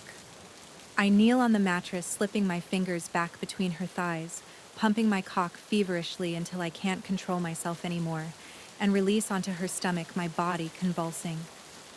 Unable to go another minute without feeling her lips against mine. I hover over her, slamming my mouth to hers, my tongue caressing, tangling. Taking goddamn baby. I exhale when I pull back. That may have been one of the hottest things I've ever seen in my life. You make it difficult for a man to walk away from you. Good. She captures my kiss once more as my phone chimes on the nightstand, but I ignore it, kissing her deeper. Aren't you going to get that? It's not even 7 in the morning, I answer. Exactly. Might be important. I groan reluctantly, tearing my lips from hers. Glancing at the screen, I see my sister's name. Normally, I'd let it go to voicemail, but I did call her in the middle of the night, desperate to talk to her about what to do. Now that I'm mere hours away from leaving Nora, I place one last kiss on Nora's mouth before standing. I need a minute. Then I'll bring you some coffee. Grabbing my cell, I dash to the bathroom, retrieving a towel and handing it to Nora as I raise my phone up to my ear and tug on a pair of shorts. Hey, Esme. I steal one more glance at Nora before disappearing out of the master bedroom, heading up to the office on the 3rd floor, needing to have this conversation in private. Anders, I'm sorry I missed your call. It's okay. It was... What? 4 in the morning. Your time when I called something like that. It's silent while I close the door and sit behind the desk. So how are you? I release a long sigh, scrubbing a hand over my face, unsure how to answer her question. This is my last full day with Nora. Tomorrow we'll board my chartered plane and fly to JFK, where we'll go our separate ways. I'm just grateful I finally convinced her to cancel her coach seat on a commercial flight. Regardless, I still don't know what I plan to tell her when we land, what kind of promises I'll make, what kind of secrets I'll reveal. That good, huh? She retorts with a laugh. How can you tell? Because I know you better than anyone. You may be thousands of miles away, but I can feel your turmoil. You're caught between having a clear conscience and a broken heart. I don't know how she does it, but Esme's always had an uncanny ability to analyze things, and boil them down to the most simplistic terms. This situation I've found myself in is as complex and convoluted as they come, but she's right. What it all comes down to is deciding between leaving my conscience or my heart intact. All along, I've said she deserves the truth. I agree. She pauses before continuing. But I doubt she would have been ready to hear the truth a week ago. Do you? I heave a sigh, reflecting back to who Nora was mere days ago. The nuts and bolts are still there, but the woman who just bared her body and soul to me, relinquishing her control and vulnerability, only remotely resembles the woman I first ran across in Chicago. She's free while my chains only grow heavier with every touch, every kiss, every devoted whisper. She needed to complete this journey, I remark. But now the journey's over yet. You're no closer to figuring out what to do than you were when you realized the truth. Esme states, reading me like a book. She deserves to know, I say, through the lump in my throat. The truth about that night was kept from me for years. I can't keep it from her too. But doing so destroys everything you've built with her, she completes my thought. Even though it was all built on a foundation of lies, Esme's quiet for a moment, and I sense her brain spinning. That's not entirely true. I think you'd built a strong foundation before you ever learned the truth. It may have rattled things a little, but I like to think it can still survive. This is merely an earthquake, a 72 magnitude earthquake. It's a tragedy. Anders, I'm not trying to downplay it. I'm simply trying to give you hope. Hope. Maybe if you show her, you have the courage to let her go, she'll find the strength to look past the biggest regret of your life. I think we both know there's no other option here. Your conscience won't allow you to say goodbye without telling her the truth. I bow my head. You're right. No matter what happens, just know you're doing the right thing. Her voice wavers. Mom would be proud. I squeeze my eyes shut. If there were a time I wished my mother were still alive, it's now. She always had a way of giving us confidence when it was lacking. She never used her MS as an excuse for why she couldn't do something, and I wasn't going to do that now either. Thanks, Esme. Anytime. Just promise me one thing. What's that? That you'll take that girl out tonight. Spoil her to the point where nothing else will matter. Maybe in the end, nothing else will, not even the finest jewels will make her overlook this. I trail off. The finest jewels. What is it? Esme asks. Nothing. I jump to my feet. I have to go. I'll phone you later. I end the call, then walk toward the wall safe. After inputting my code, I press my thumb against the scanner. The door clicks open and I pull it back, pushing aside boxes containing various necklaces and earrings I'd purchased for Kendall during our relationship. All worth a small fortune, but the memories of their previous owner make them priceless. As I rummage through, I don't immediately find what I'm looking for. When my hand skims against an envelope hidden toward the back of the safe, I grab it, pulling it out. My heart rate increases as I open the small manila envelope and dump its contents into my palm. For weeks after losing Kendall, I'd fallen asleep with this silver chain and simple diamond engagement ring clutched tightly in my hand. It was a talisman of sorts, offering me comfort when my world felt like it had turned upside down. I'd come back to Los Angeles after her death to this penthouse where I first saw her on the sand across the street, playing volleyball.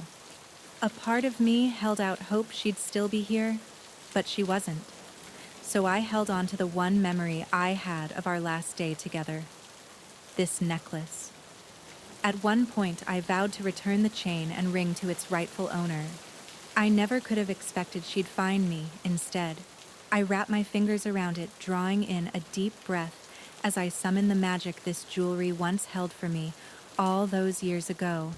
I just pray, once she learns the truth, it can offer Nora that same comfort. Chapter 34. Nora. Wow, I murmur as I peer at my reflection in the mirror. barely recognizing myself. Earlier today, Anderson had arranged for me to go out with a personal shopper to find a dress for dinner, after which I was treated to an afternoon at the spa, complete with massage, manicure, and a pedicure, before having my hair styled and makeup done. Now that I'm back home or at Anderson's place and have slipped into the dress I procured, I can't help but feel like a princess. My hair is pinned back on the right side with pristine waves, reminiscent of the way Hollywood starlets wore their hair in the 40s. My makeup is clean and not overdone, apart from the bright red hue covering my lips, which contrasts with my fair skin. The sleek black dress with its off-the-shoulder sleeves and sweetheart neckline, a string of pearls falling just above it, makes me look like a modern-day Grace Kelly. Another woman who'd fallen for a prince. Electricity buzzes through my veins as my mind wanders to how Anderson will react to this version of me. I haven't seen him since the personal shopper whisked me away from the penthouse earlier. It's the longest we've been away from each other since we met, and I hated every minute. Despite all the pampering, I don't know how I'll survive once we part ways. I'd wanted to raise the subject on more than one occasion as we made our way to California, but it wasn't fair to have that discussion with Anderson while Hunter was with me. Now I've let him go, let my past go, yet I still can't seem to bring up our future. Maybe because somewhere in the recesses of my brain, I know there is no future with us, that he was brought into my life to serve a purpose to help me finally accept Hunter's death. His job is done, but I don't want it to be. Checking the time, I grab my clutch that almost caused me to have a heart attack when I saw the price tag. However, my personal shopper assured me it didn't matter. Anderson had instructed her to get me whatever I wanted regardless of the cost. He said he planned to spoil me today. He most certainly did. On Jimmy Choo-clad feet, I carefully make my way from the master bedroom, holding on to the iron railing as I descend the stairs into the open living area. My heels click against the hardwood flooring announcing my arrival, and Anderson whirls around from the kitchen island, the champagne cork flying out of his hands and zooming past my head, making me flinch. Shit! He rushes to place the bottle on the island, hurrying toward me and pulling me into his arms. Are you okay? I burst into a fit of giggles. Having trouble controlling your cork? I joke flirtatiously. Only when you're around, gorgeous. He nuzzles my neck, inhaling. Always when you're around. He remains in my embrace for a moment before pulling back. Now let me get a look at you. He takes my hand in his and spins me around. I smile demurely, allowing him to take in the full package. I've never felt so beautiful, but it's not because of the dress or the makeup or the jewelry, or even the sexy lingerie I'd purchased to surprise him with later. It's because of the way Anderson's eyes flame with a mixture of desire and adoration. He yanks my body to his. You're stunning, Nora. You look so much like Grace Kelly. I giggle nervously, his words mirroring my own thoughts. I feel a little like Grace Kelly, like I'm living a fairy tale, except ours won't end with a happily ever after. His lips curve as he admires me, but it doesn't reach his eyes. Isn't as carefree as it has been. Anderson, No, he cuts me off. His voice, pained. Not right now. Let's pretend we're two people going out on our first date. A first date? I waggle my brows. Is that what this is? He shrugs, I guess. So I never had a chance to take you out while we were driving. Route 66. We went out for drinks and dinner. Most nights, actually. And while I enjoyed every second, you deserve better. So that's what I'm giving you tonight. Better. I place my hands on the lapels of his dark suit that he kept casual with just a black t-shirt. It's simple, yet oozes sex appeal and sophistication. You could cook me ramen noodles and open a cheap bottle of wine and it would still be better. And that's what I low. He stops short, catching himself before finishing admire about you. But I have the means to treat you like a princess. and a princess you shall be. Be careful. A girl could get used to this. Good, he winks, then steps back, steering me toward the island. I watch as he expertly pours the champagne into 2 flutes, then hands one to me, raising his to broken down rental cars, abandoned drive-in theaters, and Cadillacs turned into art. I lift my glass to his, to truth or drink, cheap motels and dancing beneath the stars. I squeak past the lump in my throat, all wonderful moments. But may I confess something? I swallow hard, my heart hammering in my chest at what he's about to reveal. My favorite moment is you. Tears well behind my lids. This might be the sweetest and most honest thing he's ever said to me. That anyone's ever said to me. My favorite moment is you too, I admit, as he tips his glass toward mine. Although sneaking a peek of your knickers as you scaled that fence comes in a very close second, he adds his eyes alight with mischief. I playfully punch him, and watching you nearly hit a burrow when we drove through Oatman is a close second for me. That thing came out of nowhere. He huffs. And why were donkeys wandering around without a single care for the vehicles on the road? Simple. I bring my glass to my lips. They were there first, I suppose. Just as he takes another sip of his champagne, the elevator doors slide open. Surprising me, I thought we were the only ones who had access to his penthouse. A tall man with an even more impressive physique than Anderson steps into the foyer. I squint the dark-haired man, seeming familiar, but I can't quite place how I know him. Good evening, Your Highness. Are you ready? Hey, Creed, Anderson answers casually. Yes, we're ready. And for the 1000th time, stop with the, Your Highness. Bullshit already. And for the 1000th time, as long as I serve as your CPO, I will only refer to you as Your Highness or Sir. You had no problem calling me some choice words the other day. What was it? A daft prick who you were grateful finally pulled his head out of his arse. You did fire me. I called you a daft prick and an arse. Before you officially rehired me, I took the opportunity while I could. He winks at me, and I sense a strong bond between the 2 men, one that transcends that of employer and employee. Creed Lawson. He extends his hand toward me, Nora Tremblay.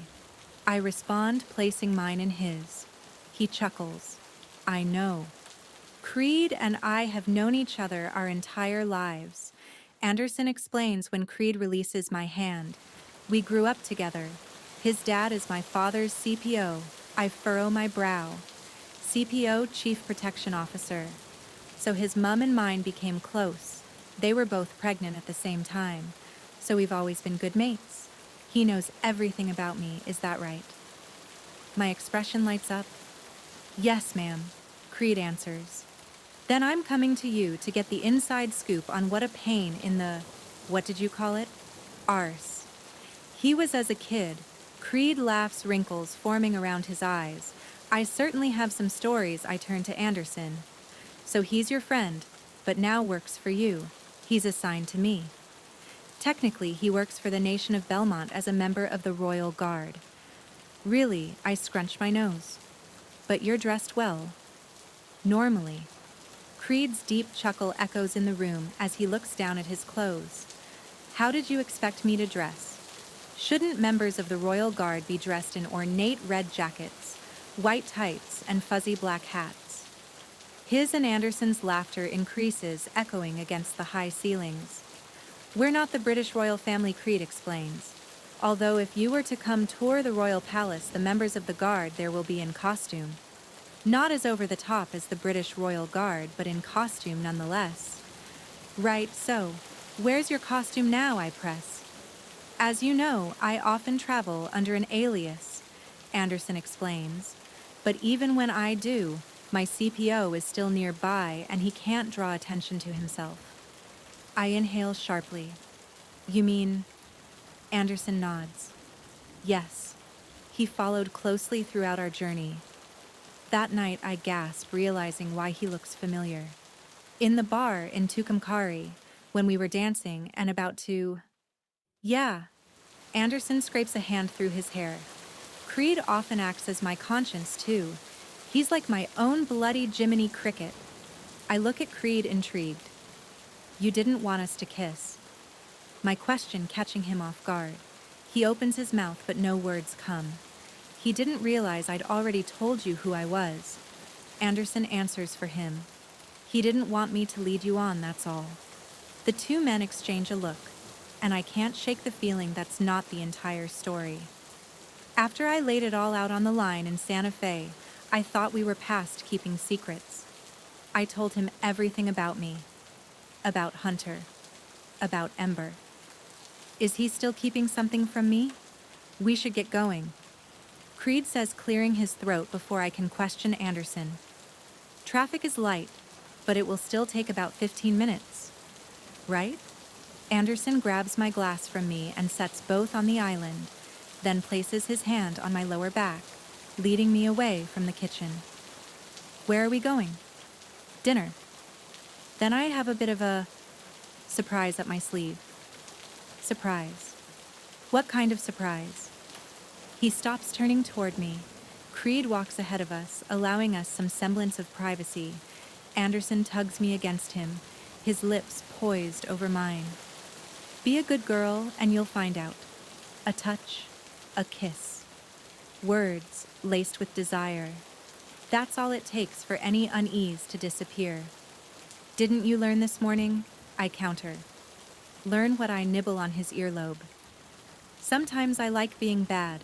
His breath hitches as I step out of his grasp, swaying my hips a little more than usual as I walk toward the elevator, waiting to whisk me away to a night of romance.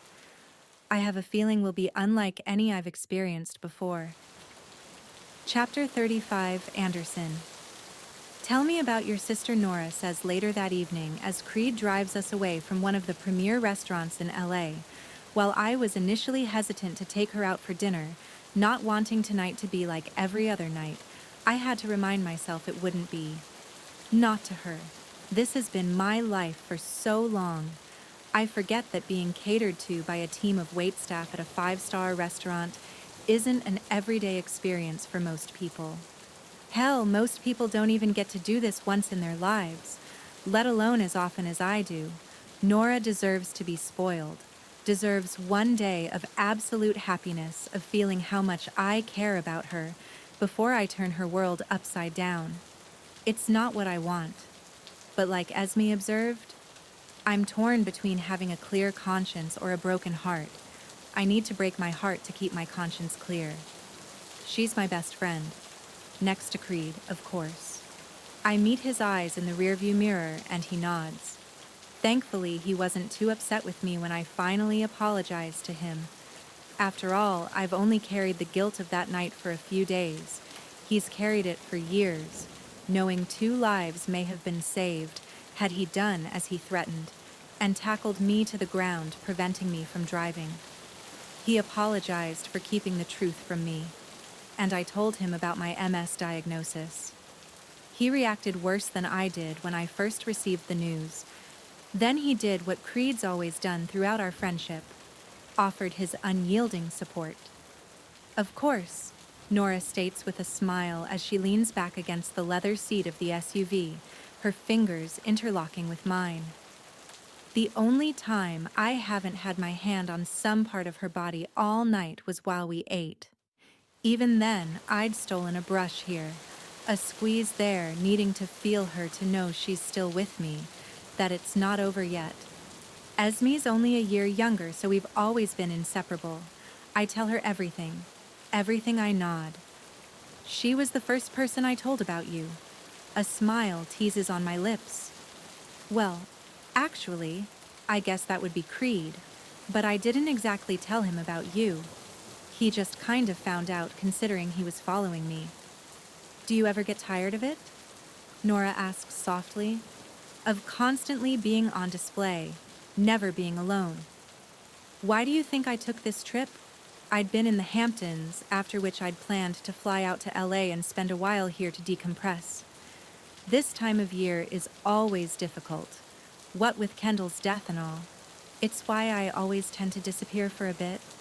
She squeezes my hand, offering me a reassuring look. Instead, I decided to take the opportunity and drive across the country. No rules, only me and the road. Oh, and Creed. But I refuse to let him chauffeur me this time. I glance at him. No offense, Creed. None taken, sir. I'm used to you being a giant pain in the arse, with all due respect. He finds Nora's gaze through the mirror and winks. Despite all his warnings, I sense he likes her, that he thinks she's good for me. I wish I could be good for her too. So, what, you went and bought a car to drive across the country? She laughs under her breath. You can probably do that, can't you? I nod subtly. So Esme right. I straighten. Esme's brilliant. I've told her repeatedly that I think she should have been born first. Why's that? Because she'd be crown princess, heir to the throne. You don't want to be king. It's not that I don't want to. I simply believe Esme would do a better job. I force a smile. How so? She's very passionate. I answer without a moment's hesitation. The royal family is notoriously non-political. Even though you're the head of your executive branch, she states. You've done your research, I see. She shrugs. I was curious how it all worked. Then you know that while the king is the head of the executive branch, there's also the executive council that's elected by the people that must approve of each of the executive's decisions. It was written into the Constitution in the 1800s, a check against executive powers, so to speak. Like your government's checks and balances. We have them as well, so you don't have free rein to do whatever you want. No, I chuckle. We don't, and it's always been believed to be in the royal family's best interests to remain neutral. But your sister doesn't. I roll my eyes. That may be the understatement of the year. She's a huge champion for racial and gender equality, workers' rights, immigration. I don't see anything wrong with that. There isn't. But like I said, we were brought up to remain neutral and simply execute the laws as we believe will best benefit our constituents, not those that will benefit individual politicians or large corporations. That's not a bad thing.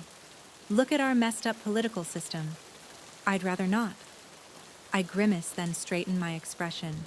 But despite Esme's tendency to be quite vocal, people would love her as queen. She has the tenacity and drive to propel our country into this century when so many other countries seem to be reverting. No kidding, Nora quips. Can't you just abdicate your throne or something?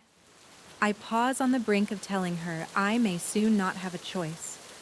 That once I return home and inform my father about my MS diagnosis, he'll most likely request the Executive Council to approve a new line of succession. That's the hardest thing about this. Not only will I possibly lose the ability to walk, but the one thing I've spent my life preparing for could also be taken away. Yes, I truly believe Esme will make an incredible queen, that our people will admire and respect her. But that doesn't make it any easier to give up my position, to be relegated to the sidelines and hidden away when I can no longer walk without assistance. We're here, Sir Creed says, saving me from having to explain all this to Nora. He steps out of the SUV and runs around to open the rear door. I slide out first, then extend my hand to Nora, helping her. Where are we? She surveys the industrial-looking parking lot, rows and rows of prop cars filling the spots ranging from antique Model A's to more modern muscle cars and everything in between. Picking up our transportation for the next part of the evening, transportation. She looks back at the SUV, but I figured you might like to go for a little drive. I gesture toward a light blue 1954 Chevy Bel Air convertible Creed procured for the evening. While I hate throwing my title around, sometimes it does have its benefits. Like now, when I see the excitement brimming in Nora's expression. We're going for a drive-in, that she exclaims, bouncing on her feet. We sure are. I'd seen her admiring all the vintage cars along Route 66, and thought this would be the perfect way to end our adventure together. Plus, I've always wanted to drive one. I place my hand on the small of her back and lead her toward it, helping her onto the front bench seat. Once she's situated, I walk around to the driver's side and give Creed a wave. He returns a slight salute, then drives off. He's leaving, Nora asks when I slide behind the wheel. Under extreme protest, but yes. It's our last night. I don't want to share it with anyone. Edging toward her, I capture her mouth in a soft kiss. As much as I crave our soul-crushing kisses as we devour each other, hungry for more. I love these simple ones too.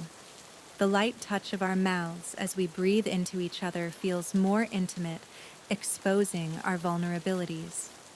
Pulling back, I turn the key in the ignition and the engine roars. We both grin like giddy teenagers who are about to go on their first date without a chaperone. In a sense, it kind of is for me.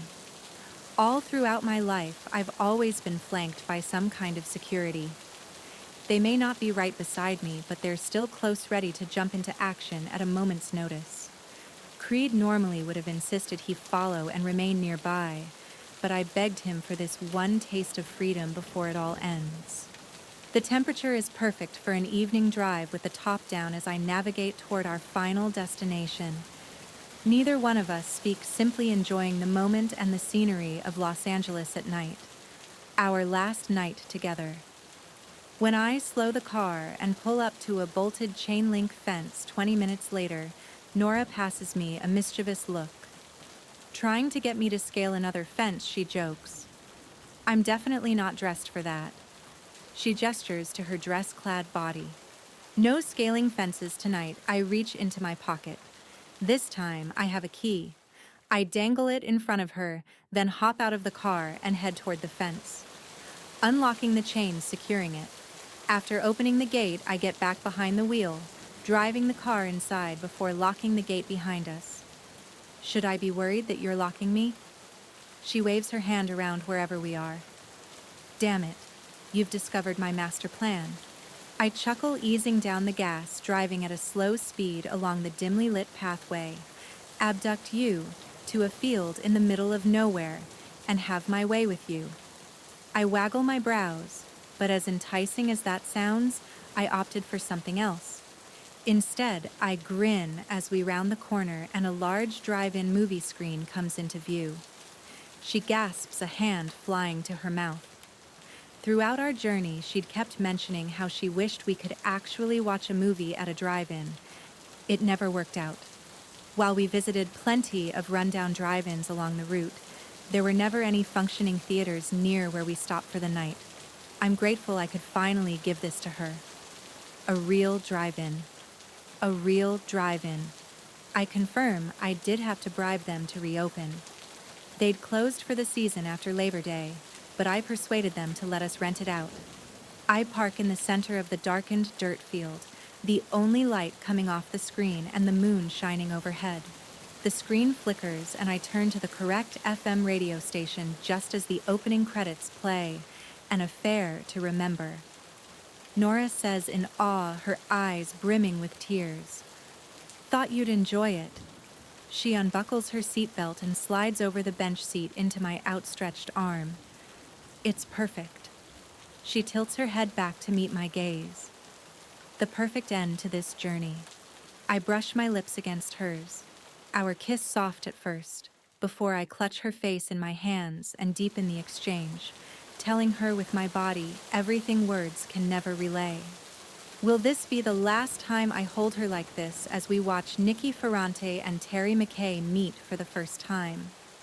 The last time I squeeze her tighter when Terry excitedly crosses the street to meet Nikki at the top of the Empire State Building after their 6-month separation, only to be struck by a car. The last time I kiss her when Nikki discovers the true reason Terry never showed up that night. But I can't focus on that, as difficult as it may be.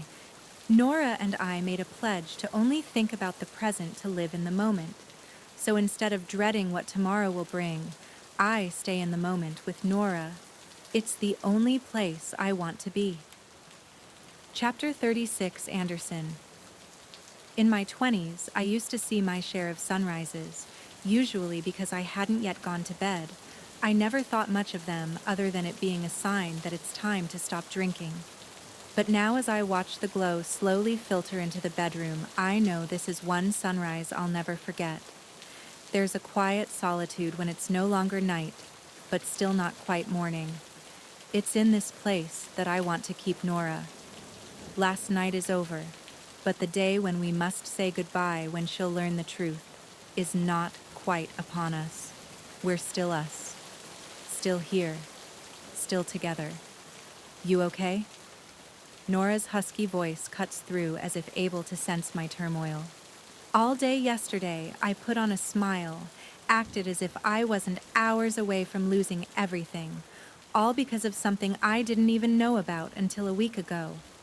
A part of me wishes Creed had never told me, but where would that leave Nora? She blames herself. I refuse to allow her to do that. Not when I hold the key to finally setting her free. I push her onto her back, meeting her eyes so she can see the truth in my words. No, I'm not. Her chin quivers as she runs her fingers through my hair. She pulls my lips toward hers. We'll find a way. Her breath warms my mouth. The contact light and soft at first. We'll find a way, she repeats. As she drags my body closer, deepening the exchange, I lose myself in the hypnotic spell she casts over me, not able to form the words to tell her, there is no way I can't say them. It would make it real. I just want to pretend for a little while longer. A vice squeezing my heart to the point of agony. I do the only thing that's erased the pain these past few days. Moving my hand down her frame, I clutch her hip and roll onto my back, yanking her on top of me. Her lips never leave mine, her hair framing our faces, enclosing us in a cocoon. In this moment, the outside world doesn't exist. The day is not on the verge of dawning. My heart isn't on the brink of shattering. She circles her hips against me, her warmth causing an ache to stir low in my stomach. One more time, I murmur against her. Any other time, she'd joke that I was a fiend, or that I'd told her one more time a half-dozen times ago. But she knows this really is our last opportunity. The end of our road. One more time, she repeats, lifting herself before gradually lowering back onto me, taking every inch of me inside her. We close our eyes, neither one of us moving, reveling in this sensation of fullness, of being one, of being complete. I fear I'll never have this again, never find this again, and maybe that's the penance I deserve to pay for my sins. To have a taste of heaven, then wander the flames of hell. I delicately pulse against her, urging her to move with the rhythm I set. Her gaze trained on me. She covers my body with hers. I move my hands from her hips to her face, keeping her locked in place as I say goodbye, the only way I can. With my body, with my heart, with my love. Chapter 37. Nora. The glittering skyline of Manhattan at dusk comes into view below me as I lean against the window of the airplane. It seems like it was yesterday, when I'd boarded a plane and set off on my mission to say goodbye to Hunter. I never expected to not only have to let go of Hunter, but also to have found someone who fills me with hope. Happy to almost be home, Anderson asks from beside me in the jet. I pull my eyes toward his, forcing a smile. I barely squeak out through the ache in my throat. We're about 5 minutes from wheels down. The pilot comes on the intercom. Please stay seated for the remainder of the flight. An attendant appears in the aisle. Is there anything else I can get you to before we land? She asks in an accent similar to Creed's British, with a barely discernible French inflection on certain syllables. No, thank you. Anderson answers with authority, reaching for the straps of his seatbelt and securing it. He looks to me. Do you need anything? I shake my head. We'll be on the ground shortly. Captain has scheduled a half hour to refuel before taking off again. Thank you. Certainly, Your Highness.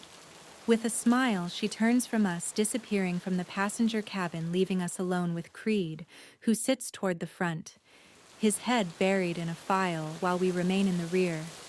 I steal a glance at Anderson, his hands gripping the armrests at his side, a nervousness about him.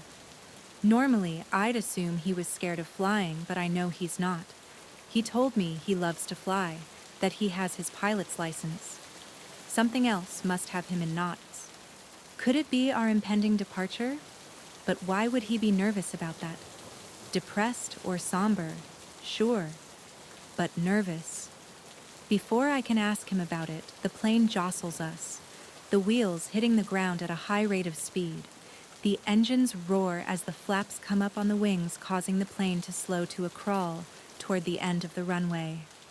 "Welcome to New York," the flight attendant says over the intercom. "And welcome home, Miss Tremblay."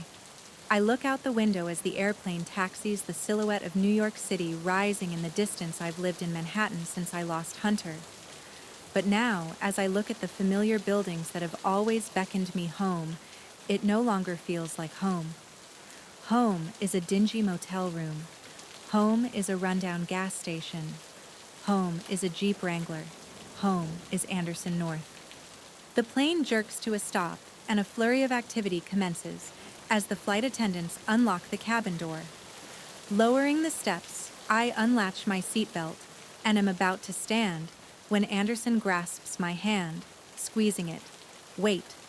I nod, watching as the flight crew and Creed exit the cabin.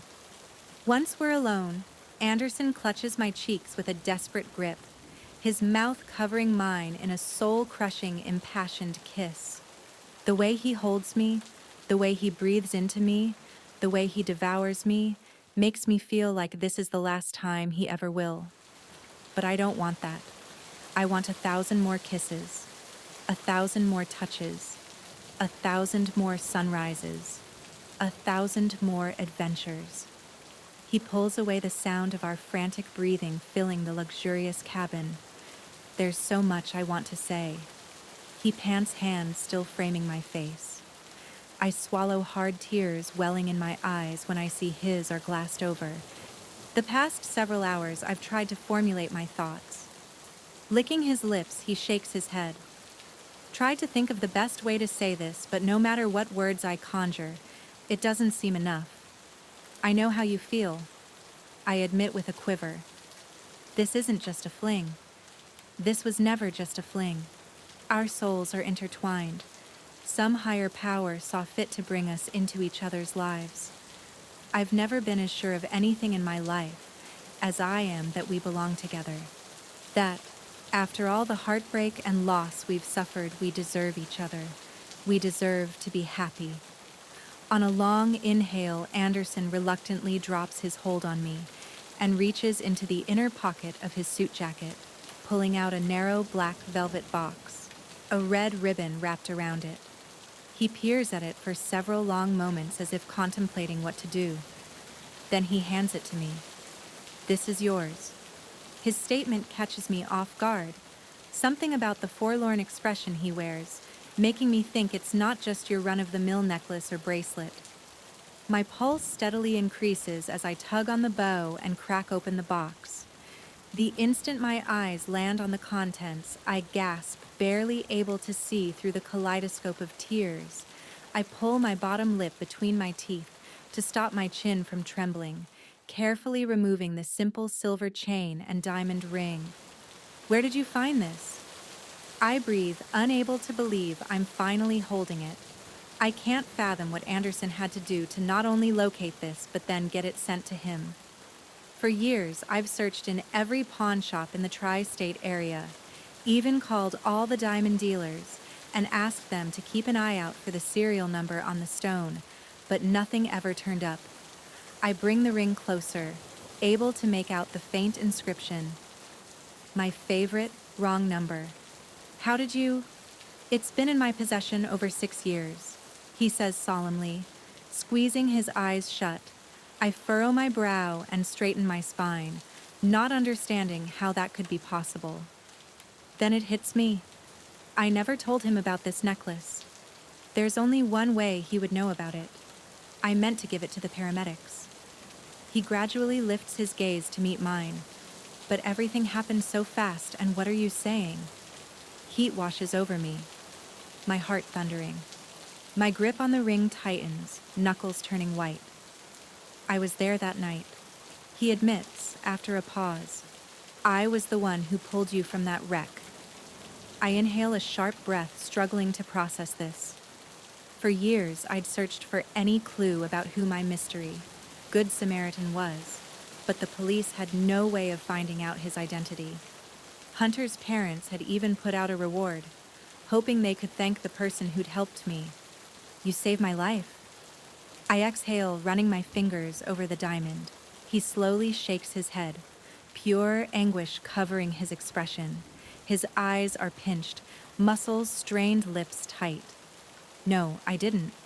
But you said I'm the reason Hunter died. You tried to save him. I grab his hands in mine, knowing all too well what he's going through. You did something so incredibly selfless, something most people wouldn't. You put yourself in harm's way to pull me from that car. You could have waited for the paramedics to arrive, but you didn't. You saw that time wasn't on our side, and you acted. I touch my hand to his face. I don't know how I'll ever be able to repay you. No. Nora, please, he begs. His Adam's apple bobbing up and down. He looks to the ceiling, swallowing a pained breath before returning his attention to me. The seconds stretch as I await his next words. But nothing could have prepared me for them. It's my fault he lost control of the car in the first place. His statement sucks the air from my lungs, and I straighten, withdrawing my hands from him and setting them in my lap. I blink, attempting to make sense out of his statement, but it doesn't seem to register in my brain. I heard it. I know what each individual word means, but strung together like that, I can't wrap my head around it. That crash was the same night Kendall died. He continues, when I remain silent. I still can't remember much. I was driving from the hospital and toward our hotel in North Harbor, convinced it was a terrible dream, and I'd walk into the room to find her there. But as I drove, I had this blinding headache. The pain was excruciating. It was unlike anything I'd ever experienced. My body was frozen, this weird pins and needles sensation crawling over my skin. Then I heard this loud bang and slammed on my brakes. Thought maybe something happened to my car. When I saw smoke billowing in my rearview mirror, I ran to help. He hangs his head, digging his fingers through his hair, tugging at it. I've done everything to put the pieces of that night together, but I can't. It's all a blur. All I know is that I swerved into the wrong lane and forced your car off the road. His confession hangs heavy in the air as I stare into space for what feels like an eternity, but is only a matter of seconds. Not saying a word, I gingerly stand and brush past him. I walk a few feet up the narrow aisle surrounded by money and luxury. The same things that probably allowed Anderson to keep his involvement in this hidden for years. The police said there was no evidence of foul play, that Hunter had probably swerved to avoid hitting a deer, as was often the case in that area. I never could have imagined he'd swerved and lost control of his car, because of another reason. When did you figure out who I was? I face him, crossing my arms in front of my chest. Did you know from the beginning? He jumps to his feet. No, I had no idea. Hell, in my nightmares about pulling you from the crash. Your name was Laura, not Nora. I'm not lying when I say I have absolutely no memory of ever swerving. I don't. If I did? What? You wouldn't have fucked me. My voice rises in pitch. How long have you known who I was? I demand, my nostrils flaring, jaw clenched. Nora, please. He steps toward me, hands clasped together. I shoot up my hand, stopping him from getting any closer. How long, I ask, my words coming out like bullets. His expression falls, shoulders drooping. He doesn't have to utter a single syllable for me to know I won't like the response. Tucumcari. He answers his voice.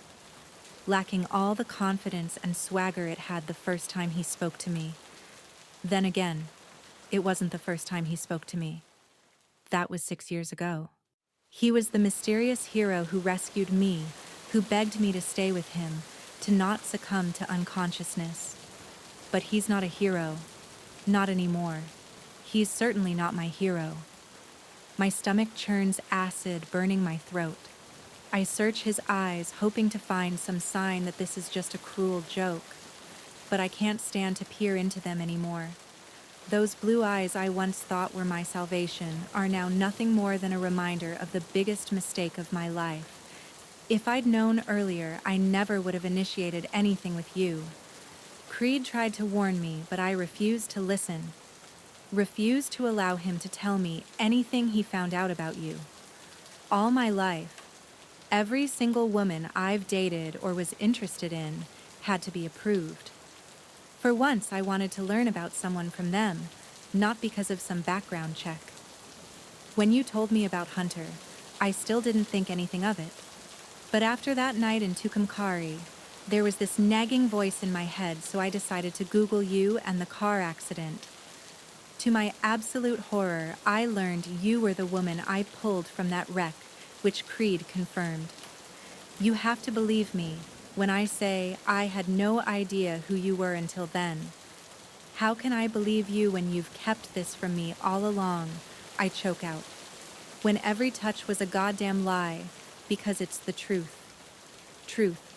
I lean into him, my eyes on fire. Truth. Now you're interested in telling me the truth when this entire time you had no problem fucking me, knowing you're the reason I lost everything. Everything, Anderson. Do you have any idea how hard it's been to not only lose the man I plan to spend my life with, but our baby too?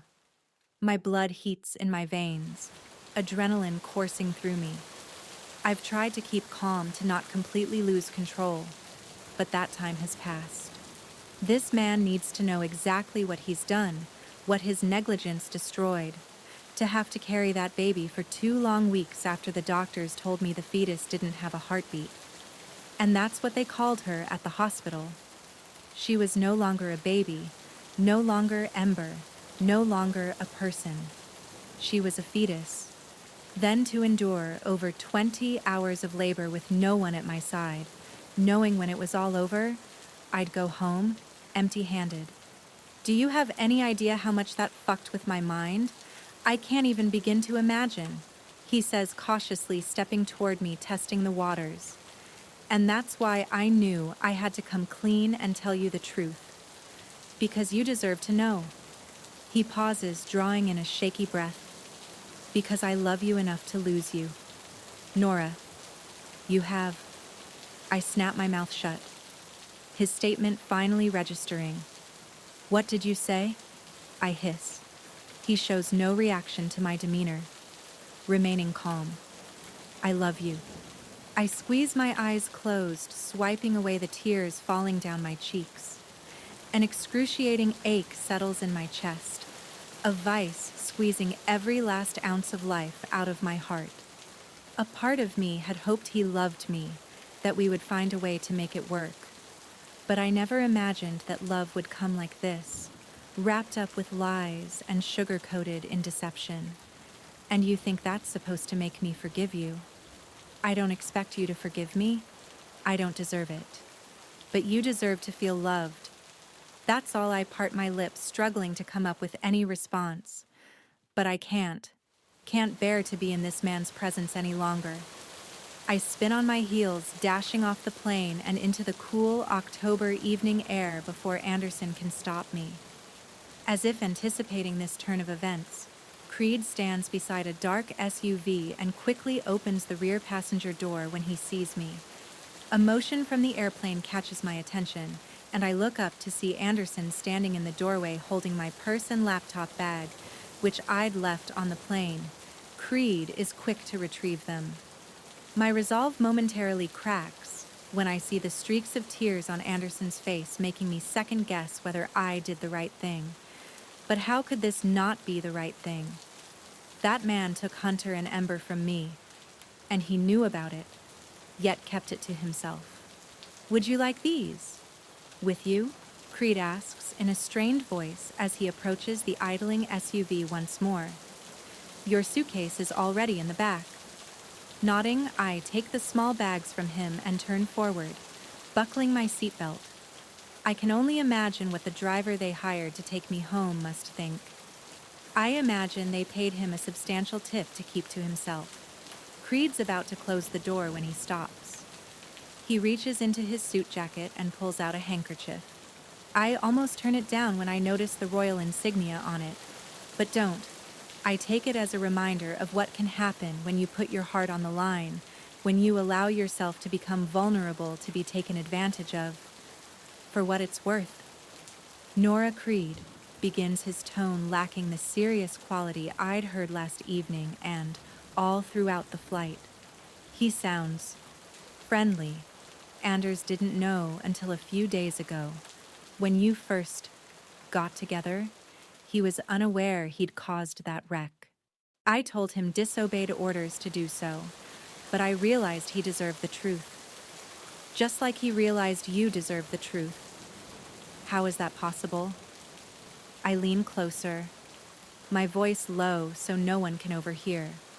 How could he not know he killed 2 innocent people? Creed steals a worried glance at the driver, then schools his expression, turning back into Crown Prince Gabriel's chief protection officer. I'm not at liberty to say, ma'am, then I'm not at liberty to forgive him. Chapter 38. Nora. The television screen flickers as I gorge on ice cream, sneering at Meg Ryan. How could she forgive Tom Hanks so fucking easily? He lied to her about who he was, manipulated her into thinking he was just some guy she met online, not someone she already knew. Someone who destroyed her career, caused her bookstore to shutter its doors.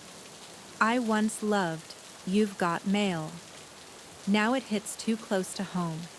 Just as I'm about to shout at Meg Ryan's character to leave the bastard and find someone who won't deceive her, the door to my apartment flings open. I dart my eyes toward the foyer. Chloe, Evie, and Izzy, filing in, each of them wearing a costume. Is it already Halloween? How is that possible? I glance at my phone. October 31st. I've wallowed in misery for 2 long weeks.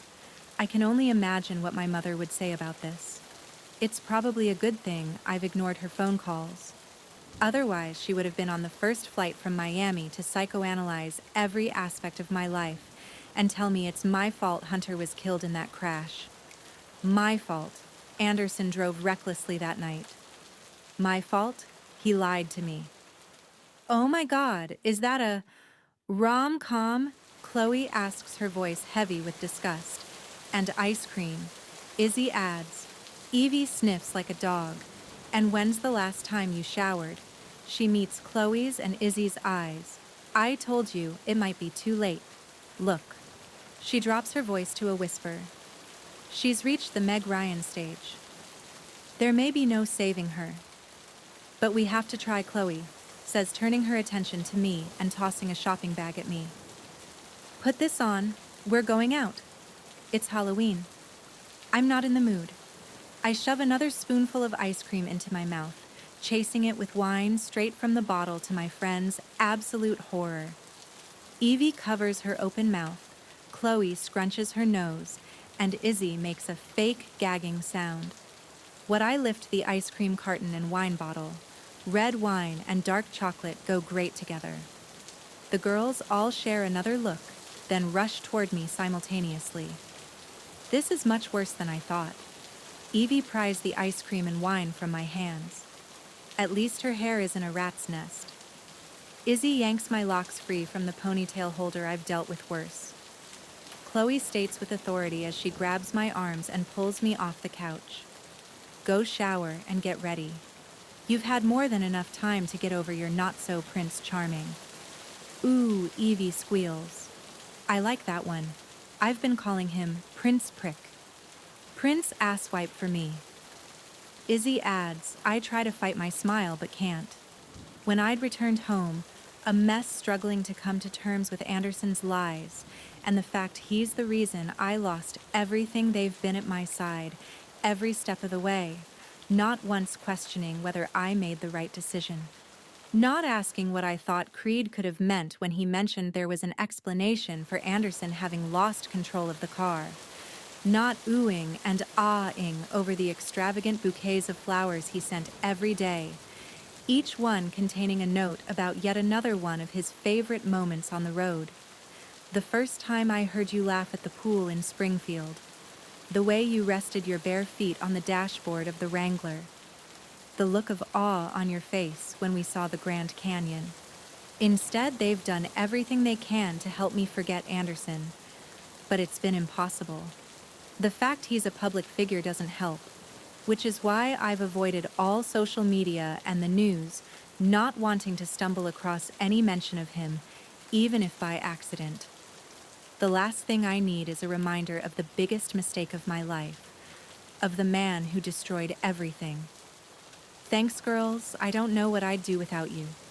You'd risk reaching the Nicholas Sparks level of post-breakup depression, KLeigh states. And I'm sorry. Even my professional abilities can't bring you back if you've gone down the notebook rabbit hole.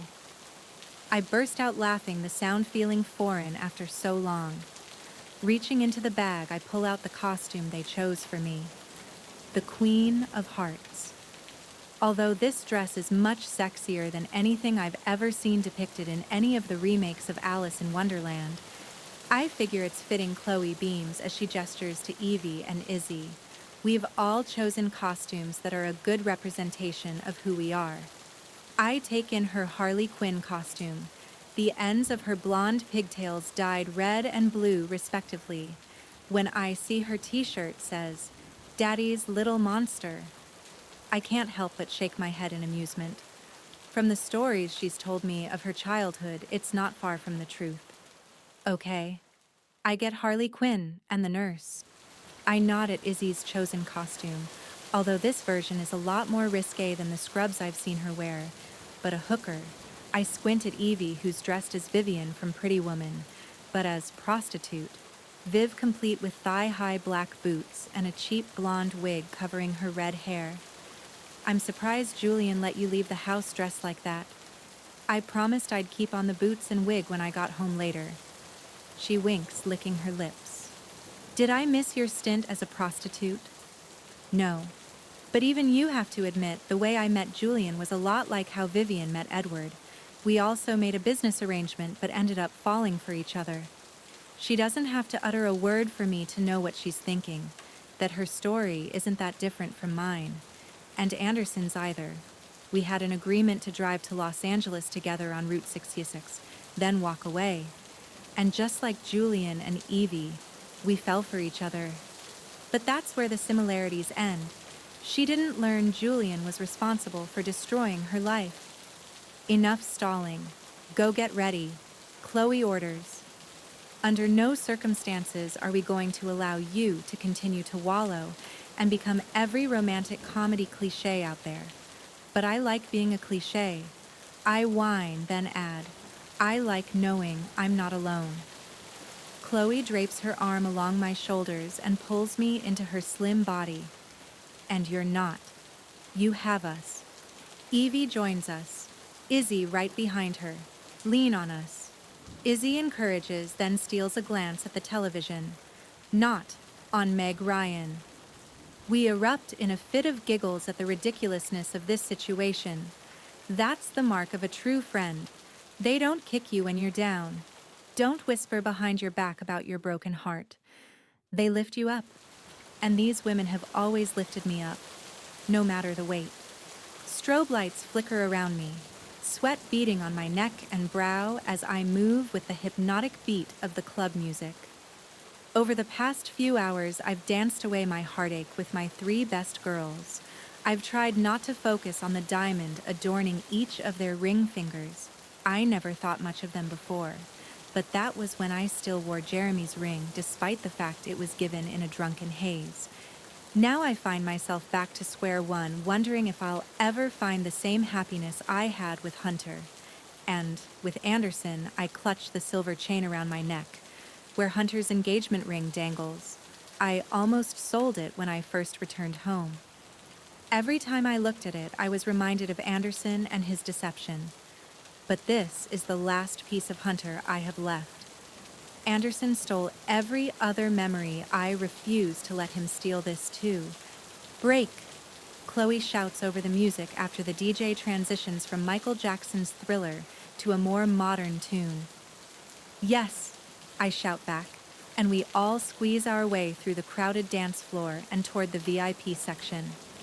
After smiling at the bouncer manning the rope, we're permitted access thanks to Izzy's rockstar fiancé, Asher, who was not only able to get us into this exclusive club, but also a table in the VIP area. My feet screaming, I'm about to collapse into our booth when Evie grabs my forearm. Come to the bathroom with me. I'll help you reapply your makeup. I don't have a chance to protest as she drags me through the VIP section and toward the private ladies' room. It's probably not a bad thing. I have been drinking all night and sweating under those bright lights. I can only imagine what the makeup Evie painstakingly applied looks like right now. And when we step into the bathroom, my reflection staring back at me from the mirror, I see it's worse than I thought. The red hearts painted on both my cheeks are smudged, and the red heart in the center of my lips needs a little help. Let's pee, then I'll get you all fixed up. I nod, and we both go about our business. Once we've washed our hands, Evie drags me toward the vanity area in the bathroom and sits me down in one of the cushioned stools before lowering herself onto the one beside me. I open my clutch, removing the costume makeup she'd used on me earlier, and allow her to get to work. Several moments pass as she works on cleaning up my cheeks. The only sound that of the occasional toilet flushing and the muted chorus of Monster Mash. So how are you holding up? Evie asks nonchalantly as she outlines a heart. Fine, I answer, ignoring her insinuation. Just a little hot. She pinches her lips. That's not what I'm talking about, and you know it. I'll ask again. She lowers her voice, her eyes filled with sincerity. How are you?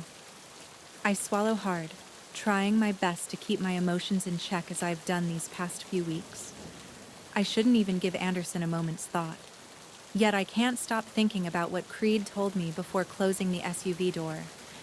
That Anderson didn't know the truth of that night until that week. I want to believe him, but at the same time, I don't. I'm so fucking confused. I blurt out the words, leaving me like a tidal wave, fast and cathartic. Evie takes my hand in hers and squeezes. Your brain tells you that you should be angry. He lied to you, deceived you. I nod. But my heart wants to overlook all that and only remember the good stuff. Exactly, Evie says, knowing all too well what I'm feeling. She's probably the only one who can even begin to comprehend the mixed-up emotions plaguing me every hour of the day. The constant push and pull, the tumultuous game of tug-of-war being waged in my heart. After all, she went through something similar with Julian, although the secret he kept didn't come remotely close to being this earth-shattering. I should just forget him. You should. That's what all reason tells you to do. She touches my chin, tilting my head to the opposite side so she can fix up my other cheek. But you can't forget someone who still owns a piece of your heart. Does Anderson still own a piece of my heart? I've tried to convince myself he didn't, that he didn't deserve to even be a thought. But he's still on my mind. His kisses still tingle on my lips. And his hold still maintains a grip on my heart no matter what I do to free myself. How did you forgive Julian after he lied to you about who he was? She meets my eyes. I finally realized the truth. The truth? Yes, Nora. The truth. I was like you. For weeks, I only focused on the lie, on the deception. I thought it tainted everything. I was convinced our entire relationship was based on that lie, nothing else. I was so blinded by it that I ignored what had been glaring at me from the beginning. And what's that? That he saved me? I straight and saved you. Maybe not like Anderson saved you, but Julian saved me. Nonetheless, He saved me from myself, taught me what true love feels like, and there's no question in my mind that Anderson loves you, because I told you. He said he does. She shakes her head. No, because he did something extremely selfless. He didn't have to tell you the truth. He could have kept it from you for the rest of your life, and you never would have been the wiser, but he thought you deserved to know. She takes my hands in hers. He told you about that night fully aware. There was a possibility you would never speak to him again. There's no more selfless act of love than sacrificing your needs for someone else. She pulls her hands from mine and stands checking her reflection in the mirror and readjusting her wig. You're right to be angry, Nora. You have every right to be hurt, deceived, betrayed. But at some point, you'll need to let go of that anger. You need to ask yourself what you want your life to look like when the smoke clears. Do you want to cling to a ghost of what will never be? Or do you want to finally live again? Finally love again? I stare into space, contemplating her words, unsure of the correct answer. There isn't one. How can there be? If I admit I still harbor intense feelings for Anderson, that's a slap in the face to Hunter's legacy. And maybe you'll find your answer as to why you're wearing Hunter's ring around your neck. My eyes darting back to Evie's, I clasp the necklace, drawing in the comfort it seems to provide me. Are you wearing it to honor Hunter's memory? She narrows her gaze. Or for another reason? Chapter 39. Anderson. Are you doing okay? Esme's voice cuts through my thoughts as I stare out a window in one of the palace's private sitting rooms, waiting to be told it's time for our formal entrance at the gala, commemorating the country's birthday. I normally look forward to today, since it marks the beginning of the winter holiday season. But this year, more than ever, it's a reminder that I'll be spending yet another holiday season alone. Even the snow falling does nothing to warm my heart. I doubt anything will, again. It's been nearly 2 months since I returned home to a place that doesn't feel like home anymore. 2 months of neurologist appointments, meetings with nutritionists and MRIs. 2 months of jumping whenever my Anderson North cell phone rang. 2 months without Nora. For the first few weeks, I'd sent her flowers every day, even Sundays. Each bouquet was accompanied by another memory of her I cherished. I knew the chances of winning her over were slim, but a part of me held out hope she'd realize we were stronger than my failings. But starting the 1st of November, all the bouquets I sent were returned. I had my courier keep trying, but after a week of refused deliveries, I took the hint Nora wanted nothing to do with me. I can't fault her.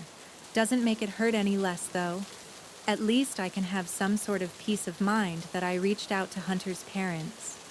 Told them who I was and what really happened that night. Then I donated a sizable sum of money to the foundation they'd set up in his name, which offered a small scholarship to one high school graduate who showed promise in the area of sports medicine. It won't bring Hunter back, won't erase the past, but I can find solace in the fact that I owned up to my involvement in his death. I'd expected them to go to the media with the story, but they didn't. They thanked me profusely for my generosity. It made me feel even more guilty about the role I played in taking their son from them. I'm great. I flash Esme the fake smile I've spent years mastering. Too bad she's done the same, allowing her to see through me. Sure you are.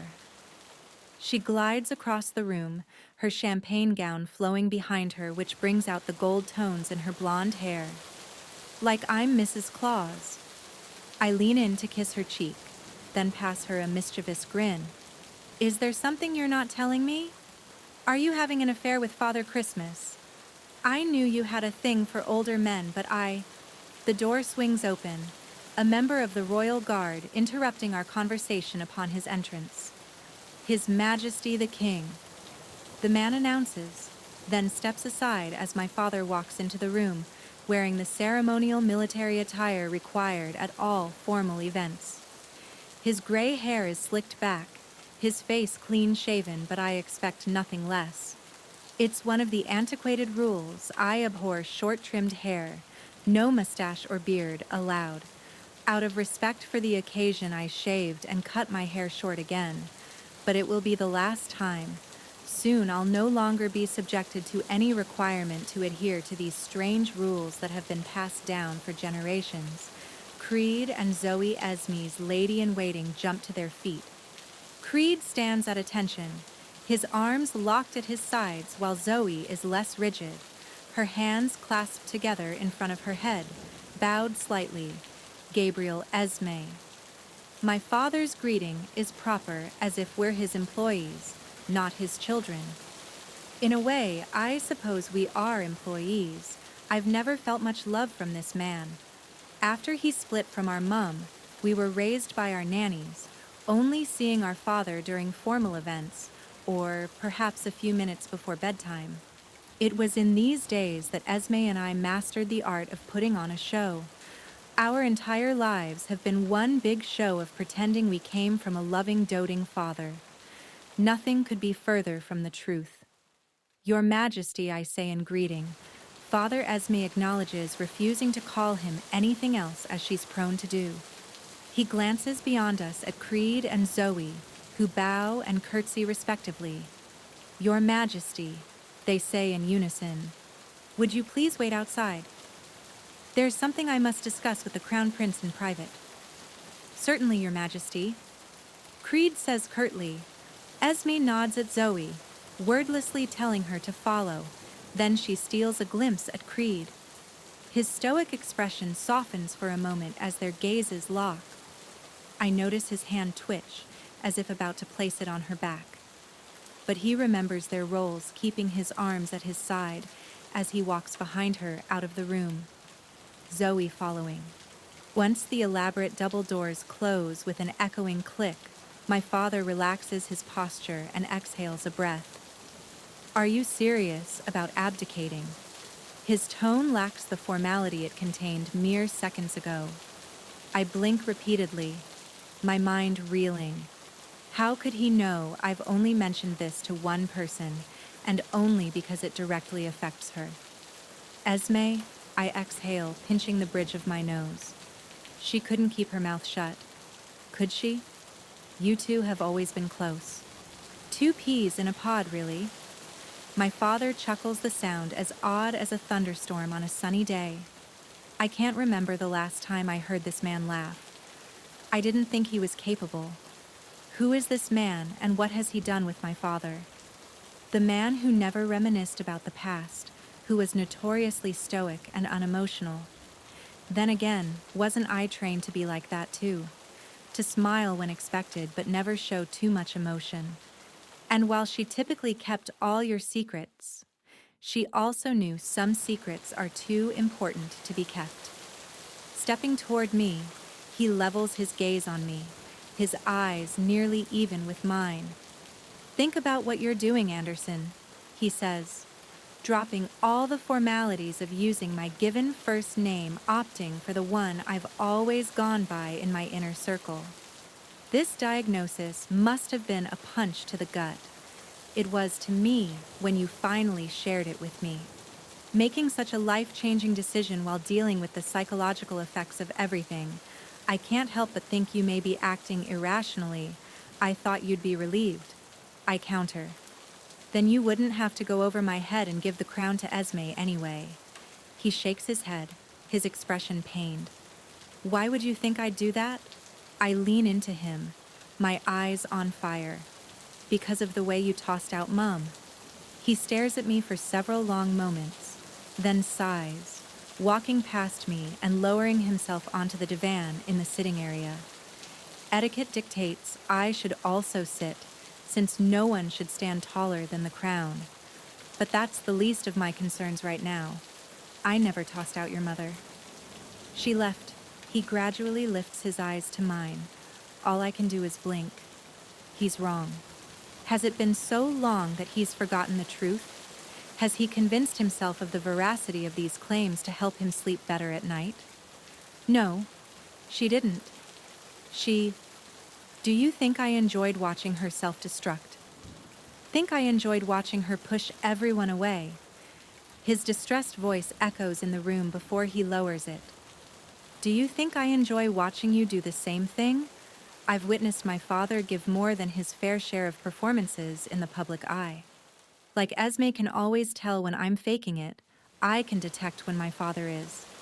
And right now, these emotions are genuine.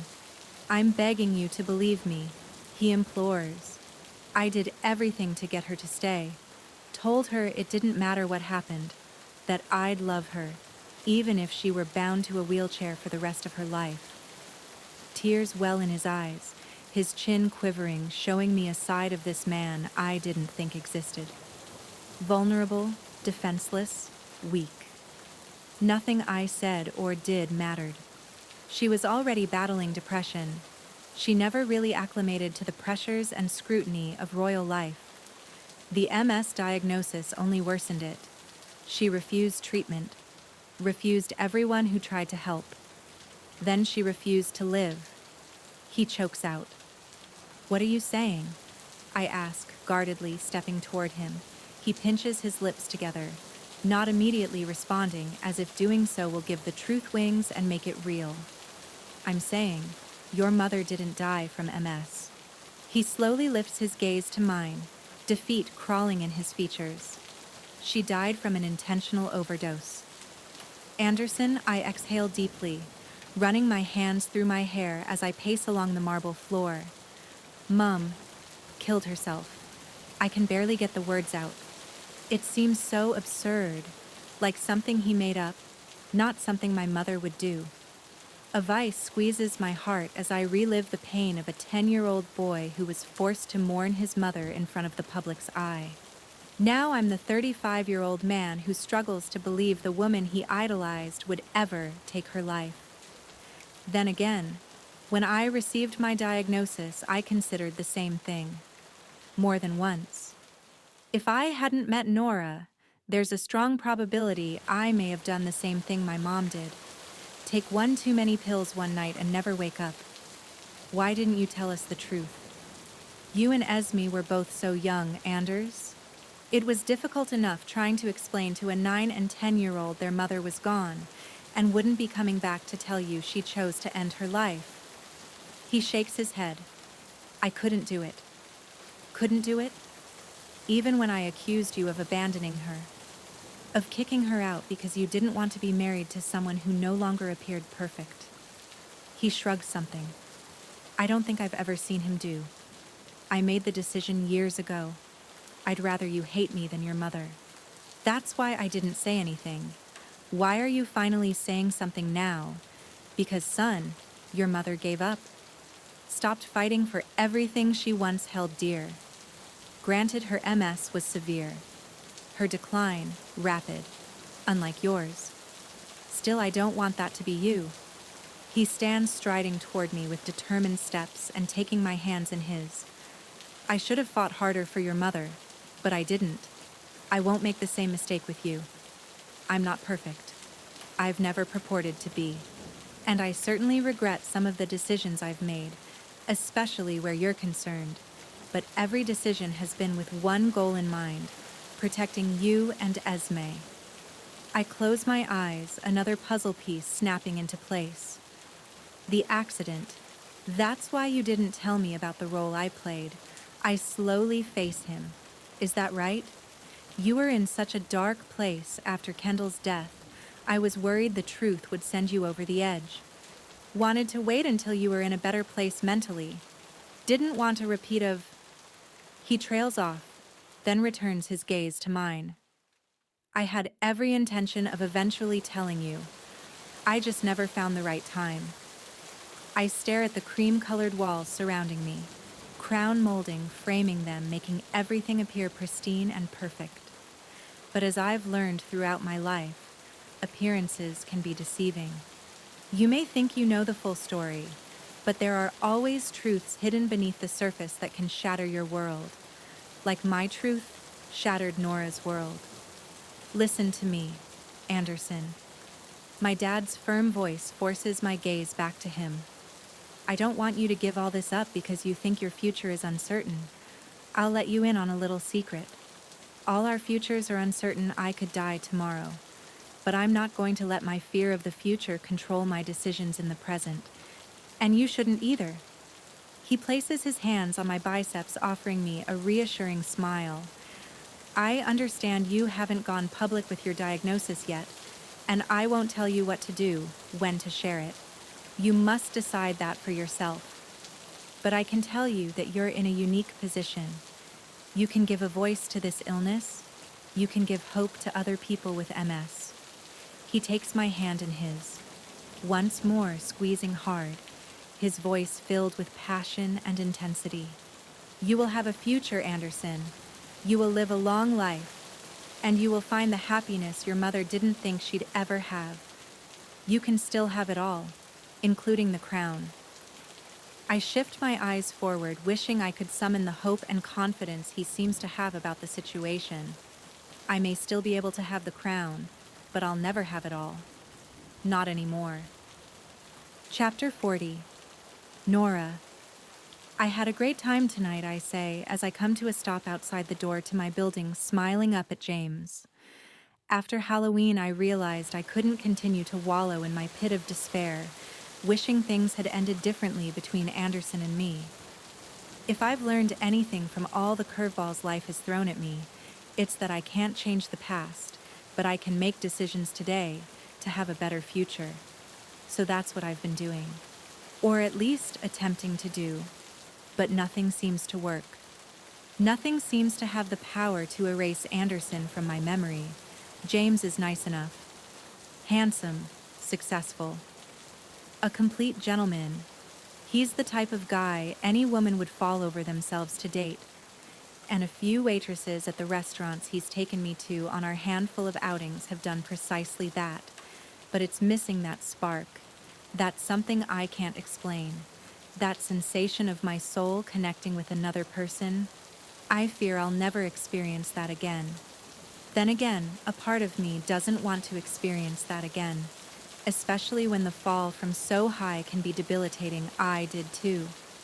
He leans his arm against the wall behind me and curves toward me, his lips brushing mine. I close my eyes, desperate to feel something, anything. When his tongue swipes with mine, his hand grasps my hip. His arousal presses against my stomach. But I'm empty, going through the motions expected to make everyone around me think I'm okay.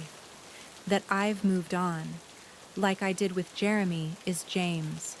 My new Jeremy. Will I keep pretending until things spiral out of control? Then the next thing I know, I'm marrying a man I don't love, hoping it will mend my broken heart. We repeat what we don't repair. Chloe's words from all those months ago echo in my subconscious, coming out of nowhere, knocking the wind from me. Is that what I'm doing? Am I simply repeating the same mistakes I made instead of trying to repair my shattered heart? But how can I even attempt to repair that? How can I mend something that's missing a huge piece? Invite me upstairs, James begs before diving in for another impassioned kiss. Can't you feel how desperate I am for you? He pulses against me, moving his lips from mine, traveling along my neckline, but it doesn't excite me. His clean-shaven jaw does nothing for me except make me long for Anderson's goatee and wandering hands. James. I whimper, but not out of pleasure. It's more apologetic, contrite, remorseful. He hears it too and stops pulling back. Then he sighs. You're breaking it off, aren't you? I hesitate, parting my lips. Then I nod. I'm sorry. It's not you. You're great. And I want to like you. I really do. I wish. I look up at the December sky, Christmas decorations lighting up the city. This is normally my favorite time of year, especially in Manhattan. It always feels so magical. This year, I can't help but feel like part of my soul is missing. I wish I weren't still clinging to the past. I admit surprising myself with my confession of the truth I've fought to hide. I wish you weren't too. He grabs my glove-covered hand and brings it to his mouth, leaving a light kiss on it before releasing his hold on me and stepping away. Whoever he is, I hope he realizes how special you are. He holds my gaze for a protracted moment. Then he turns and disappears around the corner. I think he did. I smile wistfully as a tiny snowflake lands on my eyelash. Hunter once told me it was good luck that I should make a wish. I always told him there was no such thing as luck, that everything in life happened for a reason. But something in the air tonight tells me that maybe a little good luck is precisely what I need right now. So instead of brushing off the snowflake, I pause for a moment and make a wish. It doesn't matter if I know it will never come true. For the first time in months, a slight twinge of hope flutters in my stomach. I pray this will be a sign of good things to come, of finally starting the next stage of my life, of finally starting this next chapter. I trudge up to my apartment, shaking off the winter chill as I step inside, my heart flying into my throat when a voice greets me. "How was the date?" KLeigh asks, lounging on my couch as if she lives here. I take a minute to steady my breathing, my hand covering my chest. She should know better than to startle me like this. I'm a single woman living by myself in New York City. It's not exactly the safest. "Please make yourself at home," I quip, once my pulse has gone back to normal. I did. She raises a glass of wine off the coffee table. "So how was it?" I shrug out of my coat and hang it over one of the stools by the kitchen island before heading into the living area and flopping onto the couch beside her. I ended things. I had a feeling. I snapped my eyes toward her. "Why do you say that?" "This was date 5. She sips her wine. "You seem to have a 5-date max lately." "At least I'm dating," I remind her. "That's true." She pauses. "But are you dating for the right reasons?" "What do you mean?" She blows out an exaggerated sigh. "You know what I mean? Are you dating because you want to meet someone? Or are you doing it to forget someone?" My silence is the only answer she needs. I wish I could tell her I'm genuinely interested in forming a connection with another human, but the truth remains. There's only one person I want that with, even though I should never trust him again. My heart is still at war with my brain. I fear it always will be. Okay? That's it. KLeigh shoots to her feet. "I thought you'd eventually come to your senses and realize what's important. But apparently that was wishful thinking." I give her a sideways glance. "Come to my senses about what you walked away from." Walked away. I stand, although my 5'4" height doesn't intimidate her short. 5'2" stature. What KLeigh lacks in height, she makes up for in tenacity. Prince Gabriel Anderson. Whatever you call him. Did you forget he's the reason Hunter died? That I lost the baby? That he knew who I was when he fucked me but kept me in the dark? I didn't forget. You won't let me forget. You remind me at every turn. So what, you think I should forgive him? How the hell can I do that? Better yet, how can I respect Hunter's legacy when I'm in love with the man who killed him? I exclaim, the words spilling from my lips like lava as I say everything I've kept to myself for weeks. Can you please tell me how I'm supposed to come to terms with that? Because I would fucking love to know. My voice reverberates against the walls of my apartment, tears streaming down my cheeks. I can only imagine what my neighbors must think of me right now. These walls aren't exactly soundproof. That's what it all boils down to, isn't it? This is still about Hunter. No, I stammer, struggling to find the words I need to make KLeigh understand. I'm not even sure I understand. Could she be right? Is this still about Hunter? I thought I'd let him go.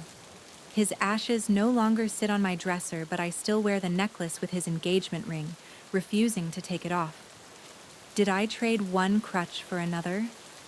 You are so goddamn stubborn sometimes. She groans. Let me put this in terms. You'll understand. Your favorite movie, An Affair to Remember. Every time we watch it, You yell at the screen during a certain scene, which one I swallow hard, my face heating. The theater scene, I answer timidly. When Nicky Ferrante sees Terry McKay, I release a long sigh as I lower myself back to the couch. I always scream at him to open his eyes, to realize that she doesn't stand, to figure out the truth. Exactly. She sits beside me and pushes what appears to be the January edition of her magazine toward me. Consider this, me screaming at you to open your eyes. A knot forms in my throat as I stare at the cover, Anderson's soulful blue eyes staring back at me. But there's something missing. The spark I once saw every time he peered at me. I lift the magazine and flip it open to where KLeigh placed a sticky note reading the headline and tagline. An exclusive with Prince Gabriel Heavy is the head that wears the crown. The Bachelor Prince opens up about his recent multiple sclerosis diagnosis and what it means for the future. Inhaling a sharp breath. My chin quivers as I lift my eyes to KLeigh's. He has MS, she nods. His publicist reached out to me a few days after you returned home from your trip. At first, I told her I wasn't interested in writing any story about the fuckhead who broke my friend's heart. I blow out a laugh. I can picture her saying that. But then I started thinking. In my initial dealings with his publicist, she mentioned Prince Gabriel Anderson had been diagnosed with MS back in September, but had been displaying symptoms and having flare-ups as far back as 10 years ago. She pauses. So I looked into what an MS flare-up is. Do you know what I found out? I stare forward, remaining silent. Pins and needles. Sensation. Muscle. Weakness or numbness. Blurred vision. Sometimes blindness in one eye. What he described happened the night of the wreck. KLeigh places her hand on my bicep in a reassuring manner. He refused to come right out and say it, but it appears that's what happened. That must be what Creed was talking about. I breathe, then glance at her. When I learned the truth, I'd asked his chief protection officer how Anderson could have no memory of forcing Hunter's car off the road. He said he wasn't at liberty to say. He must have known about the MS. It's not that he couldn't remember. He just couldn't couple that with the trauma of losing Kendall Davies, and it's no wonder his brain tried to protect him from the truth. Just like yours did. I stare straight ahead, processing this, wondering why Anderson didn't tell me. But would it have made a difference? For months after I lost Hunter and Ember, I was desperate to find someone to blame for what happened. So I put that blame on me. If I hadn't been late getting ready, hadn't selfishly wanted to rest my eyes, maybe I would have seen the car driving toward us and could have prevented what happened. But once Anderson came clean, I could stop blaming myself. I had someone else I could blame. If I forgive him, who will I blame? I won't pretend this is an easy decision, KLeigh soothes, cutting through my thoughts. You have to do what's best for you. No one else. Her gaze catches on my necklace before returning to me. So you need to ask yourself. Standing, she reaches into her pocket. Then she sets a penny on the open magazine next to a paragraph in the article, announcing the opening of Anderson's photography exhibit in the village, titled Faith, Hope, Perseverance. When I jerk my head up, she gives me a sly smile, wordlessly answering my question about where she could have gotten this exact penny, one with the same blemishes as the one I flipped on Route 66. She got it from Anderson himself. What do you want? She allows her question to linger before turning and leaving me alone. I shift my attention back to the penny and the article, studying Anderson's smile. But it's not the same one I remember. The one that greeted me good morning. The one that beamed at me when I agreed to travel along Route 66 with him. The one that curled into a smirk when he shamelessly flirted with me. Swallowing hard, I grab the penny off the table, the weight of the coin feeling much heavier than normal. Probably because of the truth it holds in its rigid edges and tarnished face. The truth it held all those weeks ago, too. And like all those weeks ago, I know how to solve this predicament. Heads, I stay. Tails, I go. I briefly close my eyes, then toss the coin, watching as it flips and topples until it clatters on the magazine. I don't even bother looking to see how it landed. Like I told Anderson back on Route 66, I already figured out what I truly wanted while that coin was in the air. Chapter 41, Anderson's soft jazz music plays, creating an upscale and trendy ambiance as people float around me in the open space that's reminiscent of a refurbished warehouse. Every so often, someone takes a break from mingling with other New York socialites to congratulate me on my photography, as well as my latest venture of founding an organization, the main purpose of which is to encourage those with disabilities to persevere through them, to not limit themselves. I still have a great deal of work to do, but I hope to have an annual sporting event featuring only children and adults who are less abled than most people. Kendall used to volunteer with a similar charity here in the States, teaching them how to play volleyball while sitting on the ground. I'm happy I can now follow in her legacy. It appears people are enjoying it. Esme sidles up next to me, handing me a glass of champagne, which surprises me. Ever since I returned home, she's been adamant that I control my diet, since the research she'd done demonstrated that some of my symptoms can be managed with diet. That meant giving up alcohol and coffee, along with a few of my other guilty pleasures. If it allows me to remain active one day longer, though, I'll do it. It's a stark contrast to what I thought when I was first diagnosed. It took meeting Nora to help me realize that life is still worth living, even if from a wheelchair. For that, I'll always be grateful. I hope so. Well, if this whole king thing doesn't work out, at least, you can always fall back on being a professional photographer. She draws in an excited breath. You could shoot weddings. Bet you could meet some nice single girls in the bridal party. I roll my eyes. I'm not king yet. And hopefully that won't happen anytime soon. But at least now I know it's what I want. She loops her arm through mine, steering me away from the makeshift bar and toward part of the exhibit I've avoided most of the night. Probably a good thing you have no desire to take up professional photography. You really have no eye when it comes to beauty, do you? She stops in front of a series of photographs that make up the faith component of tonight's exhibition. Some people probably expected to see images of churches or other religious establishments, but that's not faith to me. I'd lost my faith in everything, in love, in hope, in living. It wasn't until I met Nora I learned to have faith again. I smile as I admire the collection of photos I chose to show my version of faith. It's an innate response whenever I look at Nora, even if only in a photograph. Esme was just joking, but there's a hint of truth to her statement. These images truly don't do Nora's beauty justice. I pull away from Esme, getting lost in the photos. Each one causes a memory to rush forward, of scaling a fence and dragging Nora into that abandoned drive-in, of spray painting our names on a Cadillac in Texas, of eating greasy diner food and feeling not a single ounce of remorse, of laughing, of living, of loving.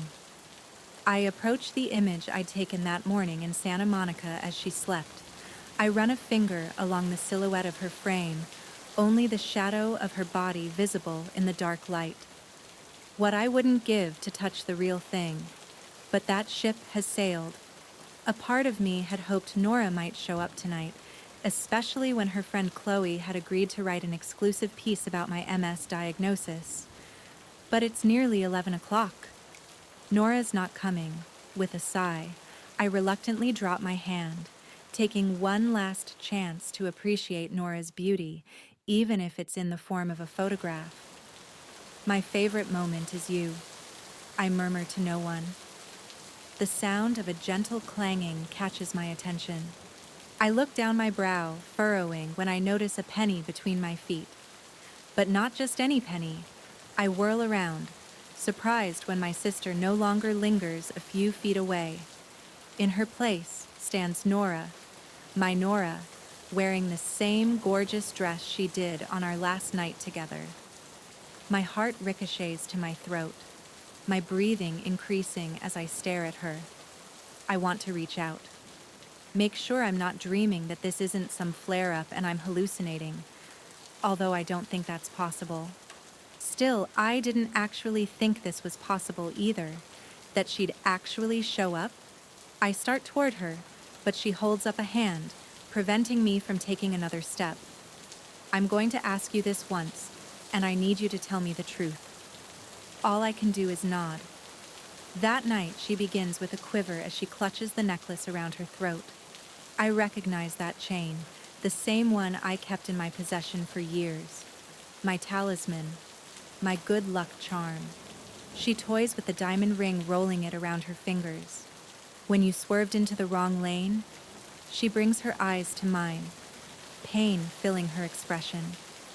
Was it because of the MS you read KLeigh's article? I arch a single brow, to which she nods. Then I expel a breath. At the time of the crash, I didn't know I had MS. Since my diagnosis, all the doctors I've spoken with have agreed the symptoms I experienced that night indicate it was most likely a flare-up. She peers beyond me at the photos adorning the walls as she absorbs my response. Then she returns her gaze to mine. There's still not a single hint of emotion within. Her demeanor is calm and, even like she's asking me the time of day or my favorite color, not about the details of the night that ruined her life. And when you told me about your involvement, you already knew about your MS. It's not a question. That was why I was driving across the country. I'd just been diagnosed. I knew it was a very real possibility. I'd lose the ability to drive at some point, so I wanted to take advantage of it while I still could. Oh, unease registers on her face. I step toward her, but still keep a respectful distance between us. At no point were you in danger, I explain hurriedly. The doc told me what warning signs to look for, and I didn't have a single flare-up or relapse while we were together. I have a type of MS called remitting relapsing, and mine hasn't progressed that much yet. I'm now on a course of treatment to help control it as well. So you knew you had MS when we said goodbye, and you knew the MS caused the wreck. Her tone is akin to an attorney cross-examining a witness, and that's what I feel like.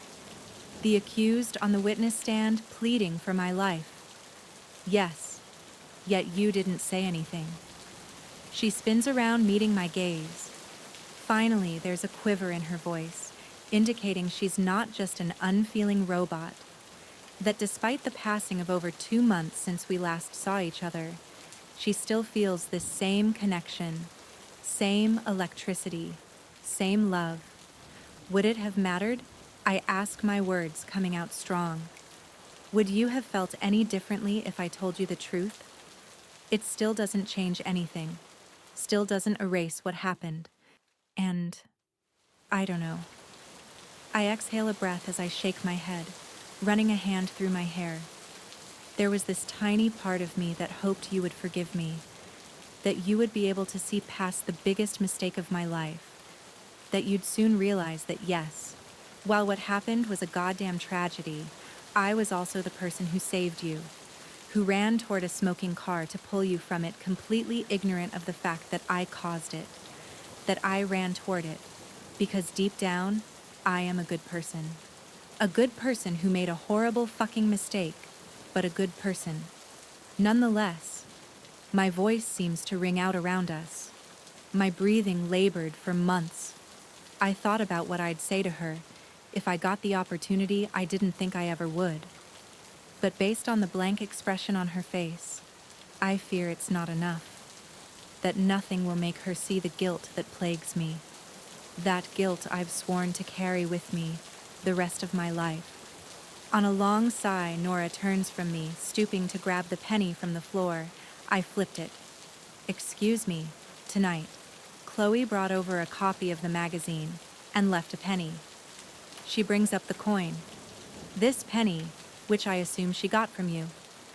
I nod subtly. Do you know, I can't even look at a goddamn penny without being reminded of you? That every time I do, all I think about is some arrogant bastard who tried to impress me with his knowledge about the plan to steal Lincoln's body. A smile teases my lips. Sounds like a complete arse. You have no idea. Her eyes shine with unshed tears as she closes the space between us. I should hate you. I shouldn't be able to stand being in your presence, but you don't. I manage to say, it's a mixture of a statement and question. When she doesn't respond, I press further. Why did you flip the coin? To help me decide. Help you decide what her chin trembles about you. And what did it tell you to do about me? Tears well as she shakes her head. I didn't need it to tell me what I've known all along. She takes my hand in hers, the warmth of her fingers interlocking with mine for the first time in months, sending electricity humming through my veins. I swallow hard, doing my best not to get my hopes up. It doesn't mean anything. She's here, but Hunter's ring still hangs from her neck. And what's that?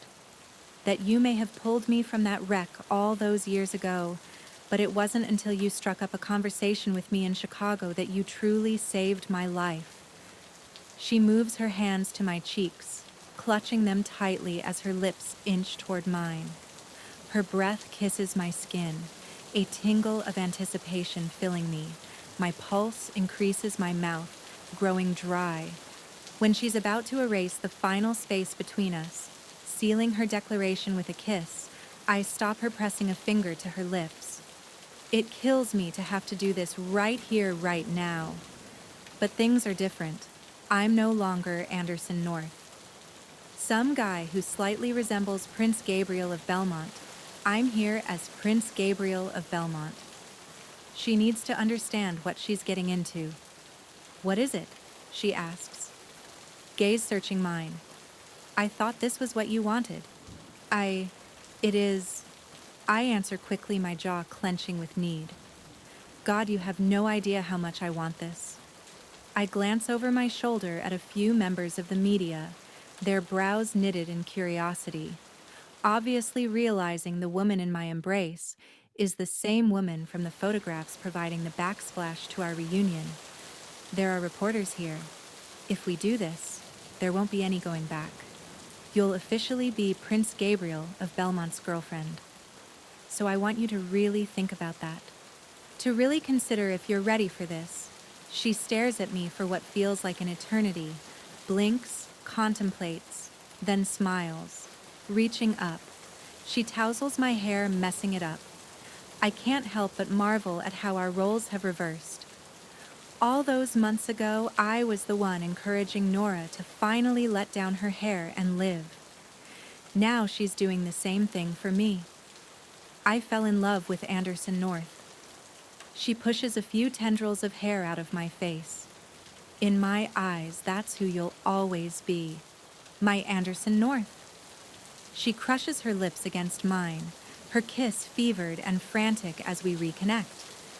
But this kiss is so much more addictive, so much more heated, so much more intimate than any of our previous exchanges, because for the first time we're sharing this personal moment with every part of each other, with every piece of our minds, our souls, our hearts. We've bared ourselves to each other, put ourselves at risk, praying the other keeps us safe. My chest heaving through my labored breaths, I manage to pull away. I faintly make out a few whistles and cheers accompanied by the familiar clicking of camera shutters. But I don't care about any of that. I have this amazing, incredible woman in my arms. We're back in our bubble. The only place I want to be. Say it again, I murmur against her. I feel her mouth quirk up into a smile. You'll always be Anderson North to me. No. The other thing? She pulls back, peering at me with a furrowed brow, then understanding tugs on her expression, peace washing over her. Bringing her lips to mine, she whispers those 3 words I didn't think I'd ever hear. I love you. I push out a relieved breath, my heart expanding. And I love you. I cover her mouth with mine once more, drinking in everything this woman is. everything she has been, everything she's yet to be. Our love story may be unconventional, but at the end of the day, it's just that, a love story, a story of perseverance, of strength, but mostly of the power of forgiveness. Never in a million years did I expect Nora to forgive me after everything I took from her. I'm still not sure I deserve it, but I plan to do everything in my power to earn that forgiveness every day for the rest of my life. And I have every intention of living a very long life with this woman by my side. Chapter 42. Nora, 7 months later.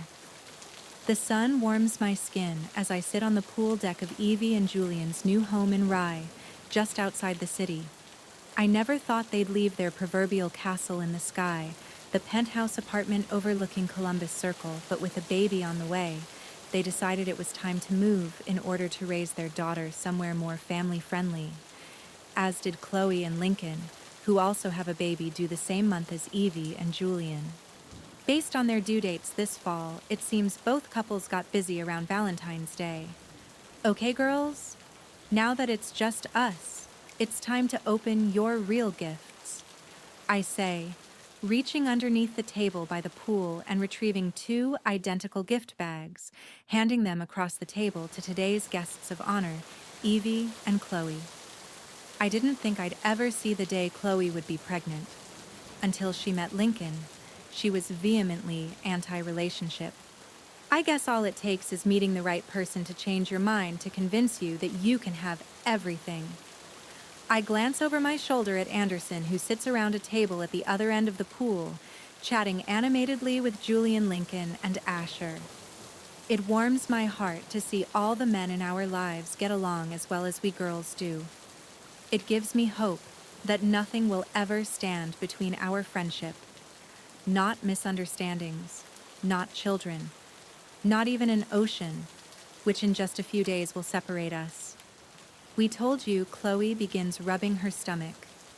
She's only 6 months along, but because of her short and slender body, it looks like she's ready to pop at any second. You didn't need to get us anything. You two threw us this baby cue. She waves her hand around the remnants of today's event.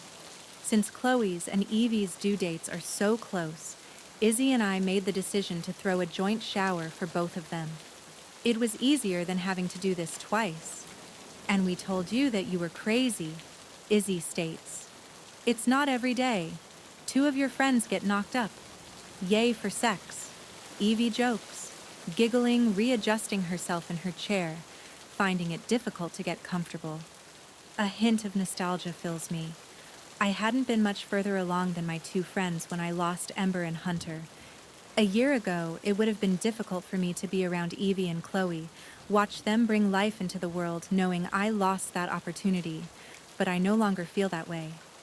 Anderson has given me hope I can have all that again. Go ahead, I encourage nodding at the bags, but you each need to do it at the same time. The gifts are identical. Evie and KLeigh share a look, then dig into the bags, pulling out the item on top. When they fold back the tissue, they burst out laughing at the oversized wine glasses decorated with the words, "Mommy's Sippy Cup."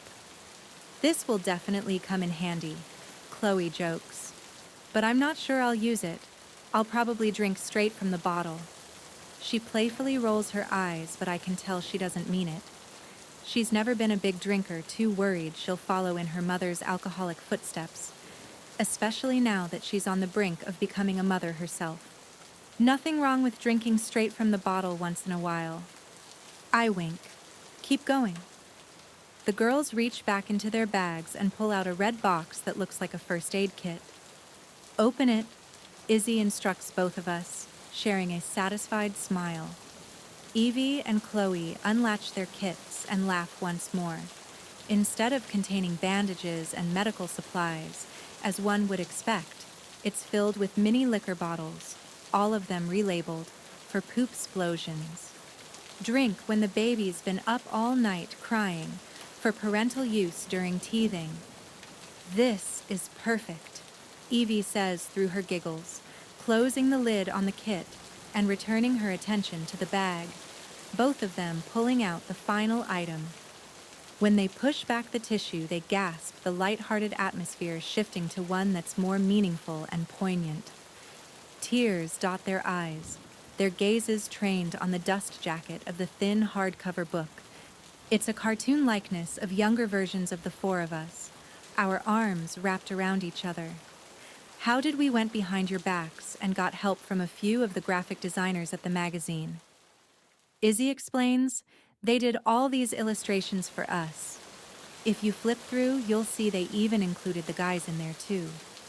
Evie opens to the first page and reads the text Izzy and I worked on, which was a feat, considering we're not the writers amongst our circle of friends. Evie and KLeigh, our life is full of ups and downs, happy moments and sad moments, beginnings and endings. She reads with a quivering voice. But with the right friends, your downs won't seem so bad, your sad times won't be so tough, and the endings will still have a glimmer of hope. She looks back to us, her tears now streaming steadily down her face. This is incredible, KLeigh remarks through her own gentle sobs. One thing is certain, pregnancy certainly softened her. Although I've always known she has a soft side, she just doesn't allow many people to see it. You two did this all on your own. Your two best friends only have their first baby. Once Izzy says, you deserve something to commemorate it, to commemorate us. And that's exactly what this book is. Yes, it's written for children as a way to offer advice to help them through all the ups and downs they'll navigate throughout their life. But it was also to commemorate what we've been through as friends, that no matter what life has thrown at each of us, we've found our strength through each other. I love you girls, Evie states, wiping her tears. Izzy and I get up and skirt to the other side of the table, all of us wrapping our arms around each other. A thickness forms in my throat over the fact that I'll no longer have this amazing support group mere miles away, but our bond is too strong. Regardless of what the future brings, of how many miles separate us, we'll survive. We'll teach our children the meaning of true friendship, and one day they'll be just as inseparable and devoted to each other as we are. There are friends, there is family. Then there are friends who become family. These three women are my family. They always will be. How are you holding up? Anderson asks later that evening as we lay in the bed in the Upper West Side townhouse he'd purchased. So I'd have somewhere to call home in New York. I told him we could keep the lease on my place, but he insisted I deserved something better than a tiny apartment where the pipes creaked and the walls were paper thin. Not to mention the security was questionable, which is something I still have trouble taking into account. Good, I say. Are you sure about this? He touches my chin, drawing my eyes to his. Why are you having second thoughts? He brushes his lips against mine, waking up with you beside me every day.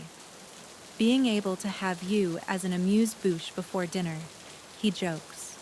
Considering that's how we ended up naked in this bed before 7 at night. Not a chance in hell, me either. While I was initially apprehensive about taking this next step with Anderson, it's the right thing to do. I'd be lying if I said I didn't feel a slight bit of vindication when I told my mother I would be moving to Belmont, proving her wrong, when she'd told me Anderson was using me as a cheap piece of ass before moving on to something better. I can't wait for her to ask to come visit, only for me to refuse her request. Regardless, it's time to start this next chapter. With Anderson, he hasn't popped the question yet, but we've discussed it. Not like a normal couple would. Instead, he warned me about everything I'd have to give up once I'm his wife. My privacy. My career. If he was trying to scare me, it didn't work.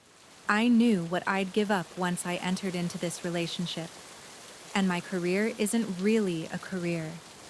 Merely something I did to get over Hunter. I don't need it anymore, considering most of my free time is devoted to Anderson's charitable foundation. He's all I need now. I no longer dwell on the past. My last reminder of Hunter, the ring he proposed with, is now kept safe in my box of memories, where he belongs, in my memories. Not in my present, in its place is a new necklace. Anderson had made for me a charm with the penny that changed everything for us, that will always remind me of the best adventure of my life. You're not going to miss your friends so much that you change your mind. We'll be back here enough. We'll need to get your money's worth out of this amazing apartment. And this bed, I can get on board with that. He buries his face in my neck, his scruff causing a tingling to stir in my core. Regardless of the fact he just treated me to yet another incredible orgasm. But I doubt I'll ever have my fill of this man. Every day I find myself falling in love with him all over again, with his heart, with his soul, with his devotion. I knew you would. But seriously, I prop myself on my side, resting my head in my hand as Anderson traces the curve of my body. An ocean can't sever our friendship. I draw my bottom lip between my teeth, hesitating before adding, although in a few months, travel may become difficult. He frowns, brows drawing in, why I leisurely lower my free hand to my stomach, resting it where a tiny life grows. Anderson's expression grows wide at my insinuation. Are you? I beam. Excitement overwhelms him as he drags me into his arms, his mouth covering mine in an impassioned kiss, consuming, enthralling, loving. When he pulls back, he frames my face in his hands, his gaze full of wonder. How well? I smirk. When a boy likes a girl, He growls playfully. I know how, but I thought you were on birth control. I am. Apparently they're not lying when they say it's not 100% effective. I frown.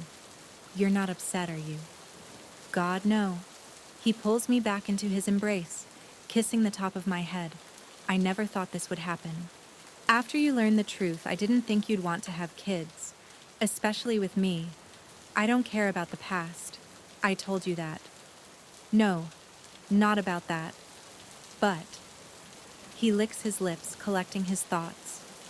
I may not always be like this, Nora. I may not always be physically able.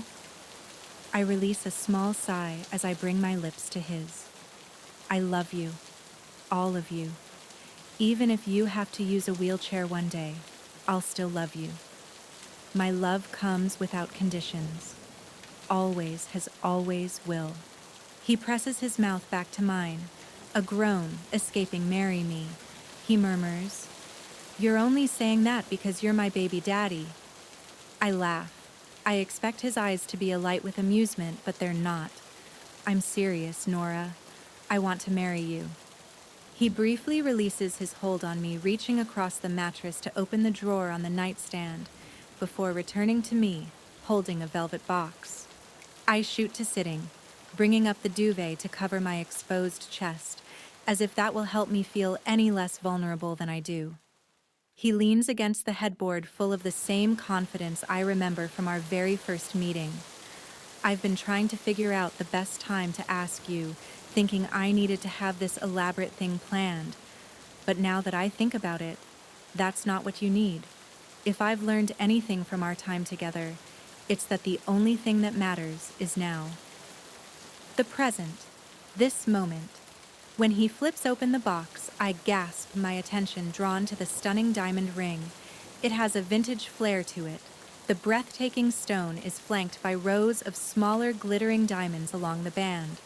Nora, Jean, Tremblay, you are the most incredible, selfless, compassionate woman I know. When I saw you sitting in that diner in Chicago, I physically felt you. I hadn't experienced anything like that in so long. I didn't know anything about you. Your name, your smile, your voice. Regardless, in that moment, you saved me. Before then, I was in a dark place. I didn't think life was worth it anymore, but you reminded me what it felt like to live, to laugh. He cups my cheek, swiping the tears off my face. To love. So please be my wife. Be my partner. Be my lifelong road trip companion. He poises his lips on mine. Be my greatest adventure. I can barely breathe through the lump in my throat, but manage to squeak out a tiny, yes. He crushes his mouth against mine, tugging my body to his. Grabbing my left hand, he slips the ring onto my finger. The instant it slides into place, a warmth fills me. This is now the third time a man has proposed to me, but it never felt like this even with Hunter, like a puzzle piece finally snapping into place. My mother once told me that falling in love is a lot like giving someone a loaded gun, pointed at your heart, and trusting them not to pull the trigger. I always thought it was a cynical way of looking at love, that allowing yourself to fall in love was giving someone the power to destroy you. For the longest time, that was how I looked at love, as something that could destroy, not uplift, something that could break, not mend, something that should be feared, not revered. She was wrong. I no longer look at love as something to be weary of. No longer keep my heart locked tight for fear that someone will destroy it. We can't control what happens in the future, but we can control what happens right now, in this moment. And right now, I have never been more in love with Anderson North. All little girls dream of finding their own Prince Charming. I finally found mine.